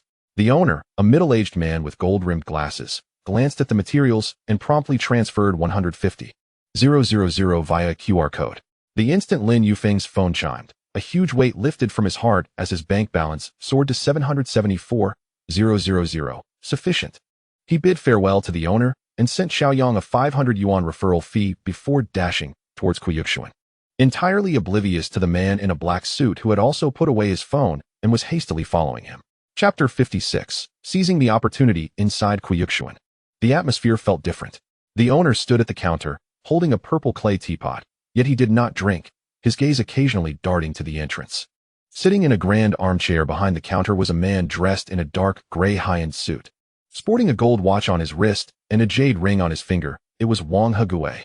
He had been among the onlookers when Lin Yufeng was cutting stones. Taking note, as Lin Yufeng managed to cut 2 pieces that appreciated in value while accurately drawing lines. "Mr. Wang, is that young man truly as remarkable as you say?" the owner asked, rubbing his hands, somewhat incredulous.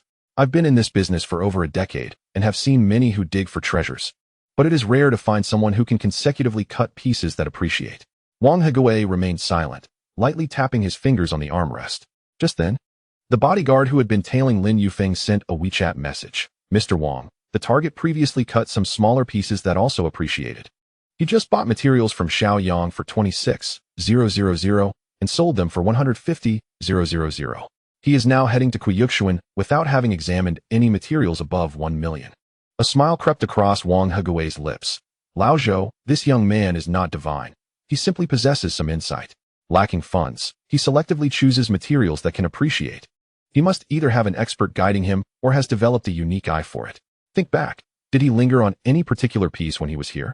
The owner furrowed his brows in contemplation, tapping his fingers on the counter. "The piece he lingered on? Oh, right." He looked around the counter and paused for a few seconds on that full gamble piece from the moonisite marked at 800,000, the deep brown skin covered in moss. "Which just arrived yesterday. Bring it out." "Let me see," Wang Hegui instructed, rising and walking to the counter. The owner hurriedly retrieved the piece from a corner of the counter. It was the size of a football. The deep brown skin adorned with moss that resembled a dusting of green powder, feeling notably heavier than ordinary materials. Wang Hegui took the piece, pulled out a powerful flashlight, and illuminated the skin. Under the light, the faint green revealed little of significance. He then flipped it over, examined the flat base, and scraped at the moss. "Lao Zhou, this is merely an ordinary full gamble piece from Muna. The skin is average, and the moss is nothing special. Why is it marked at 800,000? "Mr. Wang, you may not know, but this material is directly supplied by the mine owner. It is said to come from an old mine, and I thought there might be surprises with old mine materials, so I marked it at 800,000. "I didn't expect no one to inquire," the owner replied, feeling a bit embarrassed. Perhaps the young man had only been curious and looked a little longer because of the size of the material. Wang Hegui said nothing, continuing to shine the flashlight around. Still, he saw nothing remarkable. However, doubt began to creep into his mind. If it were an ordinary piece, why did the young man take such a keen interest? Having cut 2 pieces that appreciated, his judgment must be sound. Could it be that this piece has hidden secrets? At that moment, the door of Kuyukshuan jingled as Lin Yufeng entered, canvas bag in hand. Just as he was about to call out to the owner, he looked up and spotted Wang Hegui holding the deep brown full gamble piece, a chill running down his spine. Trouble. Wang Hegui also noticed him, his eyes lighting up as he set down the material and took a couple of steps forward, towering over Lin Yufeng by half a head. He looked down at him with a smile, yet his gaze was as sharp as a knife. "Young man, you are back? I saw you showing great interest in this piece earlier. Have you gathered enough funds now?" "I merely glanced at it. If you want it, I won't compete with you." Lin Yufeng quickly waved his hands, stepping closer to the counter but not touching the material. Instead, he pointed to a shallow scratch on the base, frowning. "Look here. The skin seems a bit loose. I was just pondering that despite the abundance of moss, it likely has its share of cracks. 800,000 is quite a gamble for me. If I lose, I would be finished."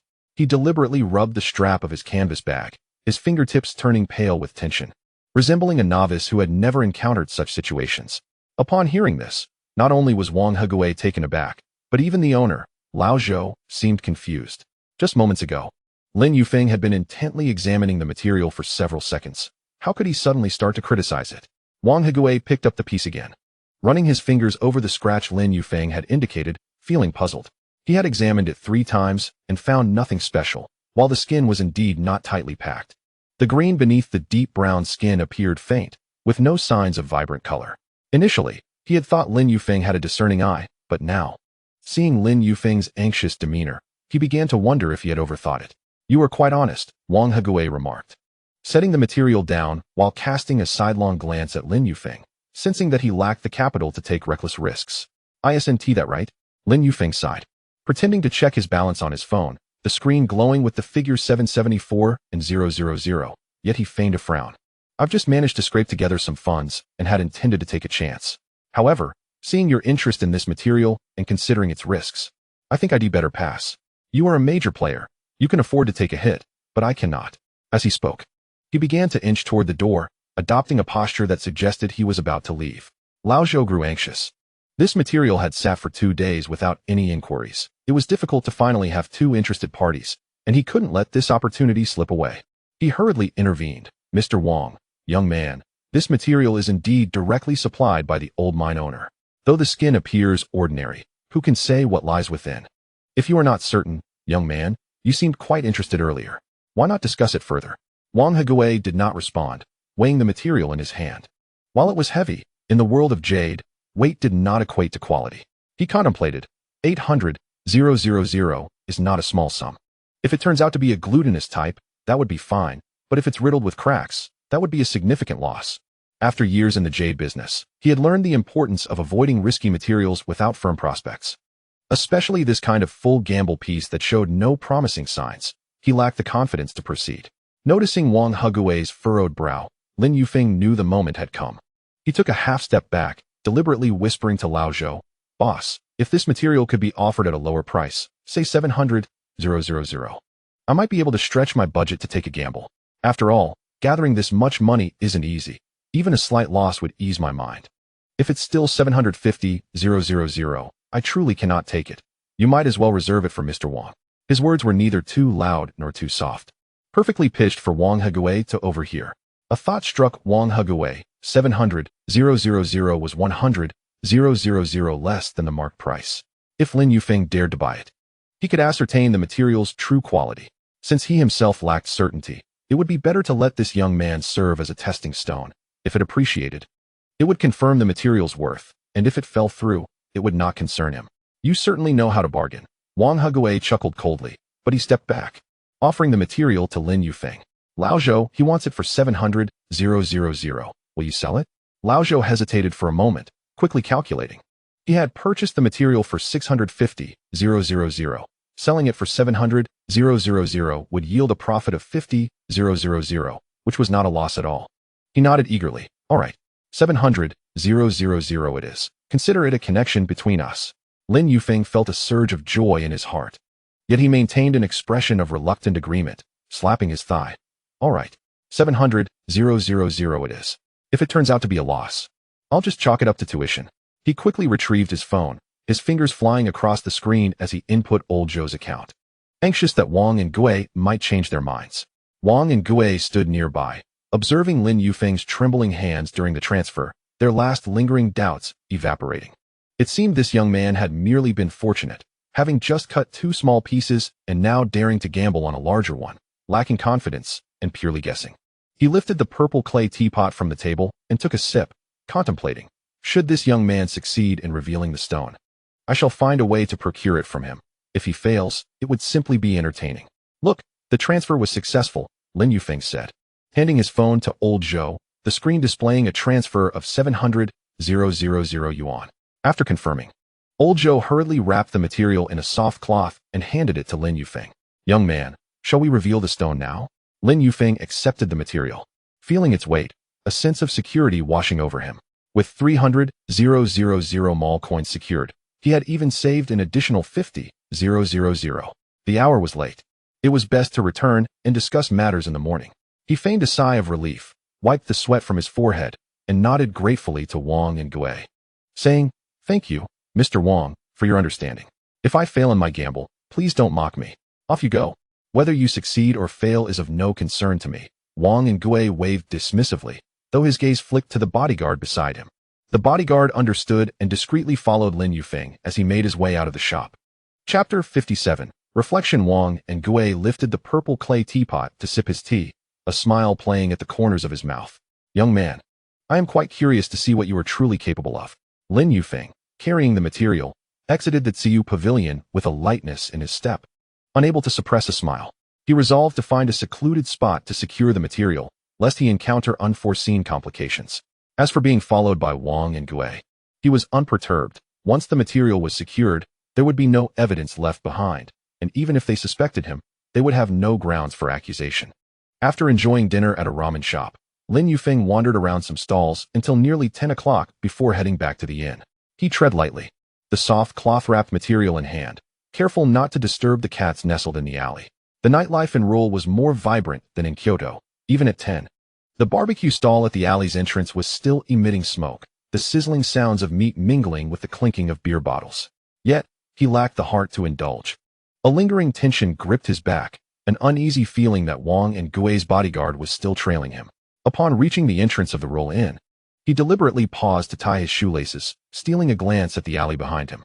Under the streetlight, only 2 drunken men staggered by, and he saw no trace of the figure in a black suit, allowing him to breathe easier as he quickly pushed through the door. The receptionist, engrossed in a drama, looked up and smiled when he entered. "Young man, have you found some good material? You seem to be carrying quite a hefty bag." She wore a pink house dress, her hair loosely tied back, a handful of sunflower seeds in her hand. "Just a small piece, merely for fun," Lin Yufeng replied vaguely, not pausing. "I'm heading upstairs." Feeling a bit tired, he feared that any further conversation might reveal his secret, particularly if she inquired about the size of the material. "Wait a moment," she called out, retrieving a thermos from her drawer. "Here's some hot water. It's comforting to sip on something warm at night." "Thank you." Lin Yufeng accepted the thermos and ascended the stairs. The motion sensor lights flickered on and off in rhythm with his footsteps, casting warm yellow light that danced along the walls. The soft cloth bag and thermos weighing heavily in his hands, mirroring the burdens of his thoughts. At his room's door, his hand trembled slightly as he fumbled with the key, struggling twice before successfully inserting it into the lock. Upon opening the door, he immediately drew the curtains tightly and locked the door, even propping a chair against it.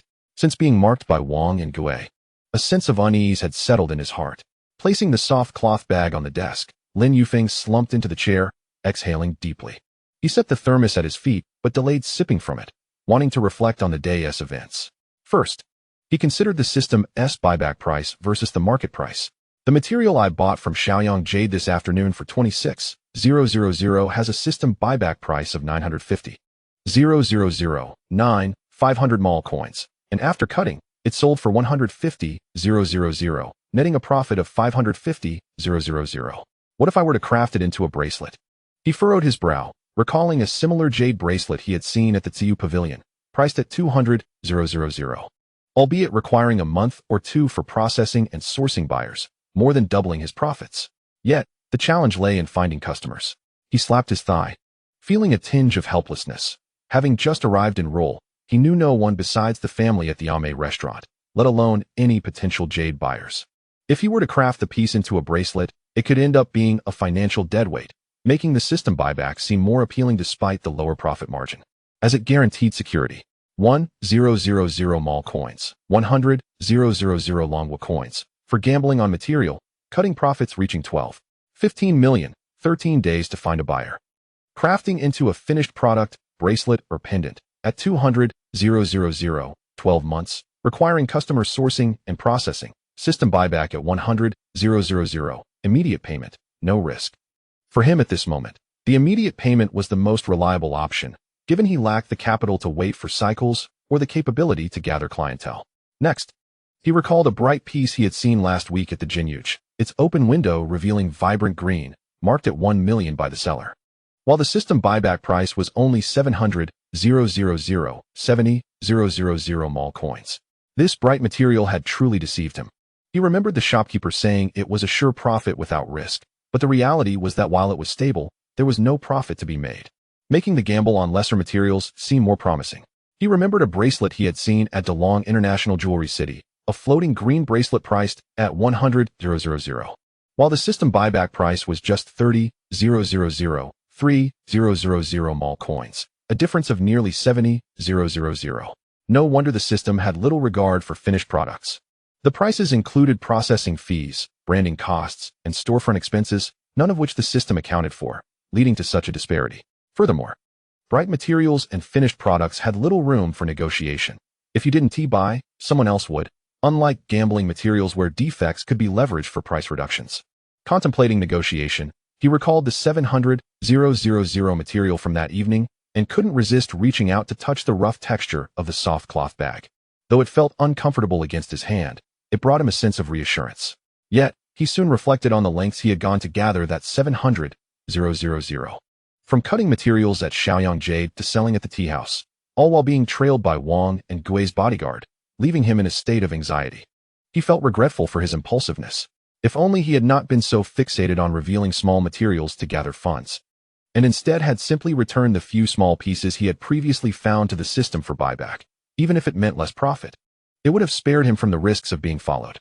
Who was Wang and Gui? Clearly a prominent businessman in role. And if he were to become entangled with him, it could lead to trouble. He summoned the system panel, his balance still at 22,896 mall coins. Adding the 300,000 mall coins from the large material, he would have 322,896 mall coins after buyback, still a distance from 1 million, but not insignificant.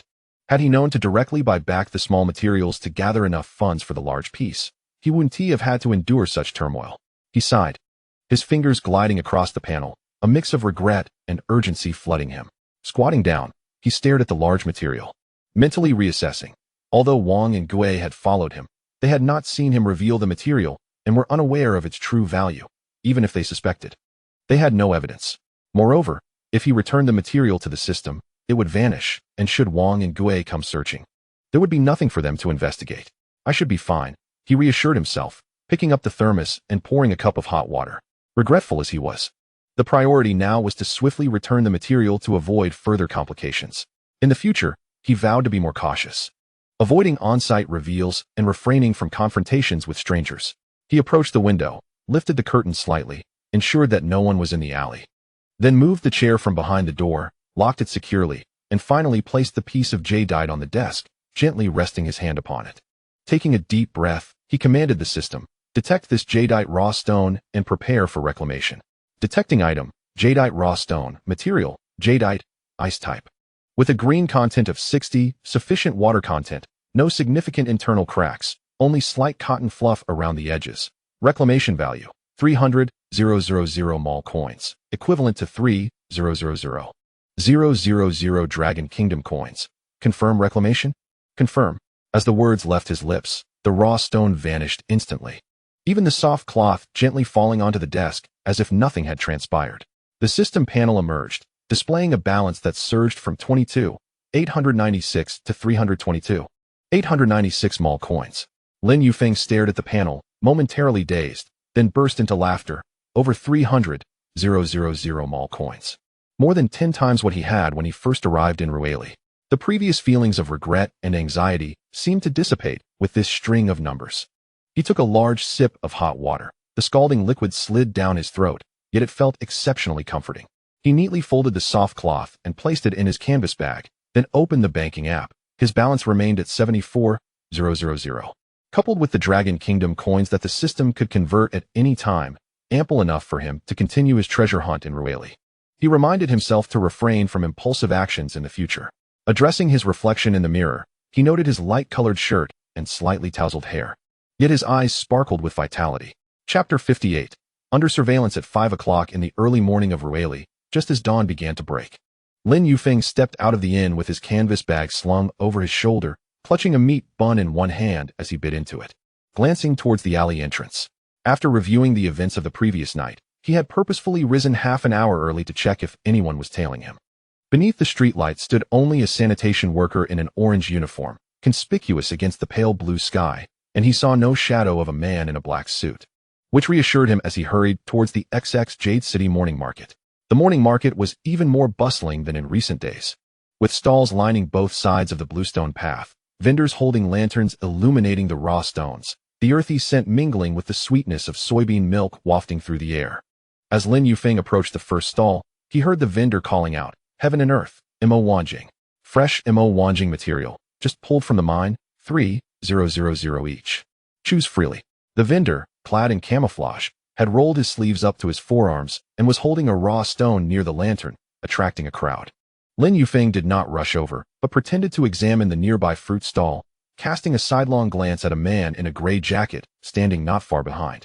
Also observing the raw stones, yet without a flashlight, his gaze frequently drifting in Lin Yufeng's direction. Could he be following me?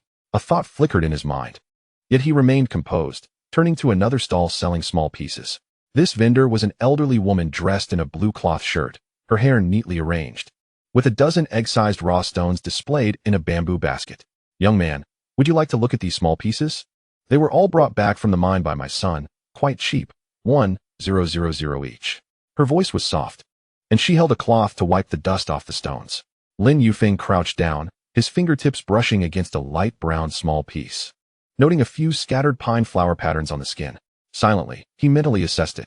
Jadeite, Nuwa type, green content 8, no cracks, reclamation price 800 mall coins, 8,000 Dragon Kingdom coins.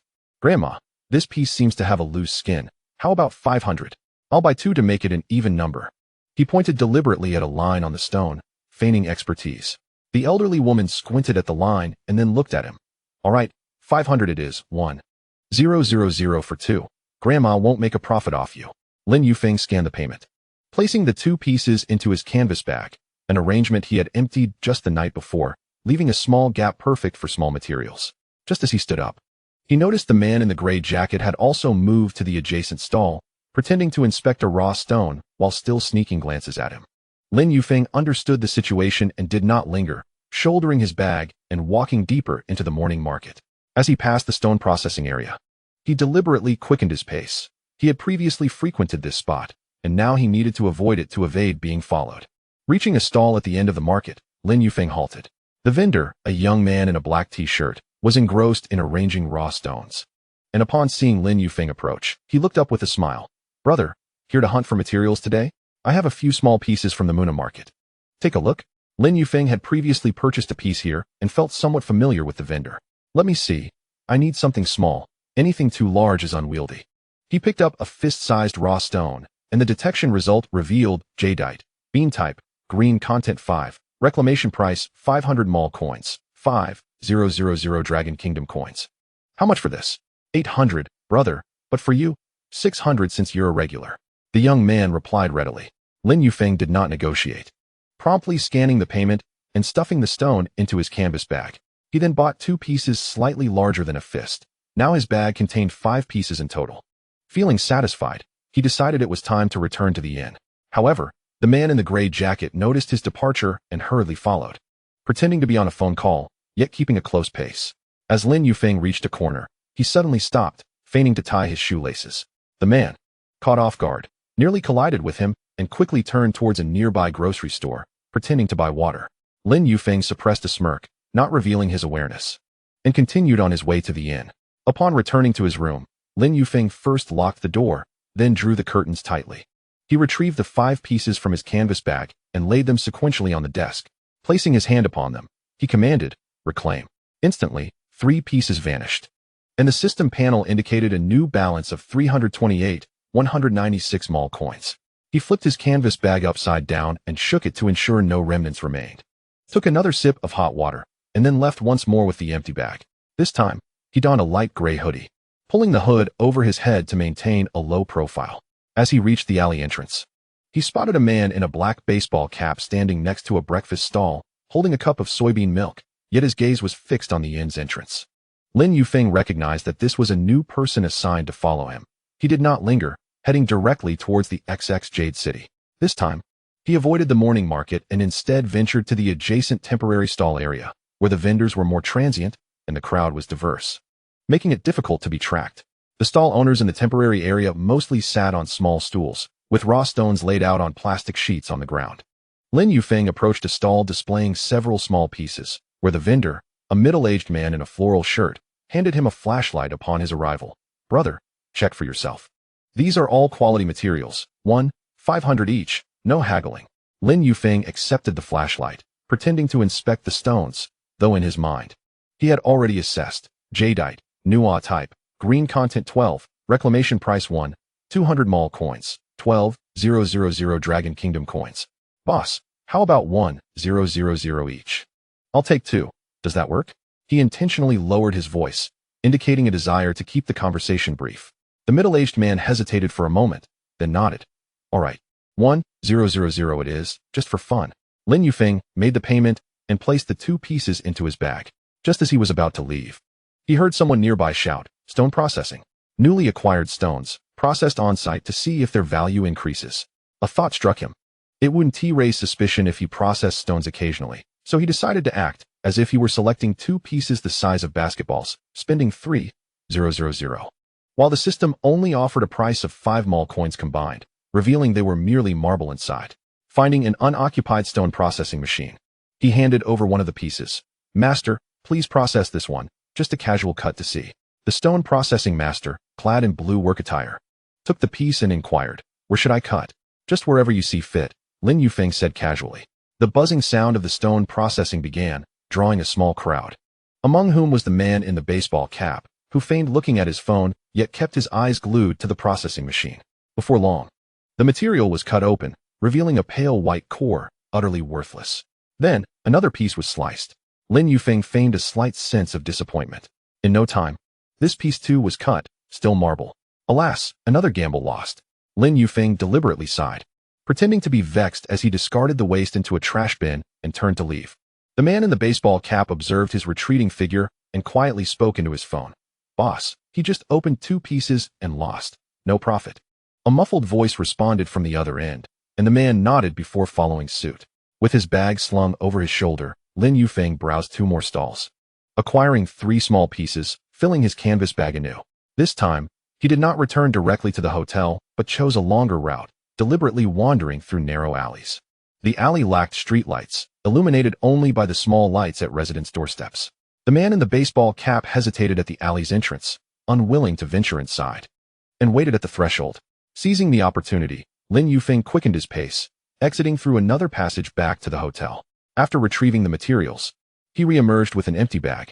This time, a man in a black tracksuit took over the tracking, and upon seeing Lin Yufeng emerge, he hurriedly pretended to tie his shoelaces, only following after Lin had walked a distance.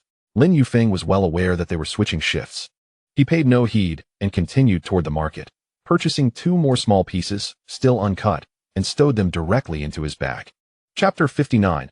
Under surveillance by 6 in the evening, the morning market had closed. Lin Yufeng, with his bag in tow, strolled toward the hotel. The man in the black tracksuit ceased his pursuit, turning to walk in another direction to report to Wang Hegui. Wang Hegui sat in his jade jewelry shop, a purple clay teapot in hand, listening to his subordinate's report. "Boss, that kid wandered all day today, buying around 10 small pieces, opened 2, and lost on them, taking the rest back to the hotel without attempting any more cuts." The man in the black tracksuit stood nearby, head bowed. "Oh, he only opened 2 and lost both?" Wang Hegui furrowed his brow, tapping his fingers on the table's edge. He was cutting profitably yesterday, yet today he falters? And he isn't cutting much anymore? Indeed. He returns to the hotel after purchasing 3 or 4 pieces, then comes out again, always with an empty bag. "We took turns following him all day and found no contact with others. It was just buy, return, buy." A man in a gray jacket added. Setting down the purple clay teapot, Wang Hegui moved to the window, observing the dimming sky outside. "This kid seems suspicious." He stroked his chin, pondering. He was eager to gather funds for larger materials yesterday, yet today he has become so cautious, even deliberately losing a piece. Either he is frightened or merely putting on an act. "Should we continue following him tomorrow?" The man in the black tracksuit inquired. "Let us hold off for now." Wang Hegui turned, his eyes filled with doubt. "I wish to see what he does with those pieces he brings back to the hotel every day. If he indeed has some insight, I must uncover it." Meanwhile, Lin Yufeng was in his hotel room, retrieving the last 2 pieces. The balance on the system panel had reached 331,696 commerce coins. He gazed at the numbers, a smirk forming at the corner of his mouth. Deliberately losing a piece today was to lower the guard of his followers. He hadn't anticipated Wang Hegui's tenacity. "Follow as you wish. As long as you don't discover the system, you can trail me as long as you like." If he were still working at Hpakant Technology, he would have to endure over 30 years of frugality to amass such wealth. Leaning against the headboard, he stared blankly at the ceiling light, his fingers unconsciously brushing over the scar on his left wrist. Memories of last year's crowded subway rides in Shenzhen flooded back. Each morning, nibbling on buns during the rush hour, working overtime until 10 at night, paying rent and meals with his salary, buying gifts for Su Qing, leaving little to save each month. How could he have imagined accumulating such invisible assets now? Just as his lips curled into a smile, he recalled Xiao Zhang and Master Chun, who had supported him during the toughest times in Shenzhen. It was time to express his gratitude. Sitting upright, Lin Yufeng opened his messaging app, navigating to Xiao Zhang's chat. Xiao Zhang's profile picture was an anime character, and his moments had last been updated with a post lamenting about working overtime. Lin Yufeng tapped on the screen. Xiao Zhang, how have you been? Still working overtime, every day? Within seconds, a reply came, accompanied by a crying face emoji. Brother Feng, you finally reached out. Working overtime, every day.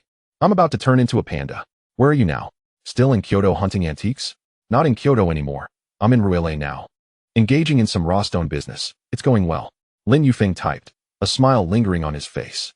After half a minute, Xiao Zhang replied, Brother Feng, stay safe in Ruele. If you run into any trouble, let me know. Though I can't do much, I can keep you company. He also sent a thumbs up emoji. Lin Yufeng felt a warmth in his heart upon reading the message and then opened the dialogue with Master Chun from the electronics factory. Master Chin's profile picture was of the factory's entrance, and he rarely posted on social media. Their last conversation had been when Lin Yufeng informed him about being in Kyoto. He carefully typed, Good evening, Master Chin. This is Yufeng. I'm now in Ruele doing raw stone business, and things are looking good. I remember how you took care of me at the factory. I'm sending you 1,000 as a small token for some tea. Please don't refuse. After sending the transfer, Master Chin's reply came slowly, taking 10 minutes. With a voice message, Yufeng, you're too kind. You don't need to send money.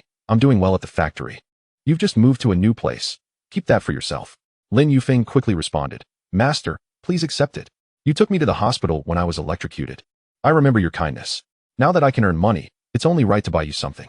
I want to feel at ease if you refuse. After a brief wait, Master Chin's message arrived, accompanied by a smiley face. Okay, I'll accept it. You're a good kid. When you had your accident, I told the factory manager that you'd surely have good fortune after such hardship. Now look at you, indeed doing well. Work hard in Ruele. Take care of your health, and don't overexert yourself. Call me if anything comes up. Lin Yufeng stared at the screen, his eyes slightly misty, and quickly replied, Thank you, Master. I'll take care of myself. You too? Please look after your health and smoke less. Setting his phone aside, he sipped some warm water from his thermos, feeling utterly relaxed. After tidying up his phone, Lin Yufeng leaned back against the headboard, wanting to unwind for a moment. When suddenly he recalled the live stream of Li Ming and Zhao Xiaoya. Opening Dole, he quickly found Li Ming's stream titled Little Streamer, Seeking Attention. Welcome friends to chat, with over 200 viewers online. He clicked in, watching as Li Ming, dressed in a pink hoodie with her hair in a high ponytail, chatted with others on camera. Lin Yufeng, feeling generous, tapped the gift bar and selected a small heart, 10 for $1, sending a total of 500. Instantly, a notification flashed across the screen. User Feng Gu gifted the streamer 500 small hearts. Li Ming paused momentarily, her eyes lighting up as she bowed towards the camera. Thank you, Feng Gu. Thank you for the 500 small hearts. Are you a friend from Kyoto? I'm so grateful. The chat erupted with excitement. Wow, Big Brother is generous. The streamer is lucky. Feng Gu, send some more. Just as Lin Yufeng was about to type no need to thank me, Zhao Xiaoya peeked into the frame with a small biscuit in hand, smiling. Thank you, Feng Gu.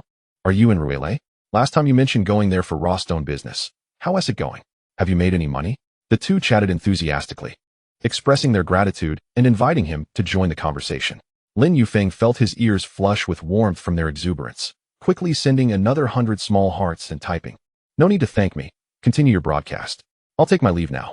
Without waiting for a reply, he hit the exit button. Once out of the live stream, Lin Yufeng touched his ears, still warm, and couldn't help but smile. Those two girls remained as vibrant as ever. He stood and headed to the restroom to freshen up, splashing cold water on his face, which helped him feel much more alert. Returning to his room, he plugged in his phone to charge, lay on the bed, and gazed at the ceiling, feeling a profound sense of tranquility. Shortly thereafter, Zhao Xiaoya and Li Ming sent messages of gratitude, to which he simply replied, You two focus on your broadcast, and we can chat when you have time. Keep pushing forward tomorrow. Gather 1 million mall coins as soon as possible. Lin Yufeng murmured to himself, pulled the blanket closer, and soon drifted into slumber. The moonlight outside seeped through the gap in the curtains, casting a slender beam on the floor, as if paving the way for his future. Chapter 60. Trouble approaches at 5:30 in the morning. The dawn barely broke over Ruele, and the soy milk stand in the alley began to emit wisps of steam. The vendors' calls mingling with the warm, humid breeze wafting into the Ruele Inn. Lin Yufeng, with an empty canvas bag slung over his shoulder and his hat pulled low, had just reached the lobby when the receptionist called out to him. "Young man, you're up early today. Have you had breakfast? I boiled an egg and saved one for you." The receptionist, clad in a light purple house dress, had her hair loosely tied back with a scrunchie, and was holding a piece of unfinished yarn.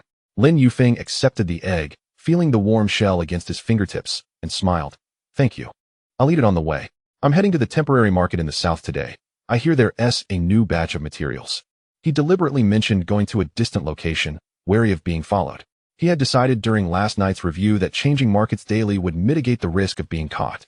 "The south? You'd better leave early. The stalls are fewer there, and if you go late, the good materials will be gone," she advised, gesturing towards the door. "Be careful on the way. There are many alleys. Don't get lost." "Got it, thank you." Lin Yufeng waved and briskly stepped out of the inn. The streetlight at the alley entrance was still glowing, casting a soft yellow light on the bluestone path. In front of the soy milk stand, 2 early risers were crouched by the roadside, sipping from their bowls. He did not linger, heading southward. After a few steps, he caught a glimpse of a figure in a black jacket flitting at the end of the alley. Without a doubt, it was someone sent by Wang Hegui. He chuckled coldly to himself, quickening his pace. Just as Lin Yufeng turned the first corner, a black sedan pulled up outside the inn. The door swung open, and a man dressed in black sportswear stepped out, none other than the bodyguard who had followed him the previous day. He swiftly moved to the passenger side, opened the door, and respectfully called out, "Brother Chong, we've arrived." A man emerged from the vehicle, not particularly tall but broad-shouldered, clad in a black leather jacket with a hint of a gold chain visible at his collar. A large signet ring adorned his left hand, and as he walked, the ring brushed lightly against the seam of his pants, his gaze scanning the inn's sign with an air of intimidation. He was Brother Chong, a subordinate of the local boss, Long Yi, and in this area, no one dared to disregard him. "Is this the place?" Brother Chong asked, his voice slightly hoarse, as if from too much smoking. He did not enter the inn but leaned against the car door, eyeing the bodyguard. "The person Boss Wang asked you to investigate. Is he staying here?" "Yes, it's here." The bodyguard nodded vigorously, a smile plastered on his face. "That kid's name is Lin Yufeng. He bought about 10 blocks of raw stone yesterday and took them back to his room. But we followed him all day and didn't see him move anything out or process much. Boss Wang suspects he's hiding something valuable. So he sent me to ask you to check what's going on in his room." Brother Chong grunted, reaching up to touch his gold chain before heading toward the inn. "Let us go inside and talk."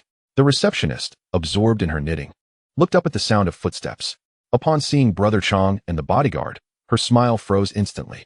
Having run the inn for several years, she recognized Brother Chong and knew he was not someone to be trifled with. She quickly stood, clutching her knitting needle, and asked in a hushed tone, "Brother Chong, is there something you need?" "I need to ask you a few questions," Brother Chong said, leaning forward against the counter, exuding an air of intimidation. "There's a guest named Lin Yufeng staying here, in the innermost room on the 2nd floor?" The receptionist's heart raced, and she nodded vigorously. "Yes, there is such a guest. He just checked in a few days ago. You have the key to his room, don't you?" The bodyguard interjected, urgency creeping into his tone. "We need to go in and take a look. Please cooperate." "That is not possible." The receptionist quickly waved her hands, her knitting needle trembling. "The guest locked the door when he left. While I do have a spare key, I can't just open a guest's room. If something goes missing, I can't take responsibility for that." She knew Lin Yufeng was an honest boy and didn't want to disturb his belongings. Yet she was also terrified of offending Brother Chong, her face paling. Brother Chang's expression darkened, and he tapped his fingers on the counter, his voice growing colder. "Don't test my patience. Tell me, what is more important, my face or your shabby inn?" His eyes scanned the business license behind the counter. "If you don't hand over the key today, you're in 1TB opening tomorrow." The receptionist trembled at his words, causing the ball of yarn in her hands to drop with a thud. She squatted down to retrieve it, gripping the yarn tightly, feeling both frightened and wronged. As a small innkeeper, she was ill-equipped to withstand such intimidation. After a few moments of hesitation, she gritted her teeth, retrieved a set of keys from her drawer, and found the one labeled 208, handing it over with a quavering voice. "Here's the key, but please be gentle with the guest's belongings. Wouldn't it have been easier to do this from the start?" The bodyguard snatched the key from her, gesturing to Brother Chong. "Please, after you." Brother Chong remained leaning against the counter, smoking a cigarette, and exhaled a smoke ring. "You go check. I'll wait here. Remember, don't rummage through his things. Just see if there are any raw stones, and come back quickly." Though he was imposing, he didn't wish to escalate the situation. After all, it was a guest's room, and if personal items were disturbed, it would reflect poorly. "Understood." The bodyguard took the key and dashed up the stairs. The motion-activated light in the stairwell flickered on with his footsteps, casting a warm glow that illuminated his hurried silhouette. Upon reaching the door of room 208, he first paused to listen for any sound inside. Hearing none, he inserted the key into the lock and turned it with a click, pushing the door open. A faint scent of disinfectant wafted out, the aroma of the room that the receptionist had just cleaned the day before. The bodyguard quickly surveyed the room. It was not large. With a single bed positioned by the window, the bedding neatly arranged, and the pillow set at the head of the bed. Against the wall stood a simple wardrobe with its door closed. Across from the bed was a desk topped with a thermos. Next to an empty canvas bag with its mouth gaping, revealing its emptiness. Where are the materials? He murmured, moving to the desk to rummage through the canvas bag, finding only scraps of paper and no raw stones. He then opened the wardrobe, which contained 2 changes of clothes, one light gray quick-dry t-shirt and one black hoodie. In the lower drawer, he found a pair of deep blue sweatpants, but not a single trace of stone. Refusing to give up, he approached the bed and lifted the mattress. Underneath lay a solid wooden board, completely empty. Checking beneath the bed revealed only a pair of white sneakers, muddied on the edges, the very ones Lin Yufeng had worn yesterday. He even unscrewed the thermos cap. Finding only half a bottle of lukewarm water, no hiding place could be found. What is going on? The bodyguard scratched his head, growing increasingly perplexed. He had clearly seen Lin Yufeng purchase 5 or 6 pieces of material the day before, all of which he had carried back to the inn. How could they have vanished overnight? Surely, he wouldn't have discarded them, considering he had paid for them. He paced the room again, even checking behind the curtains, but still found nothing. Reluctantly, he closed the door and headed back downstairs. Chapter 61. Trouble Approaches. Part 2. Brother Chong remained leaning against the counter, smoking. Upon seeing the bodyguard descend, he stubbed out his cigarette in the ashtray. Well, did you find anything? No. Nothing, the bodyguard replied, his head downcast, a hint of disappointment in his tone. The room contained only 2 pieces of clothing and an empty canvas bag. There was no material at all. How strange, Brother Chong frowned. Rubbing his signet ring, his curiosity piqued. Disappeared into thin air? That's impossible. Either he moved it overnight or has hidden it somewhere else. He glanced up at the innkeeper, who was huddled behind the counter, unable to look him in the eye. This guest did not venture out last night, did he? The innkeeper quickly shook her head, her voice barely above a whisper. No, he didn't go out. I was downstairs watching a drama until midnight and didn't see him come down. Did he not go out, or is the material already gone? Brother Chong muttered under his breath, choosing not to elaborate further. He gestured to his bodyguard, instructing him to return and inform Boss Wong, urging him to keep a closer watch. This fellow is a bit peculiar. Do not be careless. Understood, Brother Chong. The bodyguard promptly replied before turning to the innkeeper, saying, Do not mention our visit to the guest, and followed Brother Chong out the door. The black sedan departed from the alley, stirring up a cloud of dust. Only then did the innkeeper exhale in relief, collapsing into her chair, her knitting needles still trembling in her hands. The earlier commotion had nearly frightened her to tears. Meanwhile, Wang Hegui was sipping tea in his jade shop. His assistant had just arranged the newly arrived materials on the counter, but before he could examine them, the bodyguard rushed in, panting, Boss Wong, the investigation is complete. Oh, did you find the material? Wang Hegui set down his purple clay teapot, his eyes gleaming with anticipation as he leaned forward. He hoped to uncover some valuable stones hidden by Lin Yufeng, perhaps even discerning a pattern. Nothing was found. The bodyguard lowered his head, avoiding Wang Hegui's gaze. In his room, there were only 2 changes of clothing and an empty canvas bag, no materials whatsoever. The innkeeper said he did not go out last night, so the materials' whereabouts remain a mystery. What? Wang Hegui was taken aback, nearly dropping the teapot on the table. He didn't go out? And the materials are gone? You did not misidentify the room? Correct. It is indeed room 208.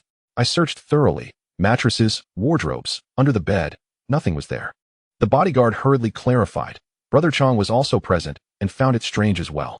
He speculated that either Lin Yufeng hid the materials elsewhere or had them transported away overnight. Wang Hegui furrowed his brow, tapping his fingers against the table, producing a rhythmic sound. He stared at the materials on the counter, his thoughts consumed by Lin Yufeng. This young man purchased materials yesterday, without any apparent method of processing or transportation, and within a single night, they have vanished. This defies logic. Either he has another hiding place for the materials, or he possesses alternative channels for dealing with them. Regardless of the situation, this young man is more formidable than I initially presumed. Continue to keep an eye on him. Wang Hegui suddenly instructed, his tone more grave than before. Today, he visited the temporary market in the south. Send someone to follow him. Do not let him notice. I will report to Elder Long. All right, I will arrange for someone to follow him immediately. The bodyguard replied, swiftly exiting. He sensed that Wang Hegui was genuinely invested this time. If they failed to uncover anything, his own position could be jeopardized. Wang Hegui lifted the purple clay teapot. Sipping tea, yet failing to discern its flavor. He gazed out at the bustling street, his mind occupied solely with one thought. Lin Yufeng, what are you truly up to? At Elder Long's estate on the outskirts of Rueli City, the atmosphere was starkly different from the city's hustle and bustle. Two bodyguards in black suits stood outside the black iron gates, their posture straight and vigilant, their walkie-talkies occasionally crackling with static. Inside the gates lay a long tree-lined path, flanked by towering banyan trees that cast a dense shadow. Strings of lights hung between the branches, illuminating at dusk like stars scattered across a green sea. Further in, a white European-style villa came into view, flanked by two stone lions at the entrance, with a fountain gushing water in the courtyard, creating glistening droplets in the evening sun. Wang Hegui stood at the entrance of the villa's living room, clutching a brocade box, his palms sweating with anxiety. The living room was even more opulent than he had imagined, the hardwood floor polished to a reflective sheen, adorned with several paintings reputed to be masterpieces. The sofa was deep brown leather, beside which stood a blue and white porcelain vase filled with fresh lilies, their faint fragrance unable to mask the oppressive air. Elder Long is waiting for you inside. Please go in. A butler in a gray Zhongshan suit approached, his voice low yet authoritative. Wang Hegui quickly nodded and followed the butler through a carved wooden door into a study. Elder Long sat behind a massive redwood desk, leisurely pouring tea from a purple clay teapot. He appeared to be in his 60s, his hair meticulously styled.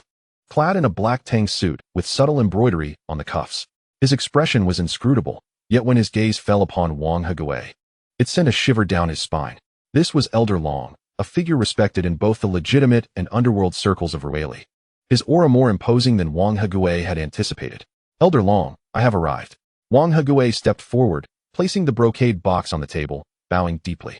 This is the ice jade pendant you requested, which I had someone bring back from Myanmar. Elder Long did not glance at the box, but gestured toward a nearby chair. Sit. What brings you here? He lifted the teacup, gently blowing on it, his slow movements only heightening Wang Hegui's tension. Wang Hegui sat upright, his back straight, recounting the details of Lin Yufeng.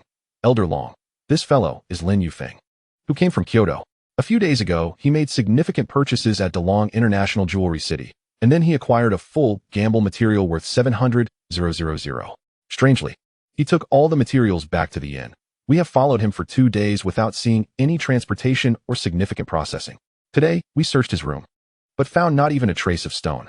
He also pretended to process 2 pieces, making it seem like a ruse. I suspect he is hiding something.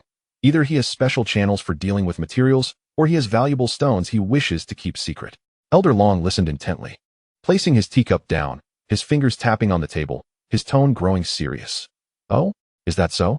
Purchasing materials without any trace left behind, cutting up some while preserving others. This is indeed intriguing. He looked up at Wang Hegui. What do you think his intentions are? Is he trying to steal business, or does he have other motives? I am uncertain. Wang Hegui quickly shook his head. He appears young, lacking any apparent background. Yet he operates with a shrewdness that is not typical of an ordinary dealer. I fear that if he indeed possesses special channels, our share of the jade business in Rueli could be adversely affected. Elder Long paused for a few seconds, took a cigarette from the table, and the butler promptly came forward to light it for him. As the smoke swirled around them, his gaze grew more intense. In that case, arrange a dinner for him tonight. I want to see what capabilities this young man possesses that allows him to play tricks in Rueli. Absolutely. Wang Hegui's eyes brightened, and he nodded vigorously. I will make arrangements immediately at the largest Jinrui hotel in Rueli. The private rooms there offer excellent privacy and demonstrate our sincerity. Very well. Elder Long waved his hand, instructing Ah Chong to invite him, cautioning, do not frighten him. Understood, Elder Long. Wang Hegui rose, bowing once more before hastily exiting the study. He had not anticipated Elder Long's serious interest in Lin Yufeng, further solidifying his belief that this young man was indeed exceptional. Chapter 62. Coercion at 6 in the evening. Lin Yufeng, with a canvas bag slung over his shoulder, walked briskly towards the inn. Today, he had procured 4 small pieces at the temporary market in the south. With a total recovery value exceeding 30,000 mall coins, his balance now stood at over 360,000. He took out his phone, intending to share his success with Sun Guangjuan, but just as he opened his phone, he noticed 3 figures standing at the alley's entrance, with Brother Chong at the forefront. Brother Chong was still clad in his black leather jacket, the gold chain glimmering in the evening sun, his left hand casually resting against his trousers, while his 2 subordinates stood behind him, their hands tucked into their pockets, their eyes fixed on Lin Yufeng with an intimidating intensity. Lin Yufeng's heart sank. He instinctively tightened his grip on the canvas bag. Who are they? Could they be here to cause trouble? Lin Yufeng? Brother Chong initiated the conversation, his voice still somewhat hoarse. He stepped forward, closing the distance to just a couple of meters. Come with me. Elder Long would like to invite you to dinner to discuss potential collaboration. Elder Long. Collaboration? Lin Yufeng was taken aback, his mind racing. Elder Long. The very name echoed that of a gangster. What sort of collaboration could he possibly have with such an individual? Surely, this was a scheme devised by Wang Hegui, who had informed Elder Long of his affairs, seeking to create trouble for him. He took a step back, attempting to refuse. I have something to do. I want to be attending dinner. Please convey my thanks to Elder Long. Something to do? Chang's expression darkened as he took a step forward, an immediate sense of oppression enveloping the atmosphere. Master Long has invited you to dinner as a courtesy. Do you dare to refuse? His 2 henchmen stepped forward as well, blocking Lin Yufeng's retreat. Panic surged within Lin Yufeng, cold sweat forming on his palms. He understood that rejecting their invitation would lead to dire consequences. These men were clearly from the underworld, and confronting them would be futile. He glanced at the barbecue stall at the mouth of the alley, the owner engrossed in grilling. Oblivious to his plight, seeking help crossed his mind, yet he hesitated. Angering Chong would only worsen his predicament. I'll go, is that all right? Lin Yufeng gritted his teeth, trying to reassure himself. It was merely a meal, after all. He could observe their intentions and act accordingly. Perhaps even call the police if necessary. He reached for his phone, feigning a message to a friend, hoping to keep a backup plan, but Chong firmly grasped his hand. No phones at the table. Master Long dislikes distractions during meals. Chang's grip was powerful, and Lin Yufeng felt as if the strength of 2 ordinary men lay within him. Don't worry, it's just a chat. It won't be detrimental if we establish a partnership. With no choice left, Lin Yufeng reluctantly stowed his phone back into his pocket and followed Chong to the alley's entrance. A black sedan awaited them, its windows tinted and obscuring the interior. Chong opened the back door, gesturing for Lin Yufeng to enter. After a moment's hesitation, he bent and slid into the spacious back seat, adorned with black leather, the aroma of tea wafting from a thermos beside him. Chong and 1 henchman joined him, while another took the wheel, and the car slowly departed towards the city center. Lin Yufeng leaned back, his mind racing with uncertainty. He wondered what Master Long's true intentions were. Did he wish to seize his knowledge or compel him into collaboration? Stealing a glance at Chong, who seemed to be resting with his eyes closed, the glint of his gold chain swaying with the car's motion, Lin Yufeng felt an insurmountable distance between them.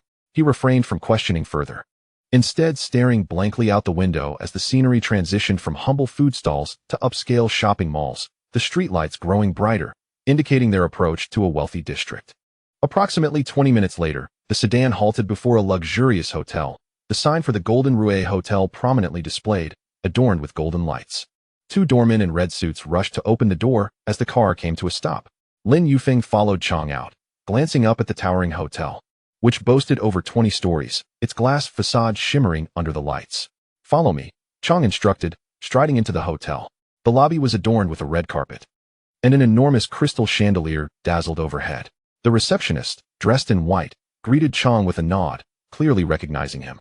Lin Yufeng trailed behind, his palms still sweaty, his thoughts consumed with a singular desire to finish the meal and leave this place as swiftly as possible. Chong led him to the elevator, pressing the button for the 18th floor. The atmosphere inside the elevator was eerily quiet, punctuated only by its mechanical hum. Lin Yufeng leaned against the wall, discreetly checking his phone in his pocket, relieved it had not been confiscated. If things took a turn for the worse, he could call for help.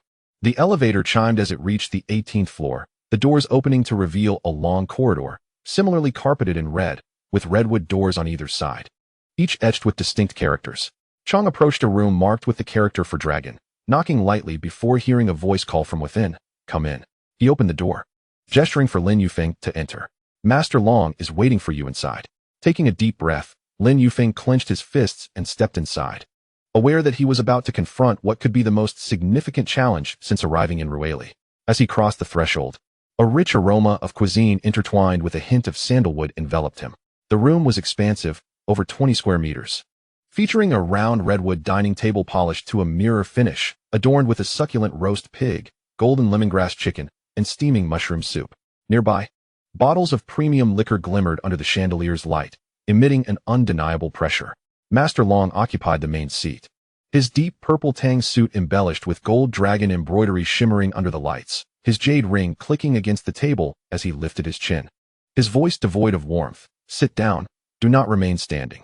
Wang Hegui sat beside him, his gray suit and tie impeccably straight, offering a forced smile as he caught Lin Yufeng's gaze, his eyes gleaming with a sense of superiority. Chang and the two henchmen stood like sentinels in the corner, hands resting at their waists, their breaths barely audible. Gripping the strap of his canvas bag tightly, Lin Yufeng sat down in the vacant seat, the sound of the chair scraping against the carpet echoing in the silent room. Just as the server poured the pu'er tea, its fragrance still lingering, Master Long's voice cut through the air. "Boss Wang says you have a keen eye for materials, making consistent gains. You are indeed a valuable asset." He paused, tapping his fingers on the table's edge. "I will provide the funds, you will provide the insight. 100,000 a month to help me select materials." "What do you say? 100,000? Lin Yufeng's mind was in turmoil. He earned more than that in a day. Yet the sharpness of Master Long's gaze stifled his protest, his nails digging into his palm as he feigned surprise. "Master Long, this is too much. I'm just starting out. I fear I may jeopardize your affairs." "You won't," Master Long interjected, picking up his chopsticks to select a piece of lemongrass chicken but not eating it, placing it instead on a bone dish. "Start with small materials. As long as I'm around, there will be no mistakes." Suddenly shifting the topic, he continued, "The small and where you're staying is drafty and damp. How can you work in such conditions? I have a vacant villa in my estate. Move there tonight. You will have staff to attend to your needs. Move tonight." Lin Yufeng's chopsticks clattered onto the table, scalding tea splattering onto his fingertips, yet he was too flustered to notice. Hastily retrieving his chopsticks, his heart raced like it might burst from his chest. He had anticipated a night to prepare, but Master Long was denying him even that respite. "Master Long, my luggage is still at the inn, and it's rather inconvenient at this hour." "Inconvenient?" Master Long smiled, though the warmth did not reach his eyes. Glancing at Chang with a nod, "Ah Chang, take someone to the inn and retrieve his belongings. The rest of you, escort young Lin to the West Villa." "Yes." Chang nodded, stepping forward, his jacket zipped high, concealing half his face. "Mr. Lin, please hand over your phone. I will keep it safe for you." The two henchmen rose, flanking Lin Yufeng on either side, clearly indicating that refusal was not an option. Chapter 63. The Gambit of Stones. At the border, Lin Yufeng sat frozen in his chair, fingers tightly gripping his canvas bag, which contained only a few small pieces he had collected that day. Yet, as he caught sight of the knife handle subtly revealing itself from Chang's waist, he understood that refusing would only exacerbate his predicament. Reluctantly, he complied, extracting the small pieces. "Let me carry that for you, Brother Lin." Master Long gestured dismissively, taking a sip from his teacup. "You can head directly to the villa. Chang will deliver your items." The authoritative tone weighed heavily on Lin Yufeng, making it difficult for him to breathe. Wang Hegui hastily attempted to placate the situation, placing another piece of roast pig into Lin Yufeng's bowl. "Brother Lin, Master Long's villa is far more comfortable than the inn, complete with a swimming pool and garden. You'll see once you arrive." The obsequiousness made Lin Yufeng feel nauseous. He dared not speak further, forcing himself to sip his tea, the rich flavor turning bitter on his tongue. Stealing glances around the room, he noticed Master Long focused on his teacup, while Chang and the henchmen observed him intently. Even the server standing at the door hesitated to move. This was no ordinary meal. It felt like a trap laid out before him, before he could devise another plan. Chang tugged at his arm. "Let's go. Master Long is waiting." The grip was strong enough to crush bones, and Lin Yufeng stumbled to his feet, exiting the hotel into the deepening night. The streetlights cast a dim yellow glow, and the occasional motorcycle zipped by, returning home after a long day. Master Long's convoy awaited outside. 3 black sedans lined up, their tinted windows obscuring the figures within. Chang Gu pushed Lin Yufeng into the middle car and took the passenger seat himself, while a subordinate occupied the back seat, pressing closely against Lin Yufeng, their elbows nearly jabbing into his ribs. "Drive," Chang Gu instructed the driver, and the sedan glided smoothly away. Lin Yufeng leaned against the window, surreptitiously observing the street scenes outside, transitioning from the bustling city center to the increasingly desolate suburbs. The streetlights dwindled in number until only the beams of the car's headlights illuminated the shadows of banyan trees lining the road, resembling monstrous, clawing apparitions. Meanwhile, Chang Ji's subordinate had arrived at the Rue Li Inn, knocking assertively on the door. The receptionist, having just tidied the counter and clad in a light purple loungewear, stepped back in fright upon seeing two unfamiliar men at the entrance, one brandishing a baseball bat. "Who are you looking for?" she stammered. "We're here for Lin Yufeng," replied one of the tall, lean subordinates, producing a slip of paper bearing Lin Yufeng's room number. "We're here to collect his belongings." "Where's the key, Lin Yufeng?" The receptionist hesitated, inwardly questioning the legitimacy of the request. He didn't say anyone else was coming to collect his things. "I can't just hand over the key. Less chatter." The shorter, stockier subordinate stepped forward, resting a hand on his baseball bat. "This is a command from Long Yi. Do you dare refuse? If you delay us, do you think this inn will remain open?" The mention of Long Ye's name drained the color from the receptionist's face. Everyone in Rue Li knew who he was. Hastily, she rummaged through her drawer and produced the spare key for room 208, extending it with both hands. "Here's the key. Please be gentle with his belongings." The tall subordinate took the key without a word and ascended to the second floor. Upon opening room 208, he was met with the faint scent of disinfectant. The bed was impeccably made, and the wardrobe contained two change of clothes, a light gray quick-dry t-shirt and a black hoodie, alongside a pair of deep blue sweatpants tucked away in a drawer. "Is this all?" The stocky subordinate scoffed, rummaging through the bag and wrinkling his nose in disdain. How could someone like Long Yi even look at this? The two men stuffed the clothes into the black bag they had brought, leaving no item behind. Not even the thermos on the table. After locking the door, they descended the stairs, leaving the receptionist in a state of confusion and anxiety. By the time the sedan arrived at Long Ye's estate, it was already past 10 at night. The massive iron gates opened slowly, revealing tree-lined paths adorned with string lights, resembling a luminous serpent that wound its way toward the white villa nestled deep within. The fountain in front of the villa gushed water, with droplets sparkling like shards of diamonds under the light. Yet to Lin Yufeng, this lavish spectacle felt akin to an exquisitely crafted prison. "Here we are," Chang Gu proclaimed, opening the car door and stepping out first.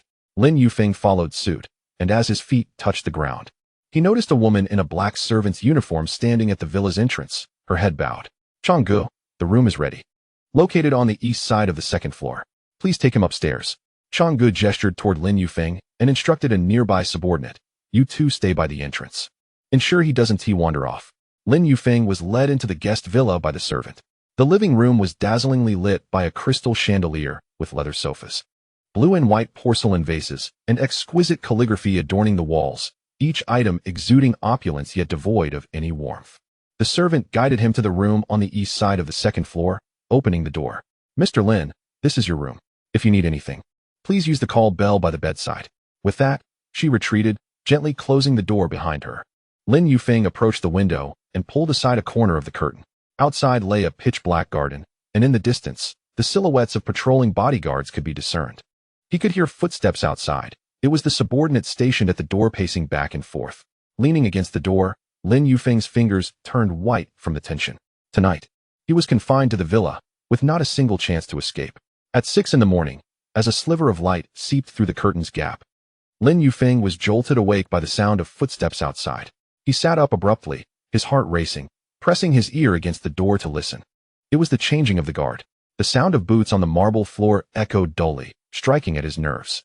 Having hardly slept a wink, the opulent room's heavy velvet curtains were drawn tightly, yet they could not shield him from the beams of the patrolling bodyguards' flashlights, which swept past the window every half hour, casting shifting patterns of light on the ceiling.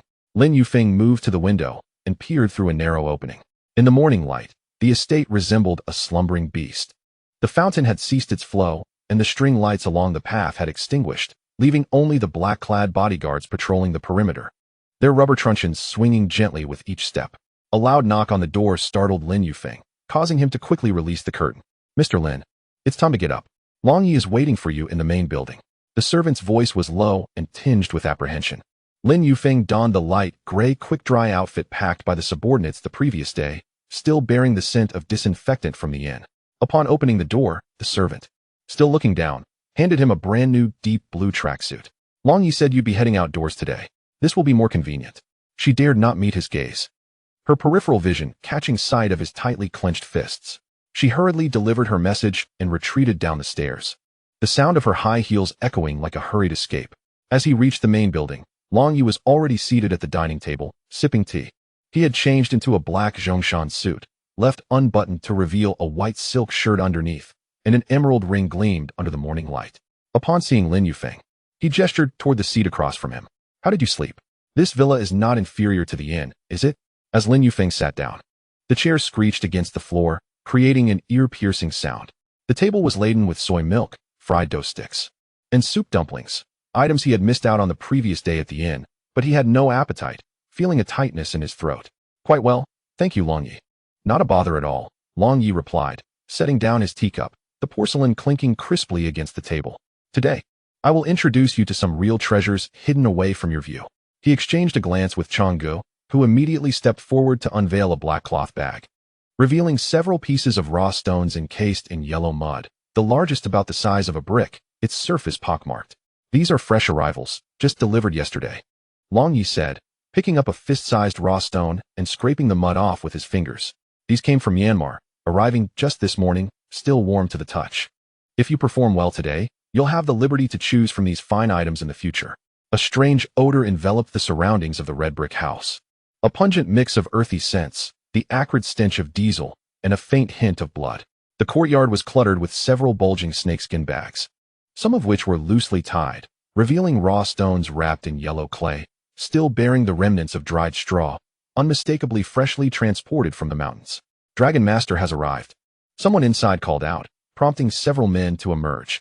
Leading them was a bald man adorned with a golden chain around his neck and large prayer beads on his wrist. Upon seeing the Dragon Master, he clasped his hands and smiled. You've come early today, Dragon Master. The new stock has just arrived and is still warm. Mr. Wong is too kind. The Dragon Master shook his hand and gestured towards another man. This is Mr. Li, who deals in timber and has a penchant for stones. And that is Mr. Zhang, a longtime friend who works in jade mining in Myanmar.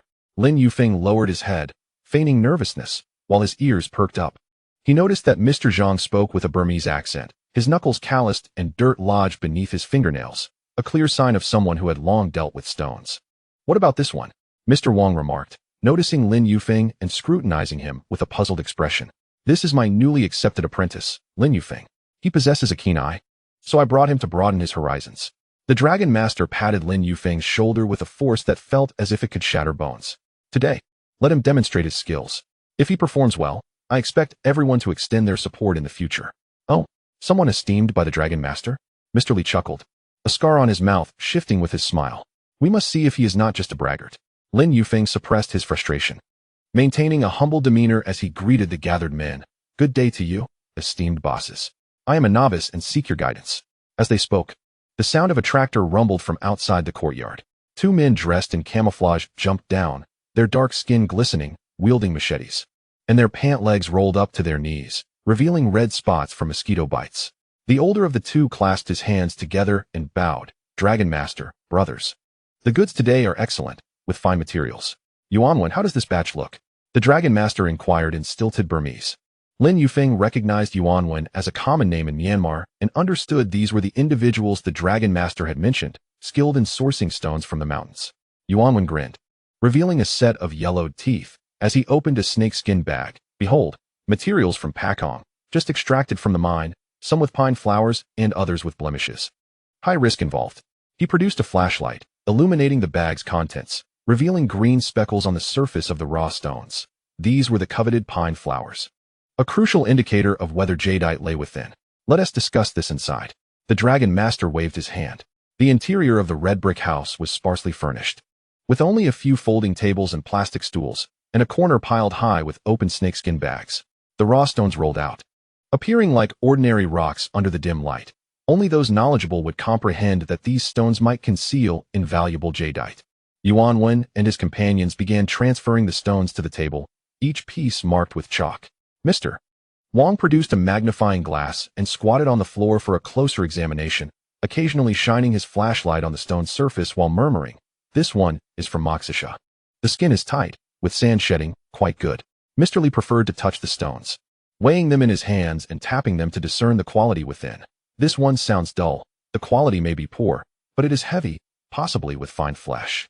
Standing nearby, Lin Yufeng pretended to crouch down to study the raw stones, and as soon as his fingers grazed a smooth piece, he mentally urged, "System, initiate detection." Item detected, jadeite raw stone. Material, jadeite, Bean type, 5 green content, internally riddled with spiderweb-like cracks. No extraction value. Recycling value, 50 mall coins, equivalent to 500 long country coins. Indeed, it was a worthless piece. Lin Yufeng noted this and discreetly touched another stone marked with pine flowers, triggering another detection. Item detected, jadeite raw stone. Material, jadeite, glutinous type, 8 green content. Internally clustered with cotton, edges with penetrating cracks. Recycling value, 800 mall coins, equivalent to 8,000 long country coins. Still subpar. He silently slipped to a corner, his fingers finally brushing against a stone marred with black blemishes, the very piece Yuanwen had deliberately pushed to the side. The system panel sprang to life, causing his heart to race. Item detected, jadeite raw stone. Material, jadeite, glutinous type, 40 green content, ample water content, fine quality, black blemishes only on the surface, not penetrating. No cracks. Recycling value, 150,000 mall coins, equivalent to 1.5 million long country coins. 150,000 for recycling. Lin Yufeng struggled to contain his excitement, lightly brushing the stone with his fingers, feigning interest in the black blemishes. While formulating a plan, deliberately select 2 subpar stones along with this quality one to maintain the facade of a novice with an unsteady eye, thereby fulfilling the Dragon Master's requirement of 3 out of 5. Shaolin, don't just stand there. See which pieces are good, the Dragon Master suddenly spoke, drawing everyone's attention. Today's rule is simple. You select 5 pieces, and we will cut them live. If 3 pieces yield value, you will be well taken care of by me, the Dragon Master. If not, he paused, his gaze icy as if it could freeze. The wolves of the border have not dined well for a long time. Lin Yufeng's heart raced. He quickly grabbed the 2 previously identified subpar stones and cradled the blemished one, feigning hesitation. Dragon Master, as a novice, I dare not choose too many. Let me start with these 3. If they succeed, I will choose the rest. Only 3? Mr. Li scoffed, pointing at the blemished stone in Lin Yufeng's arms. Do you even comprehend? This one is riddled with blemishes. If the blemishes penetrate the flesh, it's worthless, yet you still dare to take it? Among these 3, the only one with potential is the one with pine flowers in the middle. Mr. Zhang chimed in, speaking briefly in Burmese to Yuanwen before turning to the Dragon Master. Yuanwen says this piece from the Hojiang mine was excavated in Hpakant, where imperial green was once found, but this one has too many blemishes. He initially had little hope and priced it at 300,000, just for a gamble. 300,000? Mr. Wang exclaimed. Yuanwen, have you lost your mind? That kind of blemished stone is worth at most 100,000. Brother, this is from an old mine. It should be priced higher. Yuanwen retorted defiantly. The Dragon Master decisively stated, 20,000 is the final price. The other 2 are 10,000 each. Let us settle the accounts. He fixed his gaze on Lin Yufeng, his tone carrying a warning. If the cuts yield profit, the money is mine. If they fail, you shall remain on the border, working off the debt for Yuanwen, mining and transporting until it is repaid.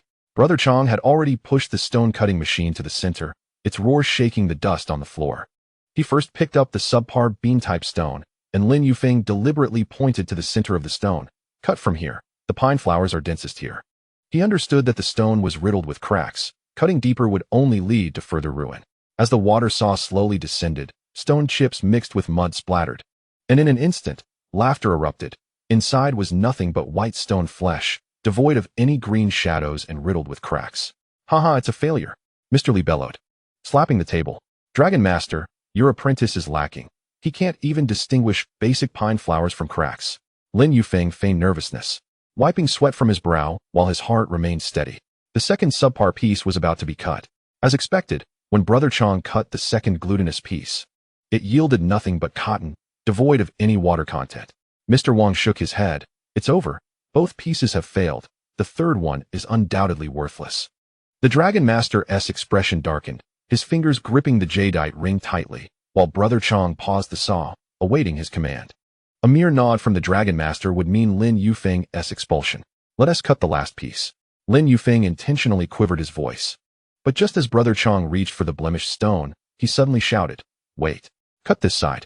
As I delicately sliced along the edge of the black scab, I observed that it seemed not to have penetrated deeply. Perhaps a good piece of meat could be salvaged. He feigned uncertainty, yet was actually following the system's directive pointing towards the flawless area. Are you out of your mind? Bosley exclaimed, cutting into the scab. If you fail to uncover green, You'll find yourself feeding the wolves today.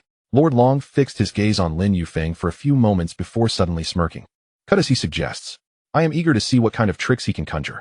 Brother Chong adjusted the angle of the saw blade, and the water saw began to slice slowly. This time, there were no jarring sounds of stone debris. The blade glided as if through soft jade, remarkably smooth. When he switched off the machine and washed away the surface mud with a hose, everyone was left in stunned silence. The cut revealed a vibrant green hue, akin to a deep pool, shimmering with a glass-like luster under the light. Indeed, the black scab was only superficial, and the interior flesh was remarkably pristine. It's swelling. So much green. Boss Wong suddenly leaped to his feet, his voice cracking, nearly dropping the magnifying glass from his grasp. Yin Wen's eyes widened as he muttered incessantly in Burmese. Boss Zhang hurriedly translated. He didn't expect this piece to truly yield green. The old mine hasn't deceived us. This material can sell for at least 2 million. Lin Yufeng let out a sigh of relief, his back drenched in cold sweat. The system had indeed not misled him. He had won this round of gambling and was momentarily safe. Lord Long's expression finally softened. A hint of a smile gracing his lips as he patted Lin Yufeng on the shoulder. Well done, young man. You possess some skill. It seems I have not misjudged you. He turned to the others, clasping his hands in acknowledgement. I apologize for the spectacle today. My apprentice has proven himself.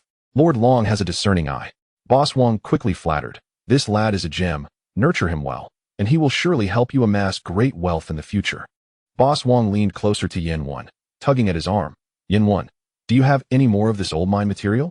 Bring it out for us to see. I want to take a gamble today too. His gold chain swayed as he spoke, the magnifying glass still focused on that piece of imperial green. His eyes glinting with greed. Yes, yes, yes.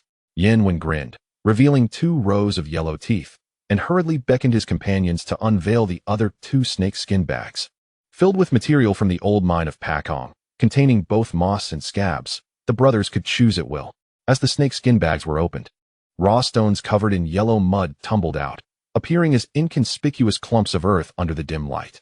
Yet everyone present understood that within these lay treasures capable of transforming fortunes overnight. Boss Lee also summoned his expert, an elderly man clad in a gray Zhongshan suit, with graying hair and a small copper hammer in hand. He squatted amidst the pile of raw stones, tapping each one to listen, shining a flashlight on them for an extended period. Boss, this piece from Moksha is quite good. The skin shows signs of shedding sand, and you can see the water within when illuminated. It's worth the gamble. The old man pointed to a soccer ball-sized raw stone, his voice hoarse yet resolute. Boss Zhang took a personal interest. Having spent years in the mines of Myanmar, he was particularly sensitive to the texture of raw stones. After weighing one in his hand, he could immediately gauge its potential. This one is from the Hojiang area. It feels substantial, the skin is thin, and it might contain full green. He handed Yin Wen a cigarette, exchanged a few words in Burmese, and quickly settled on a price of 150,000 for that piece. In no time, the red brick room buzzed with activity, the rhythmic thuds of stone tapping, the clamor of bargaining voices, and the beams of flashlights swaying about. Even the earthy scent in the air seemed to have lessened. Lord Long leaned back in his folding chair, playing with an emerald ring, and nodded towards Lin Yufeng. Shaolin, help me pick out a few more pieces. Let's seize the moment while luck is on our side and stock up on quality materials. Lin Yufeng felt a tightening in his chest. Pick again. If he selected too accurately, Lord Long would surely grow more suspicious. Yet if he chose poorly, it would raise doubts about his earlier fortune. He crouched down, slowly tracing his fingers over the pile of raw stones, pretending to study them closely while actually awaiting the system's detection results. The first stone he touched was the size of a fist, its surface coated in black mud, with faint traces of moss visible. He mentally recited the detection. Detecting item, jade raw stone. Material, jade. Ice type, green content 25, ample water, no internal cracks. Only slight cotton fluff at the edges. Recycling value, 80,000 mall coins, equivalent to 800,000 Longwa coins. Good material. Lin Yufeng's heart stirred, yet he feigned a frown, scraping the mud with his finger. Lord Long, this skin is tight, but there is too little moss. I fear it may not yield sufficient green. Enough chatter, pick it. Lord Long interrupted. You just managed to gamble on scab material rising. Are you afraid of this? Lin Yufeng hastily brought over that piece, mentally reciting the detection. Detecting item, jade raw stone. Material, jade, glutinous type, green content 10, internal cotton fluff clumped, no cracks. Recycling value, 15. 000 mall coins, equivalent to 150,000 Longwa coins. This piece would likely only break even. He discreetly placed it aside and deliberately selected another stone that tested as entirely flawed, the system indicating insufficient green content and an internal network of cracks. With a recycling price of only 200 mall coins. Lord Long, shall I select these two, making a total of 5 pieces? Lin Yufeng pretended to display hesitation. As if uncertain. Not enough. Pick 3 more, make it 8. Lord Long waved his hand grandly, determined to showcase the precision of his people today. Chapter 66. The banquet. Lin Yufeng had no choice but to continue sifting through the pile of raw stones. He selected 3 more. One profitable piece with glutinous ice holding 30 green, recycling for 600,000. One that would break even, glutinous type with 12 green, recycling for 180,000. And one flawed piece, bean type with 4 green, internal cracks, recycling for 500 mall coins. The 8 pieces were laid out on the table, and Lord Long instructed Brother Chong to bring over the cutting machine, slicing 3 pieces on the spot. One profitable piece revealed 30 green, while the break-even piece, though lacking in green, had no cracks. The flawed piece displayed a mass of cracks in the stone flesh. Good, good, good, Lord Long exclaimed thrice, patting Lin Yufeng on the shoulder, his grip lighter than before. Out of 8 pieces, 4 were profitable, 2 broke even, and 2 were flawed. This discerning eye surpassed even those of seasoned veterans. Boss Wong, having just finalized his own materials, peered over with envy. Lord Long, your apprentice is truly a treasure. My expert picked 5 pieces and only managed to break even on 2. He pales in comparison to Xiao Lin. Boss Li approached as well, a scar on his cheek shifting as he spoke. Lord Long, in the future, please remember your brothers when good materials arise. If Xiao Lin has time, perhaps he could assist me with my materials. I'd be glad to offer you a commission. Lin Yufeng quickly lowered his head, feigning modesty. Boss Li, you flatter me. I am merely lucky. How could I compare to the seasoned experts? Yet internally, he was anxious. When cutting those profitable pieces earlier, he nearly succumbed to the urge to recycle them on the spot, especially that ice-type piece with a recycling value of 1.5 million Longwa coins. When the system panel popped up, his palms had begun to sweat. But a glance at the guard at the door, holding an A-grade rifle glinting coldly, snapped him back to reality. If he dared to recycle even 1 piece, he would be riddled with bullets on the spot. Lord Long's subordinates had guns holstered at their waists, the dark muzzles seemingly aimed at him at all times. All right, that will be all for today. Lord Long waved his hand, signaling Brother Chong to settle the bill. Yin 1, calculator in hand, quickly tapped away, murmuring in Burmese, before finally looking up. Lord Long, for the 8 pieces, the total is 1.2 million. Brother Chong retrieved a black briefcase from the trunk, opening it to reveal neatly stacked cash. Upon seeing the cash, Yin Wen's eyes lit up, and he quickly took the case, stuffing it into a snakeskin bag without even counting, bowing repeatedly to Lord Long. Thank you, Lord Long. Brothers, next time there's good material, I will be the first to bring it to you. Lord Long ignored him, patting Lin Yufeng's back. Let us head back to the manor. Tonight, we shall celebrate. They returned in the same pickup truck, with Lin Yufeng assigned to the back seat, Lord Long beside him, and Brother Chong along with the muscular man in the front. The vehicle rattled along the dirt road, jostling fiercely. Leaning back against the chair, Long Yi squinted and said, Shaolin, speak honestly. How did you hone your discerning eye? Don't tell me it's just luck. Once or twice may be luck, but so many times cannot be mere coincidence. Lin Yufeng's heart tightened, prompting him to concoct a fabricated tale. Long Yi. I once knew an old professor in Kyoto who specialized in geology. He taught me how to interpret the patterns and density of stones, indicating whether they contained jade. I merely followed his guidance and, unexpectedly, guessed correctly. He intentionally spoke vaguely, feigning a hint of nervousness, his hands clenched tightly against his trousers. Long Yi scrutinized him for several seconds, but refrained from pressing further, only chuckling. Regardless of how you learned it, from now on, follow me, and I assure you a life of luxury. Once I have amassed sufficient wealth, I shall even open a jade shop for you to manage. Lin Yufeng promptly nodded. Thank you, Long Yi.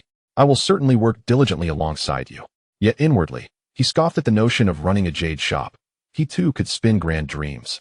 But he doubted he would live to see that day. His mind was already preoccupied with plans for escape. Upon returning to the estate, the darkness had enveloped the sky. The garden's string lights illuminated the surroundings, resembling clusters of stars adorning the banyan trees, while the fountain resumed its spray, the droplets sparkling like shattered diamonds under the glow. A dozen servants clad in identical black uniforms stood at the entrance of the villa, greeting Long Yi in unison. "Good evening, Long Yi. Prepare the banquet. Tonight we celebrate." Long Yi commanded as he ushered Lin Yufeng into the villa. The chandelier in the living room dazzled with brilliance, and the original folding table had been replaced with an elongated mahogany dining table, laden with an array of dishes: roast suckling pig, steamed grouper, braised abalone, and several bottles of aged red wine. A band played soothing melodies, the ambience far more luxurious than the red brick houses at the border. Long Ye's subordinates had also arrived. Changgu sat at the far end, holding a cup of white liquor, his gaze occasionally drifting towards Lin Yufeng. Other trusted men surrounded Long Yi, showering him with compliments, such as his inevitable monopoly over the jade business, and how Xiao Lin was their lucky star. Lin Yufeng was seated next to Long Yi, and a servant poured him red wine. He took a symbolic sip, but his mind raced, calculating the formidable security that made escape nearly impossible. He had to bide his time, promising Long Yi his loyalty while waiting for an opportune moment. "Xiao Lin, today you have made a significant contribution." Long Yi raised his glass, addressing everyone. "This toast is for Xiao Lin. With him on our side, our jade business is bound to flourish." All raised their glasses in unison, chanting, "Long Yi is wise. Xiao Lin is remarkable." Lin Yufeng could only lift his glass, forcing a rigid smile. As the evening wore on, Long Yi patted Lin Yufeng's shoulder, his tone turning earnest. "Xiao Lin, I understand you may feel out of place. As this is not your home, here's the deal. Work diligently for me for a year, and I will grant you a bonus of 1 million. Then set you free to go wherever you wish." "What do you say?" Lin Yufeng scoffed internally. 1 million? Set me free? It was obvious Long Yi intended to keep him tethered. There was no way he would let go of such a lucrative asset. Yet he feigned excitement, standing to bow deeply to Long Yi. "Thank you, Long Yi. Rest assured, I will work hard and not betray your trust." He deliberately raised his voice so all could hear, pretending to genuinely believe in this promise. Long Yi nodded in satisfaction and poured him another glass of wine. "Excellent. I appreciate your sincerity. Come, let us drink again." Lin Yufeng raised his glass and drank it down. The astringency of the wine spread across his palate. Yet it could not quell his inner vigilance. As the banquet stretched into the night, Long Yi became thoroughly intoxicated and was assisted back to his room by the servants. Changgu approached Lin Yufeng coldly. "Mr. Lin, I will escort you to your room. You should rest early as we must rise early tomorrow." Lin Yufeng nodded and followed Changgu towards his small villa. Upon reaching the door, Changgu suddenly halted, fixing a stare on him. "Long Yi treats you well. You best stay honest and not attempt any tricks. The estate is crawling with guards. Even if you sprouted wings, you couldn't escape." "I understand. I won't play any tricks," Lin Yufeng replied, lowering his head in feigned fear. Changgu said nothing further and turned to leave. Chapter 67. The escape. The night enveloped Long Ye's estate like a cloth soaked in ink. Lin Yufeng lay on the second-floor bed, staring at the shifting shadows of branches on the ceiling, his ears alert like radar. Downstairs, the sound of footsteps echoed, 2 guards on patrol, their boots striking the marble floor, passing by the door with clockwork precision every 10 minutes. He had rehearsed his escape plan in his mind no fewer than 20 times, his fingers turning white as they gripped the blanket, nails digging into his palm. Long Yi's earlier words, "Work for me for a year, and I'll set you free," echoed in his mind. Yet he knew all too well that it was nothing but empty rhetoric. How could Long Yi possibly release a cash cow like him? The digital clock on the bedside table flickered to 0015, just as the guard's footsteps faded past the door. Lin Yufeng sprang up, hastily dressing. He deliberately chose a dark sports outfit, tucking his pants into his socks and tying his shoelaces tightly, afraid of tripping during his escape. Approaching the door, he pressed against the door panel, listening to the guards' idle chatter mingled with the flick of a lighter. They seemed somewhat lax. It was time to take a gamble. Taking a deep breath, Lin Yufeng feigned discomfort, bending over as he opened the door, contorting his face into a pale grimace. His voice weak as if on the verge of collapse. "Brother, could you do me a favor? My stomach suddenly hurts terribly, like a cramp. Could you find some painkillers for me?" The 2 guards below looked up at his voice. One was tall and thin, the other short and stout. Both subordinates of Changgu from earlier. The tall one frowned, cigarette in hand, impatiently saying, "You're quite the bother. Wait here. I'll go ask the servants in the main building if they have any medicine." The stout one leaned against the staircase railing, lazily scanning Lin Yufeng.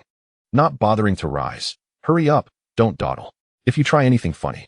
He patted the gun at his waist, his words dripping with a palpable threat. Lin Yufeng quickly nodded, bending lower, his hands still clutching his stomach, feigning instability. I wouldn't dare. The pain is unbearable. Please hurry.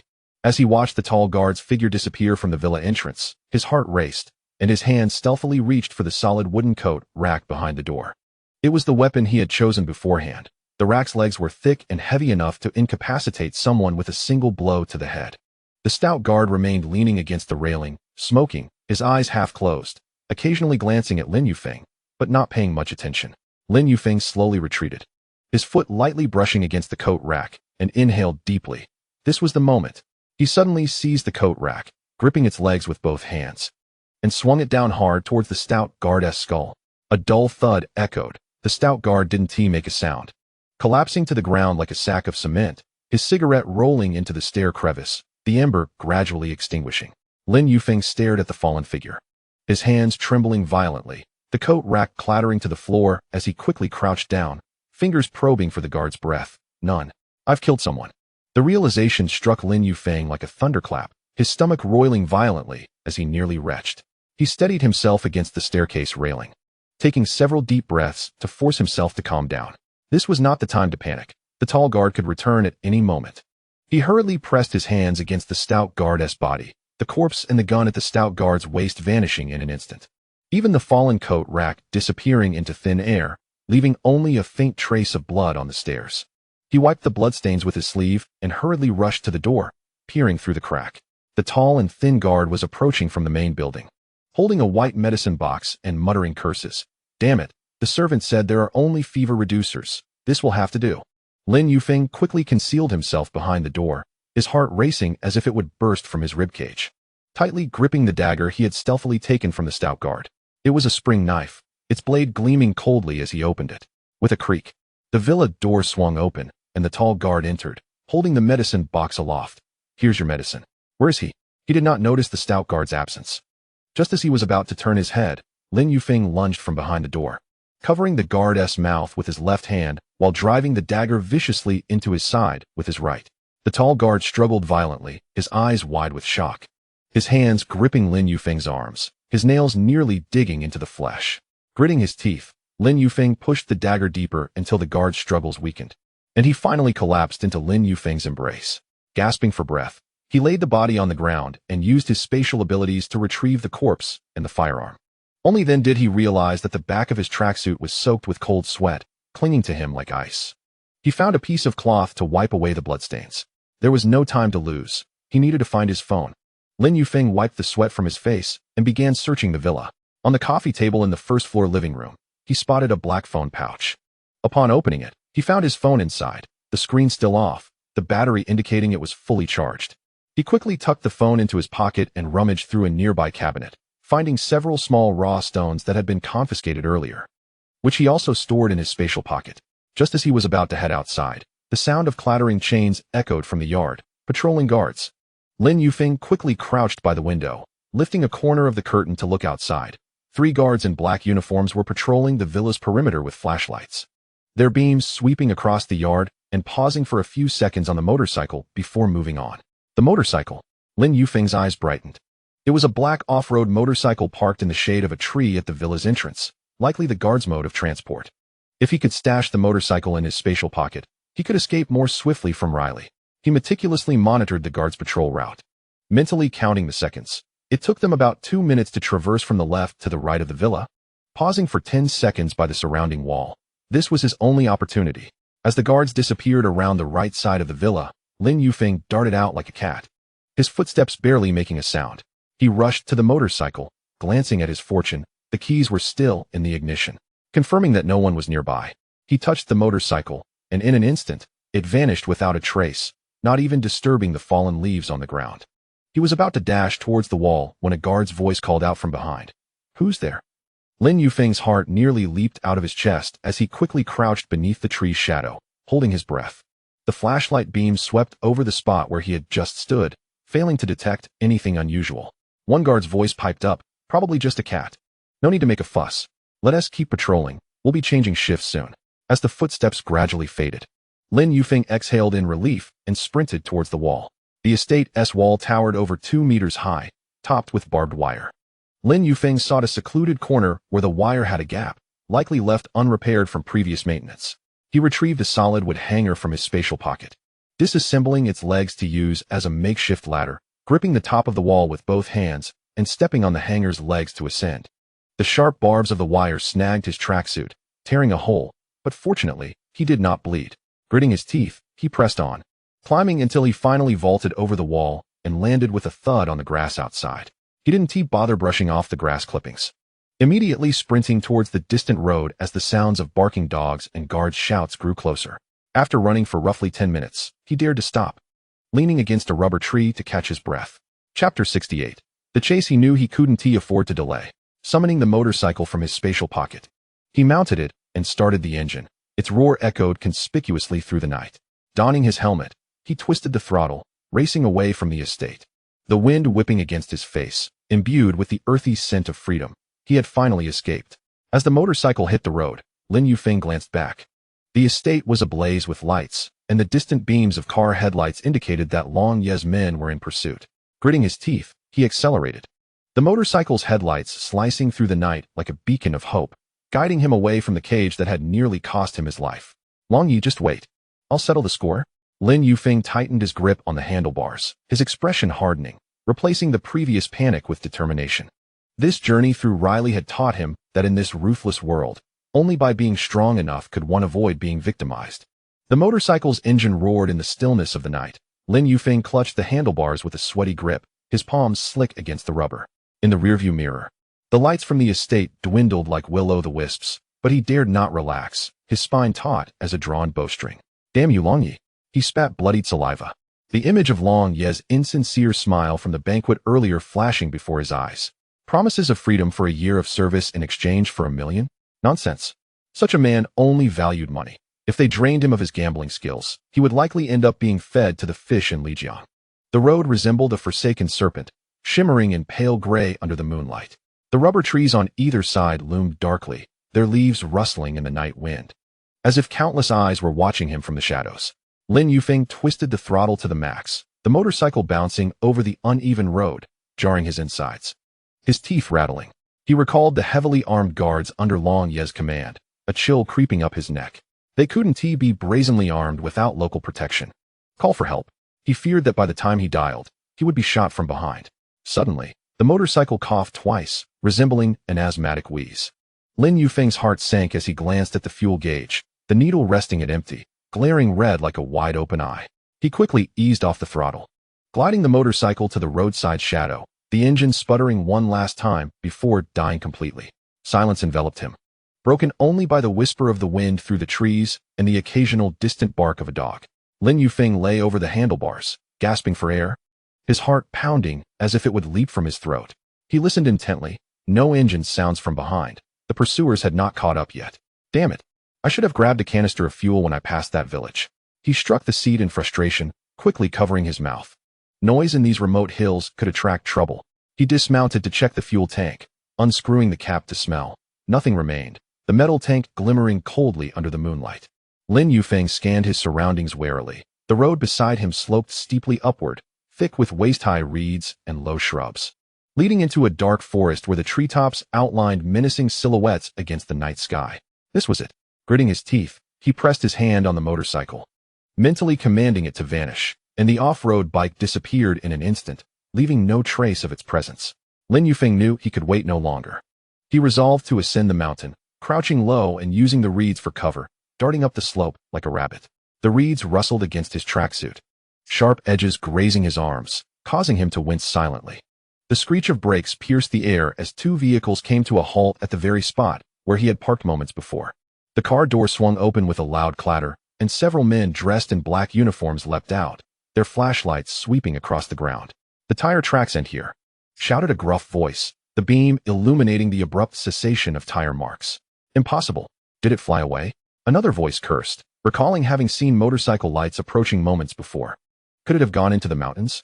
Someone proposed, directing the beam of light up the slope. Search thoroughly.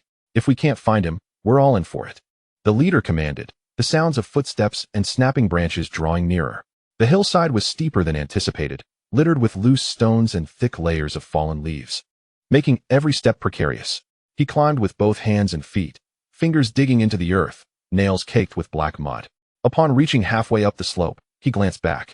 The headlights on the road still glowed, and the flashlight beams danced below, yet no one had caught sight of him. He leaned against a sturdy rubber tree, gasping for breath, his chest heaving. The mountain breeze carried the fragrant scent of vegetation and damp earth, far more pleasant than the gasoline smell on the road. Moonlight filtered through the gaps in the leaves, casting mottled shadows on the ground, while the distant valley echoed with the gentle sound of flowing water. Lin Yufeng dared not linger, pressing further into the depths of the mountains. The higher he climbed, the denser the trees became, vines coiling around trunks like serpents, occasionally tripping him. Several times he missed his footing, sliding down the steep slope, narrowly managing to grasp a nearby branch to steady himself. Once, he grabbed a branch that was too thin, which snapped with a crack, sending him crashing to the ground, the back of his head striking a rock. Stars dancing before his eyes. Damn, he muttered under his breath, feeling the sticky warmth on the back of his head, uncertain whether it was blood or sweat. Struggling to rise, he leaned against a stone to rest, and time rewound to half an hour earlier, when Long Yi lay on the large bed in his bedroom, snoring loudly, drool pooling at the corner of his mouth. He had just experienced a delightful dream, envisioning himself transforming the imperial green jade that Lin Yufeng had gambled into a set of jewelry, selling it to a Saudi prince, and amassing a fortune that piled high, even garnering nods of respect from the mayor of Riley. Bang, bang, bang. The harsh sound of knocking jolted him from his slumber. Who is it? Damn it. Looking for death. Long Yi shot up, his head spinning from a hangover, reaching for a water cup on the bedside table to hurl it. Long Yi, it's me. There's trouble, came Chang Gu's anxious voice from outside, clearly trembling. Long Yi furrowed his brow, a sense of dread creeping into his heart. Chang Gu had been with him for over a decade and had never been this frantic. He threw on a robe and staggered to the door, flinging it open. What is the panic? Is the sky falling? Chang Gu stood at the threshold, his face pale, cold sweat dotting his forehead, his words stumbling. Long Yi, Lin Yufeng. Lin Yufeng has escaped. What? Long Yi's mind struggled to catch up, rubbing his eyes. He ran? Where could he go? Didn't we have 2 men watching him? Those 2 guards are missing too. Chang Gu swallowed hard, clutching an empty walkie-talkie. A few bodyguards went after him, but they haven't been seen either. Long Yi's alcohol-induced haze dissipated significantly. He pushed past Chang Gu and strode downstairs, his robe flapping open, unbothered by the untied belt. Take me to see. Chapter 69. A flight through the mountains. A group of men marched resolutely to the villa where Lin Yufeng was held. The living room lights flickered on, the bright illumination painfully harsh on the eyes. Long Yi crouched at the bottom of the staircase, his fingers tracing the floor, then rose to inspect the doorknobs, the corners of the sofa, even rummaging through the trash bin. Everything was spotless, not a scrap of paper left behind, devoid of any signs of a struggle. This is peculiar. Long Yi stood, his voice icy, instinctively reaching for his waist, where he usually carried a gun, but today he had not. Pull up the surveillance footage. I want to see how they left. Chang Gu, standing nearby, looked even paler, nervously wringing his hands. Long Yi, you dismantled the estate's surveillance system. He hesitated. You said that due to our occasional dealings with special goods, it was better to remove the cameras to avoid attracting hackers. If information leaked, it would provide evidence to the authorities. The living room was left with only the sound of Long Yi's heavy breathing and Chang Ji's submissive demeanor. The atmosphere suffocating. Long Yi paced the room, each footfall echoing with a resounding thud, as though stepping on the hearts of those present. Do you think those 2 guards might have taken Lin Yufeng away voluntarily?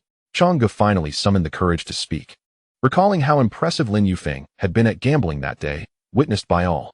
Perhaps some boss contacted them privately, offering a hefty sum, like 500,000. $1 million, to take him away and join another crew, earning more than with us. Long Yi halted, furrowing his brow as he stroked his stubble. Chang Ji's words struck a chord. It must be so. Long Yi slammed his thigh, his eyes ablaze with fury. Those 2 scoundrels. I've supported them for 3 years, paying them 20,000 a month, even giving them red envelopes during the holidays, and they dare to betray me. The more he thought about it, the angrier he became. Grabbing an ashtray from the table and smashing it to the ground, ceramic shards scattering everywhere. Whoever dares to touch my people, no matter who the boss is behind this, I will ensure they cannot remain in Riley. Long Yi is wise. Chang Gu quickly agreed, bowing even lower. What shall we do now? Should we send more people to pursue? We can surely find clues along the roads to the city and the border. Yes, we must pursue. Long Yi strode to the door, pointing toward the inky night sky, his voice steely. Gather all available personnel and split into 3 teams. One team will investigate the hometowns of those 2 guards to see if they return to collect belongings. The second team will set up checkpoints at various intersections to search suspicious vehicles, especially motorcycles and vans. The third team will keep watch at the residences of Boss Wong and Boss Lee. I suspect they are involved. Understood. Chang'e snapped to attention, turning to leave. Wait. Long Yi called him back, his gaze sharp enough to pierce. Tell the brothers, if they find those 2 traitors, there's no need to bring them back to me. Dispose of them on the spot. As for Lin Yufeng, try to capture him alive. He still holds value. Understood. Chang'e shivered at the command, rushing out to make arrangements, forgetting to wipe the cold sweat from his back. The villa was left empty, with Long Yi standing alone in the center of the desolate living room, staring at the glass shards and ceramic debris on the floor, his teeth grinding together. Moonlight streamed in through the windows, casting shifting shadows across his face, rendering him particularly sinister. Lin Yufeng, you had better not fall into my hands. Otherwise, I will not only ensure you can never gamble again, but also teach you the dire consequences of betraying me. Meanwhile, Lin Yufeng had reached halfway up the mountain. He found a concealed cave, its entrance obscured by dense underbrush, nearly impossible to detect without close inspection. He pushed aside the branches and squeezed inside, leaning against the cold stone wall, exhaling deeply. Fortunately, he had cleaned the bloodstains earlier, which would at least confuse his pursuers. The cave was small and dark, filled with a damp, musty odor. Lin Yufeng retrieved his previously stashed mobile phone, activating the flashlight feature. The beam illuminated the cave, revealing a pile of dry grass in the corner, suggesting someone had recently passed through. Perhaps it was a shepherd's temporary resting spot. For now, he was safe. He sighed in relief, placing the phone on a flat stone, the light directed upward, brightening the cave considerably. Lin Yufeng leaned against the wall to rest. He took out his phone to check the time, only to find that there was no signal, the screen displaying no service. It appeared he would have to remain here for a while, waiting until dawn to figure out a way to find his bearings. A wry smile crossed his face as his stomach suddenly growled, reminding him that he had not eaten since the previous evening. He rummaged through his belongings. Apart from the raw stone, the handgun, and the motorcycle, he found only a few bottles of mineral water and half a pack of biscuits bought from a small shop near the hotel. It would have to suffice, as it was certainly better than enduring hunger. He took out the biscuits and water, devouring them hastily. The biscuits were too dry, causing him to cough, and he quickly gulped down several sips of water to alleviate the choking sensation. After finishing his meager meal, Lin Yufeng felt a slight resurgence of strength. He approached the cave entrance, parting the branches to gaze outside. The road below had been stripped of vehicle headlights. His pursuers had likely retreated or moved on to search elsewhere. The forest was gradually coming alive with the chirping of birds, and the fresh air was imbued with the fragrance of grass and the dampness of the earth. Taking a deep breath, he felt a wave of relaxation wash over him. Although he had not yet completely escaped danger, he was at least temporarily safe. Lord Long had no surveillance, no blood trails, and was solely focused on pursuing the guards and other bosses, oblivious to the fact that he had already hidden deep in the mountains. Leaning against the stone wall of the cave, he clenched his fist, his eyes filled with cold determination. Long, stay alive and await my return. At the break of dawn, Lin Yufeng was stirred from his slumber by the raucous calls of birds outside the cave. He bolted upright, instinctively reaching for his waist, only to remember that the gun had been stored in his spatial pocket. The shrubs at the cave entrance rustled in the morning breeze, and through the gaps, he could see the orange light of dawn softening the outlines of the forest. He needed to leave quickly. If his pursuers began searching the mountains, he would be finished. Rubbing his stiff shoulders, he retrieved the black sweatpants he had previously stored, belonging to the short, stout guard. They were far larger than his usual size, and located a gray long-sleeve t-shirt, also belonging to the guard. He rolled up the sleeves to his forearms and wrapped a torn piece of fabric around his head, pretending to be a local laborer. After tossing the bodies of the 2 guards deeper into the cave and covering them with grass and branches, he inspected his spatial pocket, the raw stone, handgun, the out-of-fuel motorcycle, half a pack of biscuits, and 3 bottles of water were all present, sufficient to sustain him until he reached the county town. Pushing through the underbrush, the morning dew splashed against his pant legs, sending a refreshing chill through him. Lin Yufeng crouched on the hillside, peering down. The road below was deserted, devoid of any pursuers, with only the occasional sight of a farm vehicle rumbling by in the distance, its sound echoing through the valley. He exhaled in relief, crouching lower as he made his way down the slope. The path was more treacherous than the previous night, with dew-soaked grass making it slippery. He stumbled several times, barely catching himself by clutching onto tree trunks, his palms growing sweaty. After about an hour of descent, the sun began to rise higher, warming the forest. Lin Yufeng's t-shirt was drenched in sweat, clinging to his back, and the soles of his feet throbbed painfully.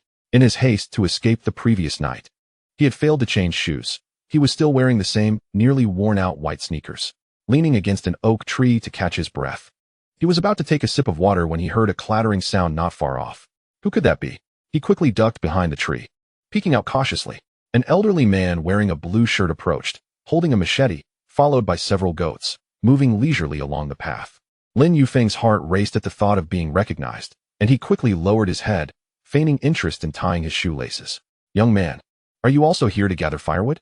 the old man asked as he neared, setting down his machete and pulling out a pipe from his pocket, leisurely preparing to smoke. "This mountain path is treacherous. Why are you alone?" Lin Yufeng raised his head, striving to sound casual. "Sir, I'm not here for firewood. I'm visiting relatives in Long County. I took a wrong turn yesterday and ended up staying in the mountains overnight."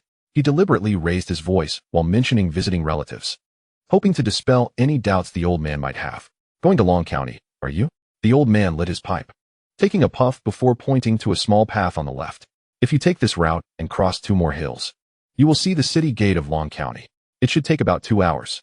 He paused, then added, "But those shoes of yours won't do. The mountain path is tough on the feet. There's a spring ahead where you can wash your feet and rest before continuing." "Thank you, sir." Lin Yufeng quickly expressed his gratitude, feeling relieved. The old man appeared to be an ordinary villager, devoid of malice. He watched the old man ushering the goats away before daring to take a couple of sips of water and nibble on a biscuit to replenish his energy before following the path indicated by the old man. The path was more manageable than the previous steep slopes, flanked by oak trees and wild fruit trees, occasionally revealing clusters of bright red wild berries. Lin Yufeng refrained from picking any, wary of their potential toxicity, and quickened his pace. He aimed to reach Long County before noon. The sooner he left the vicinity of Rueli, the safer he would be. After walking for roughly an hour, he indeed found the spring the old man had mentioned. The crystal-clear water beckoned, and he knelt down to wash his face, submerging his sore feet in the icy water, which instantly alleviated the pain. "How refreshing," he sighed, just as he was about to rise when he heard the distant rumble of an engine. It sounded like an off-road vehicle. Lin Yufeng's heart raced as he quickly hid behind a large rock, peering cautiously out. 2 black SUVs drove past on the road below, their bodies devoid of license plates. The windows tinted dark, clearly vehicles belonging to Lord Long. He held his breath until the vehicles vanished around a bend before emerging cautiously, brushing off the dirt from his clothes. "Damn, that scared me. Thank goodness I wasn't T-spotted." He hastened to cross the final hill, and at last, the silhouette of Long County emerged before him. It was a modest county town, encircled by gray walls, with small vendors at the city gate selling breakfast and fruits, creating a bustling atmosphere. Lin Yufeng sighed in relief, adjusting the cloth strip on his head to obscure half his face before heading into the town. There were no checkpoints at the gate, just 2 security personnel engaged in conversation, oblivious to him. As he entered the town, the streets were narrow, lined with low houses, vendors selling buns, shoe repairs, and small grocery stores filled the air with a cacophony of calls. Lin Yufeng sought a secluded corner, retrieved some change from his spatial pocket, the leftover from selling the raw stones, and approached a bun stall. "Boss, 2 meat buns and a bottle of mineral water, please." "Sure thing." The vendor, a middle-aged woman in a white apron, deftly handed him the buns and water. "Young man, just come down from the mountains, huh? Your clothes are all dusty." "Yes, visiting relatives, but I took a wrong turn." Lin Yufeng accepted the items, paid, and swiftly turned to leave. Avoiding further conversation to prevent raising suspicion, he found an unoccupied corner of a wall and quickly devoured the buns, finishing the water. Then inquired about the bus to Ing County. The shopkeeper informed him that there would be a bus at noon, departing from the county bus station for 25 yuan. Checking the time, he realized he had an hour left. Lin Yufeng dared not linger and made his way directly to the bus station. The station was small, with a modest ticket window and a few benches. Several people were already waiting for their rides. He stood in line behind a woman laden with bags, who was chatting with the ticket seller. "Is the bus to Ing County on time? My daughter is waiting for me there." "On time. Don't worry. There's only this one bus every day. You won't miss it," the ticket seller replied with a smile. When it was Lin Yufeng's turn, he kept his head down, trying to sound hoarse. "1 ticket to Ing County, please." "Do you have an ID?" the ticket seller inquired. Lin Yufeng's heart sank. He quickly replied, "I forgot it. I'm just going to visit relatives in Ing County, alone. Please make an exception." The ticket seller regarded him for a moment, asked no further questions, and handed him a ticket. 25 yuan, departs at 12 sharp. Don't be late. Thank you. Lin Yufeng accepted the ticket and hurried to a corner of the benches, pretending to check his phone while actually scanning the area for any suspicious figures. Fortunately, everyone appeared to be ordinary passengers, none paying him any mind. At noon, the bus to Ning County departed punctually. It was an old minibus, packed to the brim with passengers. Lin Yufeng squeezed into a corner at the back, cracking the window slightly to let in some air, which offered a bit of relief from the stuffy heat inside the bus. He leaned back in his chair, watching the scenery outside gradually recede. The houses of the county town transformed into farmlands, then into mountains and forests. He felt a slight sense of relief in his heart. Yet he dared not relax his vigilance, his eyes occasionally scanning the car door, wary of any pursuers approaching. Young man, are you also heading to Ing County to visit relatives? An elderly man sitting beside him, holding a woven bag, asked with a smile. Yes, indeed. I'm going to see my aunt, Lin Yufeng replied with a perfunctory smile, choosing to say little to avoid revealing too much. The old man paid him no mind, continuing to hum a little tune. After 2 hours of bumpy travel, the bus finally arrived at the Ing County bus station. Lin Yufeng followed the crowd off the bus and, upon exiting the station, spotted several tricycles soliciting passengers, alongside a few innkeepers shouting, "Need a place to stay? Clean and cheap, just 20 yuan a night." He refrained from choosing just any place and opted for the most unassuming little inn. The proprietor was a man in his 50s, wearing a gray Zhongshan suit, seated at the entrance sipping tea. Sir, do you have a single room available? Just for one night, Lin Yufeng inquired. Yes, it's 25 yuan, no hot water, can you manage? The old man glanced at him. That'll do. Lin Yufeng nodded eagerly, paid the fee, and followed the old man upstairs. The room was small, containing only a bed and a small table, with a window facing a narrow alley, providing a degree of seclusion. Thank you, sir. I'll rest for a bit, Lin Yufeng said, closing the door and locking it. Finally exhaling deeply as he sank onto the bed. Since his escape last night, he had not had a moment's rest, and now he could finally relax, albeit temporarily. Meanwhile, in Rue Li, chaos reigned in Dragon Ye's estate. Brother Chong knelt with his subordinates in the living room, their heads bowed nearly to the floor, while Dragon Yi stood before them, clutching a jade ornament, his expression grim. What did you say? The guard's hometown is unoccupied? No checkpoints found any motorcycles? Dragon Ye's voice pierced like an ice pick. Could those two rascals have flown away? Is Lin Yufeng hiding in a crevice? Dragon Yi. We checked the residences of Boss Wang and Boss Li. They claimed they stayed home all night and had no contact with the guards, Brother Chong said softly. We also searched several surrounding counties in Rue Li, but found no trace of them. Found nothing? Dragon Yi abruptly smashed the jade ornament to the ground, shards scattering everywhere. A bunch of useless fools. What good are you to me if you can't find 3 people? Dragon Yi, we VE expanded our search, moving towards Long County and Ing County. They might have fled in that direction, a subordinate suggested quietly. Dragon Yi took a deep breath, striving to suppress his fury. Reinforce our manpower. Check every bus station and train station in Long County and Ing County. Set up checkpoints at every intersection. If you see anyone resembling Lin Yufeng or those 2 guards, apprehend them immediately. Understood. Brother Chong nodded hastily, rushing out to make arrangements. At that moment, Lin Yufeng was slumped on the wooden bed of the small inn, his back pressed against the damp wall, feeling utterly drained. The sounds of tricycles ringing and vendors shouting about selling watermelons from the narrow alley outside provided a modicum of relaxation, yet upon touching his phone in his pocket, his heart sank again.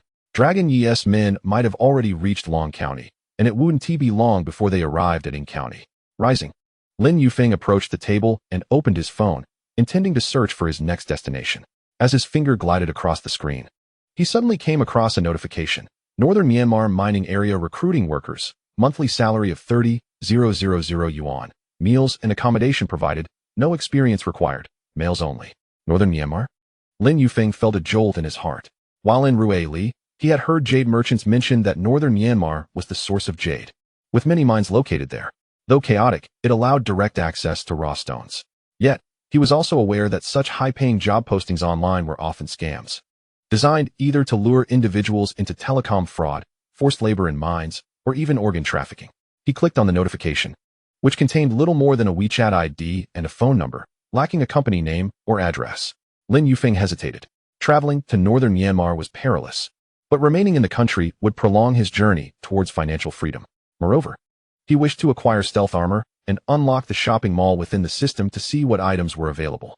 Northern Myanmar might offer raw stones, possibly allowing him to earn more money through the system and reach the requisite 1 million mall coins sooner. Chapter 71. Obtaining documents. Fortune favors the bold. He clenched his fist, deciding to take a chance. Even if it was a scam, he had the system and space, and thus felt unafraid. He descended to the phone booth downstairs and called the intermediary. Hello, I saw your recruitment for workers in the northern Myanmar mining area. I'd like to ask what the job entails. Is the monthly salary really 30,000 yuan? The primary task involves assisting in sorting raw stones at the mine. The work is not strenuous. As long as you are willing to work hard, the monthly salary is guaranteed at 30,000 yuan, with additional commissions possible. Meals and accommodation are provided, and travel expenses are reimbursed. What are the requirements? Is it acceptable if I have no experience? Lin Yufeng feigned ignorance, seeking to ascertain the legitimacy of the offer. Experience is not an issue. There will be someone to guide you. As long as you are in good health, have no criminal record, and are willing to go to northern Myanmar, it's fine. Do you have a phone? Add my WeChat, and I'll send you the location. My phone broke a few days ago, and is being repaired. I'll add you tomorrow. Alright, we have an office in Kuan City. If you are interested, you can come to Kuan City in 3 days for an in-person meeting to discuss details and sign a contract. Lin Yufeng calculated in his mind. Kuan City was not far from In County, only a 3 to 4 hour bus ride. Moreover, it was a major city. Dragon Yi, despite his power in Rui Li, could hardly extend his influence that far. He replied, Alright, I'll go to Kuan City in 3 days. I'll contact you when I arrive. Good. When the time comes, add me, and I will send you the specific address. The other party concluded the call. After hanging up, Lin Yufeng felt somewhat reassured. He then checked the time. The phone shop had not yet closed, so he headed to a nearby store to purchase a 1,000 yuan backup phone, also acquiring an anonymous SIM card. Having experienced his previous phone being confiscated, Lin Yufeng was exceptionally vigilant, opting not to use his real WeChat ID to contact the intermediary. Returning to the inn, he approached the window, pulling aside the yellowed curtain to gaze outside. The narrow alley was filled with tightly packed bungalows. Some doorways adorned with clotheslines strung with colorful garments, fluttering like flags in the wind. Downstairs, an elderly woman sat on a small stool, preparing vegetables, while several chickens scuttled over to peck at the leaves that fell to the ground. As he turned, his gaze fell upon the inn's mottled walls. Near the head of the bed, a crooked line of text was scrawled in black marker, held up by transparent tape, displaying a phone number. Document processing, quick and genuine. Call same as WeChat. An idea struck Lin Yufeng. His ID card and wallet were stored in his space. It would be prudent to obtain a fake document for safety's sake when heading to northern Myanmar. He hesitated for a moment. While obtaining fake documents was illegal, he could not afford to worry about that now. He pulled out his phone and dialed the number on the wall. The other party's profile picture was blurry. A black silhouette with the nickname Integrity Document Processing. Lin Yufeng sent a message. Can you issue an ID card? I need it urgently. Within 2 minutes. The response came. Yes, 200 yuan. Provide your name and photo, and you can collect it tomorrow. The photo can be taken on the spot. The background needs to be a white wall. Name, Lien. I'll take the photo now. Lin Yufeng contemplated a common name that would not draw attention. He moved to the only relatively clean white wall in the room, opened his phone's camera, pushed his hair down to cover his forehead, and adjusted the collar of his gray t-shirt to appear different from his usual self. After taking the photo, he sent it and added, Make sure it doesn't look too fake. It needs to pass as real for hotel stays and train tickets. Rest assured, I've been in this line of work for years. It will be flawless. Meet at 10 a.m. tomorrow at the entrance of the old vegetable market in the west of the city. Look for the old man in a blue vest. Just mention you're here to collect the documents. The other party replied swiftly, their tone confident. Lin Yufeng transferred 200 yuan, feeling a twinge of anxiety, fearing both con artists and law enforcement. Yet, faced with no alternative, he resolved to take a gamble. He silenced his phone and tucked it beneath his pillow, then meticulously surveyed his belongings. A few old books, the raw stone, the handgun, and the motorcycle, which was out of fuel and rendered temporarily useless. He retrieved the half-open packet of biscuits, consumed a couple, sipped some mineral water, and then lay on the bed, closing his eyes in an attempt to rest. But his thoughts were consumed with plans for the mining area in northern Myanmar, rendering sleep elusive. After an indeterminate period, he was roused by the sound of rain outside. The sky had darkened, and large raindrops pelted the roof tiles, producing a cacophony.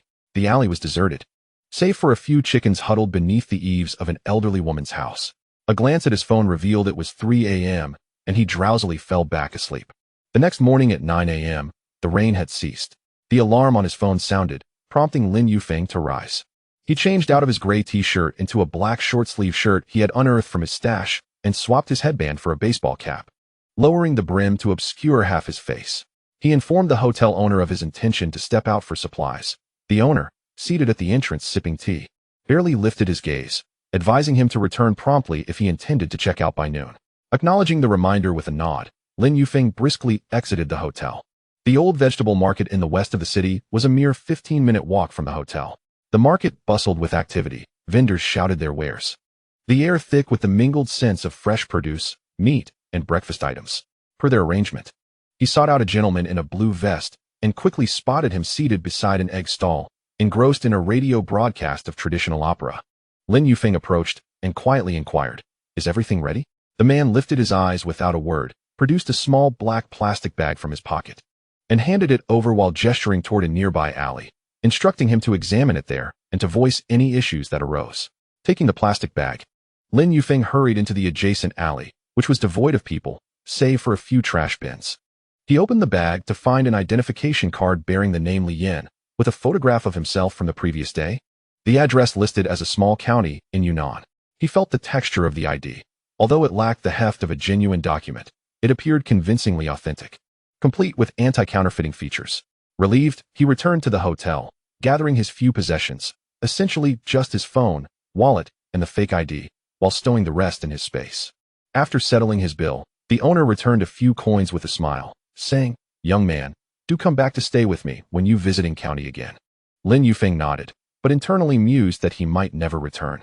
He then made his way to the Ing County bus station, purchasing a ticket to Tycoon City for 65 yuan, with the bus scheduled to depart at 10:30 a.m.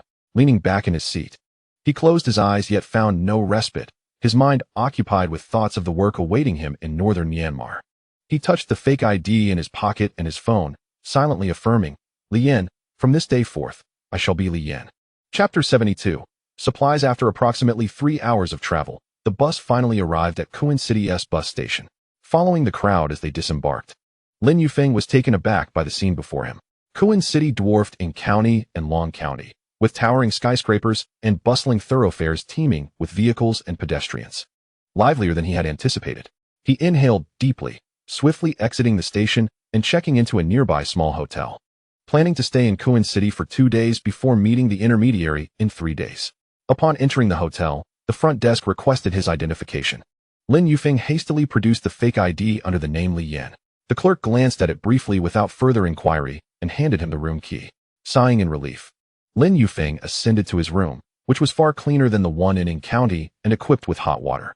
He added the intermediary's WeChat ID using his backup phone, and after instant approval, sent a message, "I have arrived in Tycoon City. I will meet you in 3 days." The reply came swiftly, "Okay, we will be in touch." Lin Yufeng set his phone down and moved to the window, observing the bustling traffic below. Feeling a twinge of apprehension, he was aware that the path to northern Myanmar was fraught with peril. He had heard that even seasoned mercenaries faced dire challenges there. As dawn broke, the morning market in Tycoon City erupted into life. With the fake ID of Lin in his possession and his cap pulled lower, he blended into the throngs of people as he navigated toward the market. His hotel was just 2 streets away from the morning market, and after a night of restless contemplation, he had compiled a shopping list: durable food, ample provisions, medications for injuries and digestive issues, plus mosquito repellent. He also needed to stock up on essential supplies, as the mining area in northern Myanmar was hardly a place where one could easily procure necessities. At the market's entrance, the aroma of freshly steamed buns wafted from a stall. The vendor, a woman clad in a floral apron, deftly maneuvered long chopsticks, calling out to Lin Yufeng as he hesitated at her stall, "Young man, what filling would you like? We have fresh meat buns and red bean buns, straight from the steamer." Lin Yufeng swallowed hard, pointing to the steamer. 20 fresh meat buns, 10 red bean buns, and 20 vegetable buns. Please pack them up." He figured the buns would serve as a substantial snack during hunger pangs. Buying so many? The woman paused momentarily, yet her hands continued to work. "Are they for your family?" "No, they are for the brothers at the construction site. They work hard and need to eat well." Lin Yufeng fabricated a reason, wary of revealing too much. The woman did not press further, neatly packaging the buns and adding 2 extra. "These are on the house. You seem like an honest young man." Gratefully, Lin Yufeng accepted the heavy bags and continued into the alley. After a few steps, he encountered a stall selling marinated delicacies. With glistening marinated chicken legs, eggs, and vacuum-sealed marinated beef displayed enticingly. The vendor, a man sporting a buzz cut, was slicing the beef into thin pieces, the aroma wafting enticingly. "Boss, I'll take 20 marinated chicken legs, 30 marinated eggs, and 10 packets of vacuum-sealed marinated beef," Lin Yufeng pointed at the counter, eyeing the delectable offerings. The man paused, sizing him up. "Young man, are you going camping? Buying so much marinated food?" "Essentially. I'm heading to a remote area for work and need to stock up," Lin Yufeng replied vaguely, pulling out his phone to pay. The vendor packed the items into 2 large bags, cautioning, "Be careful not to drop the vacuum-sealed ones. If they break, they won't keep well." With bags of buns and marinated foods in hand, Lin Yufeng ventured deeper into the market, turning into an empty alley. The walls were weathered bricks, with a few old cardboard boxes piled in the corners, while distant shouts from the market echoed faintly. He surveyed his surroundings, assured of his privacy, and quickly stowed the 2 bags into his space, feeling a wave of relief. Thankfully, he had the space. Otherwise, he would struggle to manage all these items. After exiting the market, Lin Yufeng opted against a supermarket visit, instead heading towards a home-style restaurant on the corner. Prepackaged meals lacked flavor when cold. Freshly prepared meals would satisfy his hunger and allow him to ask for extra gravy. The restaurant's sign was bright red with yellow letters, reading Zhang's Home Cooking. And 2 folding tables outside hosted several early patrons sipping porridge, the enticing aroma of ginger and scallions wafting from the kitchen. "Boss, can I order some rice dishes? Made fresh, please, and a bit extra." Lin Yufeng approached the counter, where a middle-aged man in a white chef's coat was tallying accounts. He seemed to be the owner. "Master Zhang." Master Zhang looked up, adjusting his reading glasses. "How many would you like? What flavors?" 15 boxes of braised pork with preserved vegetables, 12 boxes of fish-flavored shredded pork, and 10 boxes of chicken with mushrooms, all rice dishes, with extra rice and gravy, Lin Yufeng specified, knowing these were hearty, long-lasting meals. Ordering so much? Master Zhang set down his ledger, stepping out from behind the counter to call into the kitchen, "Xiao Lu, hold off on the cooking for now. Take note of this order." As Lin Yufeng turned to inquire, he asked if the food was for the construction site. With so many boxes, it would take at least half an hour for the kitchen to prepare. Indeed, it was for the hard-working brothers at the site. They deserved to eat something warm after their toil. Following the lead of the conversation, Lin Yufeng took out his phone, inquiring about the cost. "How much?" "I will pay a deposit first." The prices were as follows: 25 yuan for the braised pork with preserved vegetables, 20 for the fish-flavored shredded pork, and 22 for the mushroom chicken, totaling 835 yuan. "No need for a deposit. Pay once it's ready," Master Zhang assured him, calculating swiftly and accurately. He added with care, "I'll pack it in sealed containers and wrap them in insulated bags to keep them warm. They won't cool down quickly. Just heat them up when you're ready to eat." Nodding in agreement, Lin Yufeng found an empty table to wait. The kitchen was alive with the sizzling sounds of stir-frying and the aroma of scallions, ginger, and garlic wafted through the air.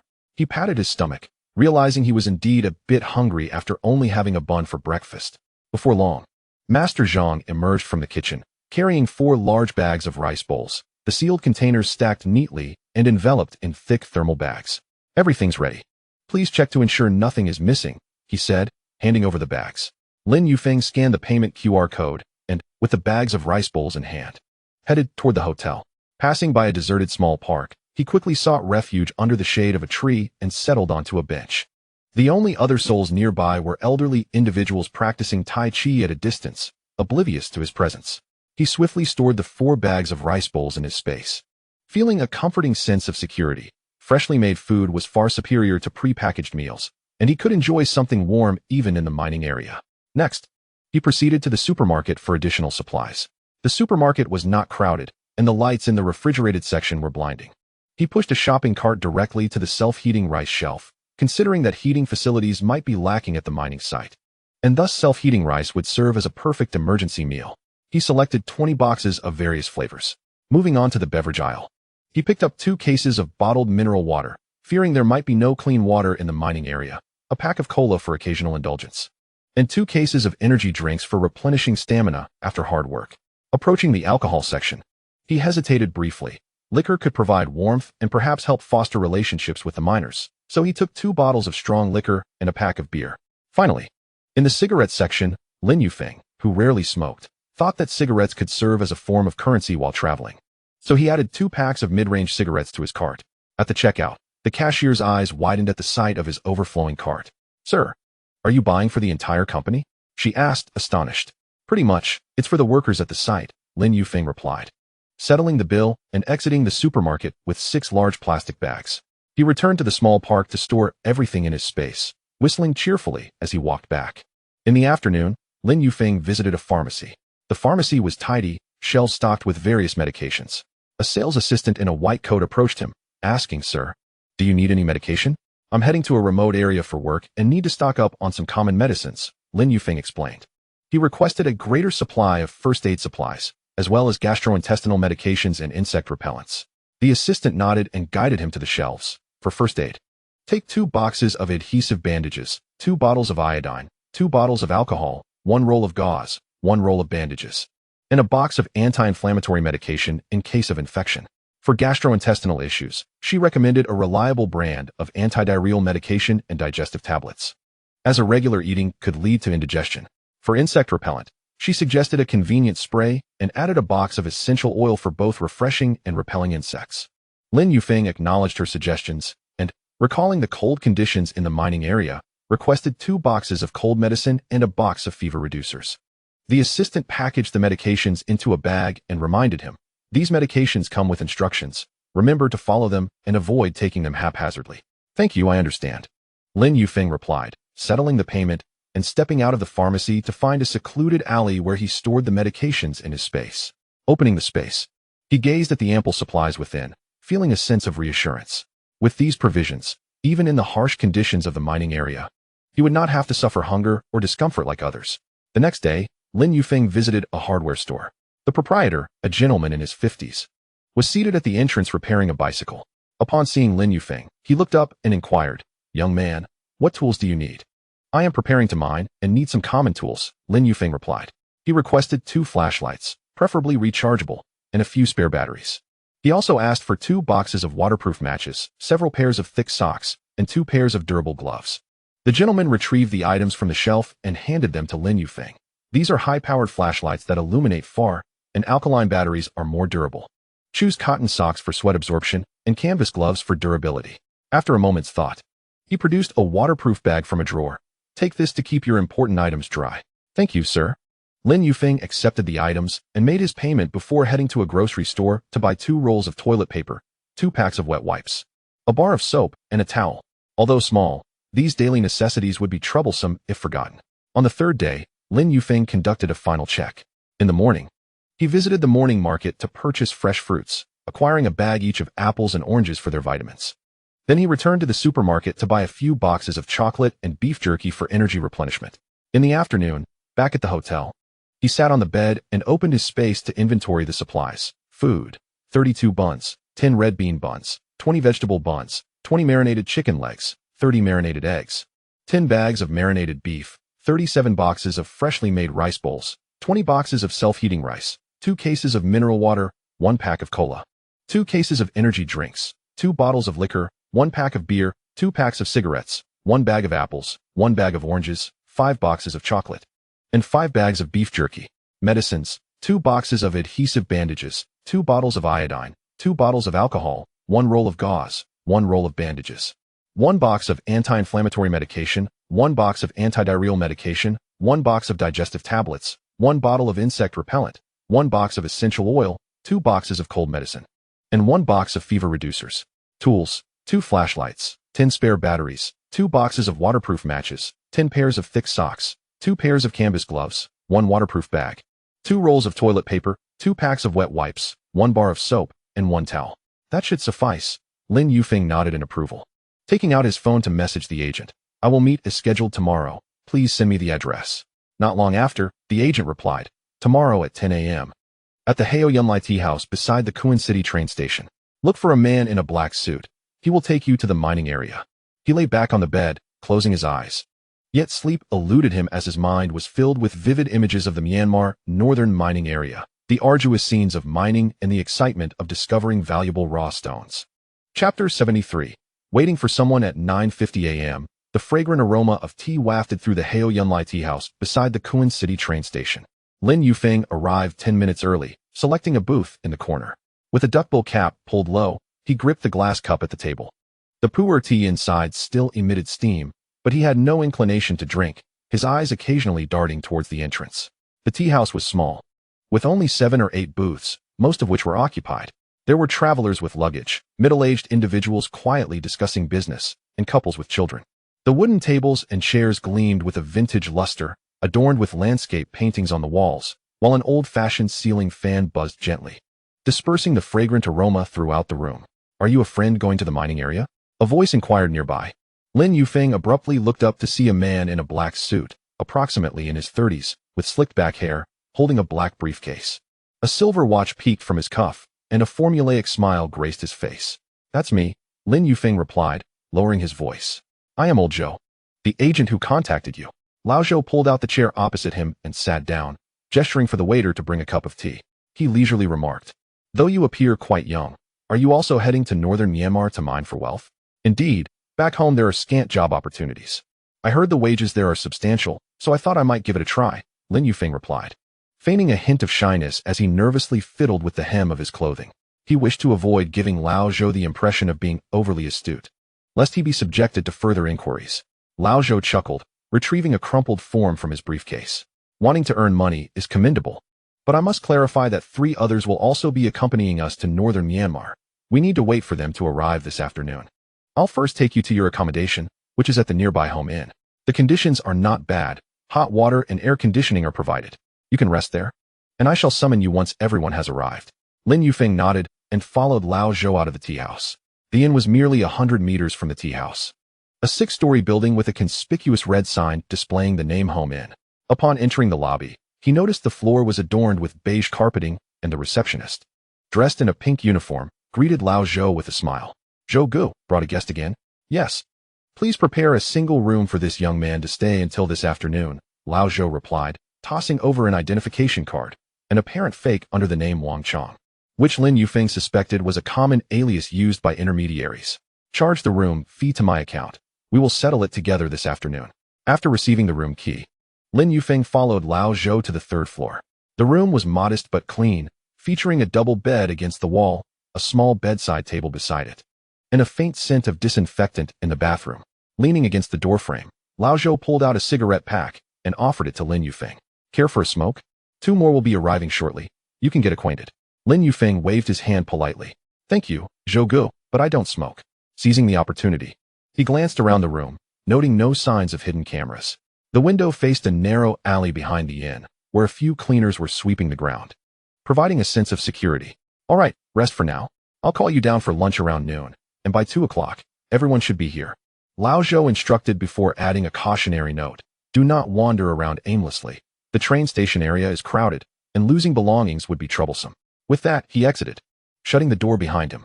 Lin Yufeng locked the door and approached the window, lifting the curtain slightly.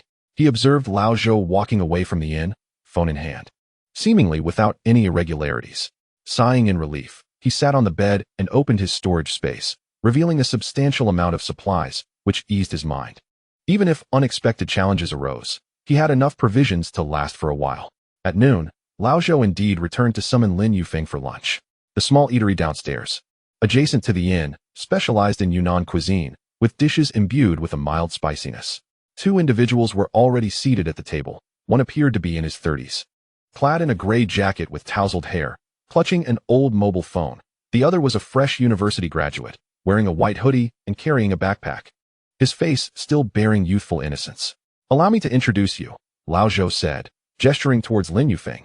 "This is Li Yin, Lin Yufeng's alias, who will be joining us at the mining site." He then pointed to the man in the gray jacket. "This is Lao Zheng, who previously worked at a construction site and is seeking a higher-paying job." Finally, he indicated the graduate. "And this is Xiao Wu, who just graduated and, having not found a good job, came here after hearing about the lucrative wages in northern Myanmar." "Hello, Brother Yin," Xiao Wu exclaimed as he stood up, extending his hand with an excited expression. "I researched online, and I found that the mines in northern Myanmar pay at least 30,000 a month. After 2 years, I could save enough to buy a house back home." Lao Zheng nodded in agreement, albeit with less enthusiasm than Xiao Wu. "Indeed, working at construction sites is exhausting. I only make 8,000 a month without meals or accommodation. I heard one can save money here, so I decided to give it a shot."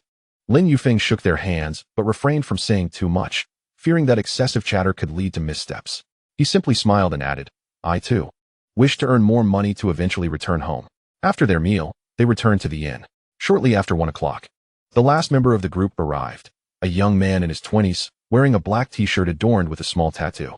He introduced himself as a Jia, having previously apprenticed at a barber shop, but finding the earnings too slow. He sought to venture into northern Myanmar. The four gathered in Lao Zhou's room, where he sat in a chair, holding a folder and clearing his throat. "Now that everyone is here, let's discuss our plan for going to northern Myanmar. We have two options. Listen carefully and choose." He opened the folder and laid 2 sheets on the table. The first option is to take the legal route, apply for a business visa, fly from Kunming to Yangon, and then take a car to the mining area. The benefits are safety and peace of mind, but it comes at a steep price. Each person must pay a 10,000 yuan service fee, covering visa, airfare, and travel expenses. Without exception, 10,000. Xiao Wu jumped up, his eyes wide in disbelief. "That's exorbitant. My parents only managed to scrape together 20,000 for my travel expenses. How could I possibly come up with 10,000? Lao Zheng frowned, feeling his wallet. "Yes, Zhou Gu, 10,000 is far too much. We simply want to earn some hard-earned money. How can we afford such a sum?" A Jia leaned against the wall, scoffing. "The legal route is just a money trap. Anyone who chooses that is a fool. Zhou Gu, please tell us about the second option." Lao Zhou had anticipated their reactions and smirked slightly.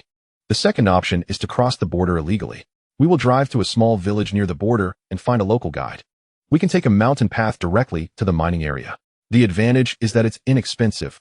Each person only needs to pay 5,000 yuan for the intermediary fee, and I'll cover the food and lodging expenses along the way. The downside is a bit of risk. We may encounter patrols, but rest assured, I've led over a dozen groups without incident." 5,000. Xiao Wu's eyes lit up as he rubbed his hands together eagerly. "Zhou Gu, does this 5,000 cover all expenses? There won't be any additional charges at the border, right?" "Rest assured, it's a flat rate of 5,000. No extra charges will arise." Lao Zhou patted his chest. "I've been in this business for 5 years and have never cheated anyone. If you don't trust me, you can ask those who have traveled with me before."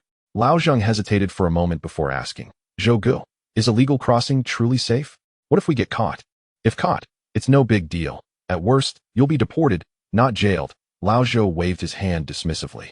"Moreover, the guides I hire are locals familiar with the routes and know when patrols are absent. We will surely pass through safely." A Jia was the first to express his decision. "I choose the second option.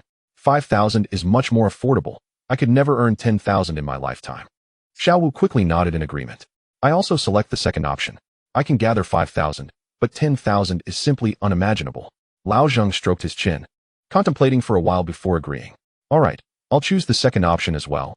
Every penny saved counts." All eyes turned to Lin Yufeng, who had long since made up his mind. He understood the high risks of illegal crossing, but to him, 10,000 was not just a sum he could not afford. It was about not revealing the extent of his finances. Moreover, the illegal route would expedite their arrival at the mining area and help avoid potential checks that could expose his forged documents. He feigned hesitation before finally saying, "I'll also choose the second option. 10,000 is exorbitant, but 5,000 is more palatable." "Excellent. Since everyone has opted for the second option, it's settled," Lao Zhou declared, putting away the folder. It was now 3 in the afternoon. "We shall depart at 4 o'clock sharp, taking a van to Munga village at the border. We'll stay there overnight and set off with the guide early tomorrow morning. Pack your belongings now and gather downstairs at the inn by 4. Do not be late." The 4 returned to their respective rooms. Lin Yufeng tucked away his fake identification, spare phone, and a small amount of cash, while stowing the rest in his storage space. After a thorough check, he was ready. At exactly 4 o'clock, he descended the stairs, finding Lao Zhou waiting downstairs with the other 3. A white van, somewhat old and with dark-tinted windows, was parked nearby. "Get in." Lao Zhou opened the door as a Jia and Xiao Wu eagerly climbed aboard, followed by Lao Zheng. Lin Yufeng boarded last, taking a seat in the corner of the back row. The van's plastic seats were hard, and a faint scent of gasoline lingered in the air. At 10 minutes past 4, the van set off promptly. The driver was a taciturn man clad in a blue work uniform, who did not utter a single word throughout the journey, solely focused on the road ahead. As the vehicle exited the urban area of Kuan City and headed towards the border, the towering buildings gradually gave way to modest bungalows, which then transformed into expansive farmland. The mountains loomed closer in the distance, their slopes draped in lush greenery, presenting a most soothing sight. Seated in the front passenger seat, Xiao Wu eagerly leaned against the window to admire the scenery, occasionally engaging in brief conversation with Lao Zheng. Brother Zheng, do you think the mining work is exhausting? Will we have to dig stones every day? Lao Zheng reclined in his seat, eyes closed. Mining is inherently tiring. However, as long as the salary is substantial, the fatigue is worthwhile. I aim to save enough to build a house back in my hometown.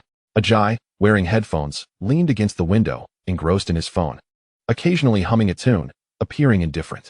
Lin Yufeng sat in the rear, silent, observing the outside world. He was memorizing the route and noting the significant landmarks along the way in case of any unforeseen circumstances. After approximately 3 hours on the road, dusk descended, and the mountains transformed into dark silhouettes. Around 7 in the evening, the vehicle finally arrived at Manga village, a quaint hamlet nestled at the foot of the mountains. Most of the houses in the village were earthen structures topped with thatch, with only a few households aglow with light, while the barks of dogs echoed throughout the village. We've arrived. We'll be staying at this place tonight, Lao Zhou announced, pointing to a 2-story building at the village entrance, where a red sign read Manga Guest House. The proprietor, a middle-aged Dai woman dressed in a traditional floral skirt, greeted Lao Zhou with a smile and a slightly accented Mandarin. Boss Zhou, you've brought guests again. I've saved the rooms for you. Thank you, Mayam. Just as before, for single rooms, Lao Zhou replied, handing her several hundred yuan. And please arrange dinner for us, something simple with 4 dishes and a soup. The woman accepted the money and led them upstairs. Don't worry. The dishes will be ready shortly. All the vegetables are homegrown, and we have some cured meat that's quite fragrant. Lin Yufeng's room was at the end of the 2nd floor, small and furnished with a single bed and a small table.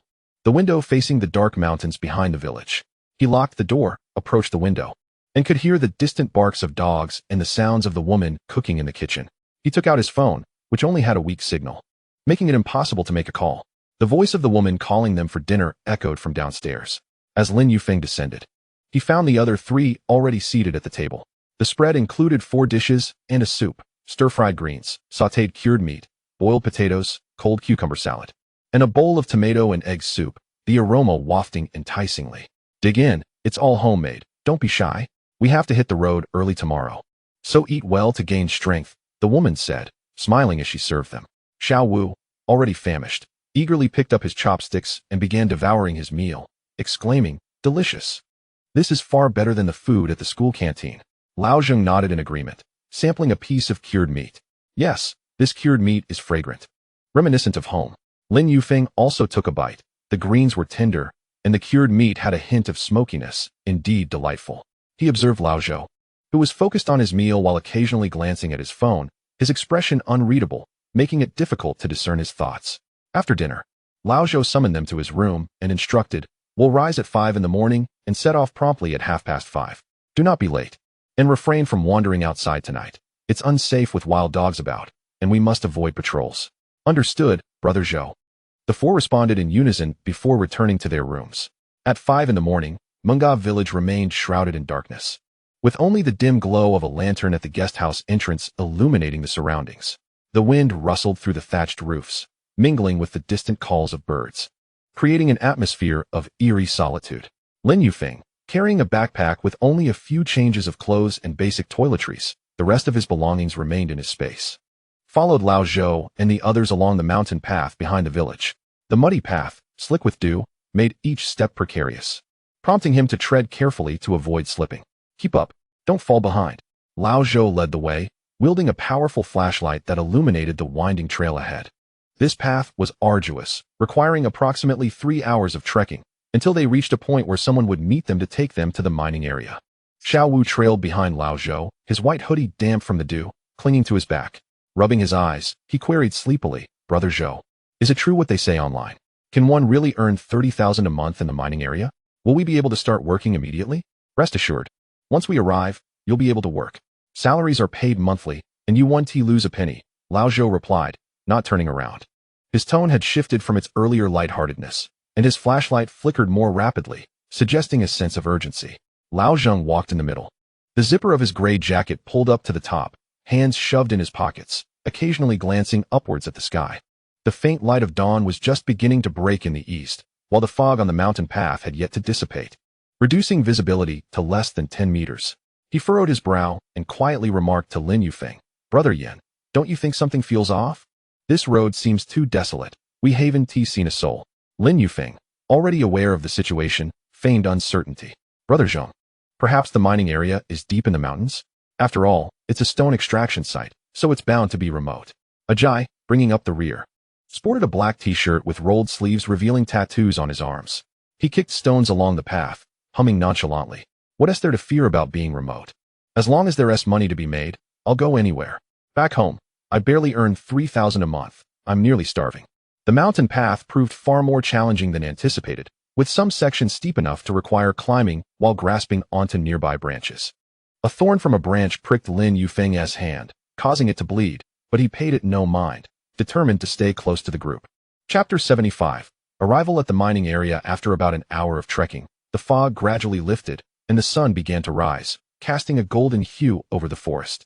However, the mud on the path remained slick, making each step a struggle. Their shoes caked in mud felt as heavy as lead. Let us take a break. I can't go on. Xiao Wu gasped, leaning against a tree trunk, sweat dripping down his forehead and onto the muddy ground. This path is impossible. My feet are blistering. Lao Zhou paused, glancing at his watch. All right, let us rest for 10 minutes, but don't wander off. There are patrols around, and we'd be in trouble if spotted. The group leaned against the tree trunks to recuperate. Lin Yufeng retrieved a bottle of mineral water from his backpack, which he had taken from his space, pretending it had been there all along, unscrewed the cap, and handed it to Xiao Wu. Here, have some water to replenish your strength. Xiao Wu accepted the bottle and gulped down half of it, expressing gratitude. Thank you.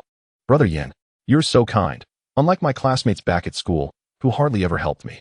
Lao Zheng also took a sip from his own water bottle, his gaze fixed on the distant mountain path, his brow furrowing deeper. Brother Zhou, how much longer until we arrive? We've been walking for over an hour and haven't seen anyone to meet us. Not long now, just another hour or so, and we'll be there. Lao Zhou replied, pulling out a cigarette, lighting it, and taking a drag. The smoke obscured his expression, making it hard to discern his thoughts. Don't rush. On this kind of path, we can't hurry. As the 10 minutes elapsed, Lao Zhou urged everyone to continue. The next stretch of the path was even more treacherous, requiring them to step on stones to cross a river. The icy water barely reached their ankles, and Xiao Wu nearly slipped, but Lao Zheng caught him just in time. Ajay, growing increasingly irritable, muttered under his breath, damn this wretched path. Once I earn enough, the first thing I'm buying is a good pair of shoes. Around 9 in the morning, they finally reached the mountain summit. Lao Zhou pointed excitedly at a clearing below. Look, that's the vehicle coming to pick us up. The others followed his gaze to see a green pickup truck parked at the foot of the mountain, its body covered in dust, with a few tattered burlap sacks in the back. A man in camouflage leaned against the truck, smoking, and waved upon seeing them. Wonderful. We've finally arrived. Xiao Wu exclaimed, jumping up in excitement, only to nearly tumble down the steep slope, prompting Lin Yufeng to quickly grab him.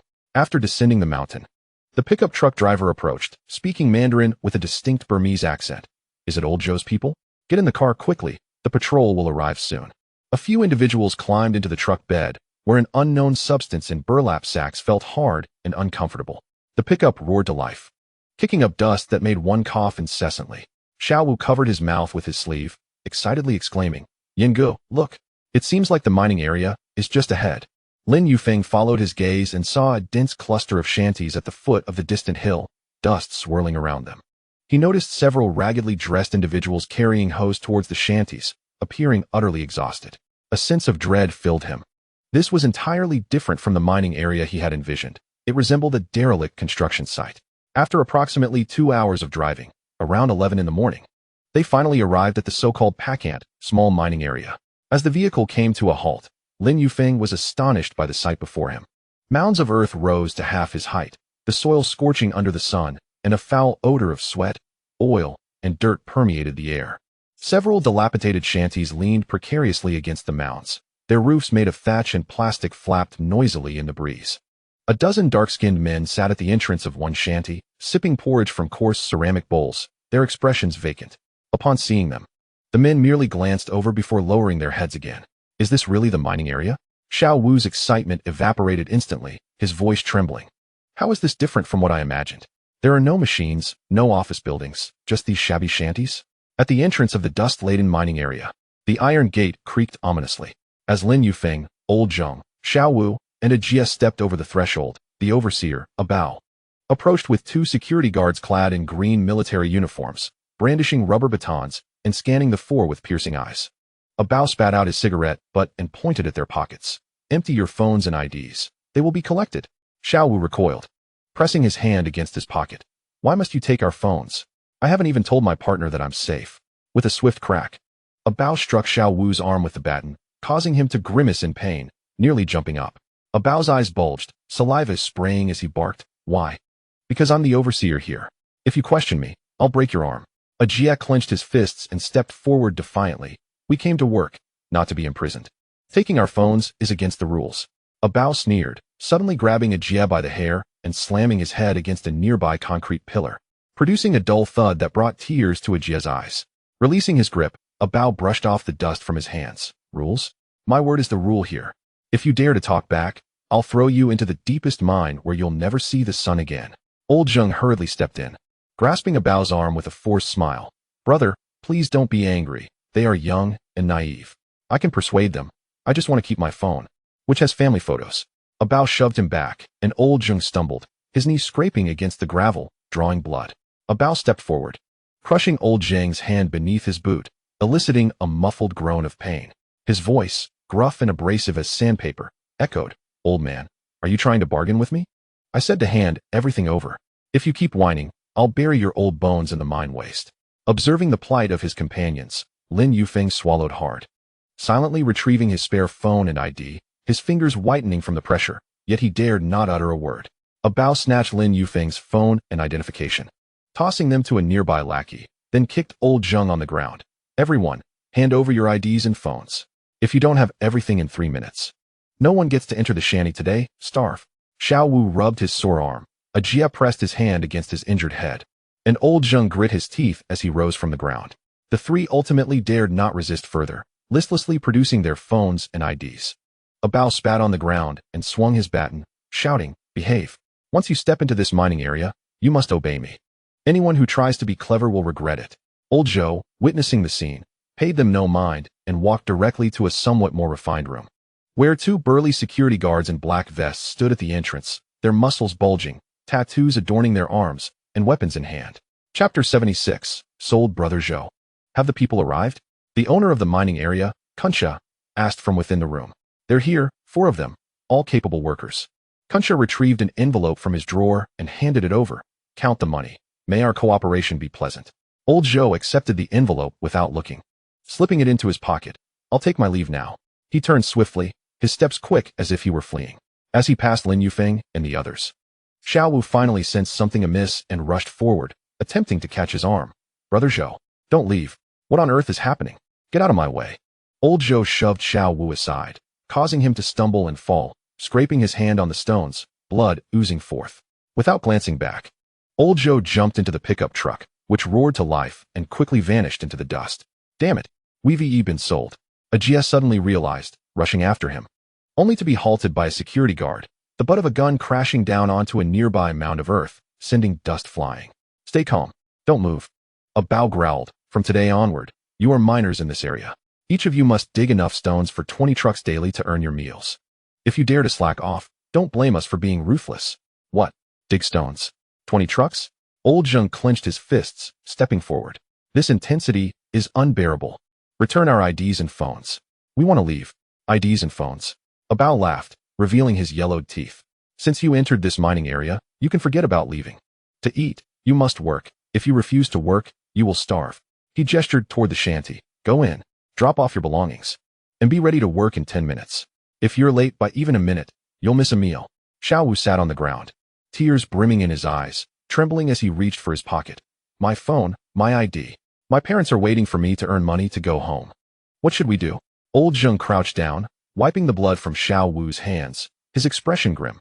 Don't panic. We'll think of a way out. We must find a way to escape. Jia trembled with anger, his fists clenched tightly. Escape? How can we? This cursed place is crawling with guards. We don't even have our phones to contact the outside. Lin Yufeng stood silently, contemplating his next move. Earlier, when handing over the ID, he had deliberately submitted a fake. He still had supplies and a pistol hidden. Now, he needed to find an opportunity to collect the raw stones. He approached Xiao Wu, helping him to his feet and brushing off the dust. Don't panic. Let us stay calm. We can't resist forcefully now. We need to pretend to comply and wait for an opportunity. Comply? Ajia stared at him incredulously. Did you not see how fierce they are? Digging 20 trucks of stones daily will either exhaust us or starve us. Then what do you propose? Lin Yufeng looked at him calmly. Resisting now will only lead to harsher punishment. Let us observe the situation in the mining area, identify the guard's weaknesses, and then think of a way to escape. Old Zheng nodded, agreeing with Lin Yufeng's reasoning. Brother Yin is right. For now, we must endure. Xiao Wu, stop crying. Tears won't solve anything. Let us think of a solution together. Xiao Wu wiped his tears, nodding, his voice still choked. Okay, I'll listen to you. What are you still waiting for? Get inside and drop off your luggage. A Bao impatiently shouted, slamming his steel pipe against the ground. If you dawdle, you won't eat today? The group, no longer daring to delay, hurried into the shanty. It was dark and damp inside, with straw covering the ground, emanating a musty odor. In the corner, a few tattered clothes and tools lay strewn about. Lin Yufeng set down his backpack. Let us go. It's time to work. Old Zheng picked up a hoe, sighing. Let us get to it. Survival comes first. Lin Yufeng and Ajia also picked up their hoes, and after a moment's hesitation, Xiao Wu took a shovel and followed them out of the workers' shed. The sun outside blazed even more fiercely, scorching their skin. In the distance, miners remained engrossed in their labor, silence enveloping the area, interrupted only by the rhythmic thuds of hoes striking stone, echoing across the vast mining site. Lin Yufeng's hands, gripping the hoe, were slick with sweat, the handle nearly slipping from his grasp. Each swing required all his strength. As the earth mixed with gravel yielded only a small pit, sending vibrations through his arms. Hurry up. Stop dawdling. It's been half an hour, and you've barely turned over this much soil. The overseer, a Bao's voice rang out from afar, a rubber baton cracking against a nearby laborer's back. The man stumbled forward, dropping his hoe and kneeling in supplication, murmuring in Chinese, I'm sorry, I'll be quicker, please don't hit me. Lin Yufeng's heart tightened, and he hastened his movements. Out of the corner of his eye, he noticed Xiao Wu's face flush crimson, sweat from his brow dripping down to vanish in the dirt. While he furtively glanced towards the exit, muttering, there are 2 guards at the exit, both armed, and there's barbed wire too. Ajia, on the other side, swung his hoe with furious speed, venting his frustrations, yet his eyes remained vigilant. He was counting the number of sheds, discreetly marking with his fingers on his pant leg. 1, 2, 3. There were a total of 8 sheds, each housing about 5 individuals. It appeared that a guard stood between every 2 sheds. Lao Zheng squatted on the ground, feigning to tie his shoelaces, his hands stealthily brushing the dry, hard earth. He sighed, glancing at the distant guards, his gaze heavy with despair. Only Lin Yufeng's focus remained unclouded by thoughts of escape. He deliberately slowed his hoeing, his eyes fixated on the stones unearthed from the soil. Most were ordinary granite, but occasionally, he unearthed a few raw stones encased in yellow mud. Moments ago, he had dug up a fist-sized stone, silently reciting detection, as the system panel popped up instantly. Detecting item, jade raw stone, material, jade, bean variety, 5 green content. Internally fractured, no value for extraction. Recycling value, 500 mall coins, equivalent to 5,000 Dragon Country coins. A mere 500 mall coins, too little, Lin Yufeng mused. Tossing the stone aside into the pile of waste, and continuing to dig. After another 10 minutes, he struck a stone larger than his palm. Its surface flecked with sporadic mottled patterns. The system detection results caused him to brighten. Detecting item, jade raw stone. Material, jade, glutinous variety, 12 green content, medium water quality. No significant fractures, suitable for small pendants. Recycling value, 1,200 mall coins, equivalent to 12,000 Dragon Country coins. Excellent. Lin Yufeng discreetly nudged the stone closer to his feet, pretending to collect waste stones while secretly stowing the raw stone in his space. He glanced at the guards, relieved to see the nearest one leaning against a mound of dirt, engrossed in a cigarette, oblivious to his actions. The laborers in the mining area were largely silent. Apart from the overseer's shouts and the thudding of hoes striking the ground, little else could be heard. Lin Yufeng noted the diversity among the laborers. Some clad in coarse clothing were from the Philippines, others wore conical hats from Vietnam, and a few, like him, were dressed in plain clothes from the Dragon Country. Each bore sun-darkened skin, their hands calloused, some fingers even missing, clearly having endured laborious work and tool injuries for an extended period. Take a break. Have some water. At 2 in the afternoon, a middle-aged woman from Myanmar wheeled a rickety tricycle towards them, laden with several large buckets. Inside were bowls of thin porridge, so translucent one could see their reflection, alongside a basket of wilted vegetables. Chapter 77. They regretted it. The laborers swarmed like hungry wolves, each clutching a rough ceramic bowl. The woman, trembling as she scooped porridge into the bowls with a long spoon, spilled more than she served. Each received 2 blackened, speckled buns. Xiao Wu held his bowl, frowning as he took a sip and spat it out, exclaiming, "What is this? It tastes like slop. Don't spit it out." A dark-skinned Chinese laborer urgently grasped his arm, speaking in a hushed tone. "If you do, there won't be anything left to eat, and you'll be starving tonight. This is what we get here: thin porridge, wild vegetables, and buns, sometimes mixed with sand. It's just enough to fill our stomachs." Lin Yufeng glanced at the laborer, who appeared to be in his 40s, his face lined with wrinkles and missing a pinky finger. Clad in a faded blue work uniform, he sipped his porridge slowly, as if savoring a delicacy. "Uncle, how long have you been here?" Lin Yufeng leaned closer, speaking softly. The laborer looked up, sighed. 2 years. Like you. I was deceived by an agency, promised a monthly salary of 30,000, only to find out it was a life of servitude. Has no one ever escaped? Xiao Wu interjected eagerly, hope glimmering in his eyes. Upon hearing the word escape, the laborer's expression shifted dramatically. He glanced around to ensure the overseer was not paying attention before lowering his voice. "Don't even think about it. Last year, a Vietnamese kid tried to climb the barbed wire at night when the guards changed shifts. He was caught and shot on the spot, his body fed to the dogs." "Shot?" Xiao Wu recoiled, spilling porridge everywhere. "How many guards are there?" "At least 20. The laborer extended 2 fingers, his voice trembling. "Each one armed. Some even with guard dogs. There's barbed wire at the entrance and searchlights at night. Don't even think about getting close to the exit. You'll be shot on sight." A Jiak clenched his fists, his teeth grinding together. "Damn, this is worse than prison. Had I known, I wouldn't have come back home. I could earn 3,000 a month, enough to eat well and see my family." Lao Zheng sighed as well, patting a Jia on the shoulder. "Don't act rashly. It's useless to say this now. Let us wait a bit. We'll surely find an opportunity." "An opportunity?" The laborer scoffed, shaking his head. "When I first arrived, I thought the same. After 2 years of waiting, I still haven't seen any opportunity. Here, people either resign themselves to labor, get beaten to death, or die from sickness or starvation. There's no other way out." He pointed to a laborer lying near a dirt mound. "See that guy? He had a fever last month, and the overseer wouldn't give him medicine. He just lay there, and within a few days, he was gone. Tossed into the mine to fill a hole." Xiao Wu followed his gaze, his heart racing as he saw the laborer motionless on the ground, covered with a tattered cloth. Uncertain if he was alive or dead, tears threatened to spill from his eyes, his voice trembling. "So we really can only wait for death here? My parents are waiting for me to come home. Don't panic." Lin Yufeng patted Xiao Wu's shoulder, discreetly pulling a biscuit from his pocket, having retrieved it from his space, pretending it was something he had brought, and handing it to Xiao Wu. "Eat this. Save your strength. As long as we're alive, there's still hope." He also offered a piece to Lao Zheng and a Jia. "Don't let his words scare you. We're not like them. We will surely find a way out." "Thank you. I didn't expect you to have biscuits on you." "Well, not anymore." In truth, Lin Yufeng had already formulated a plan. He had a space to hide things and a handgun. If worst came to worst, he could force his way out. For now, the priority was to gather raw stones, accumulate enough mall coins, and unlock more powerful functions, making escape easier later on. The afternoon sun blazed even hotter. The dust in the air felt suffocating. Lin Yufeng deliberately moved closer to pile 3, where he had detected an icy raw stone earlier. With a recycling value of 30,000 mall coins, he aimed to retrieve that stone before the shift ended. "Hey, why are you moving over there?" A guard in camouflage approached, his rifle but pointed at Lin Yufeng.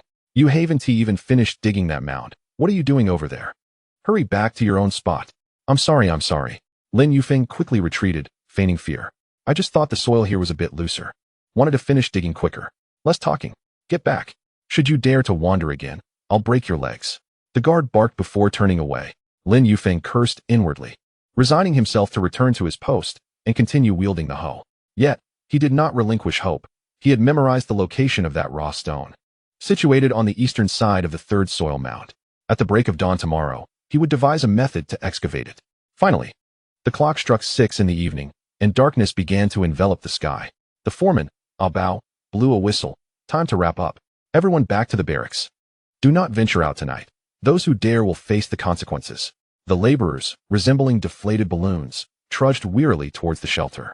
Dinner consisted of the same thin porridge served at noon, albeit with 2 fewer steamed buns. Upon returning to the barracks, the scene was even more dismal than anticipated. A thin layer of straw covered the ground, teeming with lice and fleas. 8 individuals were crammed into a space of less than 10 square meters, making even the slightest movement a challenge. The roof leaked, and the evening breeze penetrated, leaving them shivering uncontrollably. In one corner lay several tattered burlap sacks, containing the only clothing of the laborers. Little Wu sat on the straw, hugging his knees, softly weeping. I want to go home. I will no longer covet a high salary. Even if it means earning 3,000 a month in my hometown, I would accept it. Ajia leaned against the wall, eyes closed, silent, yet his fists were clenched tightly, knuckles turning pale. Lao Zheng paced the shelter, occasionally touching the walls and crouching to inspect the ground, as if searching for something. The laborer, missing a pinky finger, lay on the straw, gazing at the ceiling, leisurely remarking, "Stop searching. The walls of this shelter are made of cement, unyielding to excavation, and the ground is solid earth. Digging a tunnel is utterly impossible. Outside, there are guard dogs, and the guards change shifts every hour, with searchlights illuminating the area as bright as day. There is truly no way out." Lao Zheng halted, sighing. "A way out?" The laborer chuckled mirthlessly, his voice heavy with despair. "Unless you can fly away or possess a weapon to eliminate all the guards, you must resign yourself to fate. Work diligently, and perhaps you may survive a few more days."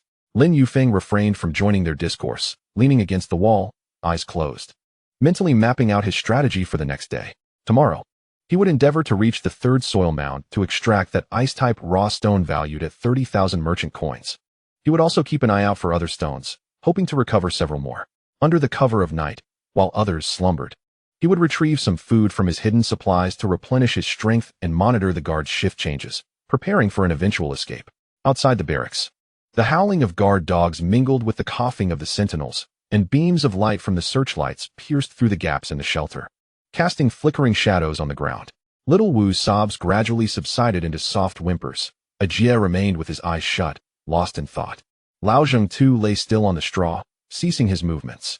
At 5:30 in the morning, the shrill sound of the metal whistle echoed throughout the mining area, piercing through the silence like needles into each laborer's ears. Lin Yufeng abruptly opened his eyes, the tattered burlap sack that had covered him now blown to the ground by the night wind, sending chills through his body. The barracks erupted into chaos as laborers rubbed their eyes in rows, some coughing, others grumbling, while the startled lice skittered across their clothes, inciting an unbearable itch. "Get a move on. What are you dawdling for? If you're not at the site in 10 minutes, forget about breakfast." A Bao's voice thundered from outside the shelter, as his rubber baton pounded against the metal door, shaking dust down from the ceiling. Little Wu struggled to sit up, his face as pale as paper, bloodshot eyes betraying his fatigue. The skin burned raw from yesterday's sun was now red and swollen.